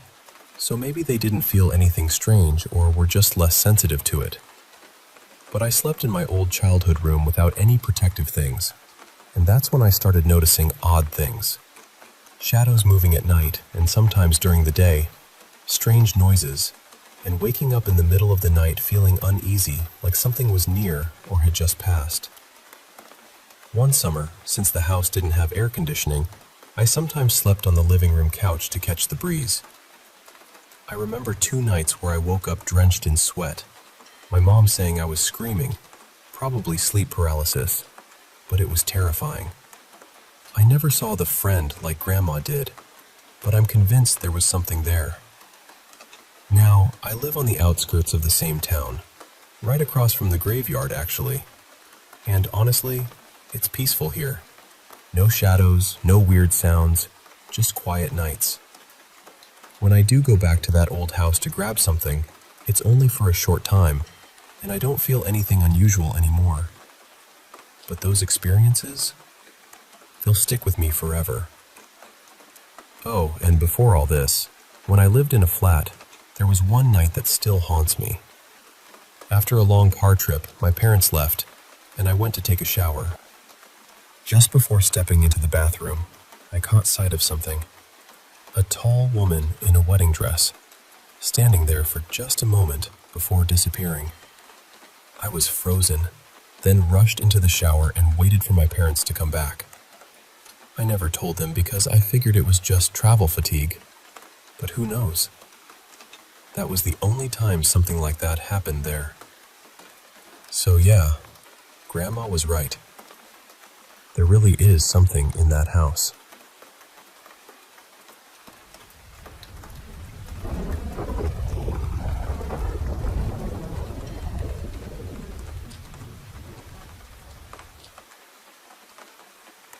Hey there. Let me tell you about this one night that stuck with me. So, I've been driving trucks for just under a year now. Still pretty new to the whole thing, but I get to see some amazing sights on those late night hauls between New Mexico and Arizona. You know, those shooting stars you catch around 3 a.m.? Well, usually they're just meteors or space debris burning up as they fall through the atmosphere. But this one night, I saw something different. There was this star. At first, it just hung there in the sky like any other star. It didn't drop or streak like a typical shooting star. It stayed still, bright and steady, almost like it was waiting for something. Then, suddenly, it shot up and disappeared in a flash, like it burned out of the atmosphere in an instant. I've never seen anything like that before, and honestly, it had me scratching my head. It was bright enough to look like a star just hanging out, but then it moved like it had somewhere urgent to be. That's just one of many strange things I've noticed while driving those quiet roads from midnight until noon. The traffic's lighter, parking is easier, and the world feels a little different, like there's more to see if you're paying attention. I'm still learning the ropes as a trucker, but nights like that make me realize there's a whole lot out there beyond the ordinary.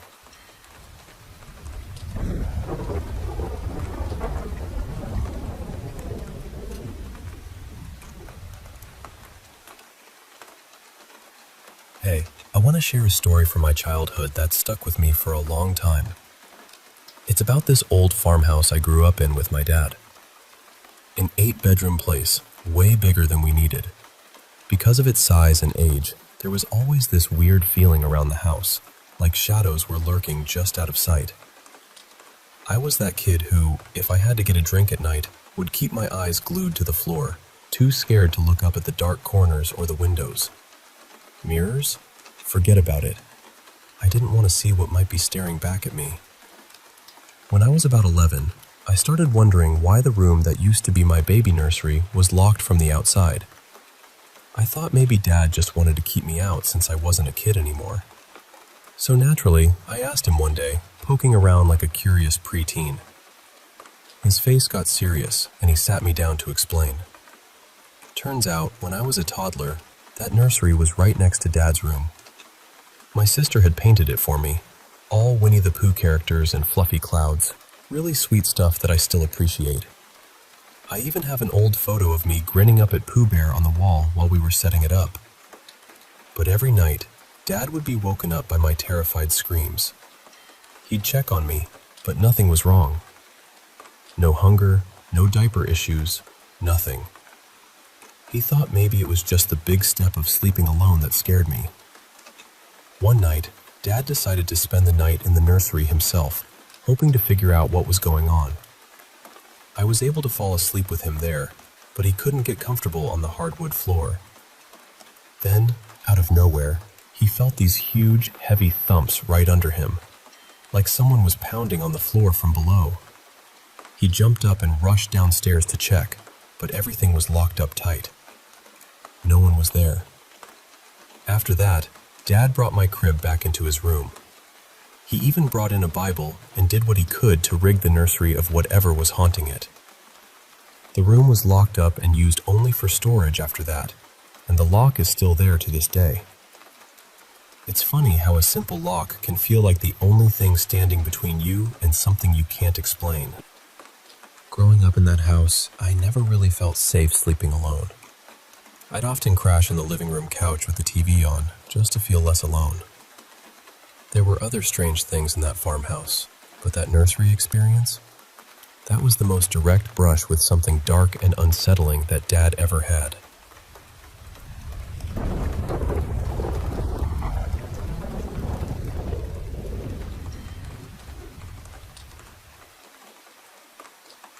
I want to start by saying this happened several years ago, and I'm in a much better place now. I'm not the same person I was then. I've gotten help, I've grown, and life feels a lot more open than it did back then. But this is something I still think about, because I've never been able to fully explain what happened that night. This was around 2021. I was 21. The pandemic was still heavy over everything, and honestly, I was not doing well. The world felt strange and unstable, and inside my own head, things felt just as chaotic. I had struggled with self-harm and suicidal thoughts before, and that year was one of the lowest points of my life. There were a few nights where I came dangerously close to ending everything. I was scared of dying, but I was also exhausted from living the way I was living. One night, very late, I was alone in my bedroom.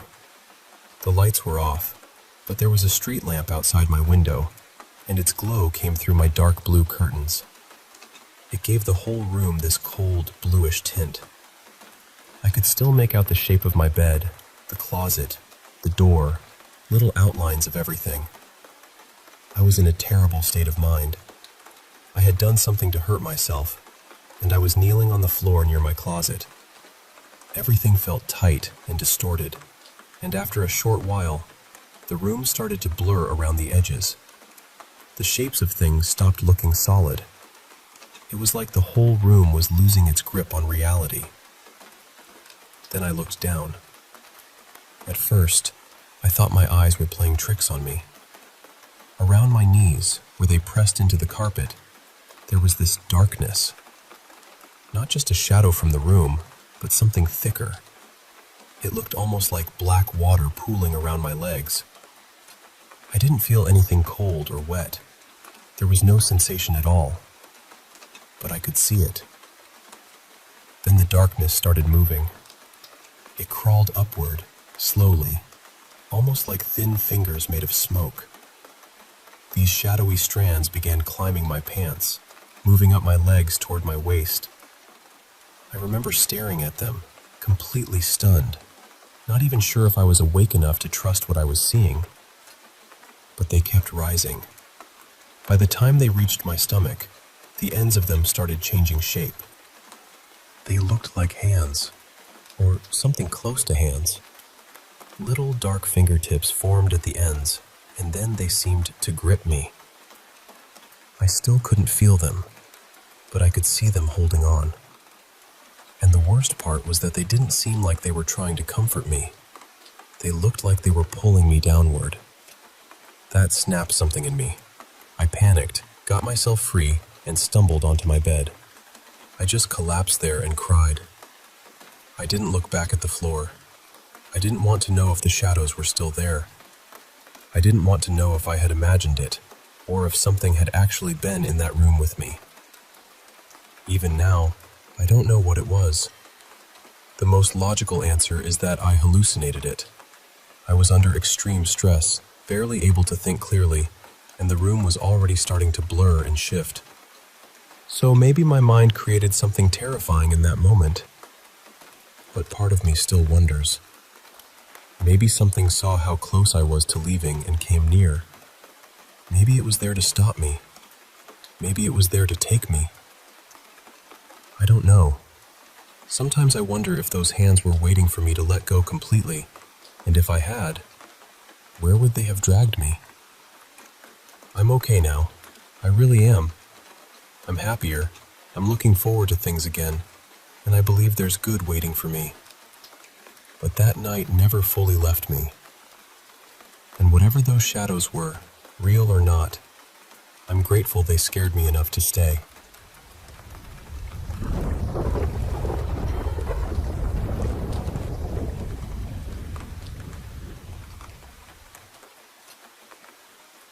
I'm not really sure where to start, because what happened to me last night honestly shook me more than I expected. I think I saw something. I know how that sounds, and a part of me still wants to explain it away, but I can't. Not completely. A few days before it happened, around June 8th, I had this long conversation with two of my friends about ghosts. I grew up in a religious household, and I was always taught that ghosts weren't real. Later on, after I became an atheist, I kept that same habit of brushing off anything strange. Every weird sound, every odd feeling, every shadow in the corner of my eye, I'd just tell myself I was being paranoid. But after that conversation, something in me shifted a little. I started wondering if maybe there was more to it than I'd been willing to admit. And because of that, ghosts were on my mind a lot. Then, yesterday, everything felt different. I was walking back and forth in the hallway, which is something I do pretty often when I'm stressed. It usually helps me calm down. But while I was pacing, I suddenly got this heavy feeling, like I wasn't alone.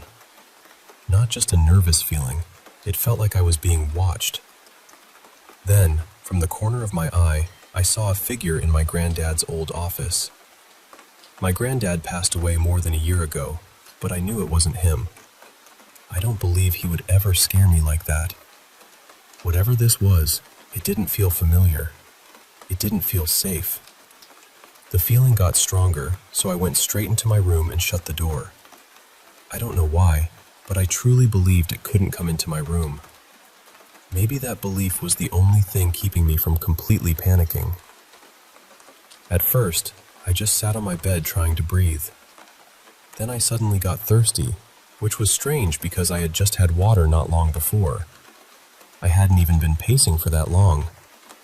It felt less like normal thirst and more like something trying to make me leave the room. I could still feel that presence outside my door, so I stayed where I was. That's when things started getting worse. Some parts are blurry now, and I only know the timing because of messages I sent to my friends while it was happening. The first thing I remember clearly was my ears ringing. It started faint, but it kept coming and going. Then I began zoning out whenever I looked toward the door or the wall beside it. I could just glance in that direction and suddenly find myself staring, completely locked in place. I don't know how long it lasted each time, because time felt wrong. It felt like it was moving too fast and too slow at once. At one point, it almost felt like I could see the air. I know that doesn't make sense, but that's the only way I can describe it. Everything looked strange and charged, so I kept my head down and tried not to look anywhere near the doorway. Then both of my lights started flickering. I have one light in my room and another in my closet, and they both flickered at the same time. They would cut out, then come back on. The ringing in my ears kept returning, and somewhere outside, I heard an owl. Owls are rare where I live, and the sound was strange. It sounded far away and close at the same time. Even my phone felt wrong. It felt much heavier in my hands than it should have, like I was holding a brick instead of a phone. My door doesn't have a proper doorknob, and when I accidentally zoned out looking that way again, I saw a shape moving toward me. I snapped myself out of it, but it felt too close. Then I started seeing tiny white dots near the doorway. Sparkles, I guess. That's the closest word for it. They would appear and disappear, over and over. They weren't just in the corner of my eye either. I could see them directly, even when I wasn't zoning out. Toward the end, I began hearing this awful noise. It sounded animal-like, but not like any animal I know. It wasn't exactly a growl, but it had that same threatening feeling. It felt hostile, wrong. At that point, I remembered something I had found online, so I started repeating, "You're not welcome here. You need to leave." The more I said it, the worse everything got. The ringing in my ears grew louder, and I got this strange pressure in my head. Then I heard a voice inside my mind. It wasn't mine. I don't remember what it said, but I remember the fear that came with it. It was the kind of fear that makes your whole body go cold. Somehow, I kept repeating the words anyway. You're not welcome here. You need to leave. I said it again and again, even though I was terrified. After more than an hour, the presence finally faded. I didn't feel it outside my room anymore, but I still couldn't move for a long time. I left my light on all night, and I didn't leave my room until about 2 hours after everything stopped. Even then, it was only because I had to use the bathroom. I've ordered a protective bracelet, but it won't arrive for a while. I don't know what I experienced. I don't know if it was a spirit, a ghost, or something else entirely. But I know how it felt. And if it comes back, I honestly don't know what I'm supposed to do.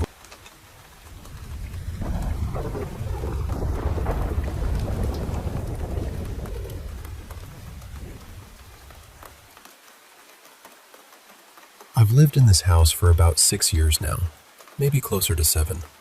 And when we first moved in, everything seemed normal. The place looked fairly new, nothing felt strange at first, and honestly, I never had any reason to question it. I've tried looking online to find out more about the house, like when it was built or who lived here before, but I haven't really found much yet. I'm planning to keep digging though, because lately it feels like there's something I'm missing.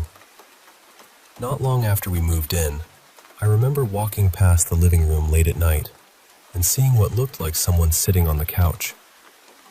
It was only in the corner of my eye, just for a second, but it stopped me cold. I still see things like that sometimes, little shapes or movement just outside my direct vision.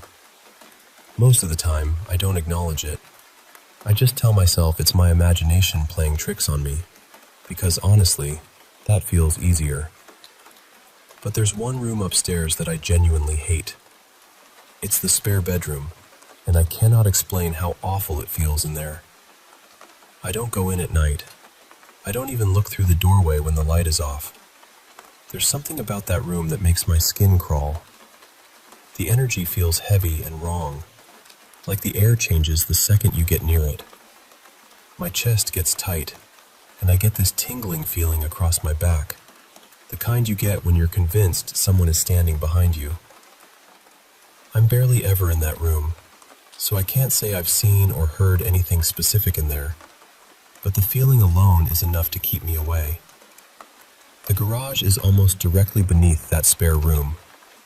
Not completely, because part of the garage roof sticks out under the bedroom window, but I'm pretty sure it extends under most of the room. The garage door is electric, and it has sensors that beep if something presses against the door for more than a couple seconds. It also makes a clicking sound if the door is touched once. Recently, the garage door has started beeping randomly at night. It doesn't happen during the day. It mostly happens when my boyfriend, Callan, isn't home and I'm alone. The beeping usually lasts anywhere from 2 seconds to maybe 10. Then it stops completely and doesn't happen again. Every time I try to explain it away. Maybe it's the wind. Maybe the sensors are glitchy. Maybe it's just an old system being weird. But after it happens, the air in the garage feels different. Heavy. Still. And I get that same horrible feeling I get from the spare room, like I'm being watched. Lately, I've also started hearing noises when I'm in bed. They come from different parts of the house. Sometimes it's knocking. Sometimes it sounds like slow footsteps moving along the upstairs hallway. But the footsteps don't lead to anything. No bathroom door. No one getting back into bed. They just move for a bit, then stop. Again, I keep trying to rationalize it. Maybe it's my cat. Maybe someone in the house is half asleep and walking around. Maybe the house is settling. I really do try to talk myself out of being scared, but there's this feeling underneath all of it that something is off. Then last night, around 1:30 in the morning, there was this incredibly loud banging from downstairs. I have never heard anything like it in this house before. My mom heard it too, and neither of us could figure out what it was. I waited a few minutes after it stopped, then went downstairs to check, but there was nothing obvious. Nothing had fallen. Nothing looked out of place. I couldn't find anything that could have made that sound. It has honestly shaken me. I know some people might not take this seriously, but I'm not making it up. Maybe I'm just anxious. Maybe I'm overthinking everything, and part of me really hopes that's all it is. But between the spare room, the garage door, the footsteps, and now that banging, I can't shake the feeling that something strange is happening in this house.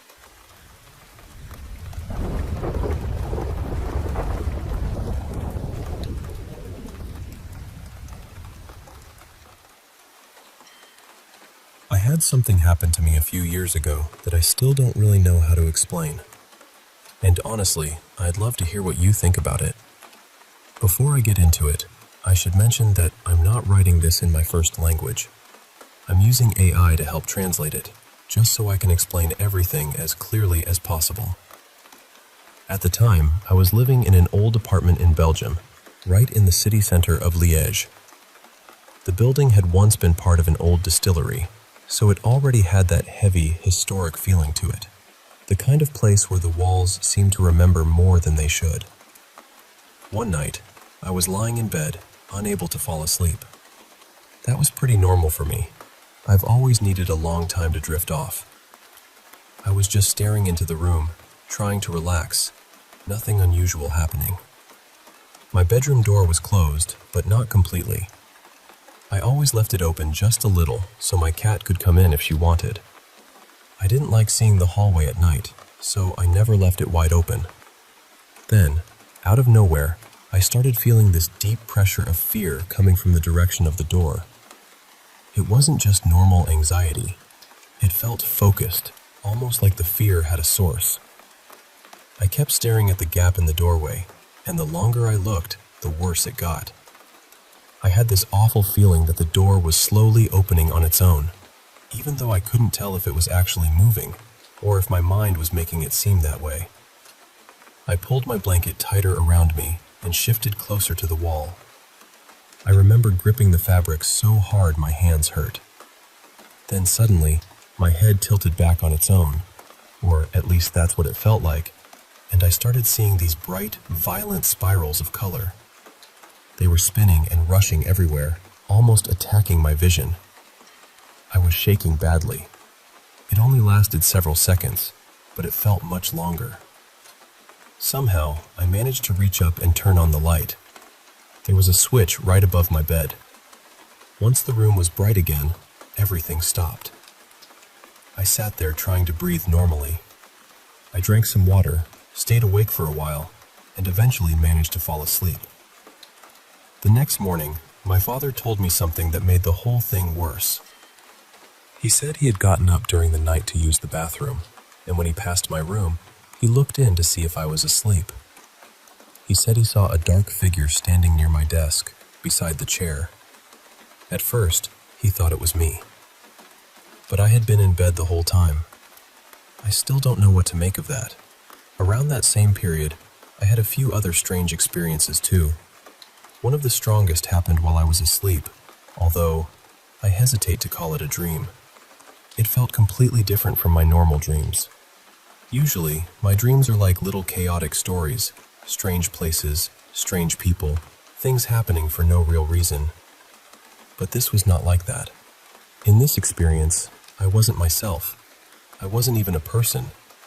I was more like a viewpoint, like a camera floating through a scene. I saw an abandoned chapel in the middle of a clearing. Around it were broken stone walls, half covered with moss and weeds.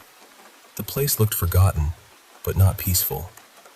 I remember feeling an urgent need to go inside, as if something was pulling me there. Then there was a sudden flash, and my point of view was inside the chapel. The fear started building again, slowly at first, then very quickly. And then, without warning, it sounded like hundreds of white porcelain plates had been dropped onto the floor all at once.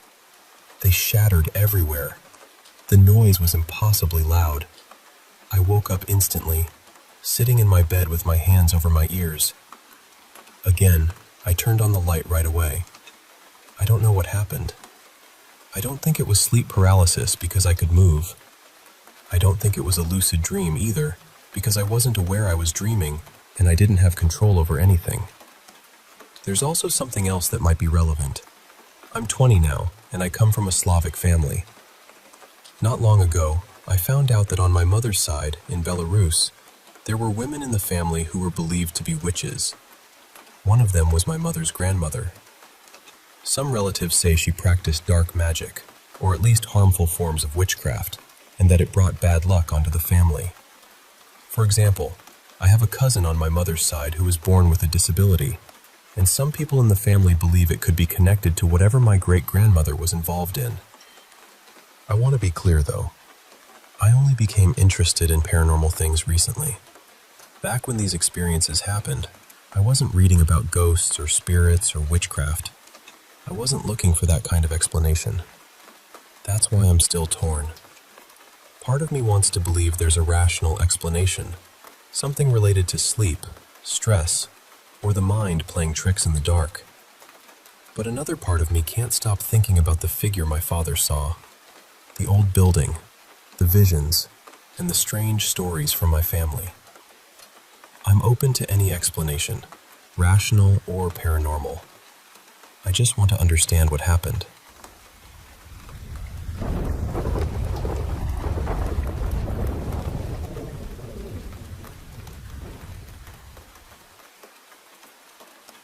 So, a couple of days after I moved into this apartment, I started noticing strange little things.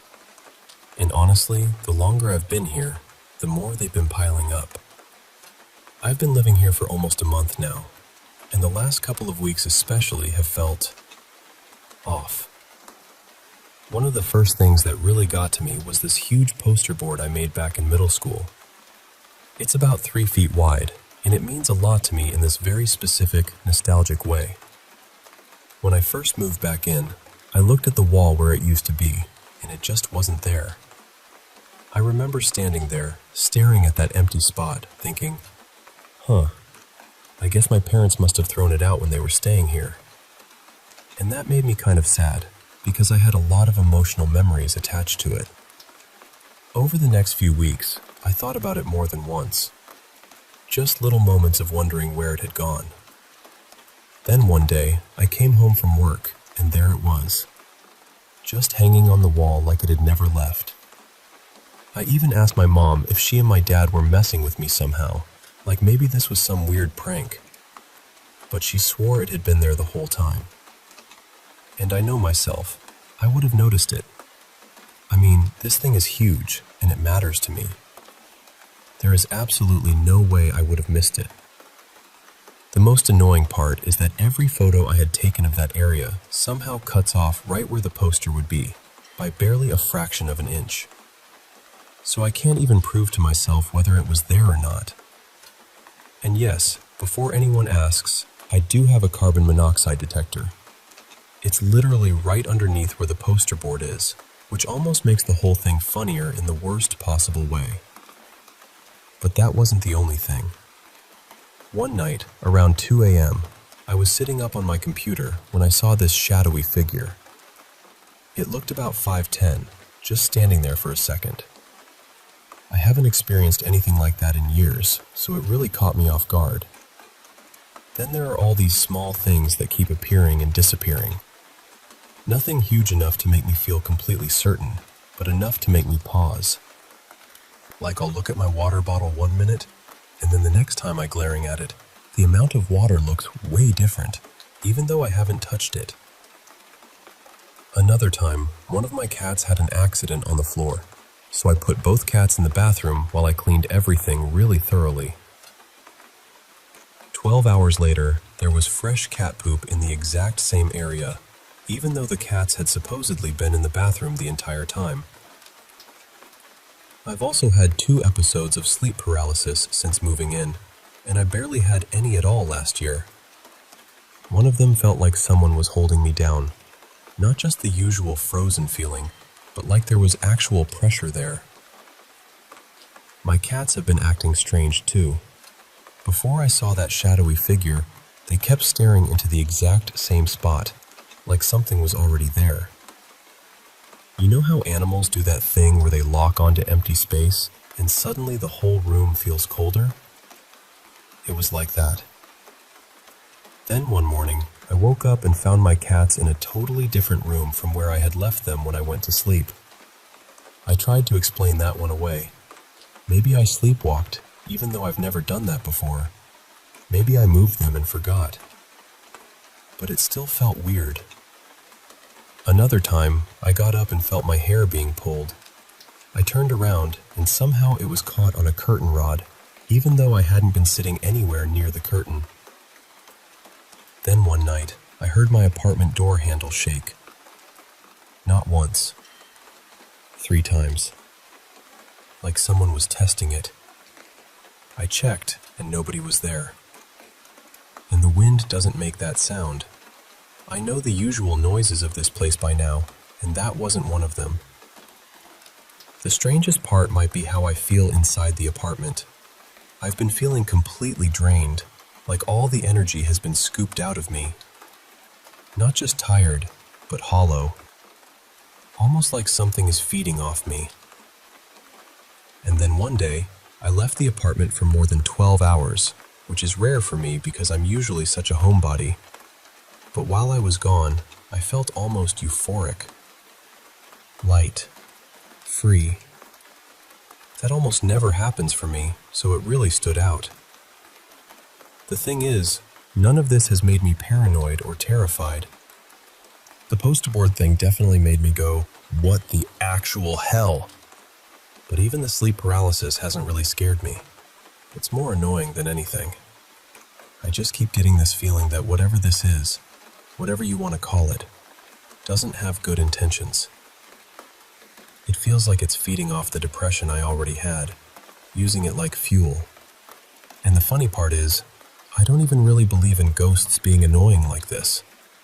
I don't fear them. I don't expect them to bother me. You'd think that would make me spiritually untouchable or something. Apparently not.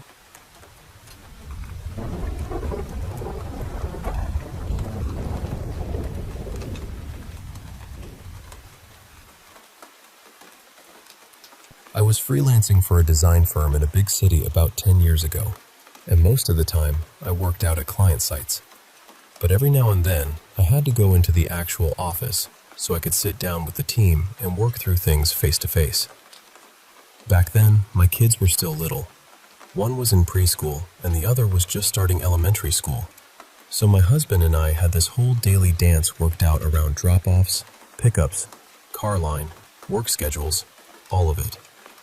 On the days I had to be in the office, I would get there ridiculously early, usually before anyone else, just so I could leave in time to handle the afternoon kid logistics. And that was exactly what happened that morning. I got there a little before 7 a.m., and I mean, I was alone. Not a few quiet people with headphones on alone. The entire floor was empty. The building itself was nothing special. It was one of those plain concrete office buildings that looked like it had been put up sometime in the late 70s or early 80s, and then simply endured. Our company occupied one full floor in the middle of the building, and nobody else shared that space with us. The layout matters here, because it's part of what made this so strange. There were 2 big common work areas where most of the designers and developers sat in cubicles. One was off to the side, and one was way down at the far end of the floor. That far end area was where I usually worked. On the opposite side, there were executive offices and conference rooms. Between those 2 ends were long hallways, a wide open foyer, and smaller meeting spaces where people could gather to work on projects. So that morning, before settling in, I needed coffee, naturally. The coffee station was near the far side of the building, across this wide foyer from some of the executive suites and conference rooms. I was standing there at the Keurig, waiting for it to sputter out its little cup of survival, when I happened to glance across the foyer. In one of the conference rooms, floating near the ceiling, was a shiny mylar balloon with a big smiley face on it. I didn't think anything of it at first, It was just one of those odd little things you notice in a quiet office. A happy little balloon in this very gray, corporate-looking space. I remember thinking something like, well, that's cute. And then my coffee finished, so I headed back to my cubicle. A couple of minutes later, I was sitting at my desk when I heard this faint scraping sound coming from the hallway I had just walked down. I looked up, and from around the corner, right where the last conference room ended and the cubicles began, came the smiley face balloon. It was moving slowly, very slowly, in a perfectly straight line down the hallway. There was no breeze, no obvious air vent pushing it, no heating or air conditioning kicking on. And to even get out of that conference room, it would have had to somehow dip below the door frame, glide out of the room, cross that space, and then continue all the way down the long hall. I just sat there, staring at it. Then it turned. Not randomly, not drifting vaguely. It turned right into my row of cubicles and started coming directly toward me. At that point, I was trying very hard to be rational. I remember thinking, okay, there has to be an air current. It's just going to float past. That's all this is. But it didn't float past. It stopped directly in front of my cubicle. Right in front of me. And it just hovered there, gently bobbing up and down, with that big, shiny smile on its face. That was enough for me. I packed up my things so fast I probably left a dust outline behind, and I got out of there. Whatever collaboration needed to happen that day, I decided it could happen over the phone. Later on, I found out that a senior executive at the company had died suddenly a few years before I started working there. I never knew for certain whether he had passed away in the building, though I did hear people say he had. And honestly, I've wondered ever since whether he was still around in some way, checking in on the office, making sure the place was running the way he liked it. All I know is this: that balloon came to find me, and it smiled the whole time.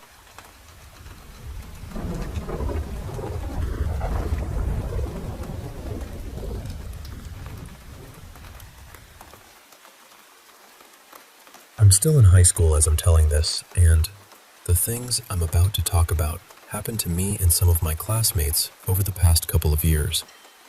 But from what I understand, this didn't start with us.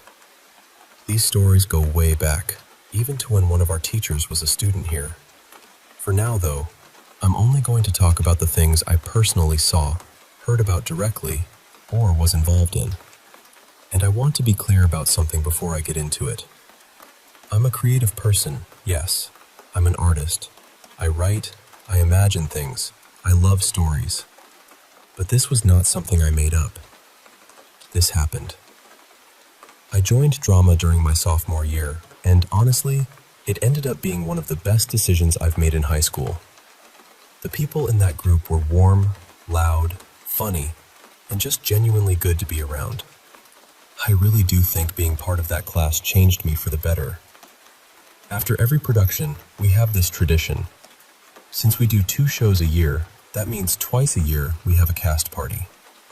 Everyone brings food, we play games, we hang out, and once everyone's eaten way too much and the energy starts getting chaotic, we play hide and seek. And when I say hide and seek, I don't mean in one little classroom. I mean the whole school, as long as the doors are open and we're allowed to be there. Our school is big, with more than 40 classrooms, plus all the side hallways, offices, music rooms, and everything else. So there are a lot of places to disappear into. But the biggest place, other than the gym, is the auditorium. And that's where almost all of this happens. The auditorium is laid out kind of strangely. You come in through these 2 heavy metal doors, and there's a walkway that curves between sections of seats. If you keep going, there's another set of double doors on the far side that leads toward the band and choir rooms. The seats are split into sections, with a handful of rows in each one. Up near the top, There's another walkway that mostly the tech and lighting people use so they can get to the booth. Then, at the bottom, there's the stage. It looks like a normal school stage at first, but the shape of it is odd, almost backwards somehow, and the backstage area is way tighter than you'd expect.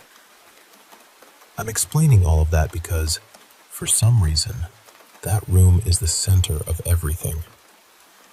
The first thing I personally saw happened at our most recent cast party, right before hide and seek started.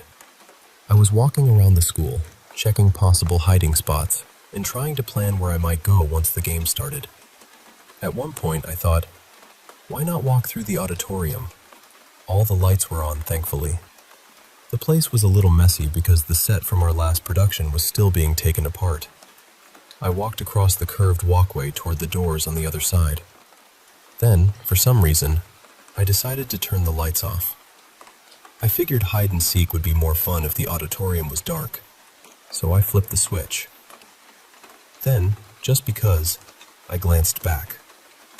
Out of the corner of my eye, I saw this white streak shoot across the walkway behind me. Not a person walking, not someone ducking behind a seat. It was more like a flash, fast and pale, moving along the exact path I had just taken. Then it vanished into the dark. And the thing is, all of us already knew the auditorium felt wrong. Every single person in drama has been in there alone at least once, and almost everyone says the same thing. It feels like something is watching from one of the corners. Not just watching either. It feels angry, heavy, like whatever is there doesn't want you in its space. And we are not a group that scares easily. We will hide in pitch-black classrooms, crawl into cramped storage areas, and sit silently in the dark for ages during hide and seek. But the auditorium is different. People go in there alone, feel that pressure, and leave almost immediately. So when strange things happen in that room, we take it seriously. Last year, during another cast party, something happened that I didn't understand until much later. I think it was around the second or third round of hide and seek. I had already been found, so I was just wandering around, pretending to help look for people, even though I am terrible at finding anyone. Eventually, I ran into our drama teacher and one of the juniors, a guy named Rowan. They looked confused. Not scared exactly, but definitely shaken. I asked what was going on, and they told me they had been in the main office. That room is usually open during hide and seek, and it has monitors connected to the school cameras. They were looking at the camera feeds, trying to see if anyone was moving through the halls. On one camera, near the double doors by the auditorium and the music rooms, they saw a figure. A figure dressed completely in white. They said he started in the band room area, then walked through the hallway and opened the double doors into the auditorium. At first, everyone tried to explain it away. We started asking who had been wearing white that night, but the answer was no one. There was one guy with a black jacket that had a white lining, so for a little while we wondered if the camera had picked him up weirdly. Then we were told it was probably one of the girls, and that the camera just made her look different. That was the version we were given at the time. But at the most recent cast party, they admitted that wasn't true. They only said that so people wouldn't panic. They had no idea who or what they saw on that camera. Most of the encounters my class has talked about involve that same white figure. At the last cast party, one of my friends hid in the auditorium by himself. While he was tucked away, he looked under the curtains and saw boots pass by. Above the boots were white pants. Whoever it was walked past him and then just disappeared. Another friend told us he had seen something similar, but he also claimed he saw a man wearing what looked like a Sweeney Todd costume, and another time, someone in a wild old doctor costume. And because of that, I think I have an idea of who this figure might be. There was this former student, someone everyone in drama and band seemed to know and love. His name was Callan. He had this old-fashioned style, and people talked about him like he was a light in the building. He played lead roles in shows, including Sweeney Todd, and even after he graduated, he came back to perform at sporting events. I'm pretty sure he played saxophone, though it might have been trumpet. By all accounts, he was a wonderful person. I didn't know him as well as I wish I had. During the week of Christmas break, we found out he had died. I'm not going to go into details, but it was the kind of news that just takes the air out of everything. And what made it harder was that some of us still had to go to a speech and drama event after hearing it. After that, the sightings of the white figure started happening more and more. And that same friend, the one who saw the costumes, told me something I still think about. He swore, completely seriously, that when he was alone in the auditorium, he heard Callan's voice. I had never seen him look that scared before. Not joking scared, not trying to freak people out scared. Actually scared. These are only a few of the things that have happened, and they're only about this one figure. There are other stories too, smaller ones, stranger ones, the kind that come back to you later when you're trying to sleep. But the white figure is the one I keep thinking about, because every time I'm in that auditorium, even when the lights are on, I get the feeling that someone is still there, standing just out of sight, watching.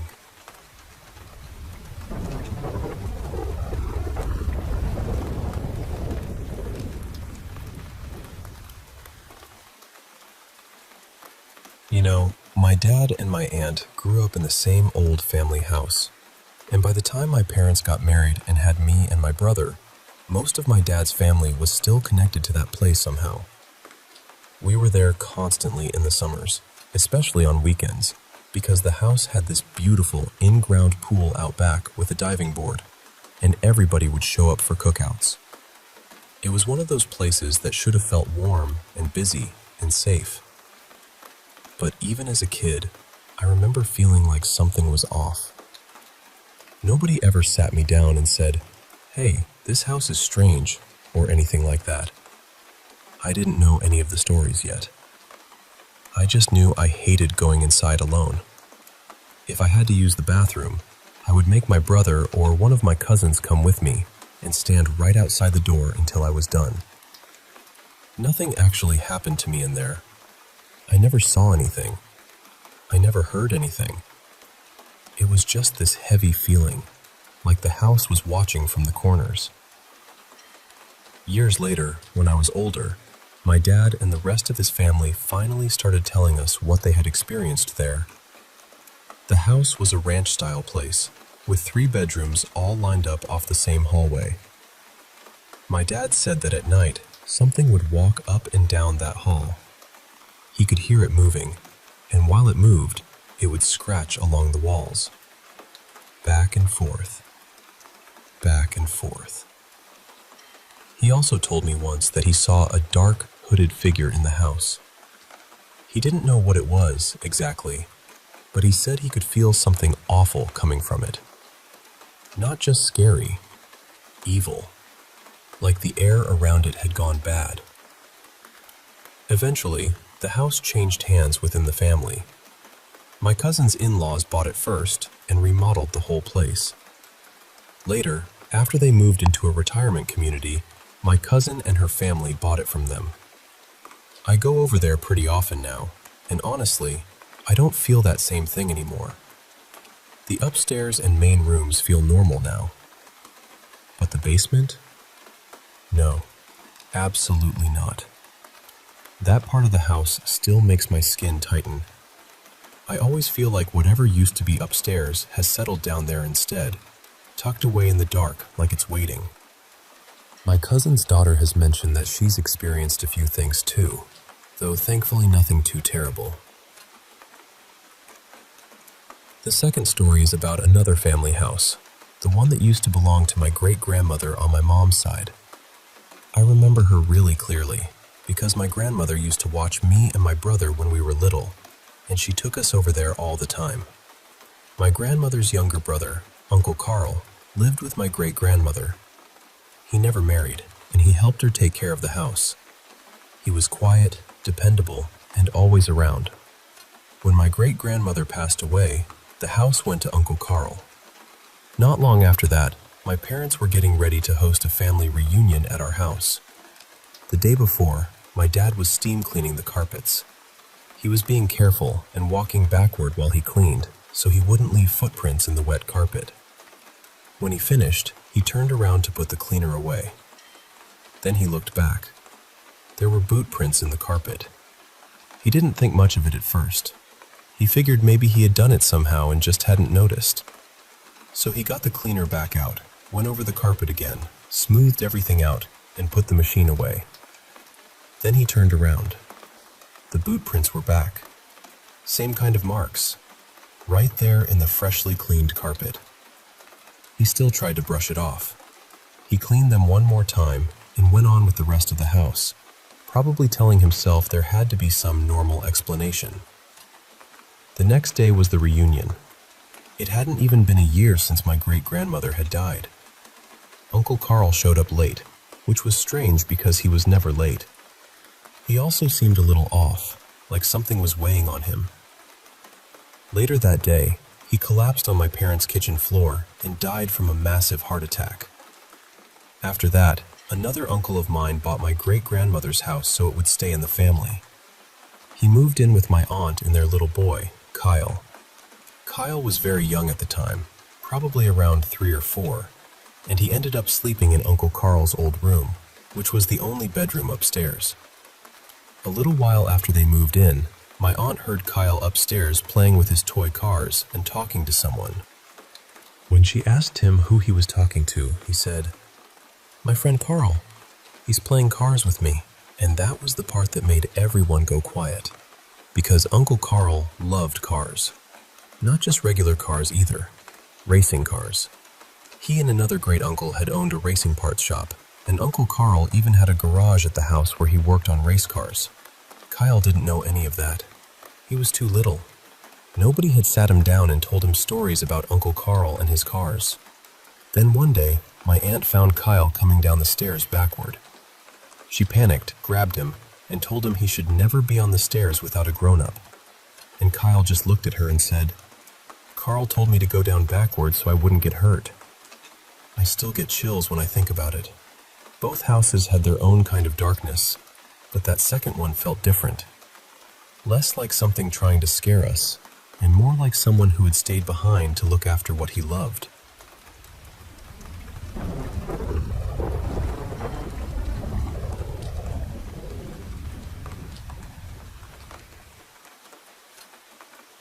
I still think about this sometimes, and honestly, it's one of the scariest things that ever happened to me.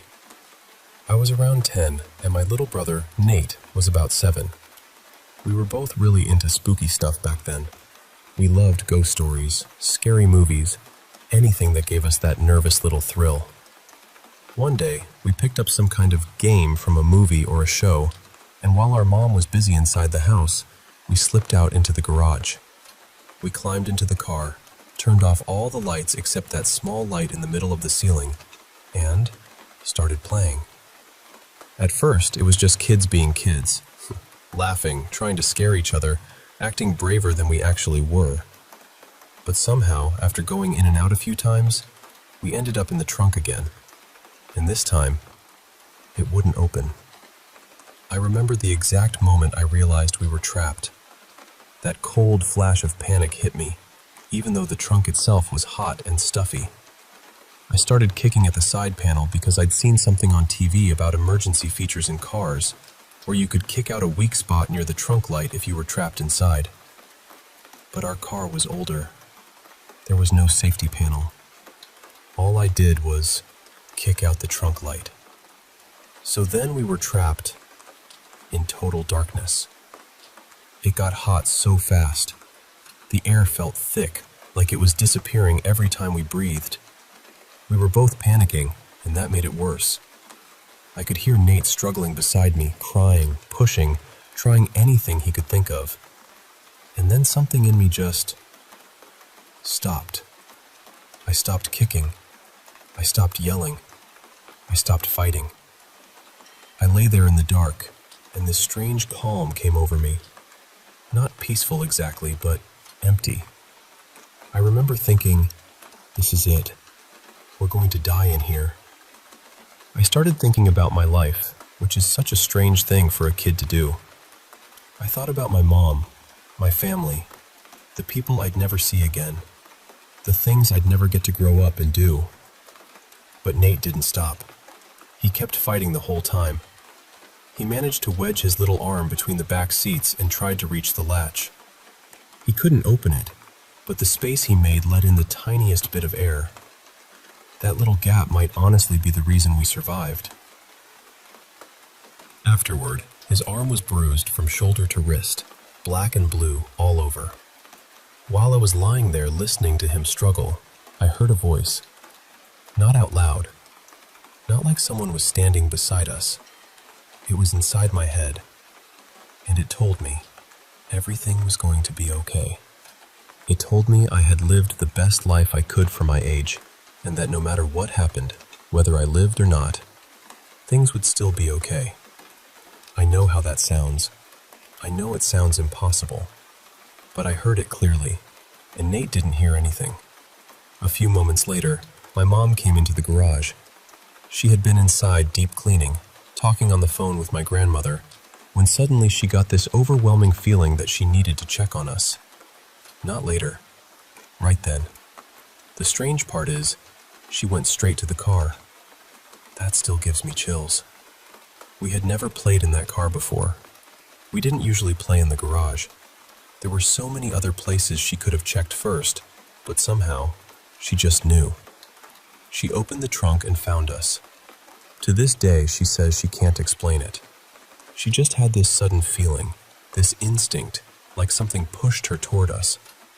And honestly, I think whatever spoke to me in that trunk also tapped my mom on the shoulder and told her, "Go check on your kids." Years later, I heard that voice one more time. I was about to cross the street with my headphones on, and inside my head, I heard it tell me not to take another step. I hesitated for just a second, and right then, a car flew through the crosswalk. If I had stepped forward, it would have hit me. I've never heard the voice again after that. I know it sounds wild. I know people might think it's just my brain trying to make sense of fear, but I really believe it was something watching over me.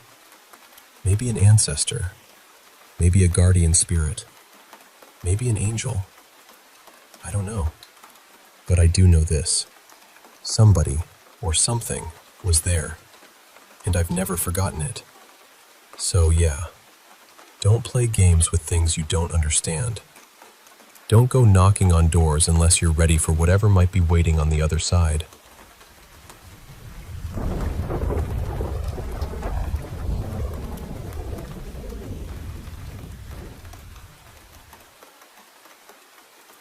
When I was in 5th grade, my family lived in this little townhouse, and I swear, that place had a strange feeling to it from the start. My parents had been divorced for a few years by then, so it was my mom's place. She worked night shifts, which meant a lot of the time it was just me and my 3 siblings home alone after dark. Our bedrooms were upstairs, right near the staircase, and my mom's room was farther down the hallway. One night, it was around the time my mom usually got home, and we heard footsteps coming up the stairs. Not a little creak, not the house settling, actual footsteps. My sister and I got excited because we thought it was our mom, so we ran over to the stairs, ready to hug her when she came up. But nobody was there. The downstairs was completely dark. No lights, no sound. Nothing. We called out for my mom, but there was no answer. She clearly wasn't home yet. My sister and I were so shaken up that we couldn't even go back to bed. We just stayed awake, waiting. And the second my mom finally came through the door, we told her exactly what had happened. Then there was another time, in that same house, around Christmas. My mom used to hang little bells on all the doors, so whenever someone opened one, you could hear it.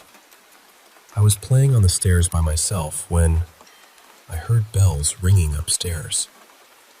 I looked up, expecting someone to come out of a room, but nobody did. So I went upstairs to check. There was no one there. Then the bells on my brother's bedroom door started moving. And I don't mean they gave a tiny little wiggle, like from a draft or something. They were swinging, clearly swinging. I just stood there, staring at them, thinking maybe someone had opened the door and moved them. I waited for my brother to come out, or for one of my siblings to pop out laughing. But nobody came out.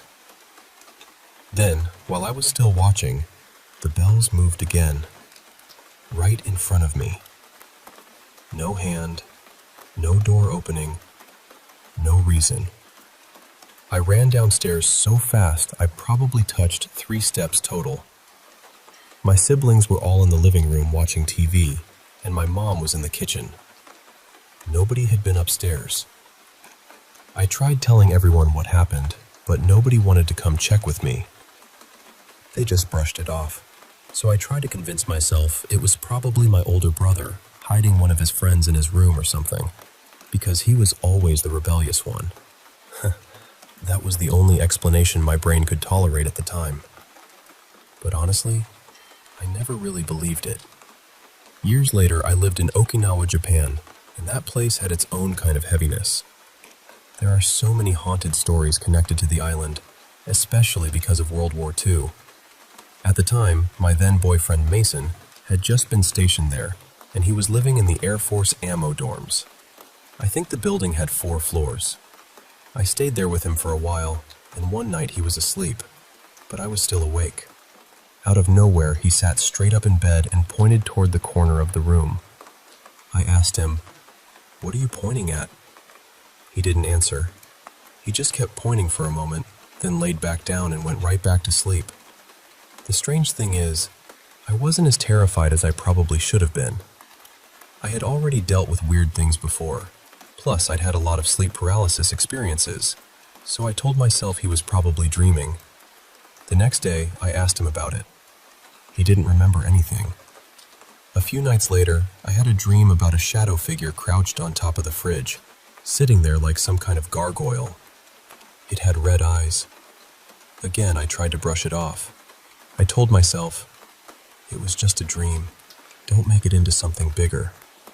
But months later, after Mason and I had gotten married and moved into a house on base, we had some friends over. A lot of them had either lived in those dorms or knew people who had. At some point, one of them casually mentioned having a dream about a shadow figure with red eyes. I froze. I told them what I had seen in my dream, and then other people started sharing their own stories. One by one, people admitted they had seen the same kind of figure, or dreamed about it, or felt something strange in those dorms. By the end of the conversation, everyone had chills. It was just too specific. Too many people had experienced the same thing. And Okinawa already had this reputation for haunted places. Americans would go ghost hunting there, treating it like an adventure, but the locals usually wouldn't mess with those places at all. They knew better. The ammo area had stories too. People talked about phone calls coming from abandoned buildings and lights being on in places where the power should have been gone for years. I never went looking for anything after that. Some places don't need to be investigated. Some places already know you're there.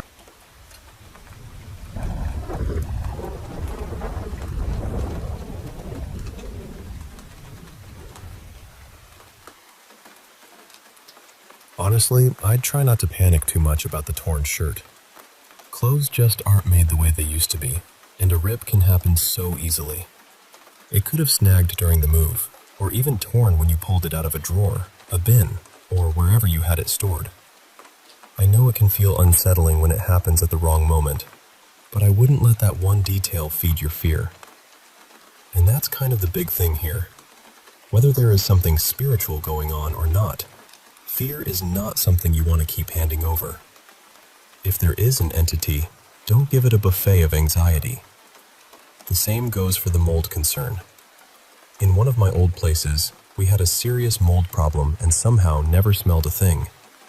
Later we found out there was a slow leak inside the wall from the upstairs neighbor's shower. So if hiring a professional isn't realistic right now, it might still be worth looking up simple ways to check for hidden moisture or mold. Sometimes the creepiest explanation is just plumbing wearing a tiny villain cape. I'm not saying you're making things up, and I'm definitely not saying there couldn't be something spiritual happening. I'm just saying it's really important to rule out the ordinary stuff first. In my experience, physical problems can be way more stubborn and Drandus than spiritual ones. I learned that the funny way, actually. My last apartment had belonged to a man named Robbie who had passed away, and for weeks I kept hearing this faint scratching sound on the wall every morning and again in the evening. I checked for mice. Nothing. I checked for loose wires. Nothing. For a while, I was completely convinced Robbie was still hanging around. Then one day, I finally realized it was my prayer plant. The leaves were opening and closing with the light at sunrise and sunset, and they were brushing against the wall. I had spent almost a month side-eyeing a houseplant like it was a haunted roommate. So, once you've ruled out the environmental things and the strange stuff still keeps happening, then yes, there are ways to clear out unwanted energy or spirits. Usually, it isn't as hard as people imagine. The first thing is to stop feeding it negative emotion. Remind yourself that you are alive, you are grounded, and you are stronger than whatever might be lingering there. It cannot just take power from you, unless you keep offering it fear. If you feel drained, do something small to bring yourself back into your body. Take a short walk. Drink tea. Sit in the sun for a few minutes. Put on clean clothes. Open a window. Something simple that tells your nervous system, I'm still here. I'm okay. If you're sad, let yourself feel it, but try to understand where it's coming from. Don't let it turn into a swamp you sit in all day. Feel it, name it, and then gently move yourself towards something steadier. After that, make your home feel less welcoming to heavy energy. Declutter as much as you can. Give the place a good deep clean. Burn incense if that feels right to you, or use smoke cleansing, or whatever cleansing method fits your beliefs. Open the windows while you do it and let the house breathe. And honestly, bring in some life if you can. A pothos, a snake plant, or a little succulent can help the space feel fresher and calmer. Plants have a way of making a room feel less like a closed box and more like a place that remembers the sun exists. Then, when you're ready, speak with intention. Go room by room and tell whatever is there that it is not welcome and it has to leave. I was raised Christian, even though I'm not exactly Christian anymore. And the phrase that still works for me is, "In the name of the Lord Jesus Christ, I command you to be gone." I still see Jesus as spiritually meaningful and connected to goodness, so those words carry weight for me. But if that doesn't match what you believe, use words that do. You could say, "In honor of all that is good and in the light of life, I command you to leave this home." Or something else that feels strong and true in your own mouth. It might feel awkward at first. You might feel ridiculous standing in your hallway talking to the air. That's okay. The point isn't to perform perfectly. The point is to mean it. Say it with conviction. Say it like the house belongs to you, because it does. And whether the problem is spiritual, emotional, or something hidden in the walls, you'll be taking your power back one step at a time.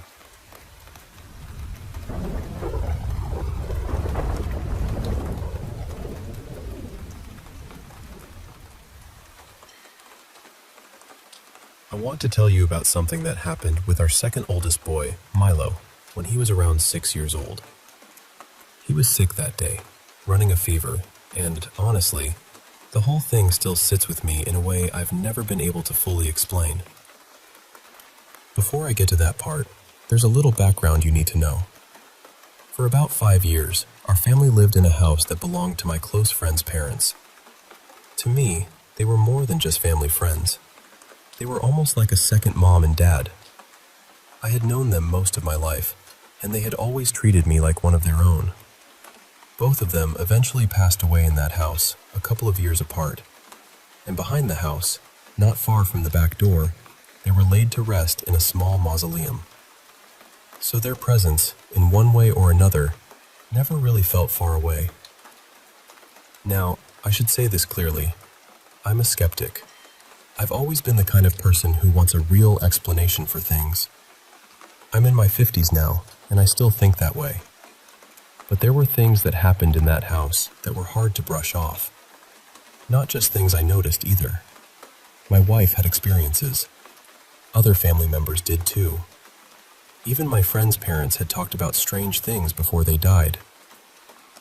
A few years before they passed, they asked me to come over and check the upstairs and the attic.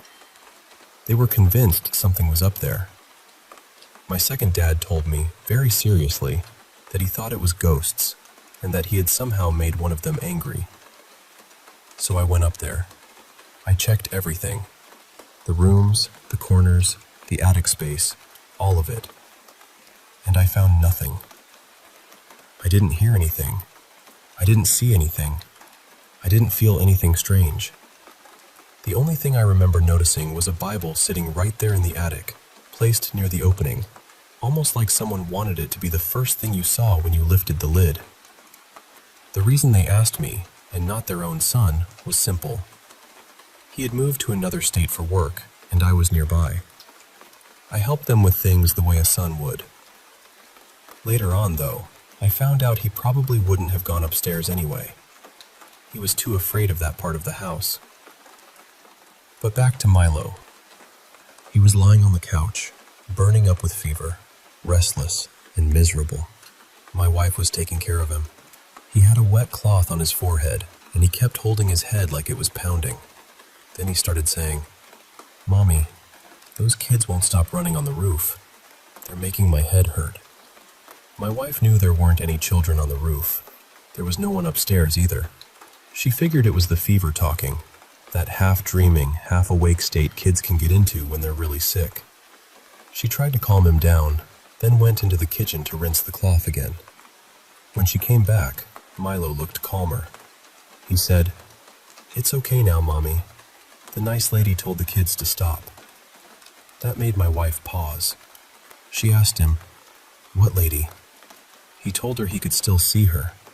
So my wife asked him to describe the woman, and when he did, she said she nearly dropped right where she stood. In one of the bedroom drawers, we kept a laminated obituary card with a picture of my second mom on it. My wife went and got it, brought it back to the couch, and showed it to Milo. He pointed to the picture. That was the woman he had seen. After that, I started noticing a pattern. The activity in the house seemed to pick up whenever one of the children was sick.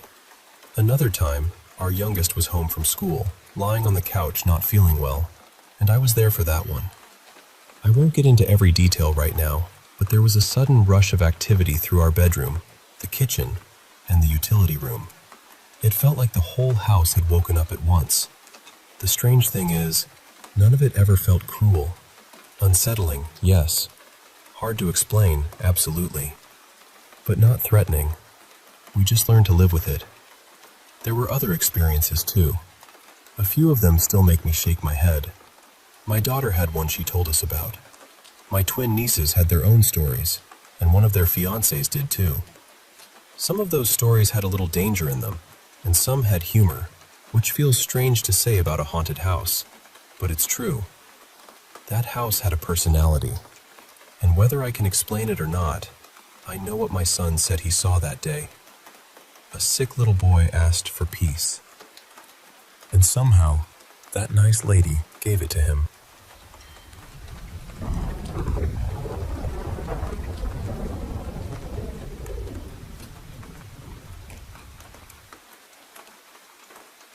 I don't remember much from when I was little. Honestly, I don't know if I remember any of it clearly. But my parents remembered. They remembered everything. According to them, when I was really young, I used to talk about seeing things around the house. Not in a dramatic way.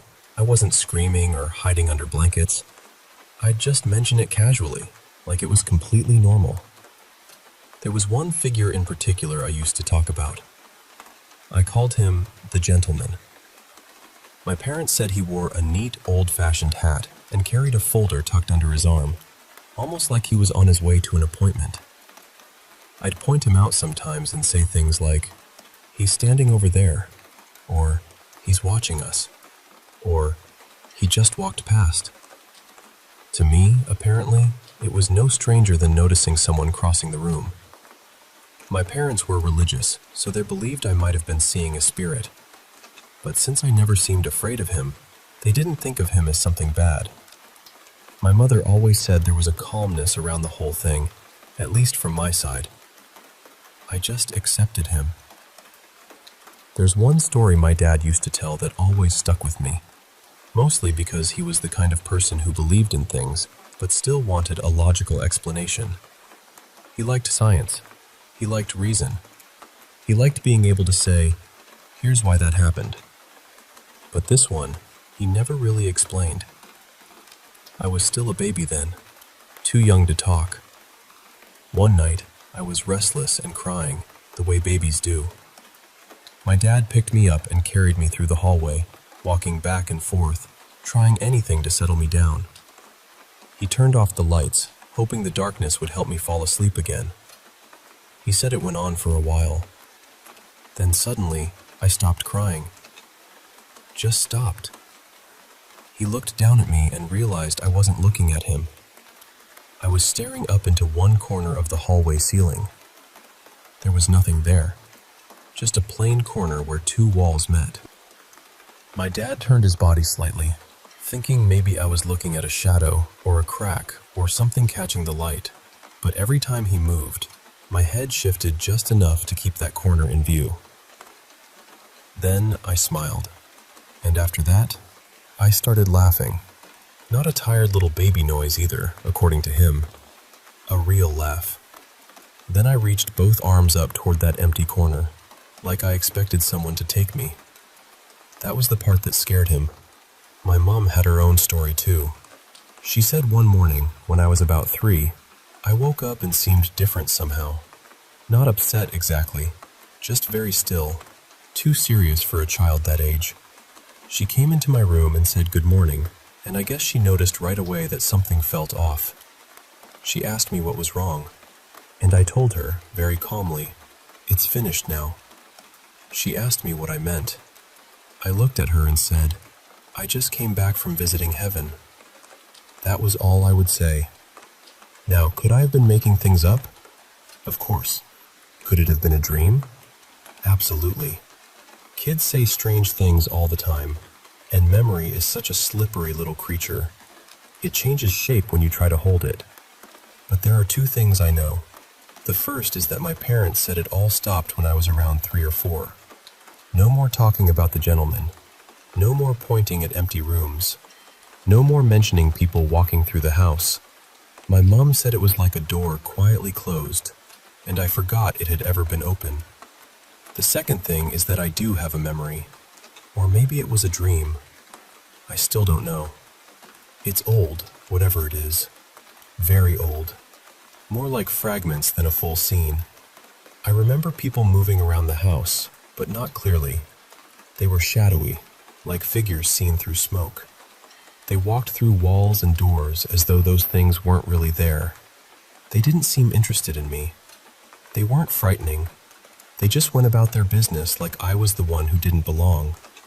Sometimes they were inside the house, sometimes outside.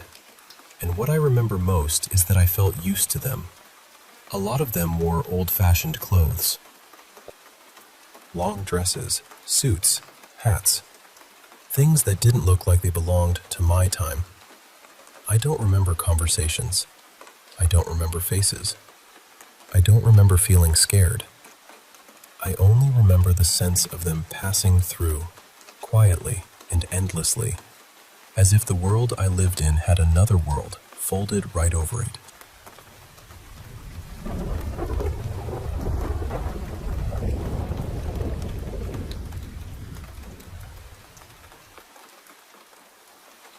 I must have been about 5 years old when all of this happened. Somewhere between 4 and 6, but I know I wasn't older than that because I was still living with my father, and after I turned 6, everything in our lives started changing. This would have been around 2007, maybe 2008. Back then, we lived in a trailer park, but it didn't feel like just a bunch of trailers lined up together. It felt more like the whole family had built this little world of our own. My dad's brother lived nearby, and so did my dad's 2 younger sisters. Everybody was close enough that you could walk from one trailer to the next without thinking much of it. My uncle had 2 kids at the time. One was a newborn baby boy, and the other was my older cousin, who I'll call Kayla. She was around 12 or 13 then. She was in that phase where she wore a lot of dark clothes, listened to rock and heavy metal, and kind of carried herself like she was older than she really was. One afternoon after preschool, Kayla was babysitting me and my little sister. I remember walking into the kitchen and seeing her sitting at the table with what I thought was some kind of board game. I didn't know what it was. I just remember the board, her hands on it, and the feeling that she was taking it very seriously. A little while later, my dad and my uncle came in and saw what she was doing. Everything changed instantly. My uncle snatched the board away from her, and he and my dad started fussing at her, asking where she got it and why she was playing with something like that. They kept telling her it was dangerous. I didn't understand why everybody was so upset. To me, it still looked like a game. The only thing I clearly remember Kayla saying was, "You're supposed to say goodbye." My uncle handed the board to my dad and told him to throw it away. But my dad didn't throw it away right then. He brought it back to our trailer and kept it. After that, strange little things started happening. At first, it was small. I'd leave my toys in one spot, go watch cartoons, then come back and find them moved around like somebody had been playing with them. Sometimes I'd be lying in my room on my little blue race car bed, the kind with the plastic still on the mattress under the sheets, and I'd hear something climb off the bed and run out of the room. Then I started seeing a little boy. And the strangest part is, I wasn't scared of him. Not at first. He felt like another kid. One day after school, he came running down the hallway from my dad's bedroom toward me, and he introduced me to his sister. I remember trying to get his sister to play with my little sister, but nobody else could see them. Not my sister, not my parents. When I tried to tell them, they thought I was making it up. A little more time passed. By then, I was in kindergarten, and things at home were getting worse. My parents were arguing all the time. My mom had left the house, and my dad was drinking a lot. He was in a bad place. One weekend, my mom took my little sister with her, so it was just me and my dad at the trailer. I had been outside riding my bike around the park, and when I came back inside, I saw my dad sitting on the floor at the coffee table. He had the board. The same board from months earlier. He was asking it questions. Trailer was the whole ghost family. The little boy I had been seeing, his sister, their mother, their father. The kids just stared at me, but the parents looked angry. Not sad, not confused. Angry. I started yelling at my dad, telling him to turn around, telling him they were right there behind him. He looked back, but he didn't see anything. He was too drunk, and he just kept messing with the board. Something in me knew it was wrong. I didn't fully understand what was happening, but I knew enough to be scared. So I ran to my uncle's trailer and told him what was going on.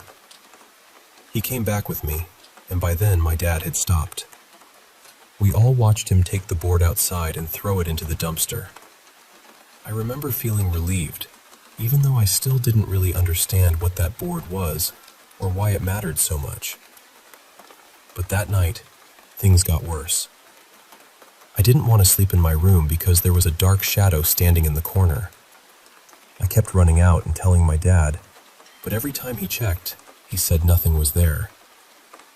I tried to lie back down, but then I felt breathing right by my neck, close to my ear. I jumped up and ran out again. My dad had a woman over that night, and she tried to calm me down. She picked me up, carried me into my dad's room, tucked me into his bed, and closed the door while she and my dad stayed in the living room. The room was cold from the air conditioner. Moonlight was coming through the window, turning everything this pale blue color. Then the closet doors started rattling. I pulled the covers up over my face. When I peeked out, the closet doors were closed. Then I heard it again. This time when I looked, one of the doors was open. I ran out crying, telling my dad there was a monster in the room. He checked again and saw nothing. Then it happened. I was right on the edge of falling asleep when something ripped the covers off me. I opened my eyes, and it was the father. The father of the little boy I had been playing with. His face is something I still can't forget. He looked evil. Not just angry anymore. Evil. For a second, I couldn't move. It felt like my whole body froze, like I was trying to run, but nothing would work. Then I screamed. I pointed down the hallway toward my dad's room, trying to tell him what I had seen. And right then, the bedroom door slammed shut by itself. The woman my dad had over said, "Nope, I gotta get out of here." My dad grabbed me, and we left that trailer that same night. We went to my grandparents' house, and they prayed over me. After that, I went to live with my mom. Years later, when I was about 9, I visited my dad again. By then, he had sold the trailer to a woman named Rosa, who was from Cuba. One day, my dad and I were walking to the store when Rosa came rushing outside. She had pictures she wanted to show us, pictures she said she was going to send back home to her family. But in every photo, you could see them. The same ghost family I had seen as a little kid.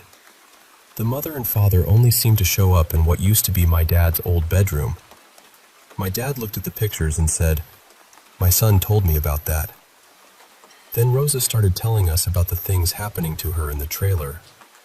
She said something would pull her hair at night, and she said the little boy would tickle her feet while she was trying to sleep. That's when I knew it hadn't just been my imagination. I was a little kid, yes, but I know what I saw.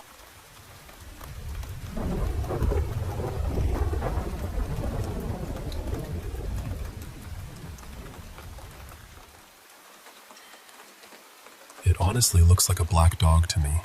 I can't say exactly what kind, but from the shape, it reminds me of either a black lab mix, maybe with some pit bull, or possibly a shepherd mix. Whatever the breed is, though, I really do think it looks like a dog. And that makes me wonder, did anyone in your family have a pet that passed away around that time? Maybe a dog you knew, or one that belonged to a relative. Because it could be something like that. It could be the spirit of a family dog still lingering close by.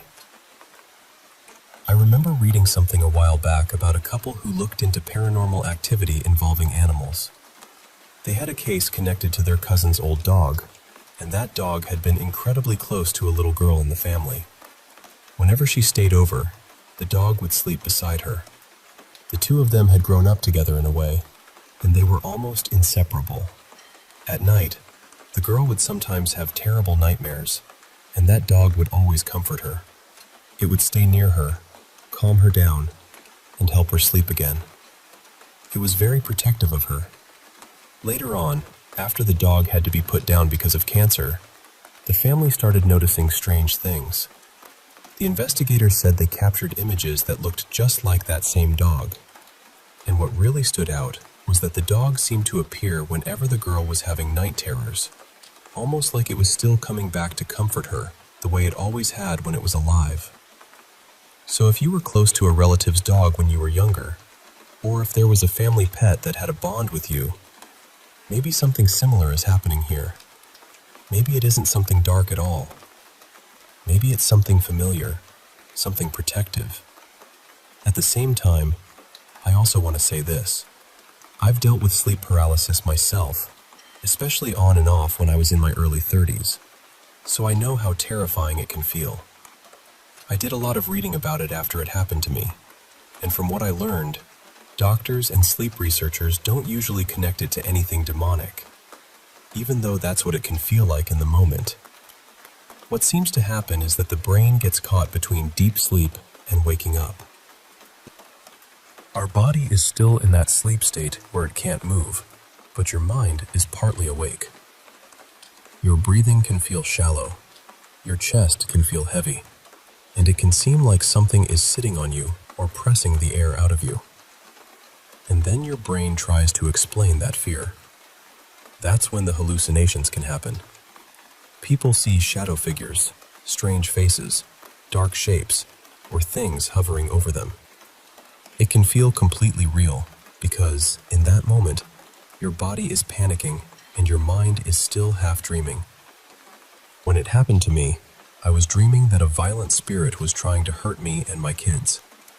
In the dream, it wrapped a lamp cord around my neck and lifted me off the floor. That shock woke me up, but when I opened my eyes, I still couldn't move. I couldn't scream. I couldn't breathe right. I couldn't even get my voice out.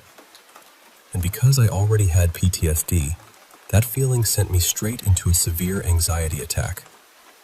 I saw what looked like a dark figure leaning over me, almost like it was trying to smother me. It was one of the most frightening things I had ever experienced. Then, when I finally could move again, the scream I had been trying so hard to force out finally came out all at once. It woke up my kids and my brother, and they came running to check on me. At the time, I had no idea what had happened. I just knew I had been awake, unable to move, unable to speak, and completely terrified. It wasn't until later that day, when a friend explained sleep paralysis to me, that I finally had a name for it.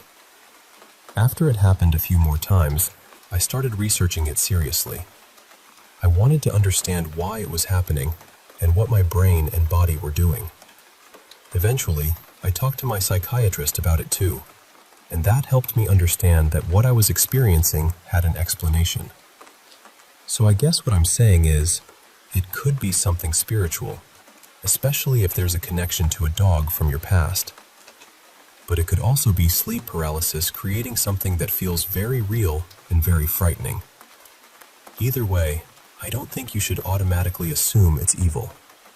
Sometimes the mind shows us fear, and sometimes, maybe, something loving stays close.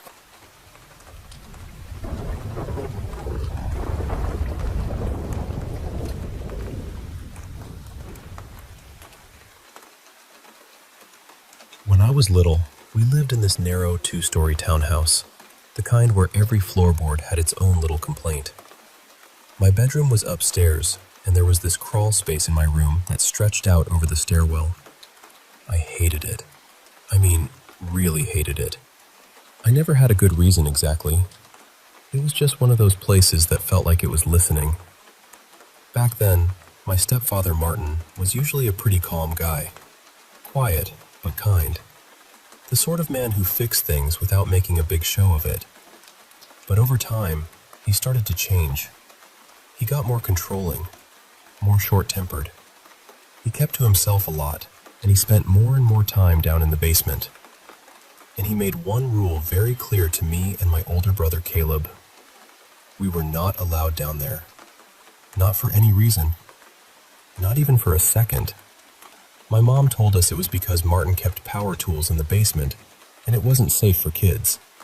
Saws, drills, sharp things, heavy things. That explanation made enough sense, so for a while we listened. But kids are kids.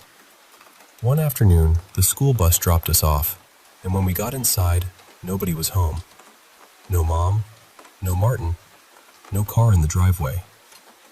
To us, that felt like the universe had just handed us a golden ticket to make a terrible decision.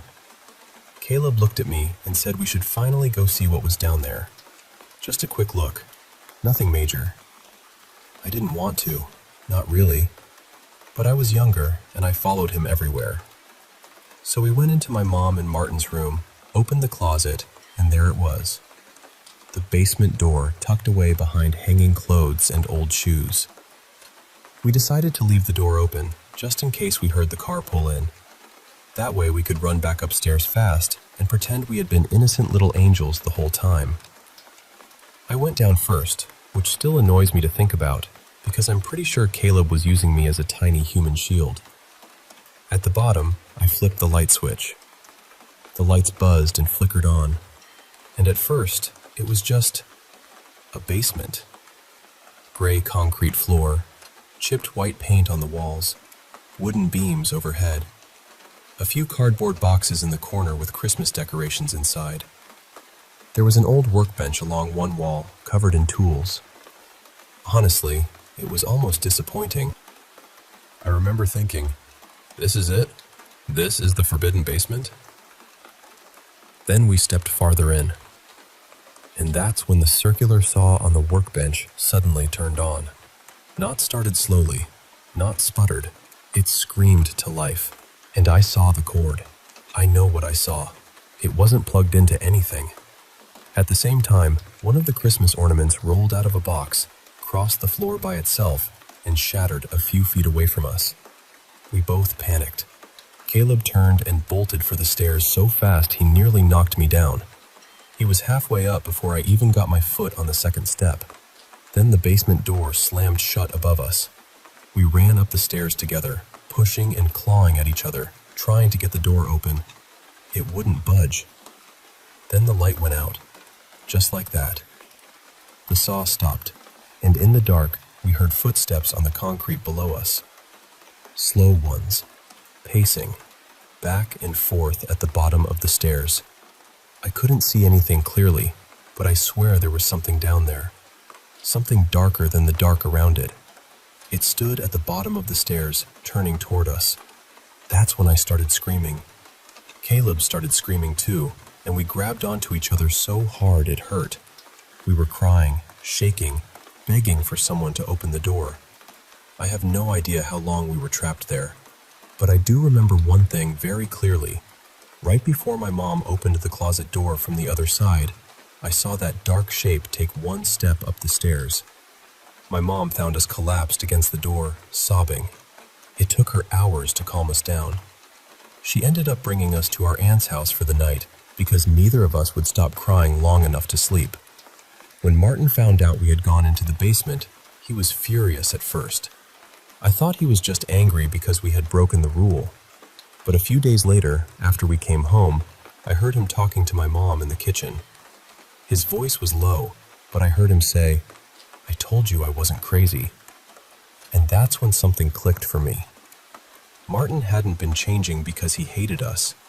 He hadn't been trying to scare us just to be cruel. He was trying to keep us away from whatever was living under that house.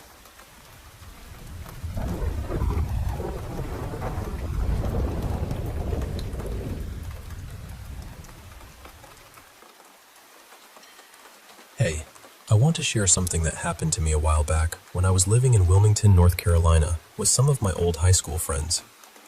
One night, a buddy of mine, let's call him Mike, and I decided to head down to the beach just after midnight. We wanted to get away from everything and have a real heart-to-heart about life. So we got there around midnight and settled on this empty lifeguard tower. It was a Saturday, so there were still some people around, which felt normal to us. While we were chatting, I noticed a guy dressed all in black coming from near the pier, about 200 feet away. There were plenty of folks on the beach, so I didn't think much of it at first. But as time passed, people started leaving, and this figure kept edging closer. Mike noticed him too, and we both just stopped talking for a moment to watch. The man was about 5 or 6 feet tall, looked like he was maybe drunk, shuffling slowly. He wore a black t-shirt, black pants, and a black cap.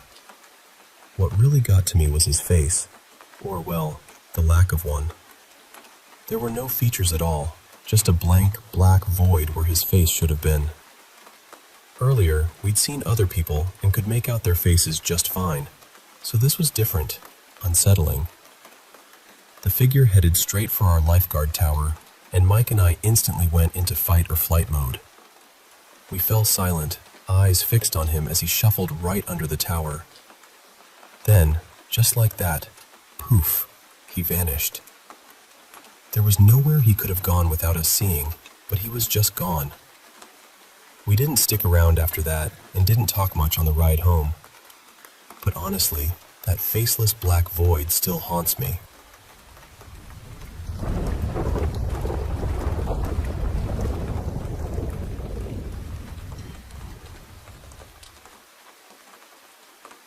Hey, I want to share this eerie story from long ago, back in the times of the Maratha Kingdom in India. So, there was this notorious gang of bandits, called the dacoits, who would rob travelers on lonely roads. The kingdom had a bounty on them because they were causing so much trouble. One night, after a big heist, this group of 5 or 6 men decided to hide out in an old abandoned house called a wada. It's a traditional Maratha house, kind of like a fortress, but this one was in the middle of the jungle, near a deserted village. The locals avoided it because of creepy tales. They said it was haunted. Perfect, right? For hiding stolen loot and spending the night. But this night was special. It was Amavasya, the new moon night, when paranormal activity is said to be strongest. And to top it off, it was pouring rain. So these guys were celebrating inside, some drinking by the light of a single oil lamp. As the night wore on, they started hearing this faint, strange sound. A woman singing a lullaby. They thought maybe it was just their minds playing tricks, maybe the rain or animals making noises. But the lullaby kept getting louder, and soon even the sober ones heard it.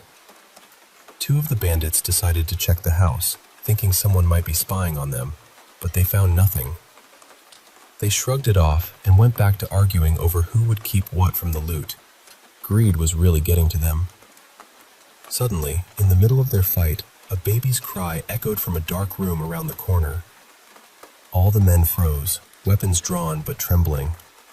The leader, a tough man in his 50s, shouted angrily, demanding whoever was there to show themselves. For a moment, they felt brave because of him. 2 men cautiously stepped toward the room where the crying came from. But as soon as they moved, the baby's cry grew louder, and then a woman's voice boomed out, furious. "How dare you wake my child? Can't you see my baby is trying to sleep? Get out of my wada." That was when the bandits realized they were dealing with something far worse than any human enemy. Terrified, they scattered in all directions, running blindly in the pitch darkness. One of them died right then and there from sheer shock.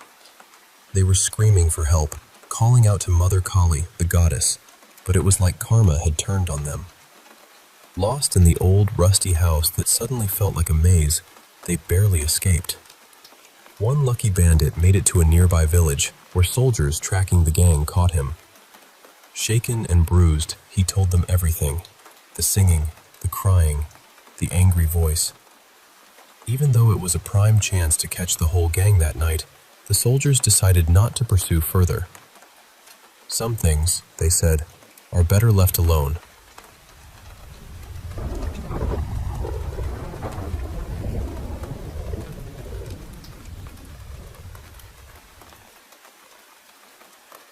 Hey, I want to share a little story about an unusual friendship I formed with a spirit named Greg.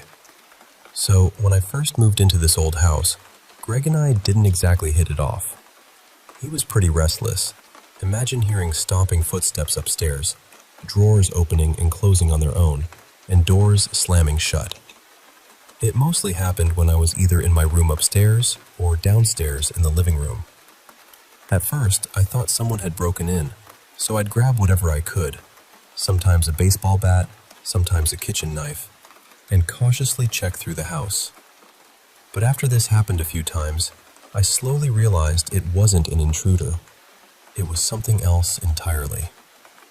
I've had my share of paranormal encounters before, but nothing this obvious, especially during the day. Though, to be fair, Greg did enjoy making some noise at night too. Eventually, I started getting pretty annoyed.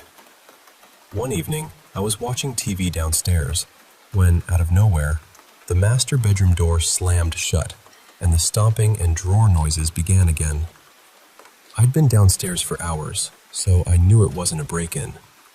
So I called out, something like, "Look, I don't mind you being here, but you seriously need to chill out. If you're cool with me, I'm cool with you." And just like that, the noises upstairs stopped. It felt like he was listening.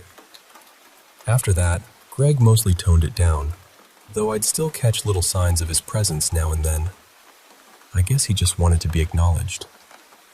I'm not exactly sure when I started calling him Greg, but it felt right, and somehow I think he approved. Sometimes when I'm alone in a room, I can really feel him nearby. Funny thing is, he's not a big fan of my dogs. Not that he's ever harmed them. But when Greg's around, they get super cautious, watching spots I can't quite see. When he's close, there's this weird static feeling in my vision. I eventually moved out for university, and to my surprise, Greg came along.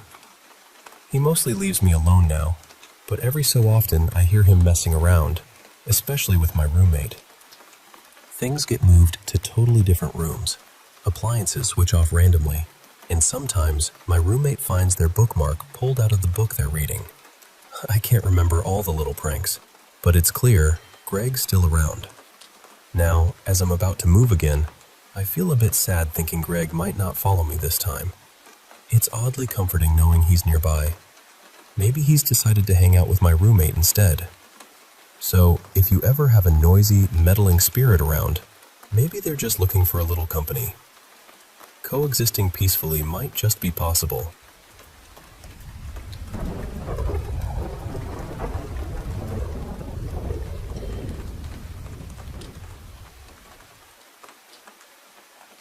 Hey, I want to share something pretty eerie that happened recently, and I hope you'll bear with me because it's a bit of a mixed experience between my husband's encounter and what I went through myself. So here's the background. We're in the middle of moving out of our home. My husband, let's call him Daniel, just got a teaching job in another part of the state. With in-person learning back on, the 3-hour drive daily wasn't going to work anymore. So we're packing up and preparing to leave.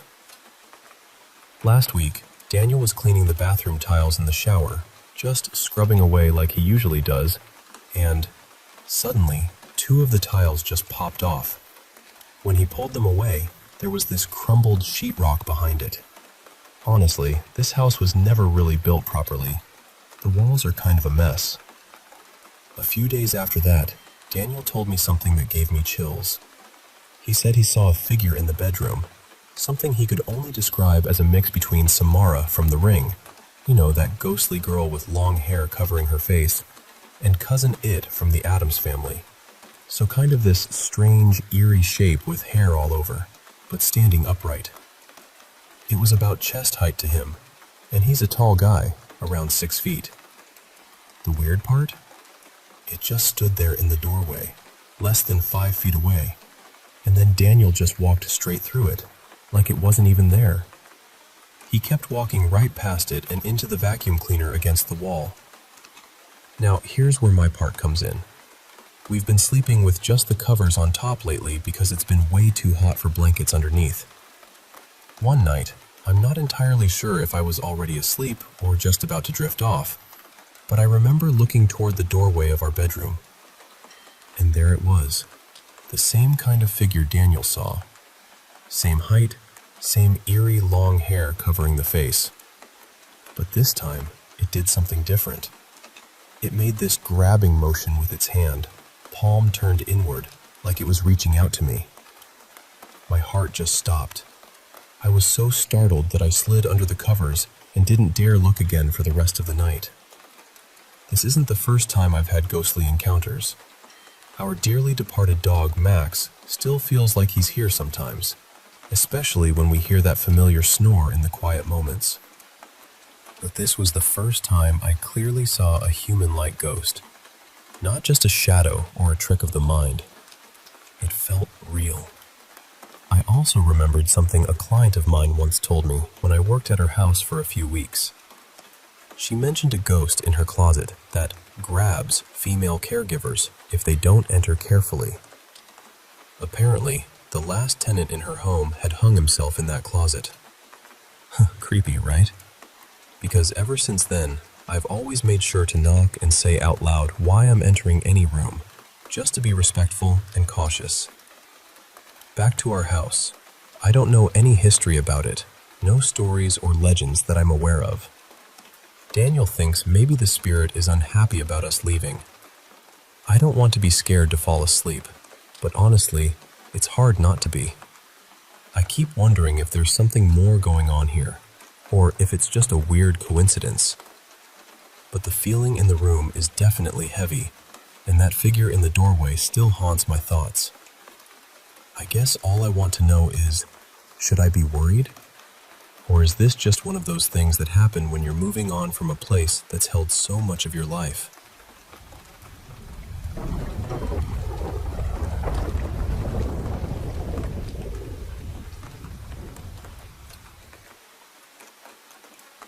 Hey, I want to tell you about this strange experience I had while working at Carisbrooke Castle on the Isle of Wight.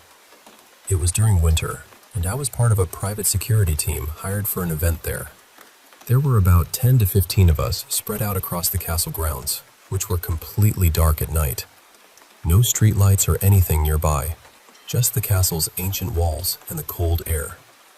It was really late, like around 1 or 2 in the morning, and my buddy, let's call him Greg, and I got stuck with the less desirable job, the perimeter walk.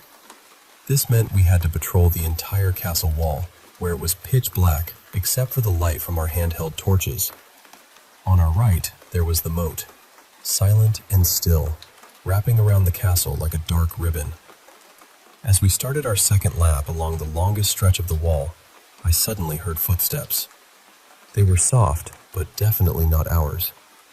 Greg and I stopped a few times, shining our torches into the shadows, trying to catch whatever was making the noise. But nothing was there. Maybe just an animal, I thought. A fox or something moving quietly in the darkness. Then, everything changed in just a few seconds. Out of the darkness, I spotted the figure of a man walking towards us. He was coming up from the moat side, the water's edge behind him. As he got closer, he said something to us. Something like, "All right, Greeley," or maybe, "Right, Greeley." It was a casual, almost familiar greeting. But here's the part that still haunts me. Instead of walking past us or around, this man walked straight into the castle's 12-foot-tall stone wall. I mean, literally walked straight into it, like the wall wasn't there at all, and then he just vanished. He didn't go around it, didn't disappear behind a corner, just vanished into solid rock. Greg and I just stood there, frozen, trying to process what we had seen. We turned to each other, eyes wide, and confirmed we both saw the same impossible thing. Someone walked into a solid wall and disappeared. We raised the alarm immediately, thinking it was an intruder. But after a thorough search of the site, there was no sign of anyone. No footprints leading away, no shadow in the darkness. Nothing that could explain the man who had just vanished into stone. To this day, I don't know what we saw that night, but I know what I saw. And it was like something out of a ghost story, right there in the cold, silent night at Carisbrooke Castle.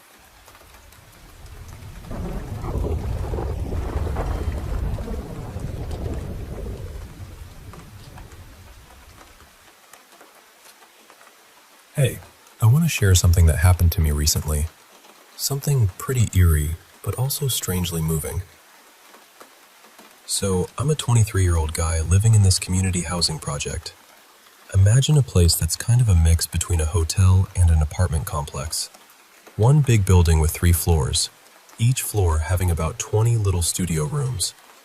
Then there are 2 other buildings nearby, which have 2-bedroom apartments. Just to give you a sense of the place, I've been living here for about 8 months now, and honestly, nothing much weird had happened. At least, nothing that I'd call a problem. But right across the hall from my room, there was this older woman who lived alone. From the moment I moved in, I'd hear her at night. screaming, yelling, cursing, like full-on conversations with herself or maybe someone else. It was intense and, honestly, kind of heartbreaking. The way she shouted sometimes, it was like she was arguing with demons no one else could see. Sometimes she'd cry and then immediately apologize, like she was talking to someone she loved but couldn't reach. At first, this nightly noise was jarring, but after a while, I got used to it. It became part of the background noise of my life here. Sometimes in the hallway, I'd spot her, not literally bumping into her, but just crossing paths. No one really talked to her, probably because she was always so aggressive, pointing fingers at people and shouting the most vicious things. Our first meeting was rough. She gave me the same harsh treatment as everyone else. But I have this soft spot for old ladies, probably because I lost my grandmother back in 2014. So I smiled and asked how she was doing, just trying to be kind. She seemed taken aback, didn't yell or curse at me like she did with others. That little moment felt like a crack in the wall she'd built around herself. So, fast forward to July 1st, just a few weeks ago. Over these months, I'd probably seen her in the hall about 9 or 10 times, always brief encounters. We never really had a real conversation, but I always acknowledged her, and she started showing a little gratitude in her eyes, even if she didn't say much. But her nightly screaming was relentless. It was like she was possessed, sounding less like herself and more like an angry, middle-aged man. Picture this. It's 4:30 in the morning, dark outside, and after a 10-hour shift, you come home exhausted, only to hear this shrieking right across the hall. Then came the scary part. I was typing this story around 4:14 a.m., and everything felt surreal. On the morning of July 18th, around 6 a.m., the woman was found dead in her apartment, right across from mine. No signs of violence, no visitors, no family to speak of. A maintenance guy who checked on her daily found her and alerted everyone. They said it was either natural causes or suicide. I wasn't home when it happened because I'd been at my girlfriend's place all weekend. When I came back Sunday around noon, the building was eerily quiet. No screams, no curses. I walked down the hallway to my door, and then something unbelievable happened. I saw her. The old woman, but different. She looked cleaner, calmer, even happy. Her hair was neat, not wild and tangled. And she spoke, clearly this time. She saw me and said, "Hey." Just that simple greeting, but it hit me hard. It was like seeing a totally new person. We had a little chat. I can't remember all the details, but she seemed radiant, full of a peaceful energy I'd never seen in her before. She told me, "I'll see you again, young man," then walked back into her apartment. I was stunned. I thought maybe I was imagining things or dreaming. But then, right after, Miss Tate from the rental office knocked on my door. She's like a godmother figure to me here. She looked shaken, horrified even. She asked how I was doing, and then told me about the woman across the hall, the same screaming lady, who had taken her own life that morning. I was speechless for what felt like forever. I told Miss Tate about seeing her just minutes ago, and she was confused, even skeptical. We almost argued, but I insisted we check the apartment together. She was scared to go in, but eventually, she showed me the paperwork confirming the woman's death. Turns out, she suffered from severe schizophrenia and dementia, and the last years of her life were incredibly lonely and painful. I never even knew her name. But that day, seeing her like that, peaceful and kind, felt like she was finally free from whatever haunted her. So yeah, that's my story. It's strange, a little scary, but also strangely beautiful, that in the end, she found some peace. Thanks for listening.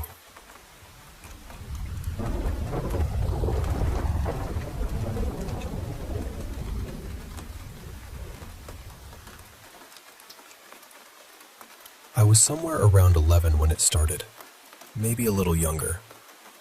It went on for years, probably until I was about 15.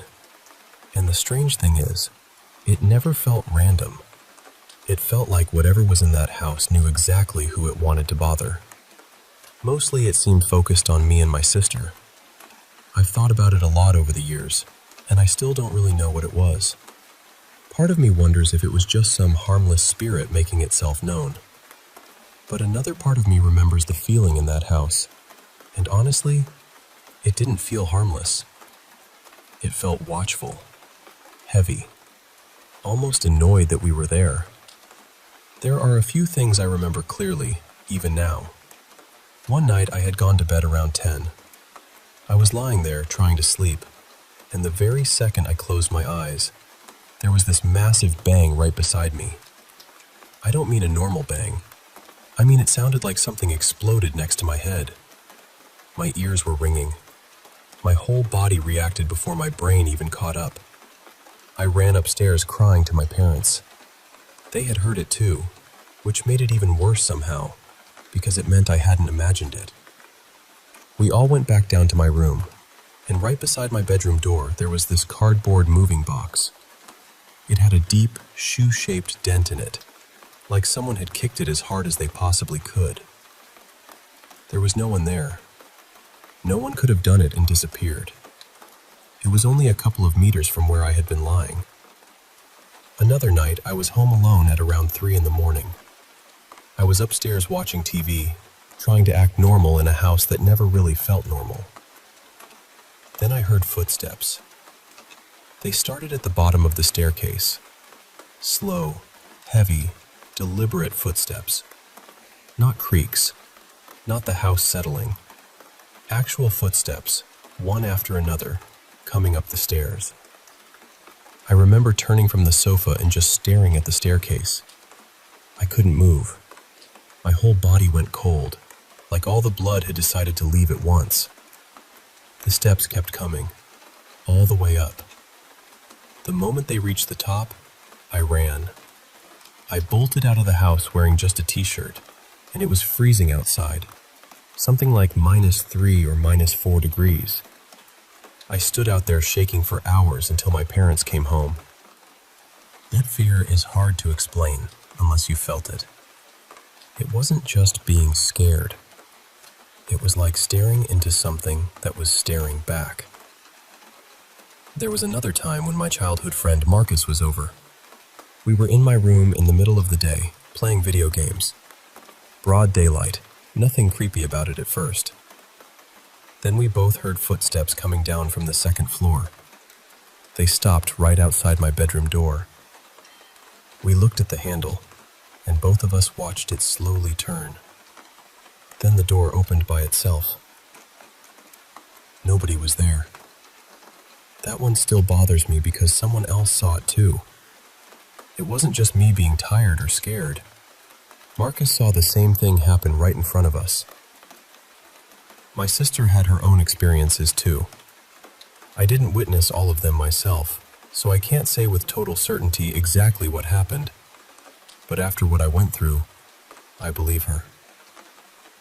She had this little toy ice cream truck that only worked if you pulled it backward first. Then it would roll forward and play music. One night around 2 in the morning, it suddenly started playing on its own. Then it drove itself right off the shelf in her room. That should not have been possible without someone pulling it back first. But the scariest thing she ever told me was about her bed. She had one of those bunk-style beds where there was a mattress above and a space below. One night she woke up for no obvious reason. She was about to go back to sleep when she saw the top mattress slowly pressing downward, like someone had climbed onto it and was lying down directly above her. She said that was the worst thing that ever happened to her in that house. After we moved out, it stopped. Completely. Neither of us has had anything like that happen since. There were other things too, smaller things. Knocks, random sounds. Little moments that would probably scare most people, but after a while, you almost go numb to them. The big things stay with you. The rest just becomes part of the background noise of living in a place that doesn't feel like it wants you there. I still wonder what it was. An angry man, a jealous child, something attached to the house, or something else entirely. I don't know, but I know what it felt like. It felt like something was waiting for us to be alone.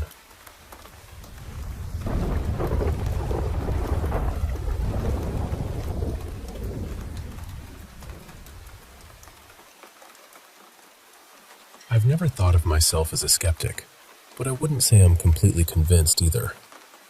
I'm somewhere in the middle, I suppose. I'm definitely not the kind of person who would dismiss what someone else has seen, felt, or believed. I do believe that places can hold on to something. A house, a stretch of bushland, a beach even. I think the energy of someone who spent time there can linger after they're gone, especially if they were close to you, or if that place carries some deeper cultural history. It feels to me like those energies can overlap with the shared consciousness we all move through in our own separate ways.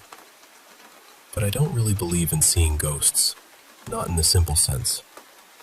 I don't think spirits just appear in front of us like figures in a doorway. I think maybe that energy touches the brain somehow, and for some people, it's too strange or too big to understand as it is.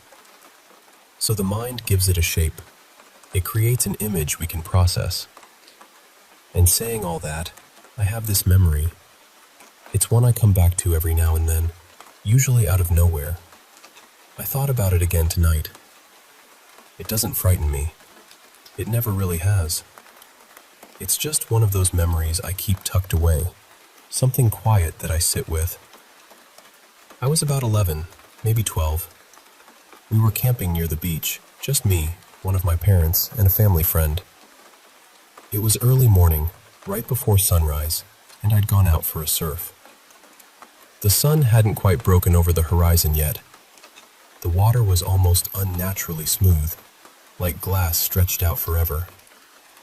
The waves were coming in clean, perfect little sets, probably 4 or 5 feet high. They were so even they almost didn't look real. I was paddling out. The first few waves broke right over me, so I duck-dived under them one after another. Then I finally got far enough out that I could paddle over the swell just before it broke. And as I came up over one wave, right at the crest, I saw someone. A surfer. They were paddling over the next wave ahead of me, just off to my left, around 11 o'clock. They were facing slightly to the right. I saw them clearly, but only for a second. It was almost like a shadow had taken the shape of a surfer. Their right foot was bent upward, and their left foot was flat, like they were steadying themselves on the board. Then the swell rose between us. I paddled over it, expecting to see them on the other side. But there was nobody there. No surfer, no board, nothing. There wasn't anyone else out there with me, just the water, the waves, and that pale edge of sunrise beginning to open up across the horizon. I remember squinting toward the light as the sun came up, just trying to understand what I'd seen. I looked around for a while, but there was nothing to find. Eventually, I just kept surfing. That was the strange part, really. I didn't panic. I didn't feel some huge dramatic rush of fear or awe. It was quieter than that. The feeling was almost underwhelming. Like watching a meteor come blazing through space, something ancient and impossible, lighting up the sky as it hits our atmosphere. And then, after all that fire, it becomes a tiny stone. Something small enough to put in your pocket. That's how the memory feels to me. I still don't know what to think about that morning. Part of me feels like that little meteor burned a hole through my pocket and slipped down through my jeans into my shoe. And now it's just sitting there. I can't get it out. But it's small enough that I can wedge it between my toes and keep walking. Most of the time, I can ignore it. Until I remember it again. until I get tired of holding it in place.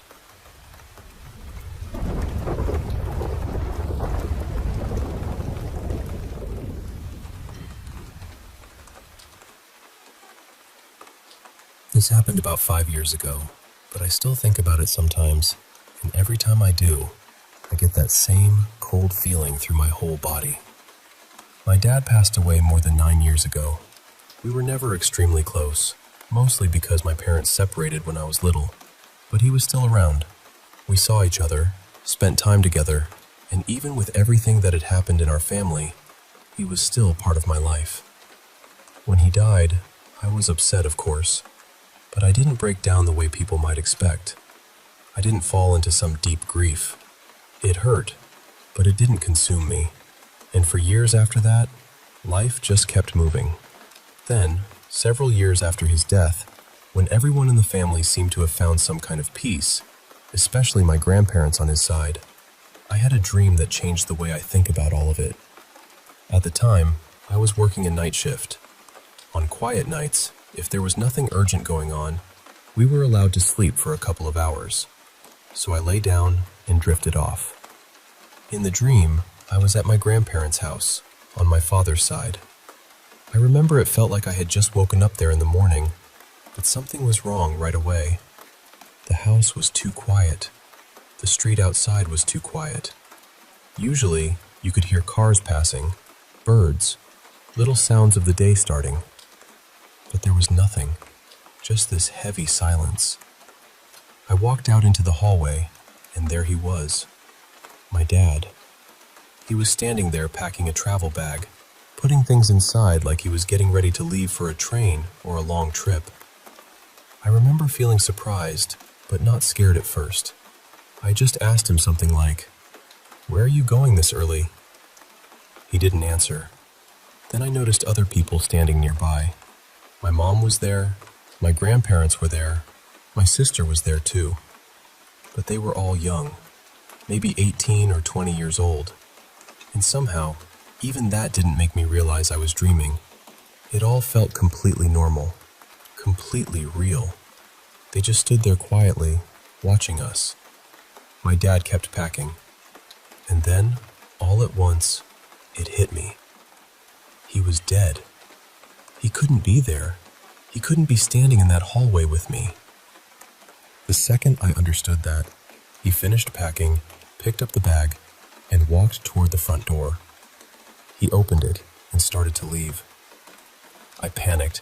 I grabbed his hand and said, "Don't go. Stay here. You don't have to leave." He tried to pull his hand away, but he still didn't say anything. So I said, "Then let me go with you." That was when he finally looked at me. His face was calm. His voice was calm too, and he said, "It's too early for you to go there. Everything is all right." And then I let go. But it didn't feel like I chose to let go. It felt like someone gently opened my fingers for me. He walked out the door. Right after that, I woke up at work. For about 10 minutes, I couldn't tell if I was actually awake or if I had only woken up inside another dream. Everything felt strange, like the real world had become thin around the edges. Later, I called my grandmother, my dad's mother, and told her what had happened. She wasn't scared. She actually sounded comforted. She said she was glad he had visited me. Since then, I've never been able to explain it completely. Maybe it was my mind finally processing grief I hadn't allowed myself to feel. Maybe it was my subconscious trying to help me accept something I had buried. Or maybe there really is something after this life. Someplace people go. Some doorway we don't understand yet. What makes it even stranger is that I almost never dream. I can count the dreams I've had in the last few years on one hand, and I have never had another dream like that one. Nothing before it, and nothing since, has ever felt so real.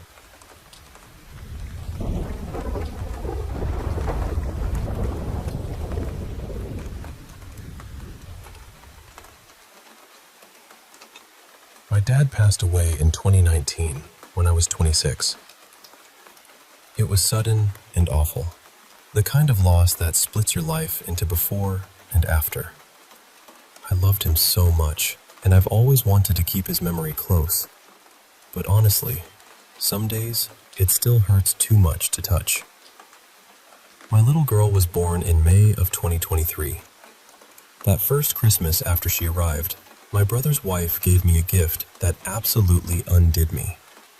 It was a photo she had made, with my dad gently added into the picture beside my husband, me, my daughter, my mom, and my sister. And if you've ever lost a parent before they got to meet your child, you probably know exactly what happened. I opened it, saw him there with all of us, and just broke. Full, ugly, breath-catching tears. Since my daughter was a baby, I've always played white noise while she sleeps. She's in her own room, in her crib, and we use the monitor every night.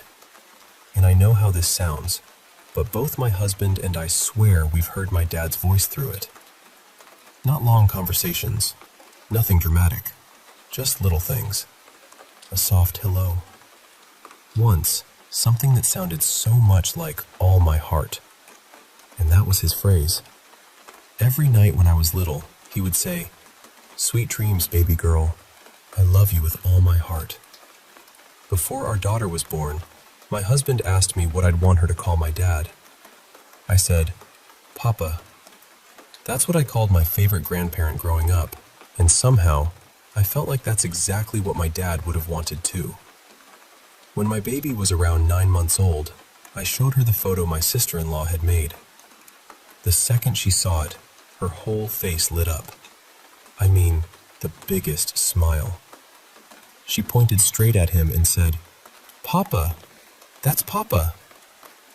Now, maybe my grown-up heart filled in a little of what she was trying to say, but Papa was clear, crystal clear. And the thing is, I hadn't really shown her pictures of him before that.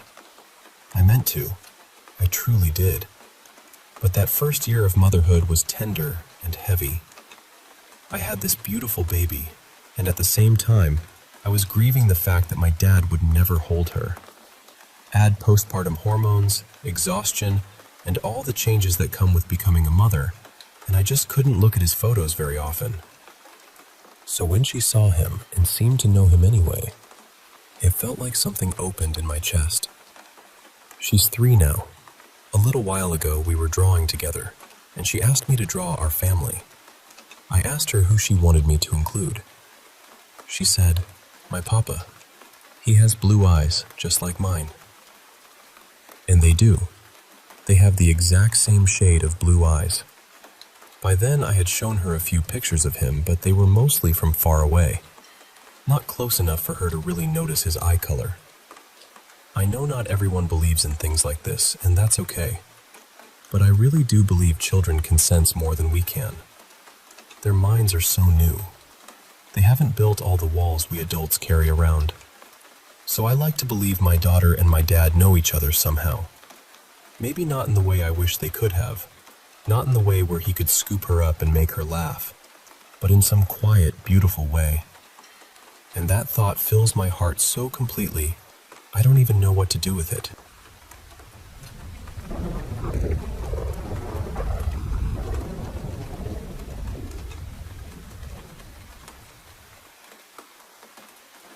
I want to start by saying I've never really been the superstitious type. I'm not someone who jumps straight to ghosts or paranormal explanations. Honestly, I used to be the kind of person who would test those stories just to prove they weren't real. There was this old place near where I grew up called Ashwood Manor. People said if you took a brick from the ruins, strange things would start happening to you. So, naturally, when I was in high school, I took one. Not because I believed it, but because I wanted to show everybody it was nonsense. Nothing happened. At least, not then. Years before things got really strange, around 2006, I had just gotten one of those little flip phones with a camera on it. And you know how it was back then. If your phone had a camera, suddenly everything in the world deserved a picture. One evening, my mom and I were driving home when we got stopped at an old railroad crossing in my hometown. The tracks were historic, and trains almost never came through anymore. So when one did, it felt unusual. It was still light out, clear and sunny, and while we sat there waiting, I decided to take a picture of the train passing by through the car window. After I took it, I looked down at the screen. In the glare of the window, there was a man. Not a reflection of someone outside, not my mom, not me. Just this clear shape of a man's head and shoulders. He looked like he was wearing a long coat and one of those old-fashioned fedora-style hats. I showed my mom right away, and she went quiet. She saw it too. There were only two of us in the car, and neither of us could explain it. When we got home, we started looking online for anything connected to that railroad. Accidents, deaths, old stories, anything. We couldn't find much. My mom was so unsettled by it that she even sent the photo to the local paper, hoping someone might recognize something about it. Nothing ever came of it. So eventually, we just sort of filed it away under one of those things you can't explain. We didn't talk about it much, but we both remembered it. Then, in the middle of 2020, a few months into the pandemic, I moved out on my own. I had my closest friend and partner living with me, and that was the start of a really hard stretch of life. There was drinking, chaos, abuse, and a lot of nights where I didn't feel safe, even in my own home. Around that same time, I started having panic attacks in my sleep. I'd wake up in the middle of the night, gasping for air, heart racing, mind spinning so fast I couldn't catch up to it. It was awful. My bedroom had a walk-in closet with sliding doors. If you stepped out of the closet, my bed was directly in front of it, turned sideways against the wall. I usually slept on the side closest to the closet. One night, after a long, exhausting day, I fell asleep with the closet door open and the light still on. Sometime in the middle of the night, I woke up in a panic. But the second I opened my eyes, I saw him. A dark figure was standing right over me, looking down at me. He didn't have a face, but I knew him immediately. The coat, the hat. It was the same figure from that picture years anymore. And the strangest part is, I wasn't terrified. I know I should have been. Anyone would be. But the fear drained out of me almost instantly. The panic stopped. My breathing slowed. I felt calm in a way I hadn't felt in a long time. It was almost like he was saying, "You're okay. Go back to sleep." And I did. I fell right back asleep and slept peacefully through the rest of the night. The next morning, I couldn't stop thinking about it. I told my mom and I told a couple of friends. I'm pretty sure everyone except my mom thought I was losing it. But my mom remembered the photo. She knew this wasn't just something I made up out of nowhere. For the rest of that day, I kept turning it over in my mind. What bothered me most wasn't that I had seen him. It was that he made me feel safe. My mom used to tell my sister and me that everyone had a guardian angel. And for the first time, I wondered if maybe that was what he was. Maybe he had been there all along, quietly watching over me in some strange way I didn't understand. A few weeks later, I was listening to "Devil Like Me" by Rainbow Kitten Surprise, and when I saw the music video, I froze.